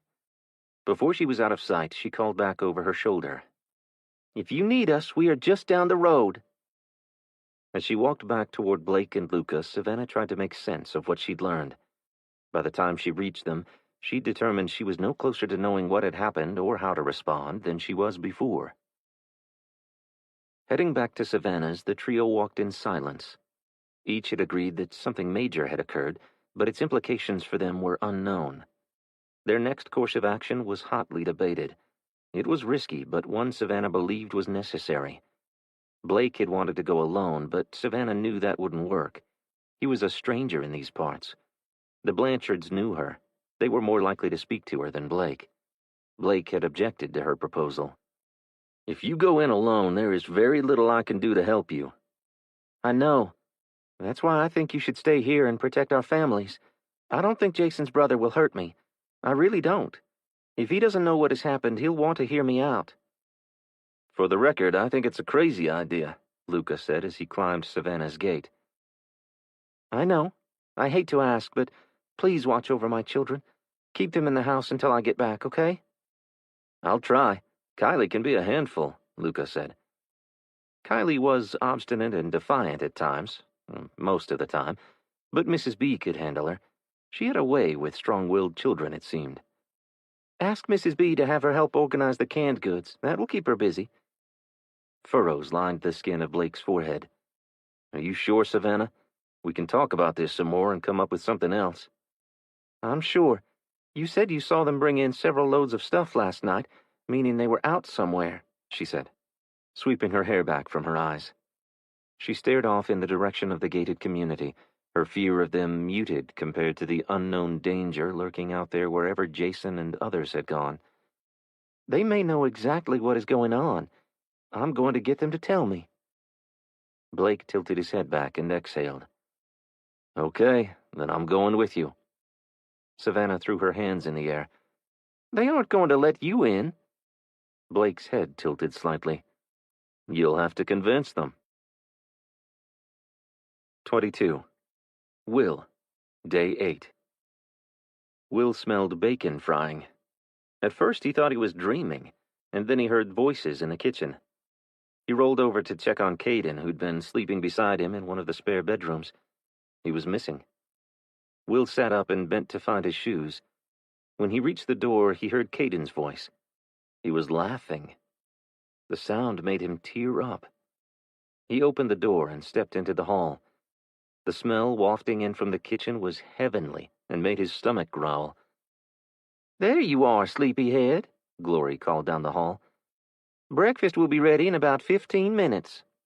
"It smells wonderful," Will said. He was going to ask how she could cook with the electricity out, but then he recalled seeing the propane tanks outside. "That's enough time for me to show you something out in my shop," Alan said. Will ran a hand across the top of his hair and smoothed his wrinkled t-shirt before following Alan out to his shop. Monty and Walker were already there. In front of them were a long table and several disassembled weapons. "Gotta keep those rifles clean or they'll jam on you at the most inconvenient times," Allen said. "I can't spare much ammo, but I'll load you a few extra magazines. I have an extra tactical belt I could loan you, too. I bought it for Glory, but she didn't like black, so we had to get her a girly one." "I appreciate that, Allen," Will said. "I also have this night vision scope. I'm surprised as hell that it still works. I'd thrown it into one of the half-empty ammo cans and forgot about it. It's not the best one on the market, but it's better than nothing." "I can't thank you enough, Allen. It's very generous of you." "You folks picked Glory and me up on that road and then engaged in a gun battle because of your good deed. It's the least I could do. I just wish I could do more, but it looks like this is going to be a long-term problem, and I won't be able to get a resupply of this stuff anytime soon." "I understand," Will said. "Have you considered leaving?" "And go where?" "No, we'll just make our stand here," Allen said. "My boys will make it back soon, and we'll do a better job fortifying this place." "You guys going to stay out there all day playing with guns, or what?" Glory called. "We better get in there, or she'll feed our breakfast to the hogs." Allen laughed. After breakfast, all Will wanted to do was go back to bed. It was the first time his stomach had been full and satisfied in a week. He wasn't sure he was at all ready to face what came next out on the road. He prayed that life at Savannah's resembled the one here with Allen and Glory, without the gun battle they'd had yesterday, of course. Walker climbed behind the wheel while Monty got into the passenger seat. Monty had suggested that Walker drive, and it made sense. He knew the roads. If a route change needed to be made on the fly, it would save time not having to relay directions. In his lap, Monty held a pair of binoculars Allen had given him. In theory, he'd be able to spot trouble from a distance, giving them time to avoid it. Will hoped he was right. Caden sat between Will and Isabella in the back seat. Glory had packed them a few MREs and filled a 5-gallon jug of water for their trip. Allen extended his hand through Will's open window. "It was nice meeting you, Will. I hope that someday you'll come back this way, when this is all over." "We'll do that. I appreciate the supplies. It will make a huge difference," Will said. Allen pointed at Caden. "Make sure you keep this crew in line there, young man." Caden smiled. "I'll try." "Keep that safety on," Allen said, pointing to the pistol holstered at Caden's side. Allen had spent 2 hours instructing him on gun safety and practicing shooting various targets. Will knew Caden was responsible and a very good shot, at the range. But he was still only a 13-year-old kid. Handling a weapon was a huge responsibility, and knowing when to pull it was difficult, even for an adult. But in the end, he'd recognized that he might not always be there to protect him in the present danger they faced. He couldn't bear the thought of him defenseless against the type of enemies they'd seen so far. "I'll keep it on safe, Mr. Allen," Caden said. "Isabella, I know I'm not exactly your size, but I packed you a few items of clothing. Sometimes just putting on a clean shirt can make you feel like a new woman, if you know what I mean," Glory said. She placed the tote in the bed of the pickup and then patted Isabella's arm. "You're tougher than you know. You'll do fine." "Thanks, Glory, and thanks for the clothes." "Caden, I sure thank you for helping me out with the animals. It can get to be quite a chore when you get behind from being gone like we were. You're a good kid," Glory said. "I enjoyed it." "Safe travels," Allen said as Walker put the truck into gear. "Thank you for your hospitality," Walker replied. Monty waved as they pulled down the drive. Apprehension crawled up Will's spine as the truck's wheels hit the blacktop. He'd been naive, thinking things would be better once they got away from Houston. Something in his gut told him that the worst wasn't over. Walker turned the truck north just before coming into the city of Silsby. The street was narrow and lined with houses that sat close to the road. It would be easy for someone to rush out and block their path without much notice. Will did not like the situation. He sat erect, eyes scanning the homes ahead, his hand on the rifle resting between his knees. His shoulders were tense and muscles ready to react to any threat that might arise. He let out an audible sigh of relief when the residential area gave way to a tall pine forest and then pasture lands. He wasn't looking forward to white-knuckling it the whole trip to Savannah's. "How long have you had your place on the Neches River?" Monty asked. "A decade or so. I don't get up there much anymore." "And you think you're going to hunt and fish to survive?" "Something like that," Walker said. "Right," Monty scoffed. "There'll be a lot of folks that think like that. Those woods will be crawling with city folks trying to take down big game to feed their families. They're more likely to get themselves lost and die out there." "It's that or go home to Beaumont. Which would you choose?" "Sure as shit wouldn't be Beaumont or any city for that matter," Monty said. "What's your plan?" Will asked. "My folks have been living off the land for 3 generations. We know how to survive. The bayou will provide." Will envied him in some ways. He seemed to have all the skills that it would take to make it long-term without modern conveniences, while Will was still wandering in the dark. He'd have a much better outlook once they reached Savannah's and could assess their chances of feeding themselves and what the security situation was there. He hated all the unknowns they still faced. It was hard for his mind not to imagine all sorts of dire scenarios. "Walker, you should come on down to Lake Charles with me," Monty said. "We could use someone with your skills. I imagine lots of folks will think they can just run down to the bayou and take what they want. I doubt they'll survive a day out there. My family's camp is so far out that even I get lost sometimes." A left turn took them through another residential area and across a set of railroad tracks. Eventually, it came back out on a highway heading east. As they reached the north side of Silsbee, Walker sped up, passing quickly by a washateria and a small strip mall before exiting the commercial area for a more rural setting. Walker relaxed in his seat and slowed a bit. They'd made it through Silsbee without incident, and were back out on the freeway driving toward Evadale. Walker was quiet for a moment, and then he asked, "Are you serious about that offer?" "Has a heart attack," Monty said. "I'll have to consider it a bit." "You better hurry up. Your turn is coming up soon, right?" Walker was about to speak when Will spotted something on the road ahead. He leaned forward and pointed. "Slow down, Walker." "What is it?" Isabella asked, poking her head between Walker and Monty. "Looks like a body," Walker said. A tight knot formed in Will's stomach. His head rotated back and forth, looking for signs of anyone else around. He saw no one. "Maybe they're hurt," she replied. The odd way they were positioned told Will they were likely dead. But how? Why had they been left on the road, and by whom? "I don't like it, Walker," Monty said. "I think we should haul ass around it and get the hell out of here pronto." Will agreed. If the person were still alive, there wouldn't be anything they could do to help them. It smelled an awful lot like an ambush. "You aren't going to stop and see about them, are you?" Isabella asked. What a turnabout she'd made. Was this the same woman that had chastised him when they were downtown and had left the dying man in the street? Maybe she was finally beginning to realize they couldn't save everyone even if they tried. They had to look out for themselves. It had become the survival of the fittest. Walker gripped the steering wheel tighter and sped up. As he did, Will pushed Caden's head forward. "Stay down." He pulled his rifle into his lap and readied himself to fire at the first sign of trouble.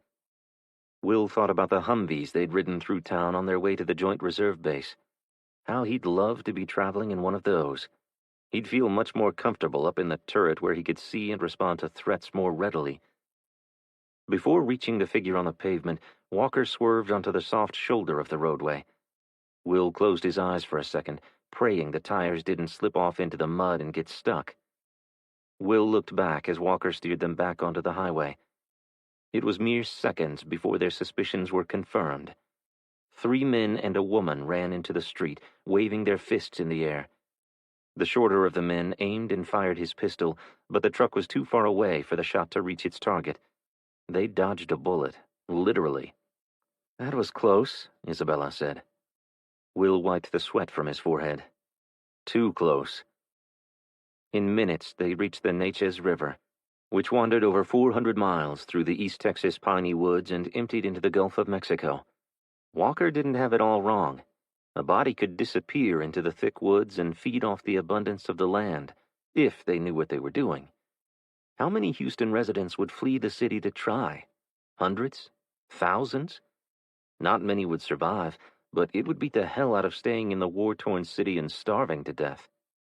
What's it going to be, lawman? Monty pressed. Walker stopped in the middle of the highway and placed the truck in park. He stared off down a lane to his left. Will's head pivoted, looking for threats. He hated to rush him. It was a big decision, but they were exposed, just sitting there like that. Ah, hell, I might as well ride on with you guys. I wouldn't want you to become lost before you get the boy to your sister's, Walker said, placing the truck back into gear. Will was surprised how relieved he was that Walker had agreed to continue on with them. More people did make it safer. All righty then, Monty said. Let's put the pedal down and get to Cajun country. Great. I'll get to introduce you to Aunt Savannah and my cousins, Caden said. Walker twisted in his seat and smiled back at him. He opened his mouth about to say something when he heard the clang of something hard hitting the rear of the truck. What was that? Monty yelled, twisting to get a look. Everyone turned toward the rear left side of the truck. Isabella gasped. Let me see hands, a male voice said in broken English. He was dressed from head to toe in black. Half his face was covered in a balaclava mask. What do you want? Walker asked. The man thrust his rifle in Walker's direction. I say, let me see hands. Another man came into Will's view. Get out! Without taking his eyes off the men, Will reached under the driver's seat, pulled out the Colt 1911 that Alan had given him, and stuffed it into the back of his waistband. He twisted toward the man, putting his body between the attackers and Caden. Isabella's door opened and Will's head pivoted in that direction. A third man had her by the hair and was dragging her from the vehicle. Let her go! Caden yelled, as he grabbed hold of Isabella's waist. The man hauled back to punch Caden, but Isabella landed a blow to the man's groin with a fist, and he stumbled backward, with Isabella landing on top. Will grabbed Caden to stop him from going after them, then felt the cold steel of a rifle barrel against the back of his neck and froze. Get out, now! The door opened and Will pulled Caden out with him. Walker was already on the ground, arms and legs spread apart. The first man was going through his pockets. He held up Walker's badge and said something to the others in Chinese. The man closest to Will and Caden turned his back on them to look at it. Will reacted, pulling the 1911 from his waistband. He shoved Caden to the ground and fired until the man went down before turning the pistol on the guy standing over Walker. 2 down. Unknown numbers still to go. 23. Isabella. Day 8. Will! Isabella screamed as hands wrapped around her hair. Caden grabbed her by the wrist. His look of terror only fueled her anger at whoever had attacked her. She was face up, sliding toward the pavement, when she saw the man's other hand form a fist. When he leaned forward to hit Caden, Isabella threw her right hand back and punched the man in the groin. He let go of her and she hit the ground hard, knocking the wind out of her for a moment. The attacker was less than 5 feet away, facing the front of the vehicle. If she attempted to stand and run, he'd be sure to grab her. He took 2 steps toward her with both hands balled into fists. Isabella ignored them. Her eyes were on the blade attached to the man's right leg. He took another step, and Isabella readied herself. Boom! Someone fired, and the man reacted by turning toward the shooter. Isabella lunged and grabbed the knife from his side. The man didn't appear to notice. All his attention was still on the commotion on the driver's side of the pickup. Isabella plunged the man's knife up and under the man's vest and into his abdomen with all her might and withdrew it, quickly crawling away. The guy's mouth opened and he dropped to one knee. Boom! After the second report from the deep, throaty handgun, Isabella tried to stand, but her legs were like wet noodles. A hand grabbed her by the right arm and hoisted her to her feet. She spun around, ready to fight. It's me, Monty. Isabella dropped the knife and turned, looking for Will and Caden. Will! He appeared near the truck's hood on the driver's side with the pistol gripped in both hands. He lowered it when he saw her. Any more over there? Monty pivoted and pulled his rifle up to look through his scope. I don't see any. Isabella rushed around the front of the vehicle, passing Walker and Will, and ran straight for Caden, who was leaning against the back fender. Are you all right? Are you injured? Did they hurt you? She said in quick succession. I'm fine, he said flatly. Dad got him. Isabella pulled him into her arms and held him tight. Tears stung her eyes, but she fought them back. Now was not the time. She would not fall apart. "Are you okay?" Caden asked, pulling back from her. He pointed to her hands. Isabella stared at her blood-soaked right hand. The blank look on the man's face replayed in her mind. "It's not mine." "I tried to stop him," Caden said. "I know. You shouldn't do that. You could get hurt." "I'm not a little kid. I can fight too. I may be short for my age, but I can fight. I've fought bullies at school many times." Isabella was filled with a mix of emotions, a sadness that he'd experienced bullies and a sort of pride that he was willing to stand up for himself. But this was different. The world was different. Those were regular schoolyard bullies. The people they were encountering now were killers. "We better go before more of these assholes show up. Those gunshots are sure to attract attention," Walker said. "Where are the rest of them, Will? They don't travel in threes." "Maybe these are just scouts," Will said, standing over one of the insurgents. "These aren't dressed like the others," Isabella said. "They look more military. Look at their gear." Will rifled through the pouches on the man's tactical vest, pulling out ammunition and finally a map. He spread it out on the hood of the truck, and everyone crowded in to see it. "I can't read Chinese, but these marks here must be targets." "That's the rail line between Beaumont and Houston," Walker said. "You think that's their target?" Will asked. "It's certainly of interest to them. It's highlighted in red." "Why'd they attack us?" Caden asked. "Opportunists," Monty said. "They saw the truck. It's a much quicker way to travel. Dressed like that, I'm sure they weren't prepared for the heat and humidity here in Texas. They seemed pretty tired and slow." Will grabbed the man's canteen and shook it. Empty. They were out of water and probably dehydrated. "Let's not stand around here and wait for more to show up," Isabella said.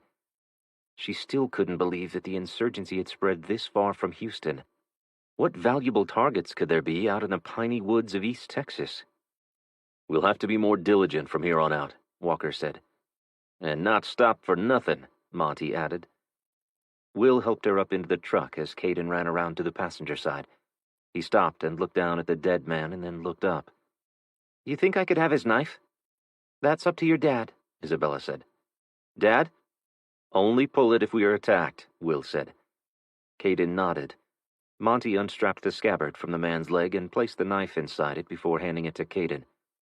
"It's going to be a bit big on you, I'm afraid." "It's okay," Caden said, wrapping it around his thigh.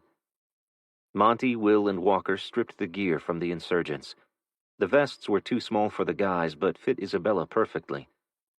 "It's too hot," she complained. "I can't breathe in this." Will pulled his over his head and strapped it, but it left half his abdomen exposed. "It'll be cooler when we're moving and the wind is whipping through here." "Here, little man, there ain't no way this will fit me," Monty said, holding up the bloody tactical vest. Caden scrunched his face. "That's gross."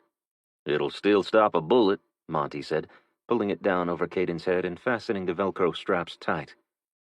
"Can I have his pistol?" Caden asked. Monty picked it up off the ground and looked it over. "You ever see one like this?" he said, handing the gun to Walker. "Not personally. That's Russian-made." "So is all this 7.62mm ammo, I bet," Will said. "Russian?" Isabella said. "They're Russian?" "The Chinese buy a lot of Russian weapons. These guys are Asian, not Russian," Monty pointed out.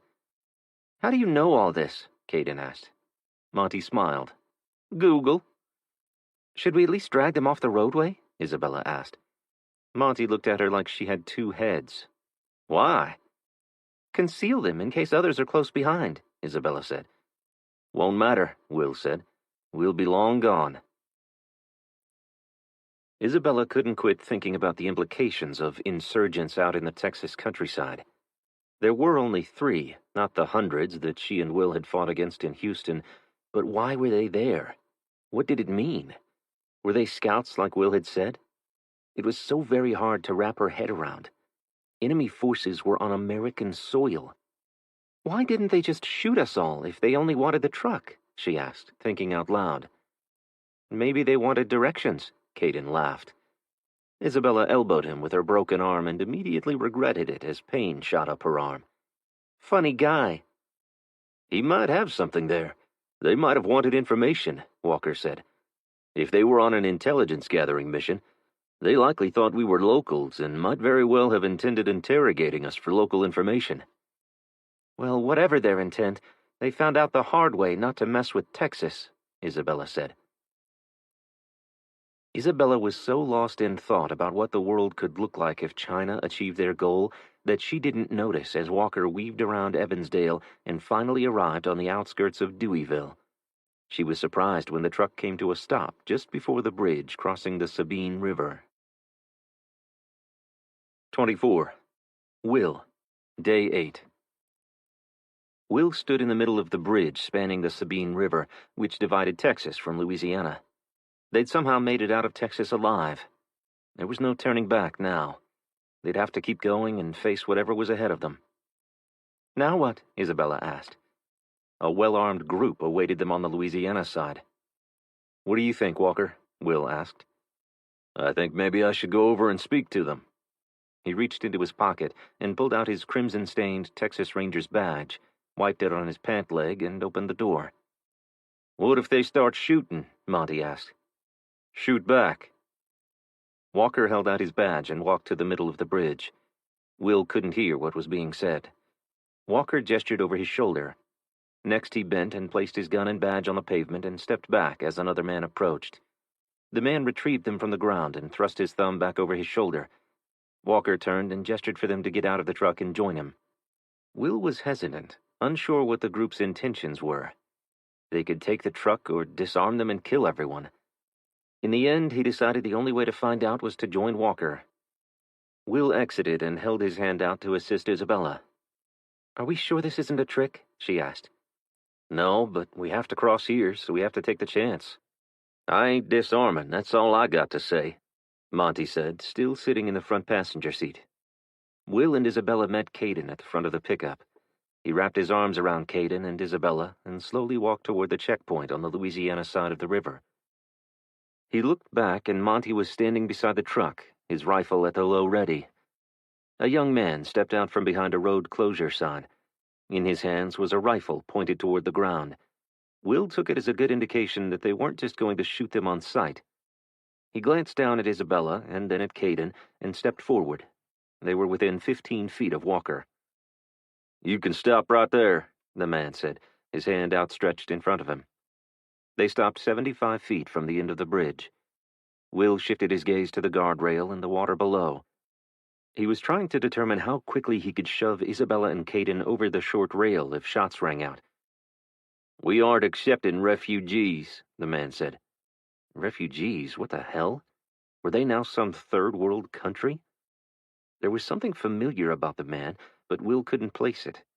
Maybe it was just the deep Southwest Louisiana accent. We aren't refugees, Will called back.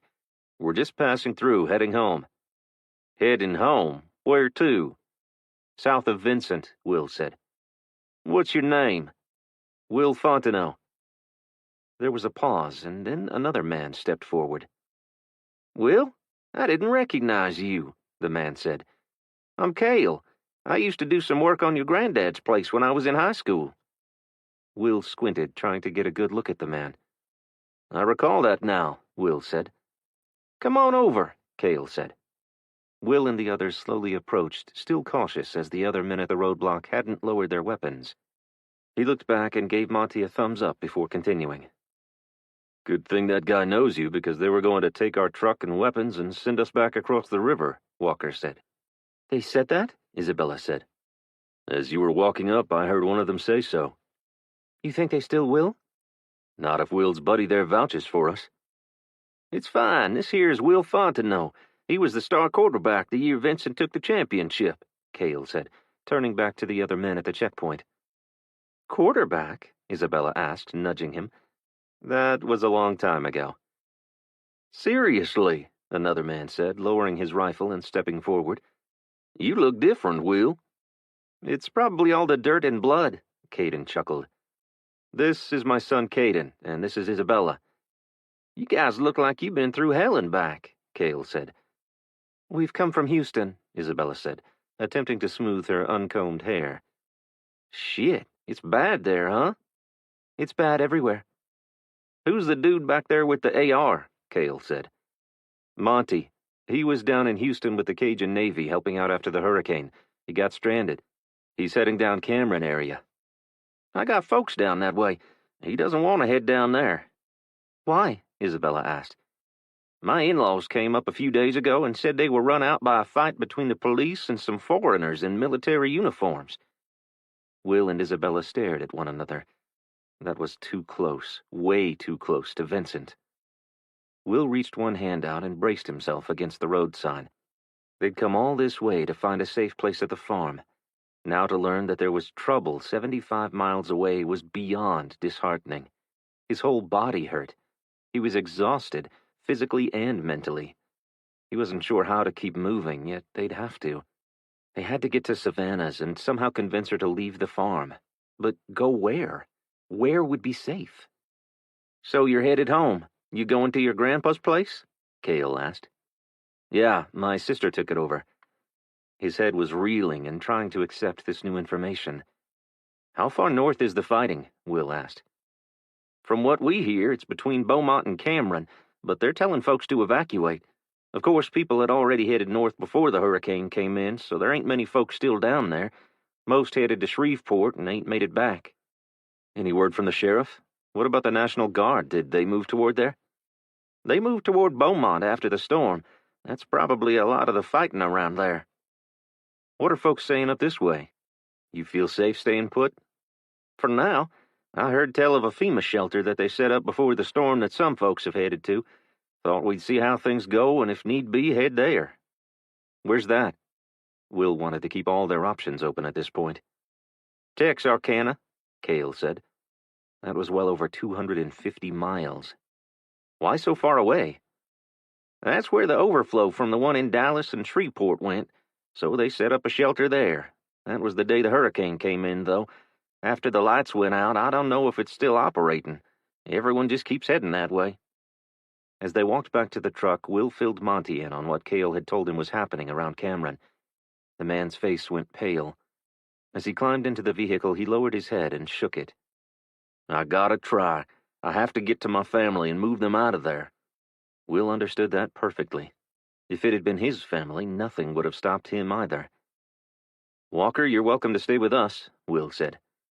His head pivoted to look at Monty. He paused before speaking. Will knew what he was going to say. Nope. I was looking forward to a good old crab boil and some of his wife's famous gumbo Monty was bragging about. I'll just tag along and make sure he stays out of trouble until we find his family.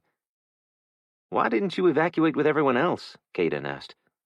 'Cause my daddy won't leave and let thieves loot the store, Monty said. Besides, we all knew it wasn't going to hit Calcasieu Parish.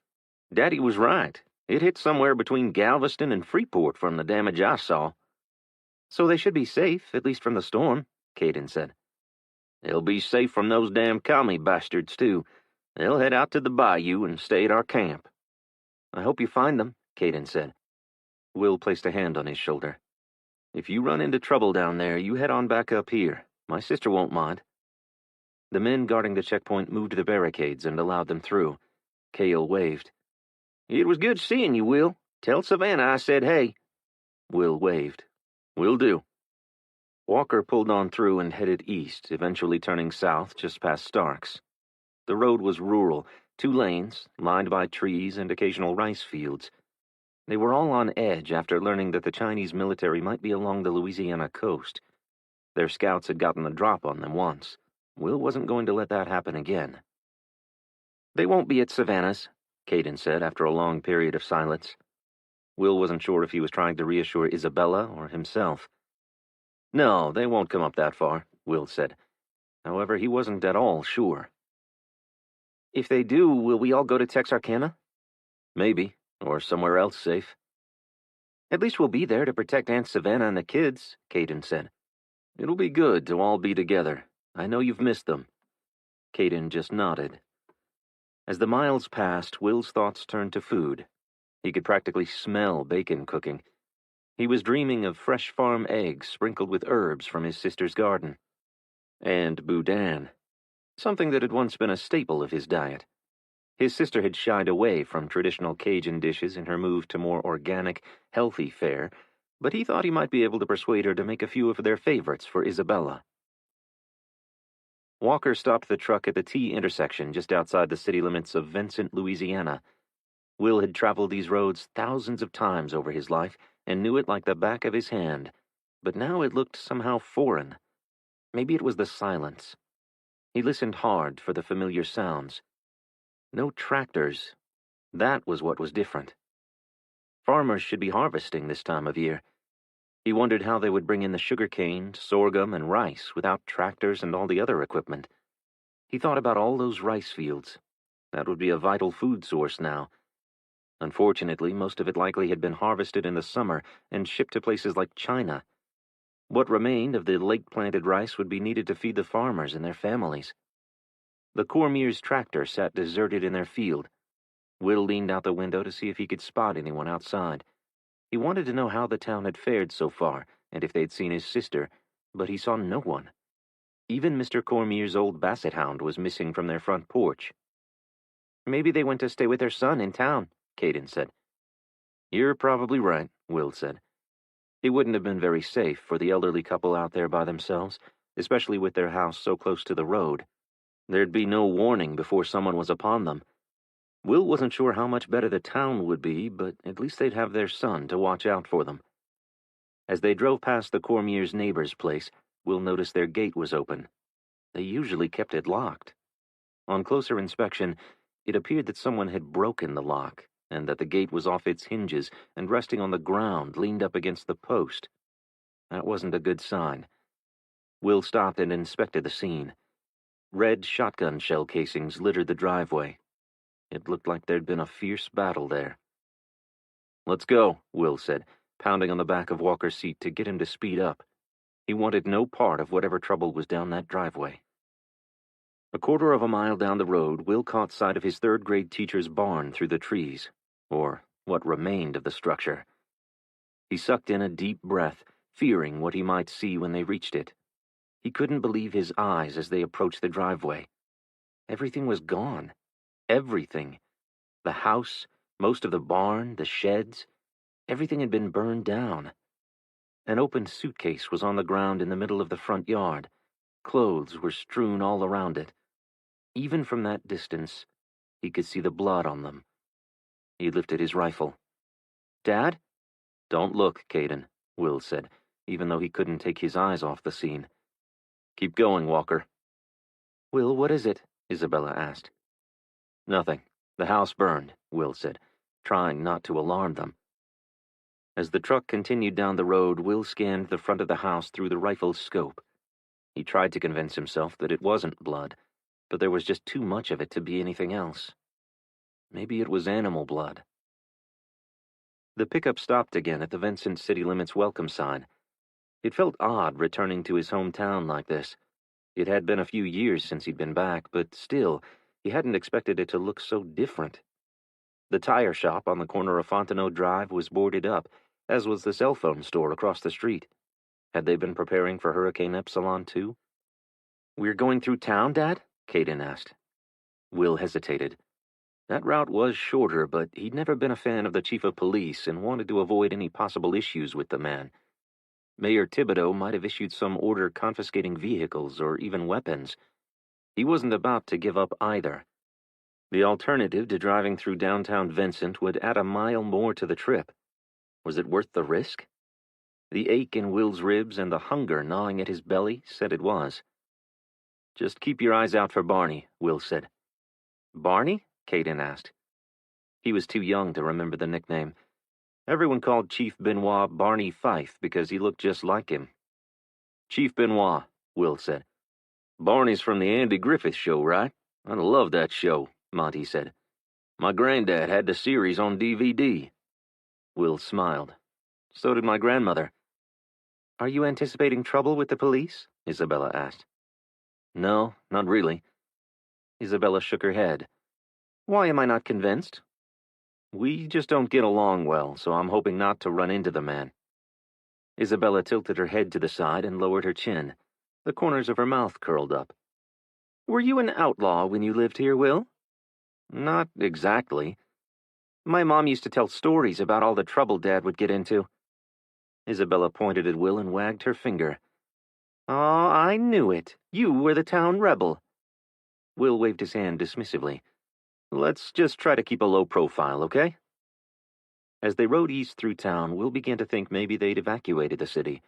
It was deserted, eerily quiet, and he hadn't seen a soul out on the streets. "Where is everyone?" Caden asked. Will shrugged. "I don't know." "Maybe they all ran out of food and left," Isabella said. As they approached the grocery store, Will spotted movement near one of the cars in the parking lot. He leaned forward and pointed. "Watch there." The person exited the vehicle and looked in their direction. Will watched the man's hands as he raised his pistol. "Caden, Isabella!" Will shouted as the first round slammed into the truck. As Walker threw the truck into reverse and sped backward, Will pushed Isabella's head down and grabbed Caden by his shirt. "Get down!" he yelled. The truck's engine whined as Walker accelerated backward. Will heard what sounded like an explosion, and then he was thrown back in his seat, his head hitting the rear glass. 25. Savannah, Day 8. Savannah stood across the street from the exclusive Sugar Hill community's main gate and waved a piece of white cloth over her head. Blake was hidden behind a row of bushes that lined the road, his rifle trained on a guard on the other side. "What do you want?" the guard called out. "I need to talk to Valson. It's about his brother Jason." An extended period of silence followed. She narrowed her eyes and tried to see beyond the gate, but couldn't. Were they getting Valson or deciding whether to shoot her?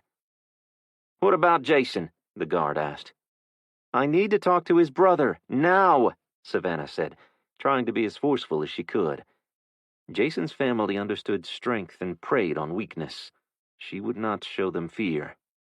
A moment later the gate opened, and Valson stood next to two of his henchmen.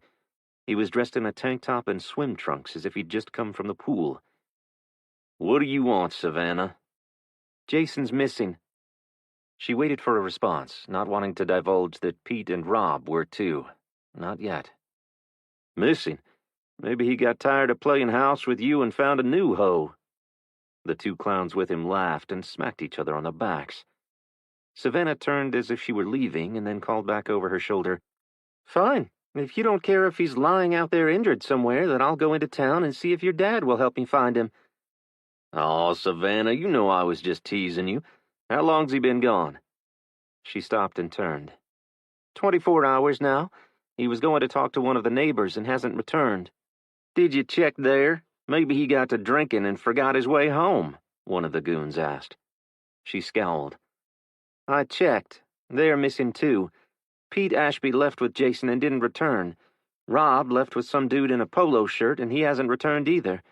Something bad is going on, and I was hoping that maybe your crew might have heard or seen something while they were out last night." Valson stepped into the street. When his henchmen tried to follow, he motioned for them to hang back. Savannah matched him step for step as she moved toward him, a tight knot forming in the center of her chest as they converged in the middle of the road. "Seriously, Savannah, what was he up to? He wasn't going to make some dumb move on the old man, was he?" Savannah stiffened. She'd never considered that. Why would he? Valson and Sugar Hill had been their immediate problem. She could see him appealing to his father to call Valson in and stop his reign of terror, but not Jason challenging his father for control of Vincent. No, that wasn't it. "No way. Are you sure your guys didn't do something to him?" Savannah glanced over Valson's shoulder. Valson followed her gaze. "Those clowns?" he laughed. "They can't wipe their asses without me telling them to. They wouldn't mess with my brother without my permission." Savannah lifted an eyebrow. "What about Pete and Rob?" "They're fair game, but my crew would have told me if they'd been into it with anyone out here." "You're sure?" Savannah asked, a growing concern spreading in her gut. She'd somewhat hoped Valson was hiding them somewhere and that she could negotiate for their release, but she was starting to believe that he didn't know anything about their disappearances. Valson gestured. "Stinky, get over here." "Yeah, boss?" "Did you see my brother or anyone from Sugar Cove when you guys were out last night?" "Jason? No, we were east of the city. Why?" "He's late coming home." Did you see anyone you didn't recognize? Savannah asked. Maybe some outsiders coming through the area? My crew didn't, but Buddy claims he saw a little Chinaman slinking around the school out by the interstate. We blew him off because he was stoned and not making any sense. Valson dismissed him with a wave. I'll ride into town and check with the old man. Maybe some of his crew saw Jason and the other two. It was too foreign, standing there having a semi-civilized conversation with a brutal killer about the well-being of his brother. Could she trust him? No. But she was now confident that he wasn't holding Jason, Rob, and Pete, and that was what she'd come to find out. If you find him, please tell him that the children and I are worried about him, Savannah said. I will, don't worry. He's just fine. He's a tough son of a bitch. Savannah nodded and turned to go. He was right. Jason was tough. So was Pete. But they were both missing. Not knowing where they were or what had become of them was unbearable. And now she was no closer to knowing than she was when she started. You believe him? Blake asked as they walked toward Savannah's farm. I do. He has no reason to lie about his brother or the others. He'd brag if he'd done something. He'd be full of bravado and inflammatory words for the rest of us. That's just who he is. What about the theory that Jason and the others went into Vincent? I don't buy that, unless something came up that we don't know about. Jason doesn't trust his family. He wouldn't go to his dad for help with anything. Buzz Blanchard beat his kids into submission. He's pure evil. Jason would expect nothing else from him than that. So we're back to square one. We still have no leads on where they might have gone. The only lead is the guy in the polo shirt and the fact that Pete's family took off looking for them. What that means, I have no idea. Well, do we know who wears polos around here? Just those guys from Sugar Hill, Savannah said, gesturing back over her shoulder. She paused and then stopped in the middle of the road. She looked skyward and then at Blake. Pete's uncle owns a used car lot a mile south of town. Maybe he was the one in the UTV with Rob. When they reached the farm, Savannah stopped and leaned against the gate. What do you think? Should we go check out that lead? Blake turned his gaze to the ground. I know you're concerned about your friend, but we really should stay put and prepare in case something is coming. Her head said he was right, but her heart wanted to find Jason, and she wanted answers. Savannah placed her foot on the gate and threw her leg over. Okay, I guess we don't have any choice. I'm going to take the long way home, do a perimeter check of the neighborhood. Get some rest, Savannah. I'll be back later on today and we can regroup and come up with a plan. Savannah waved goodbye and headed up the driveway. Where have you been? Savannah yelled as she ran toward the entrance to the barn. Jason smiled, making her anger boil.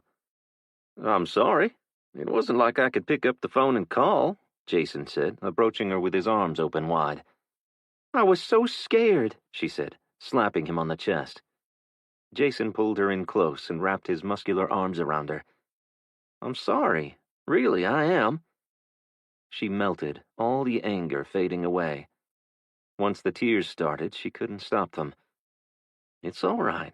Everything's going to be all right, Jason whispered, stroking her hair. She was a little girl again, with her grandfather comforting her after she'd fallen off her horse. She wanted to believe Jason just like she'd believed her granddad. But things were not right in the world, and she had a feeling they never would be again. What happened? She asked, this time without the angry tone. Jason released his grip on her and stepped back. The somber look on his face made her heart jump into her throat. Outsiders, Jason said. They're camped 5 miles from here along the spring gully. They're heavily armed and well supplied. Outsiders? Like from Lake Charles or Cameron? Like I have no idea where they're from. They were some type of military or maybe military contractors. Military? Well, that's a good thing, right? Maybe they're getting ready to get services restored. Savannah was hopeful for the first time in over a week. She looked into his eyes. He did not share her optimism. What, Jason? I don't think they're with our military. Savannah's knees buckled and Jason reached out to steady her. He led her through the barn door and grabbed a crate, lowering her gently down onto it before continuing. While Pete and I were talking yesterday, His brother came running up with some tale about men in black. Savannah cut him off. Couldn't they be from Fort Polk? It's only like 70 miles from here or something. Maybe they were out on some kind of patrol. I don't think they are American, Savannah. There were only about a dozen of them, so it's not an immediate threat. You saw them? They're not just some wannabe militia types playing military? I did. Pete, Rob, and I went to take a look for ourselves. Whoever they are, I think they're on some scouting mission. They broke camp and took off at first light. Pete's brother and brother-in-law followed them, while some of Kathy's relatives took off toward Fort Polk to warn them. Her cousin's retired from the Air Force. He said he knew someone up there. She was confused. So should we be worried or not? I think we need to be aware and expand our perimeter.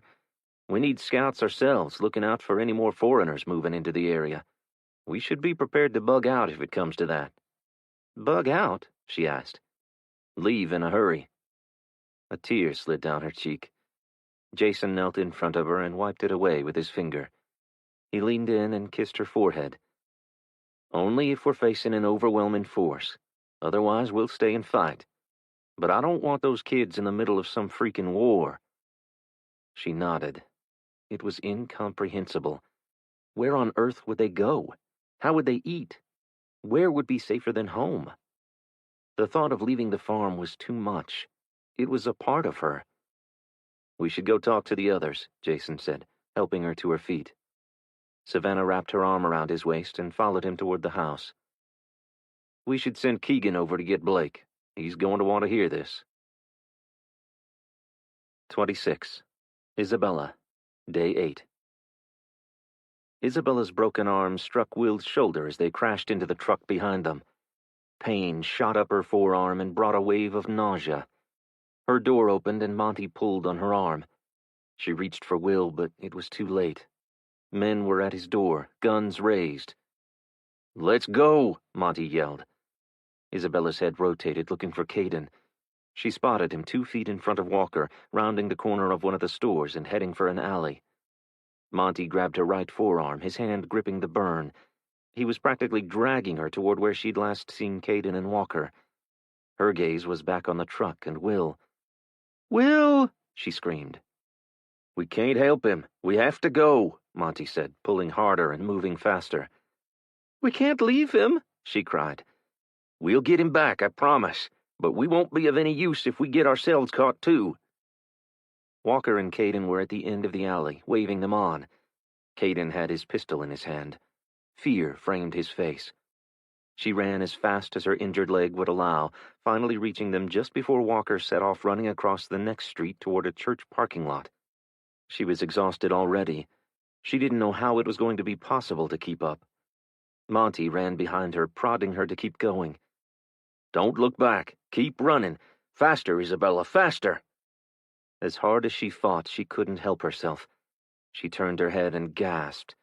It appeared the whole town was chasing after them. When they reached the church, Monty shoved her from behind and she fell forward on her knees. She stuck out her right hand, but it slipped in the grass, and her chin bounced off the ground.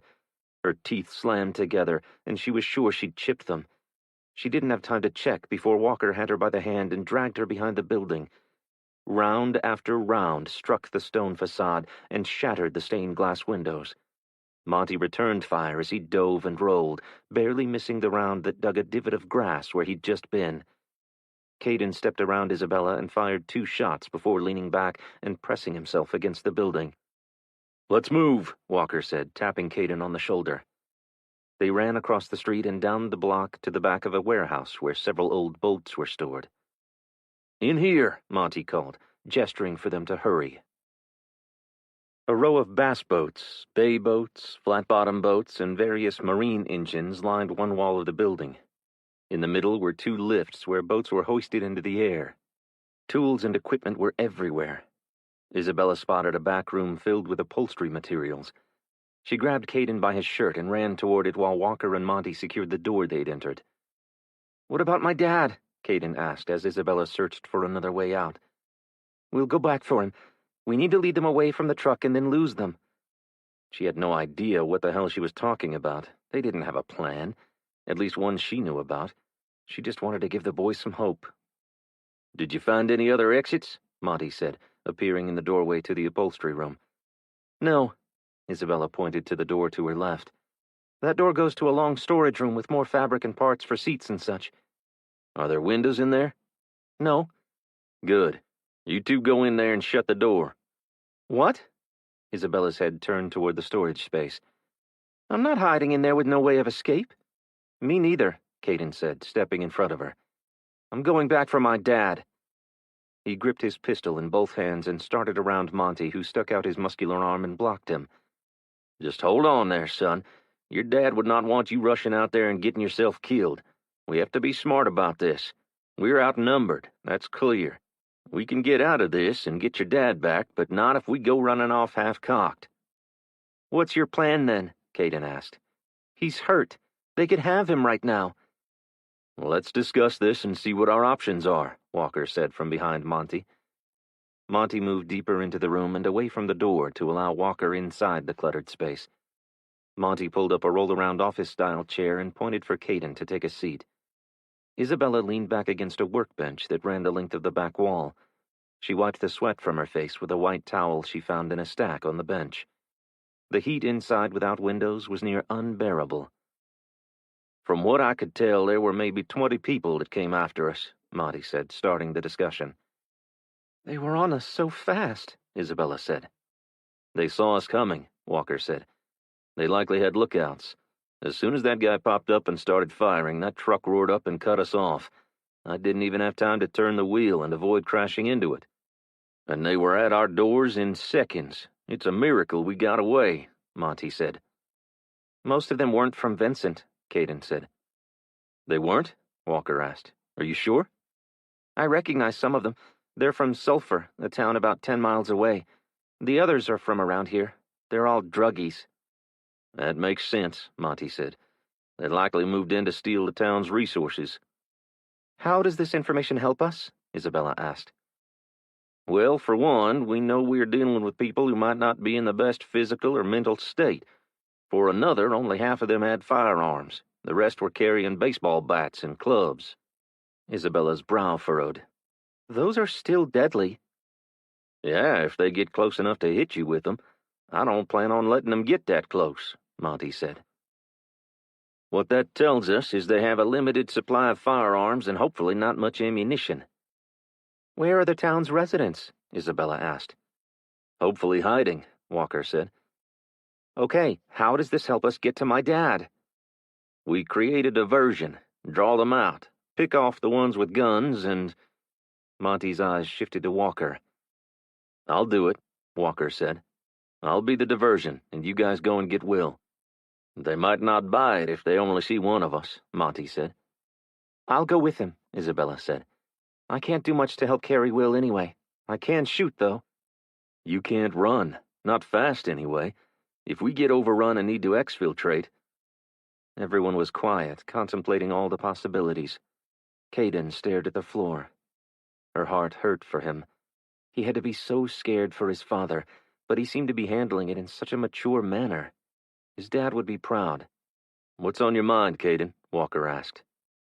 Caden slowly looked up. I thought I saw a face in the window at the church. A face you recognized? Walker asked. I think it was Earl. He owns a tow truck company. I was thinking... He paused. I was thinking maybe some of the residents might be hiding at the church. The church? Why? Because Earl's an atheist. He'd never go to church. Caden, I'm sorry, but we can't rescue everyone, Monty said. A silence fell over the group. Isabella wasn't sure they could rescue anyone. Walker lifted both hands. Why not? There's our army. Monty dropped his chin and glared at the lawman. They're hiding in a church. He punched every word. What makes you think we could convince them to fight back against those thugs?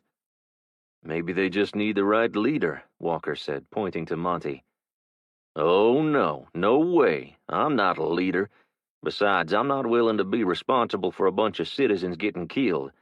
Maybe they're right where they need to be. Obviously, it's working for them so far. Caden stood erect, shoulders back. He looked so much like Will at that moment. Fear ate at Isabella, not knowing if Will were okay. "Don't you think they deserve a chance to get out from under the tyrant that has them all terrified?" Caden asked. Monty eyed him sideways for a moment. Deserve? Do any of us deserve this? We have to play the hand we're dealt. Right now, our concern has to be getting your dad back. If we can accomplish that, then maybe he can be their so-called leader." Isabella's nervous stomach was calling for a bathroom. She turned in a circle, hoping one was close by. She'd only turned her back for a moment, but it had been enough. "Where are you going?" she called as she ran after Caden. "To the church. I think we should find out what we're up against, don't you?" "Caden, wait a minute, they're still out there." He was at the door. She was still 10 feet from him. Her heart skipped a beat as light shined through the crack in the door. She stopped and stiffened, expecting bullets to be fired or bad guys to rush in. "I'll be right back," he said as he threw back the door and disappeared. She gritted her teeth, reminding herself why she'd never had children. "Caden!" she called to the empty room. 27. Will, Day 8. Will's head was throbbing and his vision blurred. He was disoriented but could discern that he was being carried. "Put him in there," a gruff male voice said. Will was confused. The voice wasn't Monty's or Walker's. Who was it? Where were they taking him? He was dropped hard onto the concrete floor, then saw a flash of a face before the door to the storage closet slammed shut, and he lost consciousness again. When the door opened again, he wasn't sure how long he'd been out. The light hurt his eyes, and he tried to raise his hand to cover them, but they had cuffed him behind his back. A man rushed in, grabbed his arm, and pulled him to his feet. He shoved Will through the narrow doorway into a corridor he recognized. "Bring him in here," Mayor Clarence Thibodeau said. He was in Vincent at the city hall. How had he gotten there? Why was he handcuffed? For a moment, he was 18 again and being hauled in for racing his 1970 Pontiac GTO down Main Street. Was that it? "Welcome home, Will," a male voice said as they shoved him into the mayor's office. Behind the desk sat Buzz Blanchard, his feet up and a cigar in his hand. "Sorry about the lack of a welcome home parade. No one knew it was you. I told them the former star quarterback deserved a better homecoming than that." "What's going on here, Buzz?" Will asked. "The world went to shit. Or don't you know?" "I've seen. I came from Houston." "Really?" Buzz put his feet on the floor and sat erect. "You know what's happened then?" Will nodded. "We were attacked. They let off a nuke high up in the atmosphere capable of taking out everything electronic. Well, most things." "Well, I'll be damned. I told you. Didn't I tell you, Thibodeau? I said it was some foreign assholes." "Chinese, from what I know about it," Will said. "China shit."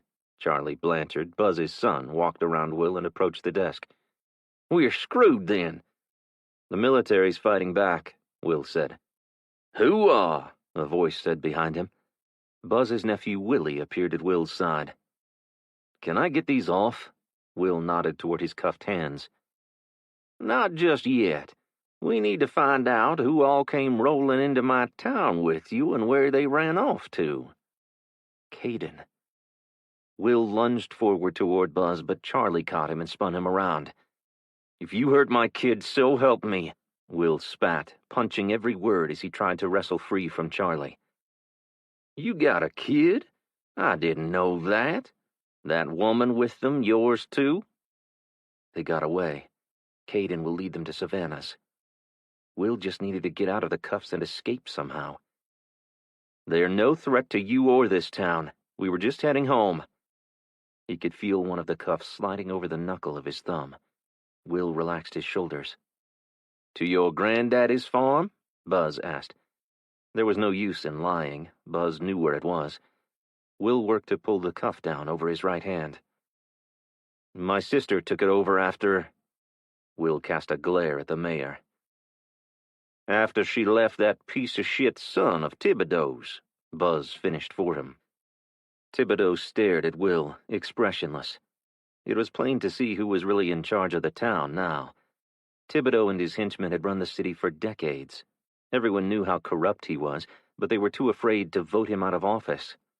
People that had crossed him had their homes or businesses burned down, or their pets killed as a warning. It would have been satisfying seeing him in this subservient position if the man who'd brought it about wasn't holding him and looking for his son and friends. Still, we can't just let people drive up in here like that. It sets a bad example for the town. We have a reputation and standards to uphold. Now, what we're going to do is take you out on the steps of City Hall and have you tell your people to give themselves up. That way, nobody's got to get hurt. They're no threat to you, Buzz. We just want to get quietly through town and make it to the farm. We won't come back, I promise. Will knew there was nothing that he could say, but he was buying time. For what, he wasn't sure. Buzz gestured for Charlie to grab Will, and he was hauled out of the building. Will stood on the top step, flanked by Charlie and Mayor Thibodeau. Charlie held a megaphone up to Will's mouth. Do it. Tell them to turn themselves in. If you don't, it won't be good for you, and it won't be pleasant for them when we do locate them. Just as Will's right hand slid free from the handcuff, a shot rang out. Thibodeau dove and rolled down the steps. Charlie just stood there, unmoving. Will dropped and ran in a low crouch to the end of the landing and dove behind the bushes on the side of the steps. The door opened, and someone rushed out and grabbed Charlie, dragging him back inside. Will heard shouting, and then someone inside returned fire. Will crawled behind the shrubbery to the corner of the building. He poked his head out, trying to see where his group was firing from. It had to be Monty or Walker that had fired. They'd come for him. He prayed that Caden and Isabella were tucked away someplace safe. He swept his view across the lawn of the library across the street, sure that the round had to have come from that direction. He slowly stood, his head rising above the azaleas. He heard a crunch behind him, but before he could react, something crashed into the side of his face. His head whipped to the side, and he fell back against the building. A fist drew back again and slammed into him. This time he rolled his head with the punch, dropped, and barreled into Willie with all his weight. Will took an elbow to the back of his skull that dazed him. He fell forward on his hands and knees, but pure adrenaline kept him alert. There were now multiple people firing at once. Will fought to get free of Willie's grasp. He had to get away. He needed to find Caden and get him away from there. Will pulled free and hauled his arm back, nailing Willie in the throat. The man crumpled, falling to the ground. Will took 2 steps toward the street before he saw a flash of something in his peripheral vision. He turned toward it a second before Derek, Savannah's husband, clocked him on the jaw. "Grab his hands," Derek said, and Wade joined them. Will was rushed through the side door of City Hall and thrown to the floor. Buzz was on top of him in seconds, shaking him and screaming at the top of his lungs. "I'm going to kill you. I'm going to gut that boy of yours. You took my son from me, and I'm going to make you pay.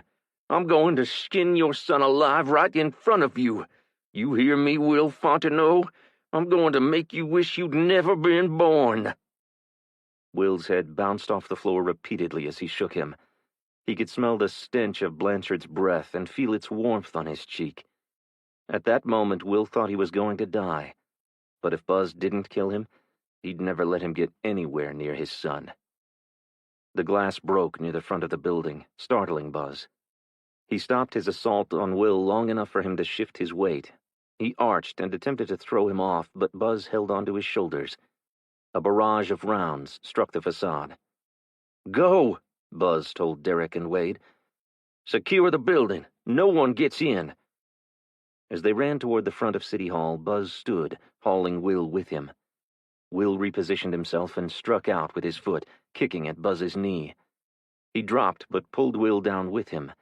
They rolled, each struggling to be the one that came out on top. Will landed a blow to Buzz's midsection and found himself on top. He reached back to deliver a blow to the man's face, but someone caught his hand from behind. He was yanked back and found himself on his back with Valson Blanchard's boot seated on his chest. "Lucky for you, old man, that I showed up when I did," Valson said, as Derek and Wade applied flex cuffs to Will's wrists. He was shoved into an office chair and wheeled into the council chambers. As soon as the swing doors opened, Will gasped. The smell was appalling. He couldn't believe he hadn't noticed it before now. The grotesque faces of the former city council members stared back at him from the seats on the dais.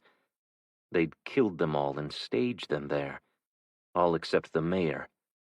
Had they refused to go along with Buzz taking over the town? Will was pushed down the aisle toward the podium in front of the dais. What was the point of this? Will was having a hard time wrapping his head around such insanity. He tried to read the madman's face, but he was expressionless. If he was revolted by the scene before them, he wasn't showing it.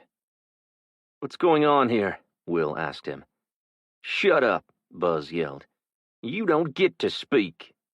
"What have you done here? This is madness," Will said. Buzz rushed from behind him, spun the chair around, and got in his face. "You see what I'm going to do to your boy and that bitch with him, and whoever else is out there shooting at my men." "He's just a kid," Will spat. "He's 13 years old. He's never hurt anyone in his life." "You think I give a flying flip how old your spawn is? They killed my boy. You people barged into my town, and now they're out there running around shooting people. We will find them, and when we do, I'm going to make them an example for everyone to see." He leaned back. In his eyes was the look of pure insanity. Whether it was the years of drugs or he'd been born mentally ill didn't matter at this point. There'd be no stopping him, no reasoning with him. Will prayed that Monty and Walker would just take Caden and Isabella and get far away from Vincent. "Find them," Buzz barked as he stomped back up the aisle toward the door. As soon as he was out of earshot, Will tried to reason with Derek. They'd never been close, but Will had always tried to remain civil and friendly to the man when he was still with Savannah. Whatever he was still her children's father. "Derek, you have to help me. You can't let that animal near my son." "Why should I help you, Will?" He pointed to the dais. "That's what helping you will get my family and me." He leaned in. "Including your sister and her kids." Those words were like daggers in his heart. The thought that they'd go after Savannah and the kids too chilled him to the bone. He tried to stand, but Derek pushed him back down. "There has to be something we can do." "If there was, don't you think the town would have done it already?" "How many of them are there? There can't be more of them than the people in this town. We can fight them together." "After witnessing this," Derek nodded toward the dais, "the town is too scared to come out of the church basement." 28. Savannah, Day 8. Blake looked like he was going to throw up. "You're sure they weren't some of ours?" he asked, his face in his hands. Jason nodded. "We're sure. I don't know who they were, but definitely not U.S. military." Luca twisted his hipster Viking braid around and around his finger. His fidgeting made Savannah's anxiety even worse. "How confident can you be that they were military at all?" "They were all dressed alike and heavily armed. They looked to have some type of specialized communication equipment with their own satellite dish and everything," Jason said. "Still, how can you be certain they weren't ours?" Luca asked. "Well, they were all Asian and weren't speaking English." Savannah rested her head on her knees. She'd been nauseated ever since Jason had first told her about the scouts, as he called them. She couldn't imagine a foreign enemy on American soil. The United States had the best military on the planet. How could this happen? How could any of this have happened? "I'm 99% certain they were part of a foreign military force. Pete thinks they are the ones responsible for the lights and everything not working. The question for us is, what can we do to protect ourselves?" "What can we do? We're no match for an army," Jane said, reaching out and taking Luca's hand. "For now, we should prepare. We should make sure we have food and water stored in various locations. Not just here, but somewhere else if we have to flee in a hurry. Also, we should expand our perimeter, so we have advance notice if we get troops in the area." "We can hide until they pass. Surely we wouldn't be their target," Luca said. Jason raised one eyebrow. "That's one option. I do think we should find a place for the children and those who can't fight." Savannah fought the urge to look at Mr. and Mrs. Bertrand. They'd been quiet through the whole discussion. "In World War II, the Nazis went house to house," Mrs. B said. "We have the false room," Savannah said, "where we have all the food stored now. It's a hidden room. If you close the door, it just looks like a shelf inside the smaller pantry." She and the children had hidden in there before. She'd told them it was a hurricane drill, but she'd been avoiding Wade, one of Mayor Thibodeau's scumbags. "We'll move what we can into there and plan on the children remaining there," Jason said. "We'll stay with them," Mrs. B said, looking at her husband. "I can still shoot. I can't run much, but I got a damn good aim." "Good," Jason said. "You'll be the last line of defense for the children, then." "We'd need to move my in-laws in there, too. Herbert might complain, but he can't see worth a shit. He'd only be in the way. Herbert ain't never been a good shot. He couldn't hit the broad side of the barn if he was standing right in front of it. So I'll prepare them for that possibility and arrange a way to move them over here quickly," Blake said. "What about the animals?" Jane asked. "We could have a few cages ready for some of the hens, but the room won't hold much more than that," Savannah said. Jane frowned. It would be devastating if anything happened to the livestock and other animals they relied on for food. But there was nowhere to move them to that would be safe from an invading army. "We need to beef up our perimeter defenses and add some early warning systems," Blake said. "How? Look around. We're spread out with open fields between the homes. What kind of defenses can we possibly install to stop an army?" Luca asked. Blake jabbed a thumb over his shoulder towards Savannah's driveway. "Buried spike strips for a start. There are many more things like that we can do for anyone on foot. They'd need to get out of their vehicles to search houses, right?" "What about the early warning system?" "I was thinking we should have a talk with the folks over near Shoepick and see if we can work together for a common defense. Anyone coming from the south would pass through there first. They would be considered our outer security zone. We would ask them to send someone to provide us with advance notice at the first sign of an invading force. In exchange, we could be their fallback position." "I have a cousin down that way. He has a big family. I bet they'd go around and get support for something like that. He served in the Navy, too. He might have some ideas," Mrs. B said. Blake looked at Luca. "We need someone to ride over there and have a talk with them." Luca raised his eyebrows. "Can you ride a horse?" Blake asked him. Luca cocked his head to one side and his eyes narrowed questioningly. "Yeah." "You can ride down there, then." "How far away is it?" 8 miles, Mrs. B said. "I can write you a note to give to Walter." "We need to establish an outpost at that Y intersection 2 miles from here. They'd have to pass that way if they came by vehicle." Savannah sighed heavily. "This is all getting so complicated. We just don't have enough people for this." "We have Pete and his family, along with Rob. I think we should go back and talk to the rest of the neighbors who haven't fled yet and fill them in. They may be more willing to take part now, maybe guard an outpost," Jason said. "While Luca runs down to Shoepick, I'll work on burying our pre-emergency caches." "Our what?" Jason asked. "Pre-emergency caches, or essential supplies like ammo and extra weapons, along with food and water in case we get pinned down or surrounded." "Sounds good," he said. Savannah detected some skepticism in his voice. They were in over their heads. They weren't trained fighters. None of them, besides Blake, had any tactical training or experience. They were farmers and homesteaders. Give her a goat with a sore hoof, no problem. An aggressive buck or ornery rooster, she knew how to handle that. But trained fighters with military-grade weapons? How could they possibly hope to win against those odds? Their only chance was to stop them before they reached the farms. "We could take out that bridge over Gray Gully," Savannah said. "They could drive through the field, but not in a heavy truck or tanks or anything. They'd get stuck for sure." "How are we going to take out a bridge?" Luca asked. Savannah lifted one shoulder. "We may not be able to blow it up, but we could block it. It would slow them down," Mr. B said. "There are enough old tractors around that we could pull over there and pile up."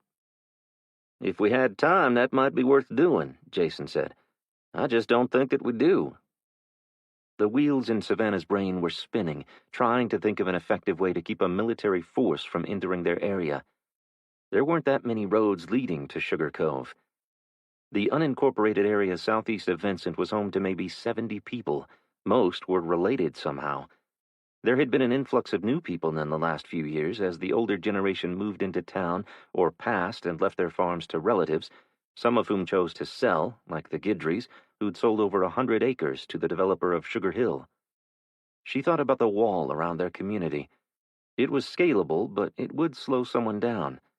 She wished they had time to build something similar, but that could take weeks, if not months. The best they could do was the defensive measures she and Jason had employed to keep people from coming down her driveway. "I can get the kids working on more spike strips," Savannah said. Mr. B smiled. "I got some ideas for booby traps and punji pits." Mrs. B cocked her head slightly and looked down her nose at him. "I've watched Rambo dozens of times," he said. "You're Rambo now?" she asked. "If I were 20 years younger, I can build a fire with sticks." Mrs. B chuckled and touched his arm. "And matches." Savannah envied their loving relationship. No matter what was ahead of them, they'd had a long and remarkable life together with many beautiful memories. What would her children remember about the pre-apocalypse days? Derek and Wade? She shoved the thoughts of them aside and turned her attention to Blake and Jason. She studied their faces. They'd do what they could to protect the community and prepare them for what may be coming. It was a relief to have some type of plan, even though Savannah knew they were no match for a well-armed adversary. Before doing anything, she was going to repack her children's bug-out bags. As much as she wanted to fight and save the farm, it wasn't worth the risk of losing her children. If the enemy got close, they'd bug out. She just wasn't sure to where yet. Savannah followed Jason into the house. He looked exhausted after being up for over 24 hours. His 5 o'clock shadow had grown into something closer to a beard. He could also use a shower or a stronger deodorant. She pulled her t-shirt up to her nose. They all could. She was amazed at the relief she felt having him back home. Home? A little more than a week ago, he'd lived in town and came out 2 or 3 times a week to help out around the farm. It wasn't that she'd never thought about a relationship with Jason. It was more that she'd thought about it and dismissed it. Not really because of anything about him personally. It was his family. She'd made that mistake before and didn't want to repeat it. What about now? What had changed? "Why don't you get a few hours of shut-eye before you run off again?" Savannah said as he peeled out of his sweaty shirt and threw it onto the stack of laundry piling up in the mudroom. He turned, flashing her his 6-pack abs. Savannah had to look away. She didn't want the distraction, not right now. She needed to tell him about talking to his brother, and she wasn't looking forward to it. He would be pissed for sure, but he needed to know that his father may send his goons out looking for him. That could end badly. "I just need to grab a bite to eat and maybe a cup of coffee. And then I'll help you get things moved into the safe room for the kids and the Bertrands." She'd hoped to have more time, that maybe he'd take it better after a nap, but it appeared that wasn't going to happen. Savannah placed the steaming cup of coffee down next to Jason's plate and took a seat across from him. She waited until his mouth was full of Mrs. B's sourdough bread before blurting out that she'd been to talk to Valson. "You what?" Jason spat, bread and spittle flying across the table. His face reddened. Savannah tensed. "You were missing." Her voice was high. "I thought he might have done something to you." "And you thought you'd just walk down there and ask him? Savannah!" Veins popped out on his neck. I know. It gets worse." She scrunched her face. "He was going into town to tell your dad." She leaned back in her seat and tried to make herself smaller. Jason closed his eyes and huffed, then shook his head and opened his eyes. After he drew in a deep breath and let it out, he said, "I appreciate that you were concerned for me. I do. And I'm glad that you didn't get hurt and leave your kids orphans." Ouch, that hurt. She didn't appreciate it. Was he calling her an unfit mother? She heard Derek's voice in her head. No, they're nothing alike. Jason looked after her kids in ways their biological father never had. She knew if something happened to her that he'd lay down his life for them. It was one reason she was falling for him. That, and he looked damn handsome when he was mad. "I'm very sorry. I shouldn't have done that, I know. I can go back and let Valson know that you've returned and tell him to call off the dogs." "No," Jason barked. He paused and then held up a hand. "No, I'll do it. I don't want you anywhere near those animals." She had complicated things, and now Jason had to fix it. In the mood he was in, and as tired as he was, things could get ugly quickly. Regret stabbed at her heart.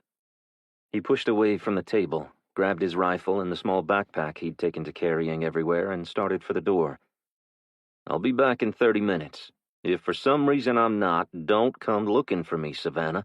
Stay here and make things safe for the kids." He put his hand on the doorknob. "But I'll be back. Don't worry." She'd worry. Of course she would. If something happened to him at Sugar Hill, she'd never forgive herself. In hindsight, she didn't know what she'd been thinking of going there. Jason had been right. She'd need to be more careful. Her children's lives depended upon it. Blake and Mr. B helped Savannah, Kendra, and Keegan roll barbed wire out on the ground along the fence line in a crisscross or lattice pattern where it intersected less than an average human step. It was tacked up with stakes at various heights from ankle to knee level in the tall grass and the undergrowth that ran along the canal at the back of the property. "We'll leave this area here open," Mr. B said. Savannah stared at the path that led to the canal. "Why? Don't we want to stop them from getting close to the house?" "We want them to use the path. Think of it like a funnel. It's better than them spreading out. It'll make them easier to hit." "Counterattack kill zones," Blake said. Savannah looked to see if the kids had heard them talking like that. They appeared to be deep in some conversation about what kind of food they'd miss as they tied bells along the fence line that separated their property from the Bertrands. She couldn't believe this was her life now. She was talking kill zones and setting booby traps with her neighbors instead of seeing them at the farmer's market or chasing her pigs across their pastures. After seeing Luca off as he headed to Shupik to deliver the letter and ask them to join forces, Jane helped them in putting up defenses. She was young and strong and a great asset with the animals. They were coming together as a cohesive group, but would it be enough? She prayed it would. She so did not want to have to leave her home. 29. Caden, Day 8. Isabella sounded pissed, but he had to try to reach the church. Caden feared time was running out for his dad, and he knew there were people in this town that would help him if they knew. They'd all talked so highly about his dad every time they came to visit. Mr. Broussard at the bakery and Earl at the auto repair shop had boasted about him. Surely they'd help. Caden ran down the alley and jumped Mrs. Johnson's fence. He ran across her lawn and down the block toward the church. He stopped at the side of the building where he'd seen Earl. Colorful fragments of the once beautiful stained glass littered the ground beneath the windows. Caden stepped behind the shrubbery and stood on his tiptoes, trying to peer inside. He just wasn't tall enough. "Earl," he whispered. Caden listened, but heard only silence. "Earl, it's Caden Fontenot," he said, just a little louder. He edged to the corner of the stone facade building and looked for any of the dudes that had chased them. The street in front of the church was empty. Caden stared back at the broken windows along that side of the church.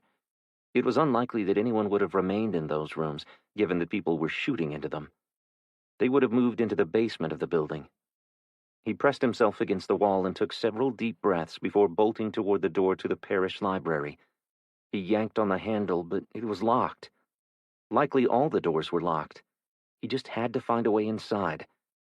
Caden ran back to the broken windows and crept behind the bushes at the base of the building.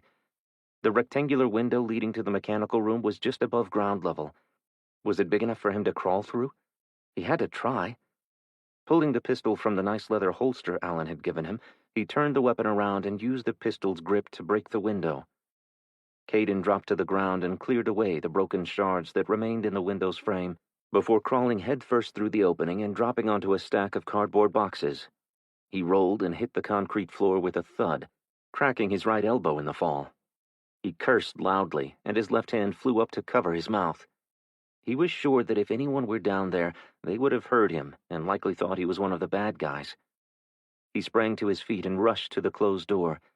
His heart thudded wildly in his chest as he eased it open and listened.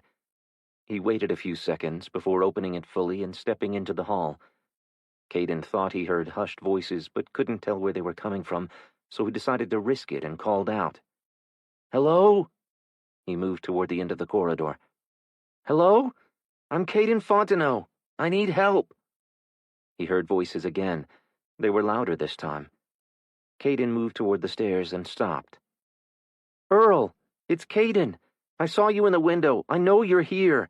I just need to talk to you." He placed his right foot on the first tread and waited for a reply. The door at the top of the stairs opened, and Mr. Broussard's face appeared.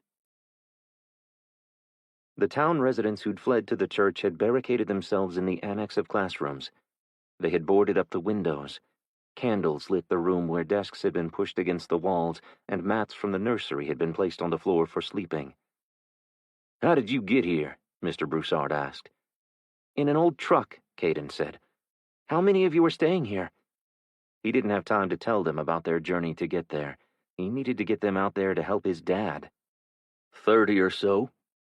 "My dad needs help.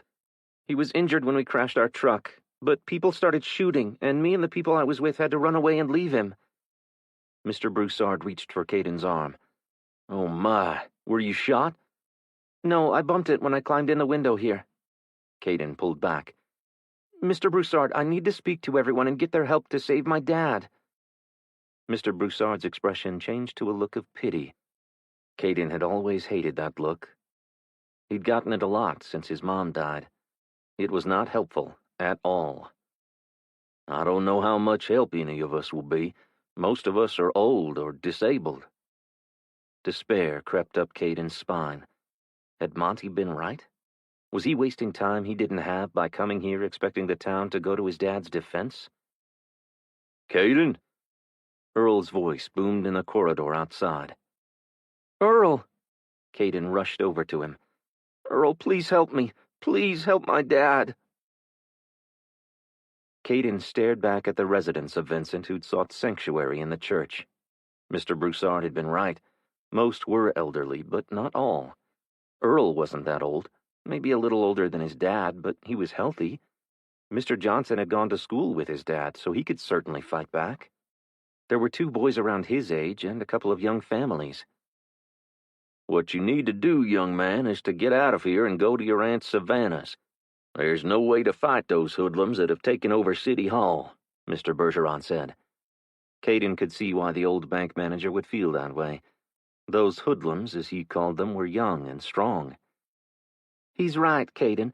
Your dad would want you to run and get away from here," Mrs. Robertson said, placing a wrinkled hand on his. "Where's the rest of the town?" Caden asked. Vincent had at least 4,000 residents. Where were they all hiding? "Some joined up with those Blanchard boys after a few days. Most fled during the shootout with the mayor's men. There are some holed up in the casino." Earl pointed a thumb over his shoulder, indicating east. "The casino?" "It's new. It used to be a bar.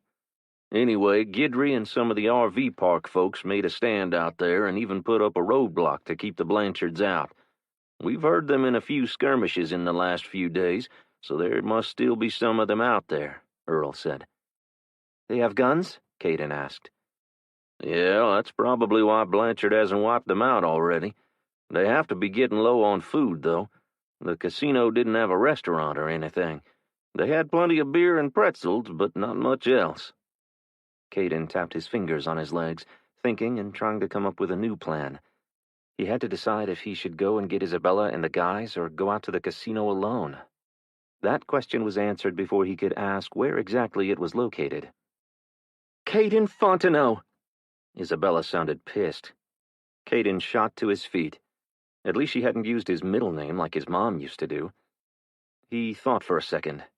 He wasn't sure she knew his middle name. He decided he'd keep it that way. "Isabella, you found us." She ran over and grabbed him by both shoulders. "You scared the living hell out of us. You can't run off like that. How are we going to go after your dad if we're chasing you around town? Yep, she's pissed. As far as he could tell, their plan was to hide in Bobby Johnson's boat repair shop until the bad dudes found them. Someone had to do something. He'd done what his dad would have done, and he didn't regret it. At least it got the grown-ups out of hiding. This is Earl, and he's Bobby Johnson. That was his boat shop we ran into. You broke into my shop? Bobby asked, stepping forward. No, Isabella said. We were being chased, and we didn't break anything. Nice shop, Monty said. Beautiful job on that bayliner, man. He extended his hand. I'm Monty. Walker hung back near the doorway with his hand on his holster. That guy there's a Texas Ranger. I forgot his name. I call him Walker. You know, like Walker, Texas Ranger, the show.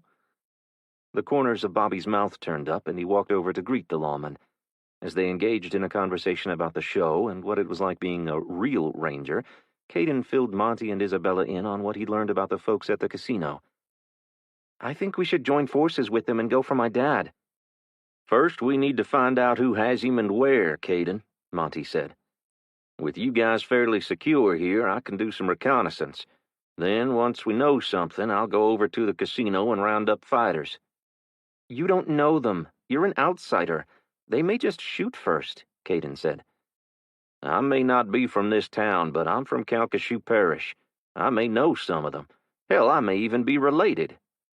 I think that's the best option, Caden. Your dad would not want you going out there. He'd want you in here and safe. We're in here, Isabella. How safe is it now?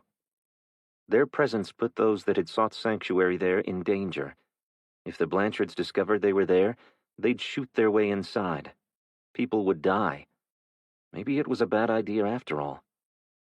We can't stay here. We put all these people at risk. Isabella's head rotated, taking in the room. A pained look spread across her face. She nodded. You're right. Isabella turned and walked back to where Monty was filling Walker in on his plan. Caden followed her. We should go, now.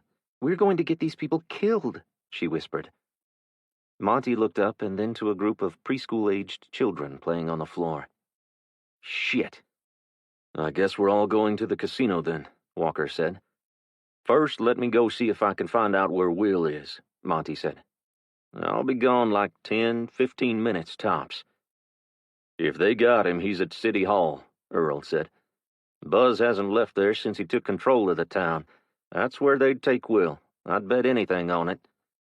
Can you draw me a map to City Hall? Monty said. I can show you, Caden said. No, your dad would skin me alive if I let you do that. I'll go, Earl said. He smiled down at Caden and mussed his hair. Why did grown-ups do that? He was 13, not 5. Waiting for Earl and Monty to return was excruciating. Caden passed the time like his mom used to when his dad still raced motorbikes and was late getting home. Fear crept in. Fear that they wouldn't be able to get his dad back or that he had died from his injuries in the wreck. The thought of being an orphan was too much for him. When he heard the squeak of the door to the basement, Caden shot down the corridor. Did you find him? Is he all right? Is he alive? Isabella approached him from behind and placed a hand on his back. We found him. He's alive.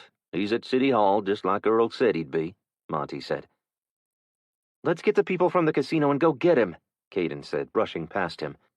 You sure that's a good idea? How do we know that they aren't just as bad, or worse? Isabella asked. They're good people, Earl said. But be careful and announce yourselves. Caden led them down alleys, across several unfenced yards, and down along the Vincent Canal that ran south and eventually connected to the Intercoastal Waterway, a man-made canal that allowed ocean-going vessels to sail between New Orleans and Houston without going into the unprotected water of the Gulf of Mexico. The casino should be through those trees and across the road. That's where the bar was. Caden smiled as he recalled a story his mom used to tell about his dad trying to impress her, trying to dance the jitterbug while he was drunk off his butt. She'd driven him home and spent half the night talking to Mama Fontenot. Caden had planned to work their way around and approach the casino from the back, but they didn't make it that far. Caden, is that you? A female voice called from a concealed position in the dense underbrush. Yeah, he said tentatively. What the hell are you doing out here running around like this, tied in? Don't you know you're gonna get yourself killed? The woman said in a Southwest Louisiana accent Caden thought he recognized. Gabby? It had to be her. His dad's cousin was the only one that called him by his Cajun nickname. Gabriella Fontenot emerged from the underbrush, a 12-gauge shotgun in her hands. She's my dad's cousin. They stopped speaking a while back. I don't know why, Caden whispered. Monty stood and stepped out from the cover of the trees. Family's family. He let his rifle dangle on its sling and raised his hands in the air. I'm sorry, but we don't have time for small talk. We came over from Houston with the boy and his daddy. We ran into trouble when we drove into town, and Will didn't get away. Oh, shit, Gabby said, approaching them. Isabella stepped into view. We came for help to get him back. Please, Gabby, Caden added in his most pleading voice. Well, hell, let's go tell your uncles, Gabby said, shaking her head and holding her arms open for a hug. 30. Isabella, Day 8. The casino smelled awful. She covered her face with her shirt. It probably didn't look polite, but she couldn't help herself. Between the body odor, cigarette smoke, and feces smell coming from a bathroom somewhere, it was sickening. She didn't know how anyone could breathe in there. It was dark and hot. Any second she was going to barf. She could feel it at the back of her throat. Listen up, Gabby yelled. Isabella could hear people stirring, and then a flashlight flicked on. People were everywhere. On top of blackjack tables, on benches, sleeping in booths, and on the floor. What the hell, Gabby? My shift just ended. I need shut-eye, a male voice said from somewhere in the back of the room. Get up, all of you. Those bastard Blanchards have my cousin Will. His boy here came for our help, and we're going to go get him. Isabella smiled. She liked this woman. She reminded her of Will, but maybe a little bossier. There were mumbles and groans, but no one objected. More flashlights flicked on, illuminating the space. It was a mess. Trash and booze bottles were everywhere. Isabella cringed and pulled her shirt tighter against her face. I think I'll wait for you outside. I'll join you, Walker said. Coming, Caden? Isabella called as she exited. I'll get 'em going. We'll be out in just a second, Gabby said. Isabella, Caden, Walker, and Monty waited by an RV parked near the road. That's when Isabella noticed a row of motorcycles and all-terrain vehicles lined up at the side of the building. At the very back of the property, beyond the parking lot, a big guy sat on a side-by-side with his feet up and a rifle across his lap. He didn't look that tough to her. If the group in town had been afraid to attack them, maybe going to get Will wouldn't be as difficult as she'd thought. She was more concerned about hitching themselves to the group inside at that moment. And then the door opened and out stepped 4 guys who looked like they were dressed for war. They wore camouflage print from head to toe, body armor, multiple weapons strapped to their bodies, and had military-type rifles. That's what I'm talking about, Monty said, an ear-to-ear grin spreading across his stubbled face. A gargantuan man with 2 sleeves of tattoos leaned over the hood of one of the cars parked in front of the casino. Laid out before him was a large piece of butcher paper that someone had drawn a map of the city on, including the buildings near where they'd crashed the truck. "What's the plan, Tank?" a tall, lanky man asked. Caden leaned in and whispered, "He's my dad's cousin, too." "Vinny, you'll get up on the roof of the bank. You'll have a clear line of sight to the front door of City Hall." He looked up and nodded to a tall, stocky man with a bald head who looked like Vin Diesel. "You and Troy are going to go into the shoe store. Those side windows, there and there." He pointed to the drawing. "You'll have sight of the side doors." He pointed to a tall, lanky man whose hair reminded Isabella of Kramer from the sitcom Seinfeld. "You're with me at the back."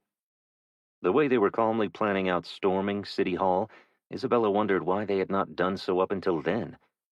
The giant man made it sound as easy as a trip to the grocery store. Why wouldn't they have liberated the town? "Buzz is mine. No one touches him but me. Got it?" he said.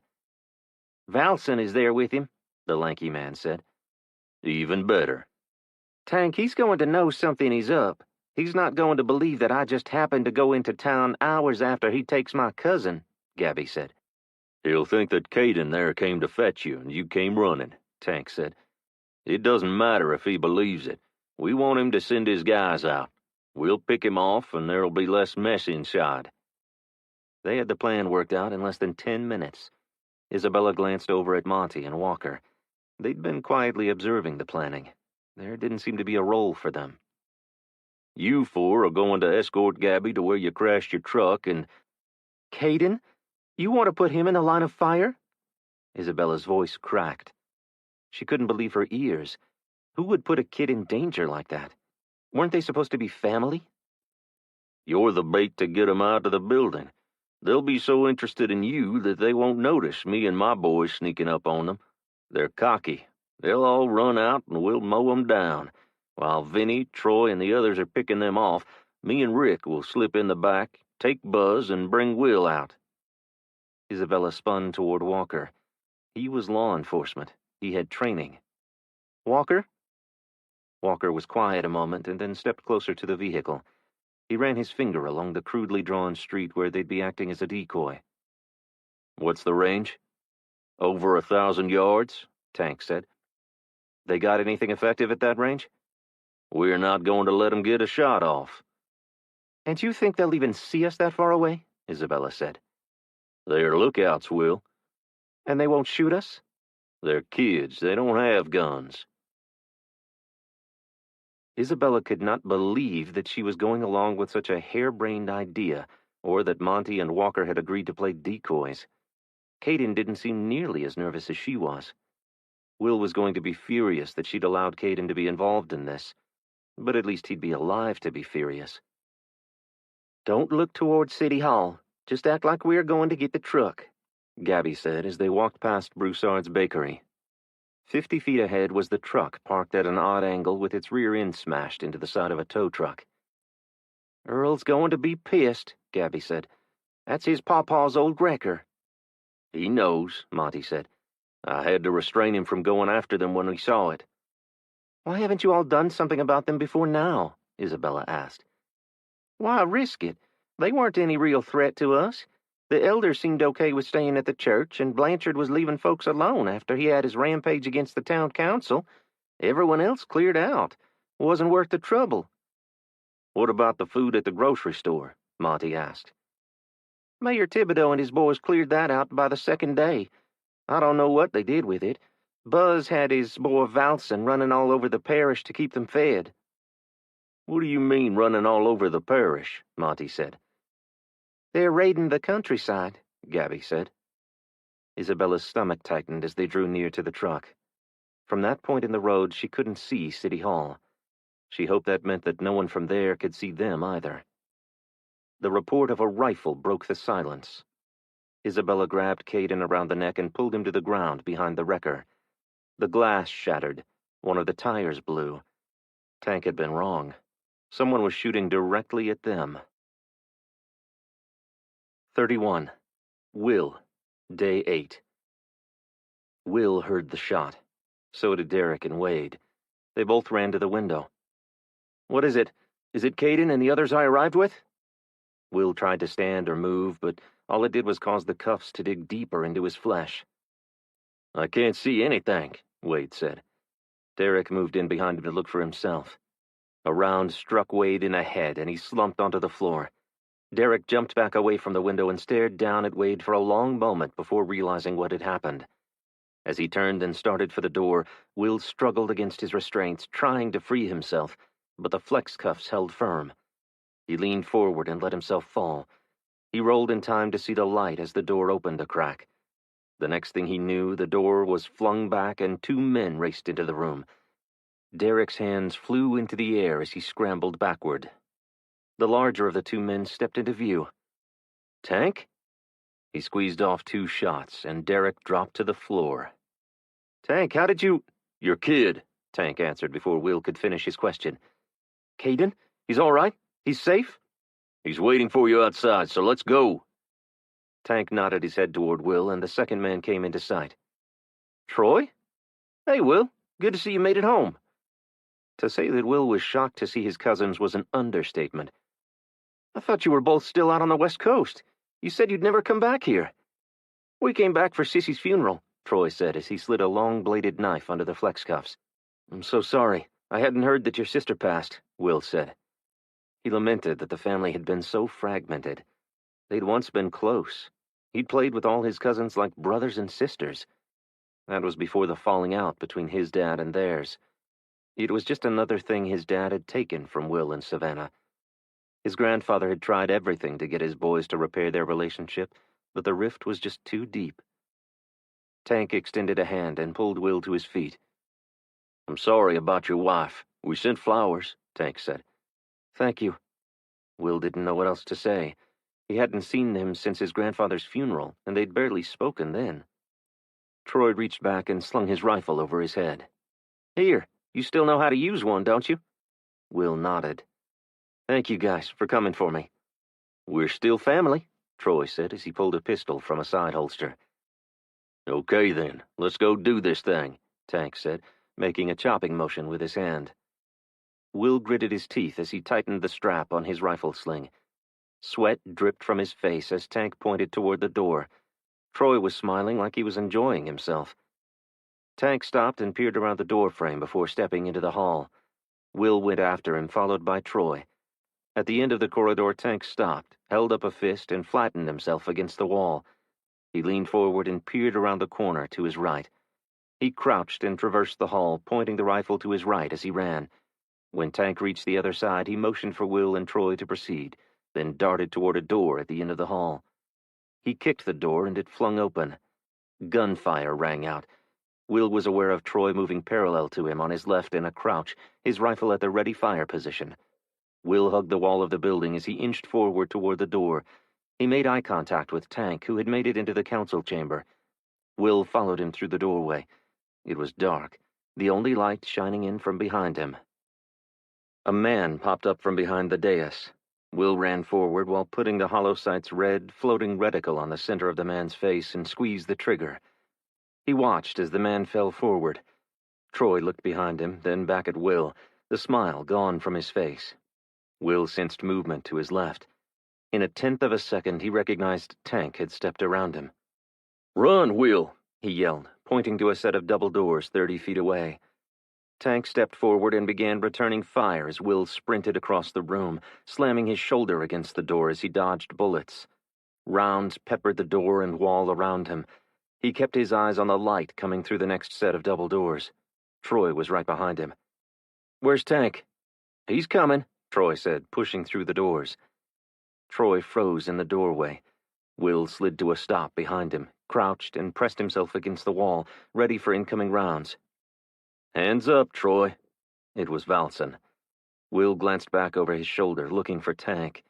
He was still engaged with whoever had been firing upon them in the council chamber. Will leaned to his left slightly to see where Valson was standing as Troy slowly lowered his pistol to the ground. "Hey, Valson. We just came to get Will. There's no need for any of this." Will caught sight of Valson through the small rectangular window. He raised his rifle and found him in his sights. Will heard footfalls and assumed them to be from Tank. He was just about to squeeze the trigger to drop Valson when a round whizzed by his head. He spun and brought up his rifle to fire. Buzz sprinted toward him, his face contorted in some psychotic rage. Before Will could fire, he hit him with the full force of his weight, sending them both toppling to the floor. They rolled and clawed, both trying to gain control of the rifle that skidded across the floor. Buzz grabbed for it, and Will slammed his elbow down hard into the middle of the man's back, stopping him from reaching it. Buzz jerked back and clocked Will on the jaw with his elbow, causing Will to bite his tongue. He was momentarily stunned by the pain. It was enough for Buzz to roll, knocking Will off his back. Will was vaguely aware of Troy and Valson struggling just outside the doorway. Buzz rose to his knees and looked back toward Will. Their eyes met. For a moment, all the hate and rage contorting the man's face faded, and then he twisted his body to face Will, who watched as he raised the rifle, pointing it directly at him. His life didn't flash before his eyes. Images of Caden did. Rage boiled in his gut. A bullet whizzed past Will's left ear and slammed into the man, striking him in the face just above the bridge of the nose. A look of surprise showed in his eyes, and then he fell slowly forward. Will was frozen, watching as Buzz's face hit the floor. A hand on his shoulder jolted him from his trance. "We have to move," Tank said, yanking Will to his feet. Tank rolled Buzz over with the toe of his boot, bent and retrieved Will's rifle. He handed it to him and moved toward the door. Will wiped the blood from the grip as he fell in behind Tank. "Where's Troy and Valson?" Will asked. "I don't know," Tank said. "They were just there," Will pointed. Tank stepped through the doorway and Will followed him. "Will, move left," Tank yelled over a cacophony of rifle fire. Will dove behind the shrubbery by the walkway as bullets ripped up dirt 10 feet from him. He lost sight of Tank. He was on his own. He crawled toward the end of the building and spotted Tank crossing the street and disappearing between 2 buildings. Will rose into a crouch and ran toward where he'd last seen Tank, his shoulder hugging the wall as he made his way to the back of the buildings. As Will crouched behind an air conditioning unit, breathing in gasps, successive bursts of gunfire drowned out all other noise. He didn't hear Troy come up behind him. A second later, Tank stepped out from the back of where the florist shop's walk-in freezer jutted into the alley and gestured for them to follow him. Will followed and Troy followed closely, frequently looking behind them. "Where are we going?" Will asked. "Where's Caden and my friends?" Tank didn't answer. "Valson got away," Troy said when they stopped at the end of the alley. "Shit, Troy. I had to drop Buzz. We've got nothing now." "We'll figure something out," Troy said. "We have to find Valson," Tank said. "Why?" Will asked. "It's personal. Has nothing to do with you," Tank replied.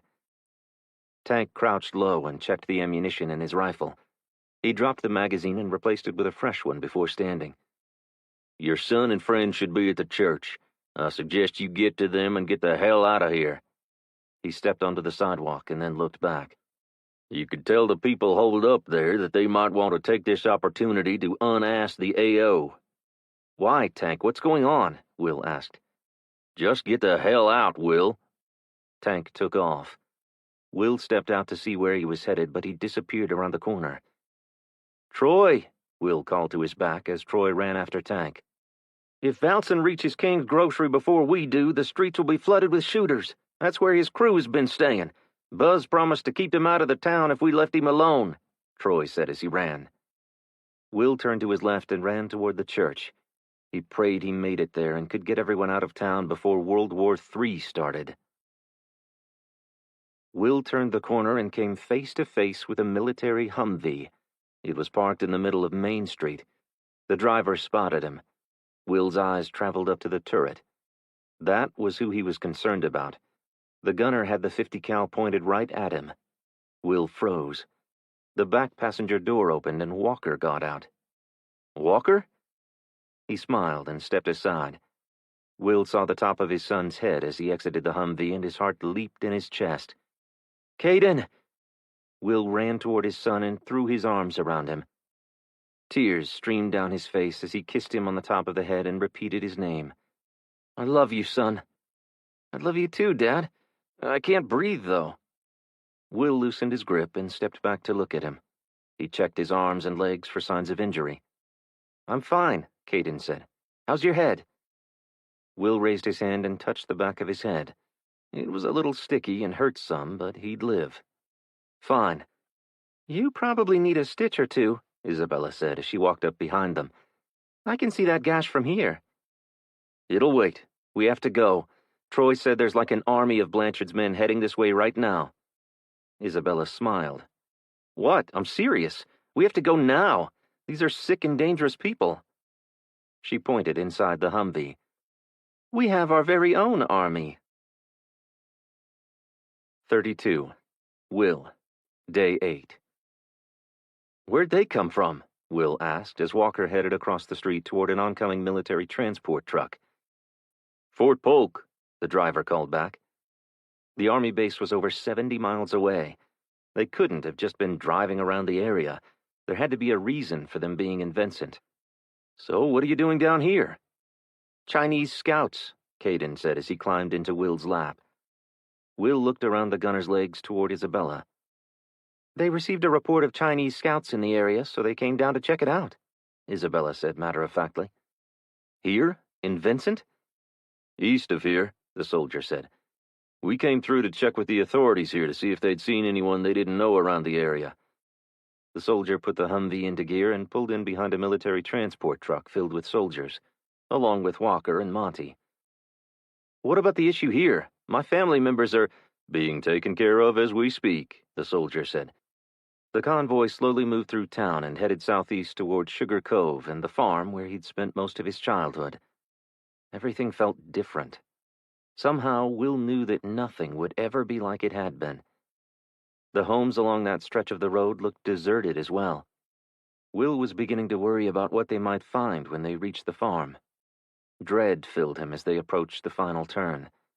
Finally, the convoy turned south and stopped at an intersection within a mile of Savannah's. Will had his hand on the door to exit when the driver stopped him. Hey, wait. You all seem like good people. Isabella said that your sister has kids. I think you deserve to know what's going on. We know. We were in Houston. We fought insurgents at Ellington Field Joint Reserve Base. The soldier's eyebrows raised. But obviously you don't know about the trouble along the coast near Cameron. We heard something about that, Isabella said. I think you folks should be prepared to leave the area. Leave? Isabella asked. You should think about heading north to Shreveport or maybe even Texarkana. They're setting up a refugee facility there. Are you anticipating being overrun? Aren't you doing anything to stop them from landing along the coast? I'm afraid they've already begun coming ashore. We're moving all our assets down there to confront them, but you could very well find yourselves behind enemy lines soon. Isabella gasped. God. I just thought you deserved to know. My commander didn't want us telling folks yet. He doesn't want the roads clogged with refugees as we move units from Shreveport and points north of us down south. Will swallowed hard. It was a lot to take in. Just when he thought he'd reached home and things would improve, the rug had been pulled out from under him. Thank you for alerting us. I hope you guys can stop them before they get this far, Will said, as he opened the door and Caden stood. Will climbed from the vehicle and stood back as it pulled away. He stared at it until it disappeared from view and then turned to Isabella and Caden. You lost? Walker said as he seemingly appeared from nowhere. Will hadn't even noticed he'd exited the military truck. You decide not to head down with Monty? I thought I'd stick around here for a bit if you think your sister wouldn't mind one more. When Will didn't respond, Walker took that as she would object. I could go back to town. There's probably an empty house or two now. No, she won't mind. I was just wondering how I was going to tell her the bad news. Will and Isabella filled Walker in on what the soldier had told them as they made their way toward the farm. Will stopped at the intersection where they were to turn west to the farm. Caden stopped beside him a second later. What's with the roadblock? Isabella asked. I don't know. Maybe they've seen trouble, Will said. It wasn't the homecoming Will had hoped for. It had been silly for him to think life there at Savannah's would be the same as before. He'd been fooling himself to believe that people wouldn't want what she and the kids had there on the homestead. One thing was for sure. She didn't put up all those cars and trucks across the road by herself. Pete Ashby probably put those there, Caden said. He pointed to a newer model Ford F-350 Super Duty truck. That's his. How do you know? He posted about it on Instagram. Of course he did. It was another reason he didn't like social media. Will never understood why people felt the need to post every aspect of their lives for virtual strangers to know. What do we do now? Isabella said, wiping sweat from her forehead with the back of her hand. Will studied the roadblock, looking for a way around it. They'd done a pretty good job situating the vehicles so that no one could drive through, but he was looking for an opening to walk through. Deep ditches lined both sides of the road. Even the best four-wheel drive vehicle would be unable to drive around it without getting stuck, and they'd ensured that anyone experienced with mud bogging couldn't make it by pushing small cars into the ditches nose first. They could cross the pasture, but as wet as it looked, they risked getting stuck knee-deep in the boggy field. It would be a risk, and they could get shot out in the open like that and have nowhere to hide. The residents of Sugar Cove Road didn't want visitors and might mistake them for whoever they were trying so hard to keep out. "What are you thinking?" Isabella asked. Will chewed on his bottom lip as he tried to think of something positive to tell her. His eyes went from the field to the road and back. Isabella could barely walk, let alone run if need be. "Maybe," he said and stopped. "I don't see as we have a choice but to go down the middle and weave between the cars." Will snugged his rifle to his shoulder and headed that way. "We need to be ready to leave in a hurry. I don't like hanging out here in the open too long." As Will slowly approached the barricade, Caden asked, "Dad, do you think Aunt Savannah and them are okay?" He hoped so. He told himself that the roadblock was a good sign. They were proactive and prepared to defend their community. That the barricade was still intact likely meant they'd been successful. "I'm sure they're fine. Someone was thinking ahead. It doesn't hurt to be proactive."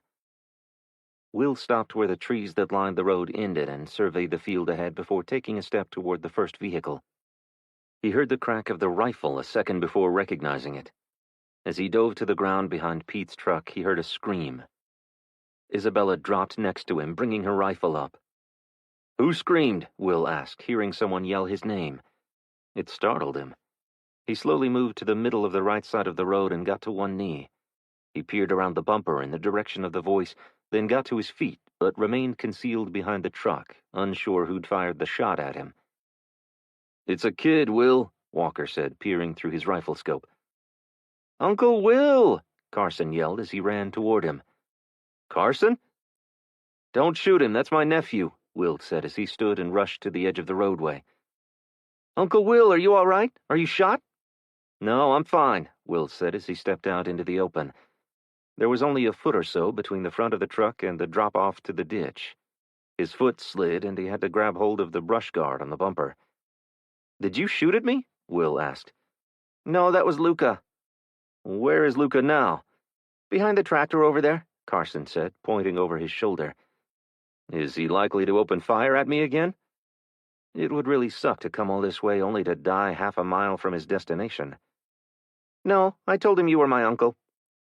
"Carson!" Caden yelled. "Hey, Caden. It's so good to see you guys." Carson filled them in on the trouble they'd had with the Blanchards and the news of the Chinese military in the area. Will was relieved he wouldn't have to be the one to break that news, but from the sounds of it, they had every intention of staying put on the farm. He would have to see how his sister would react when she heard the dire warning of the soldier. "But everyone is all right?" Will asked his nephew. "Mom, brother, and sisters are, but some of our neighbors got killed." A sad expression filled his face. Will placed a hand on Carson's shoulder.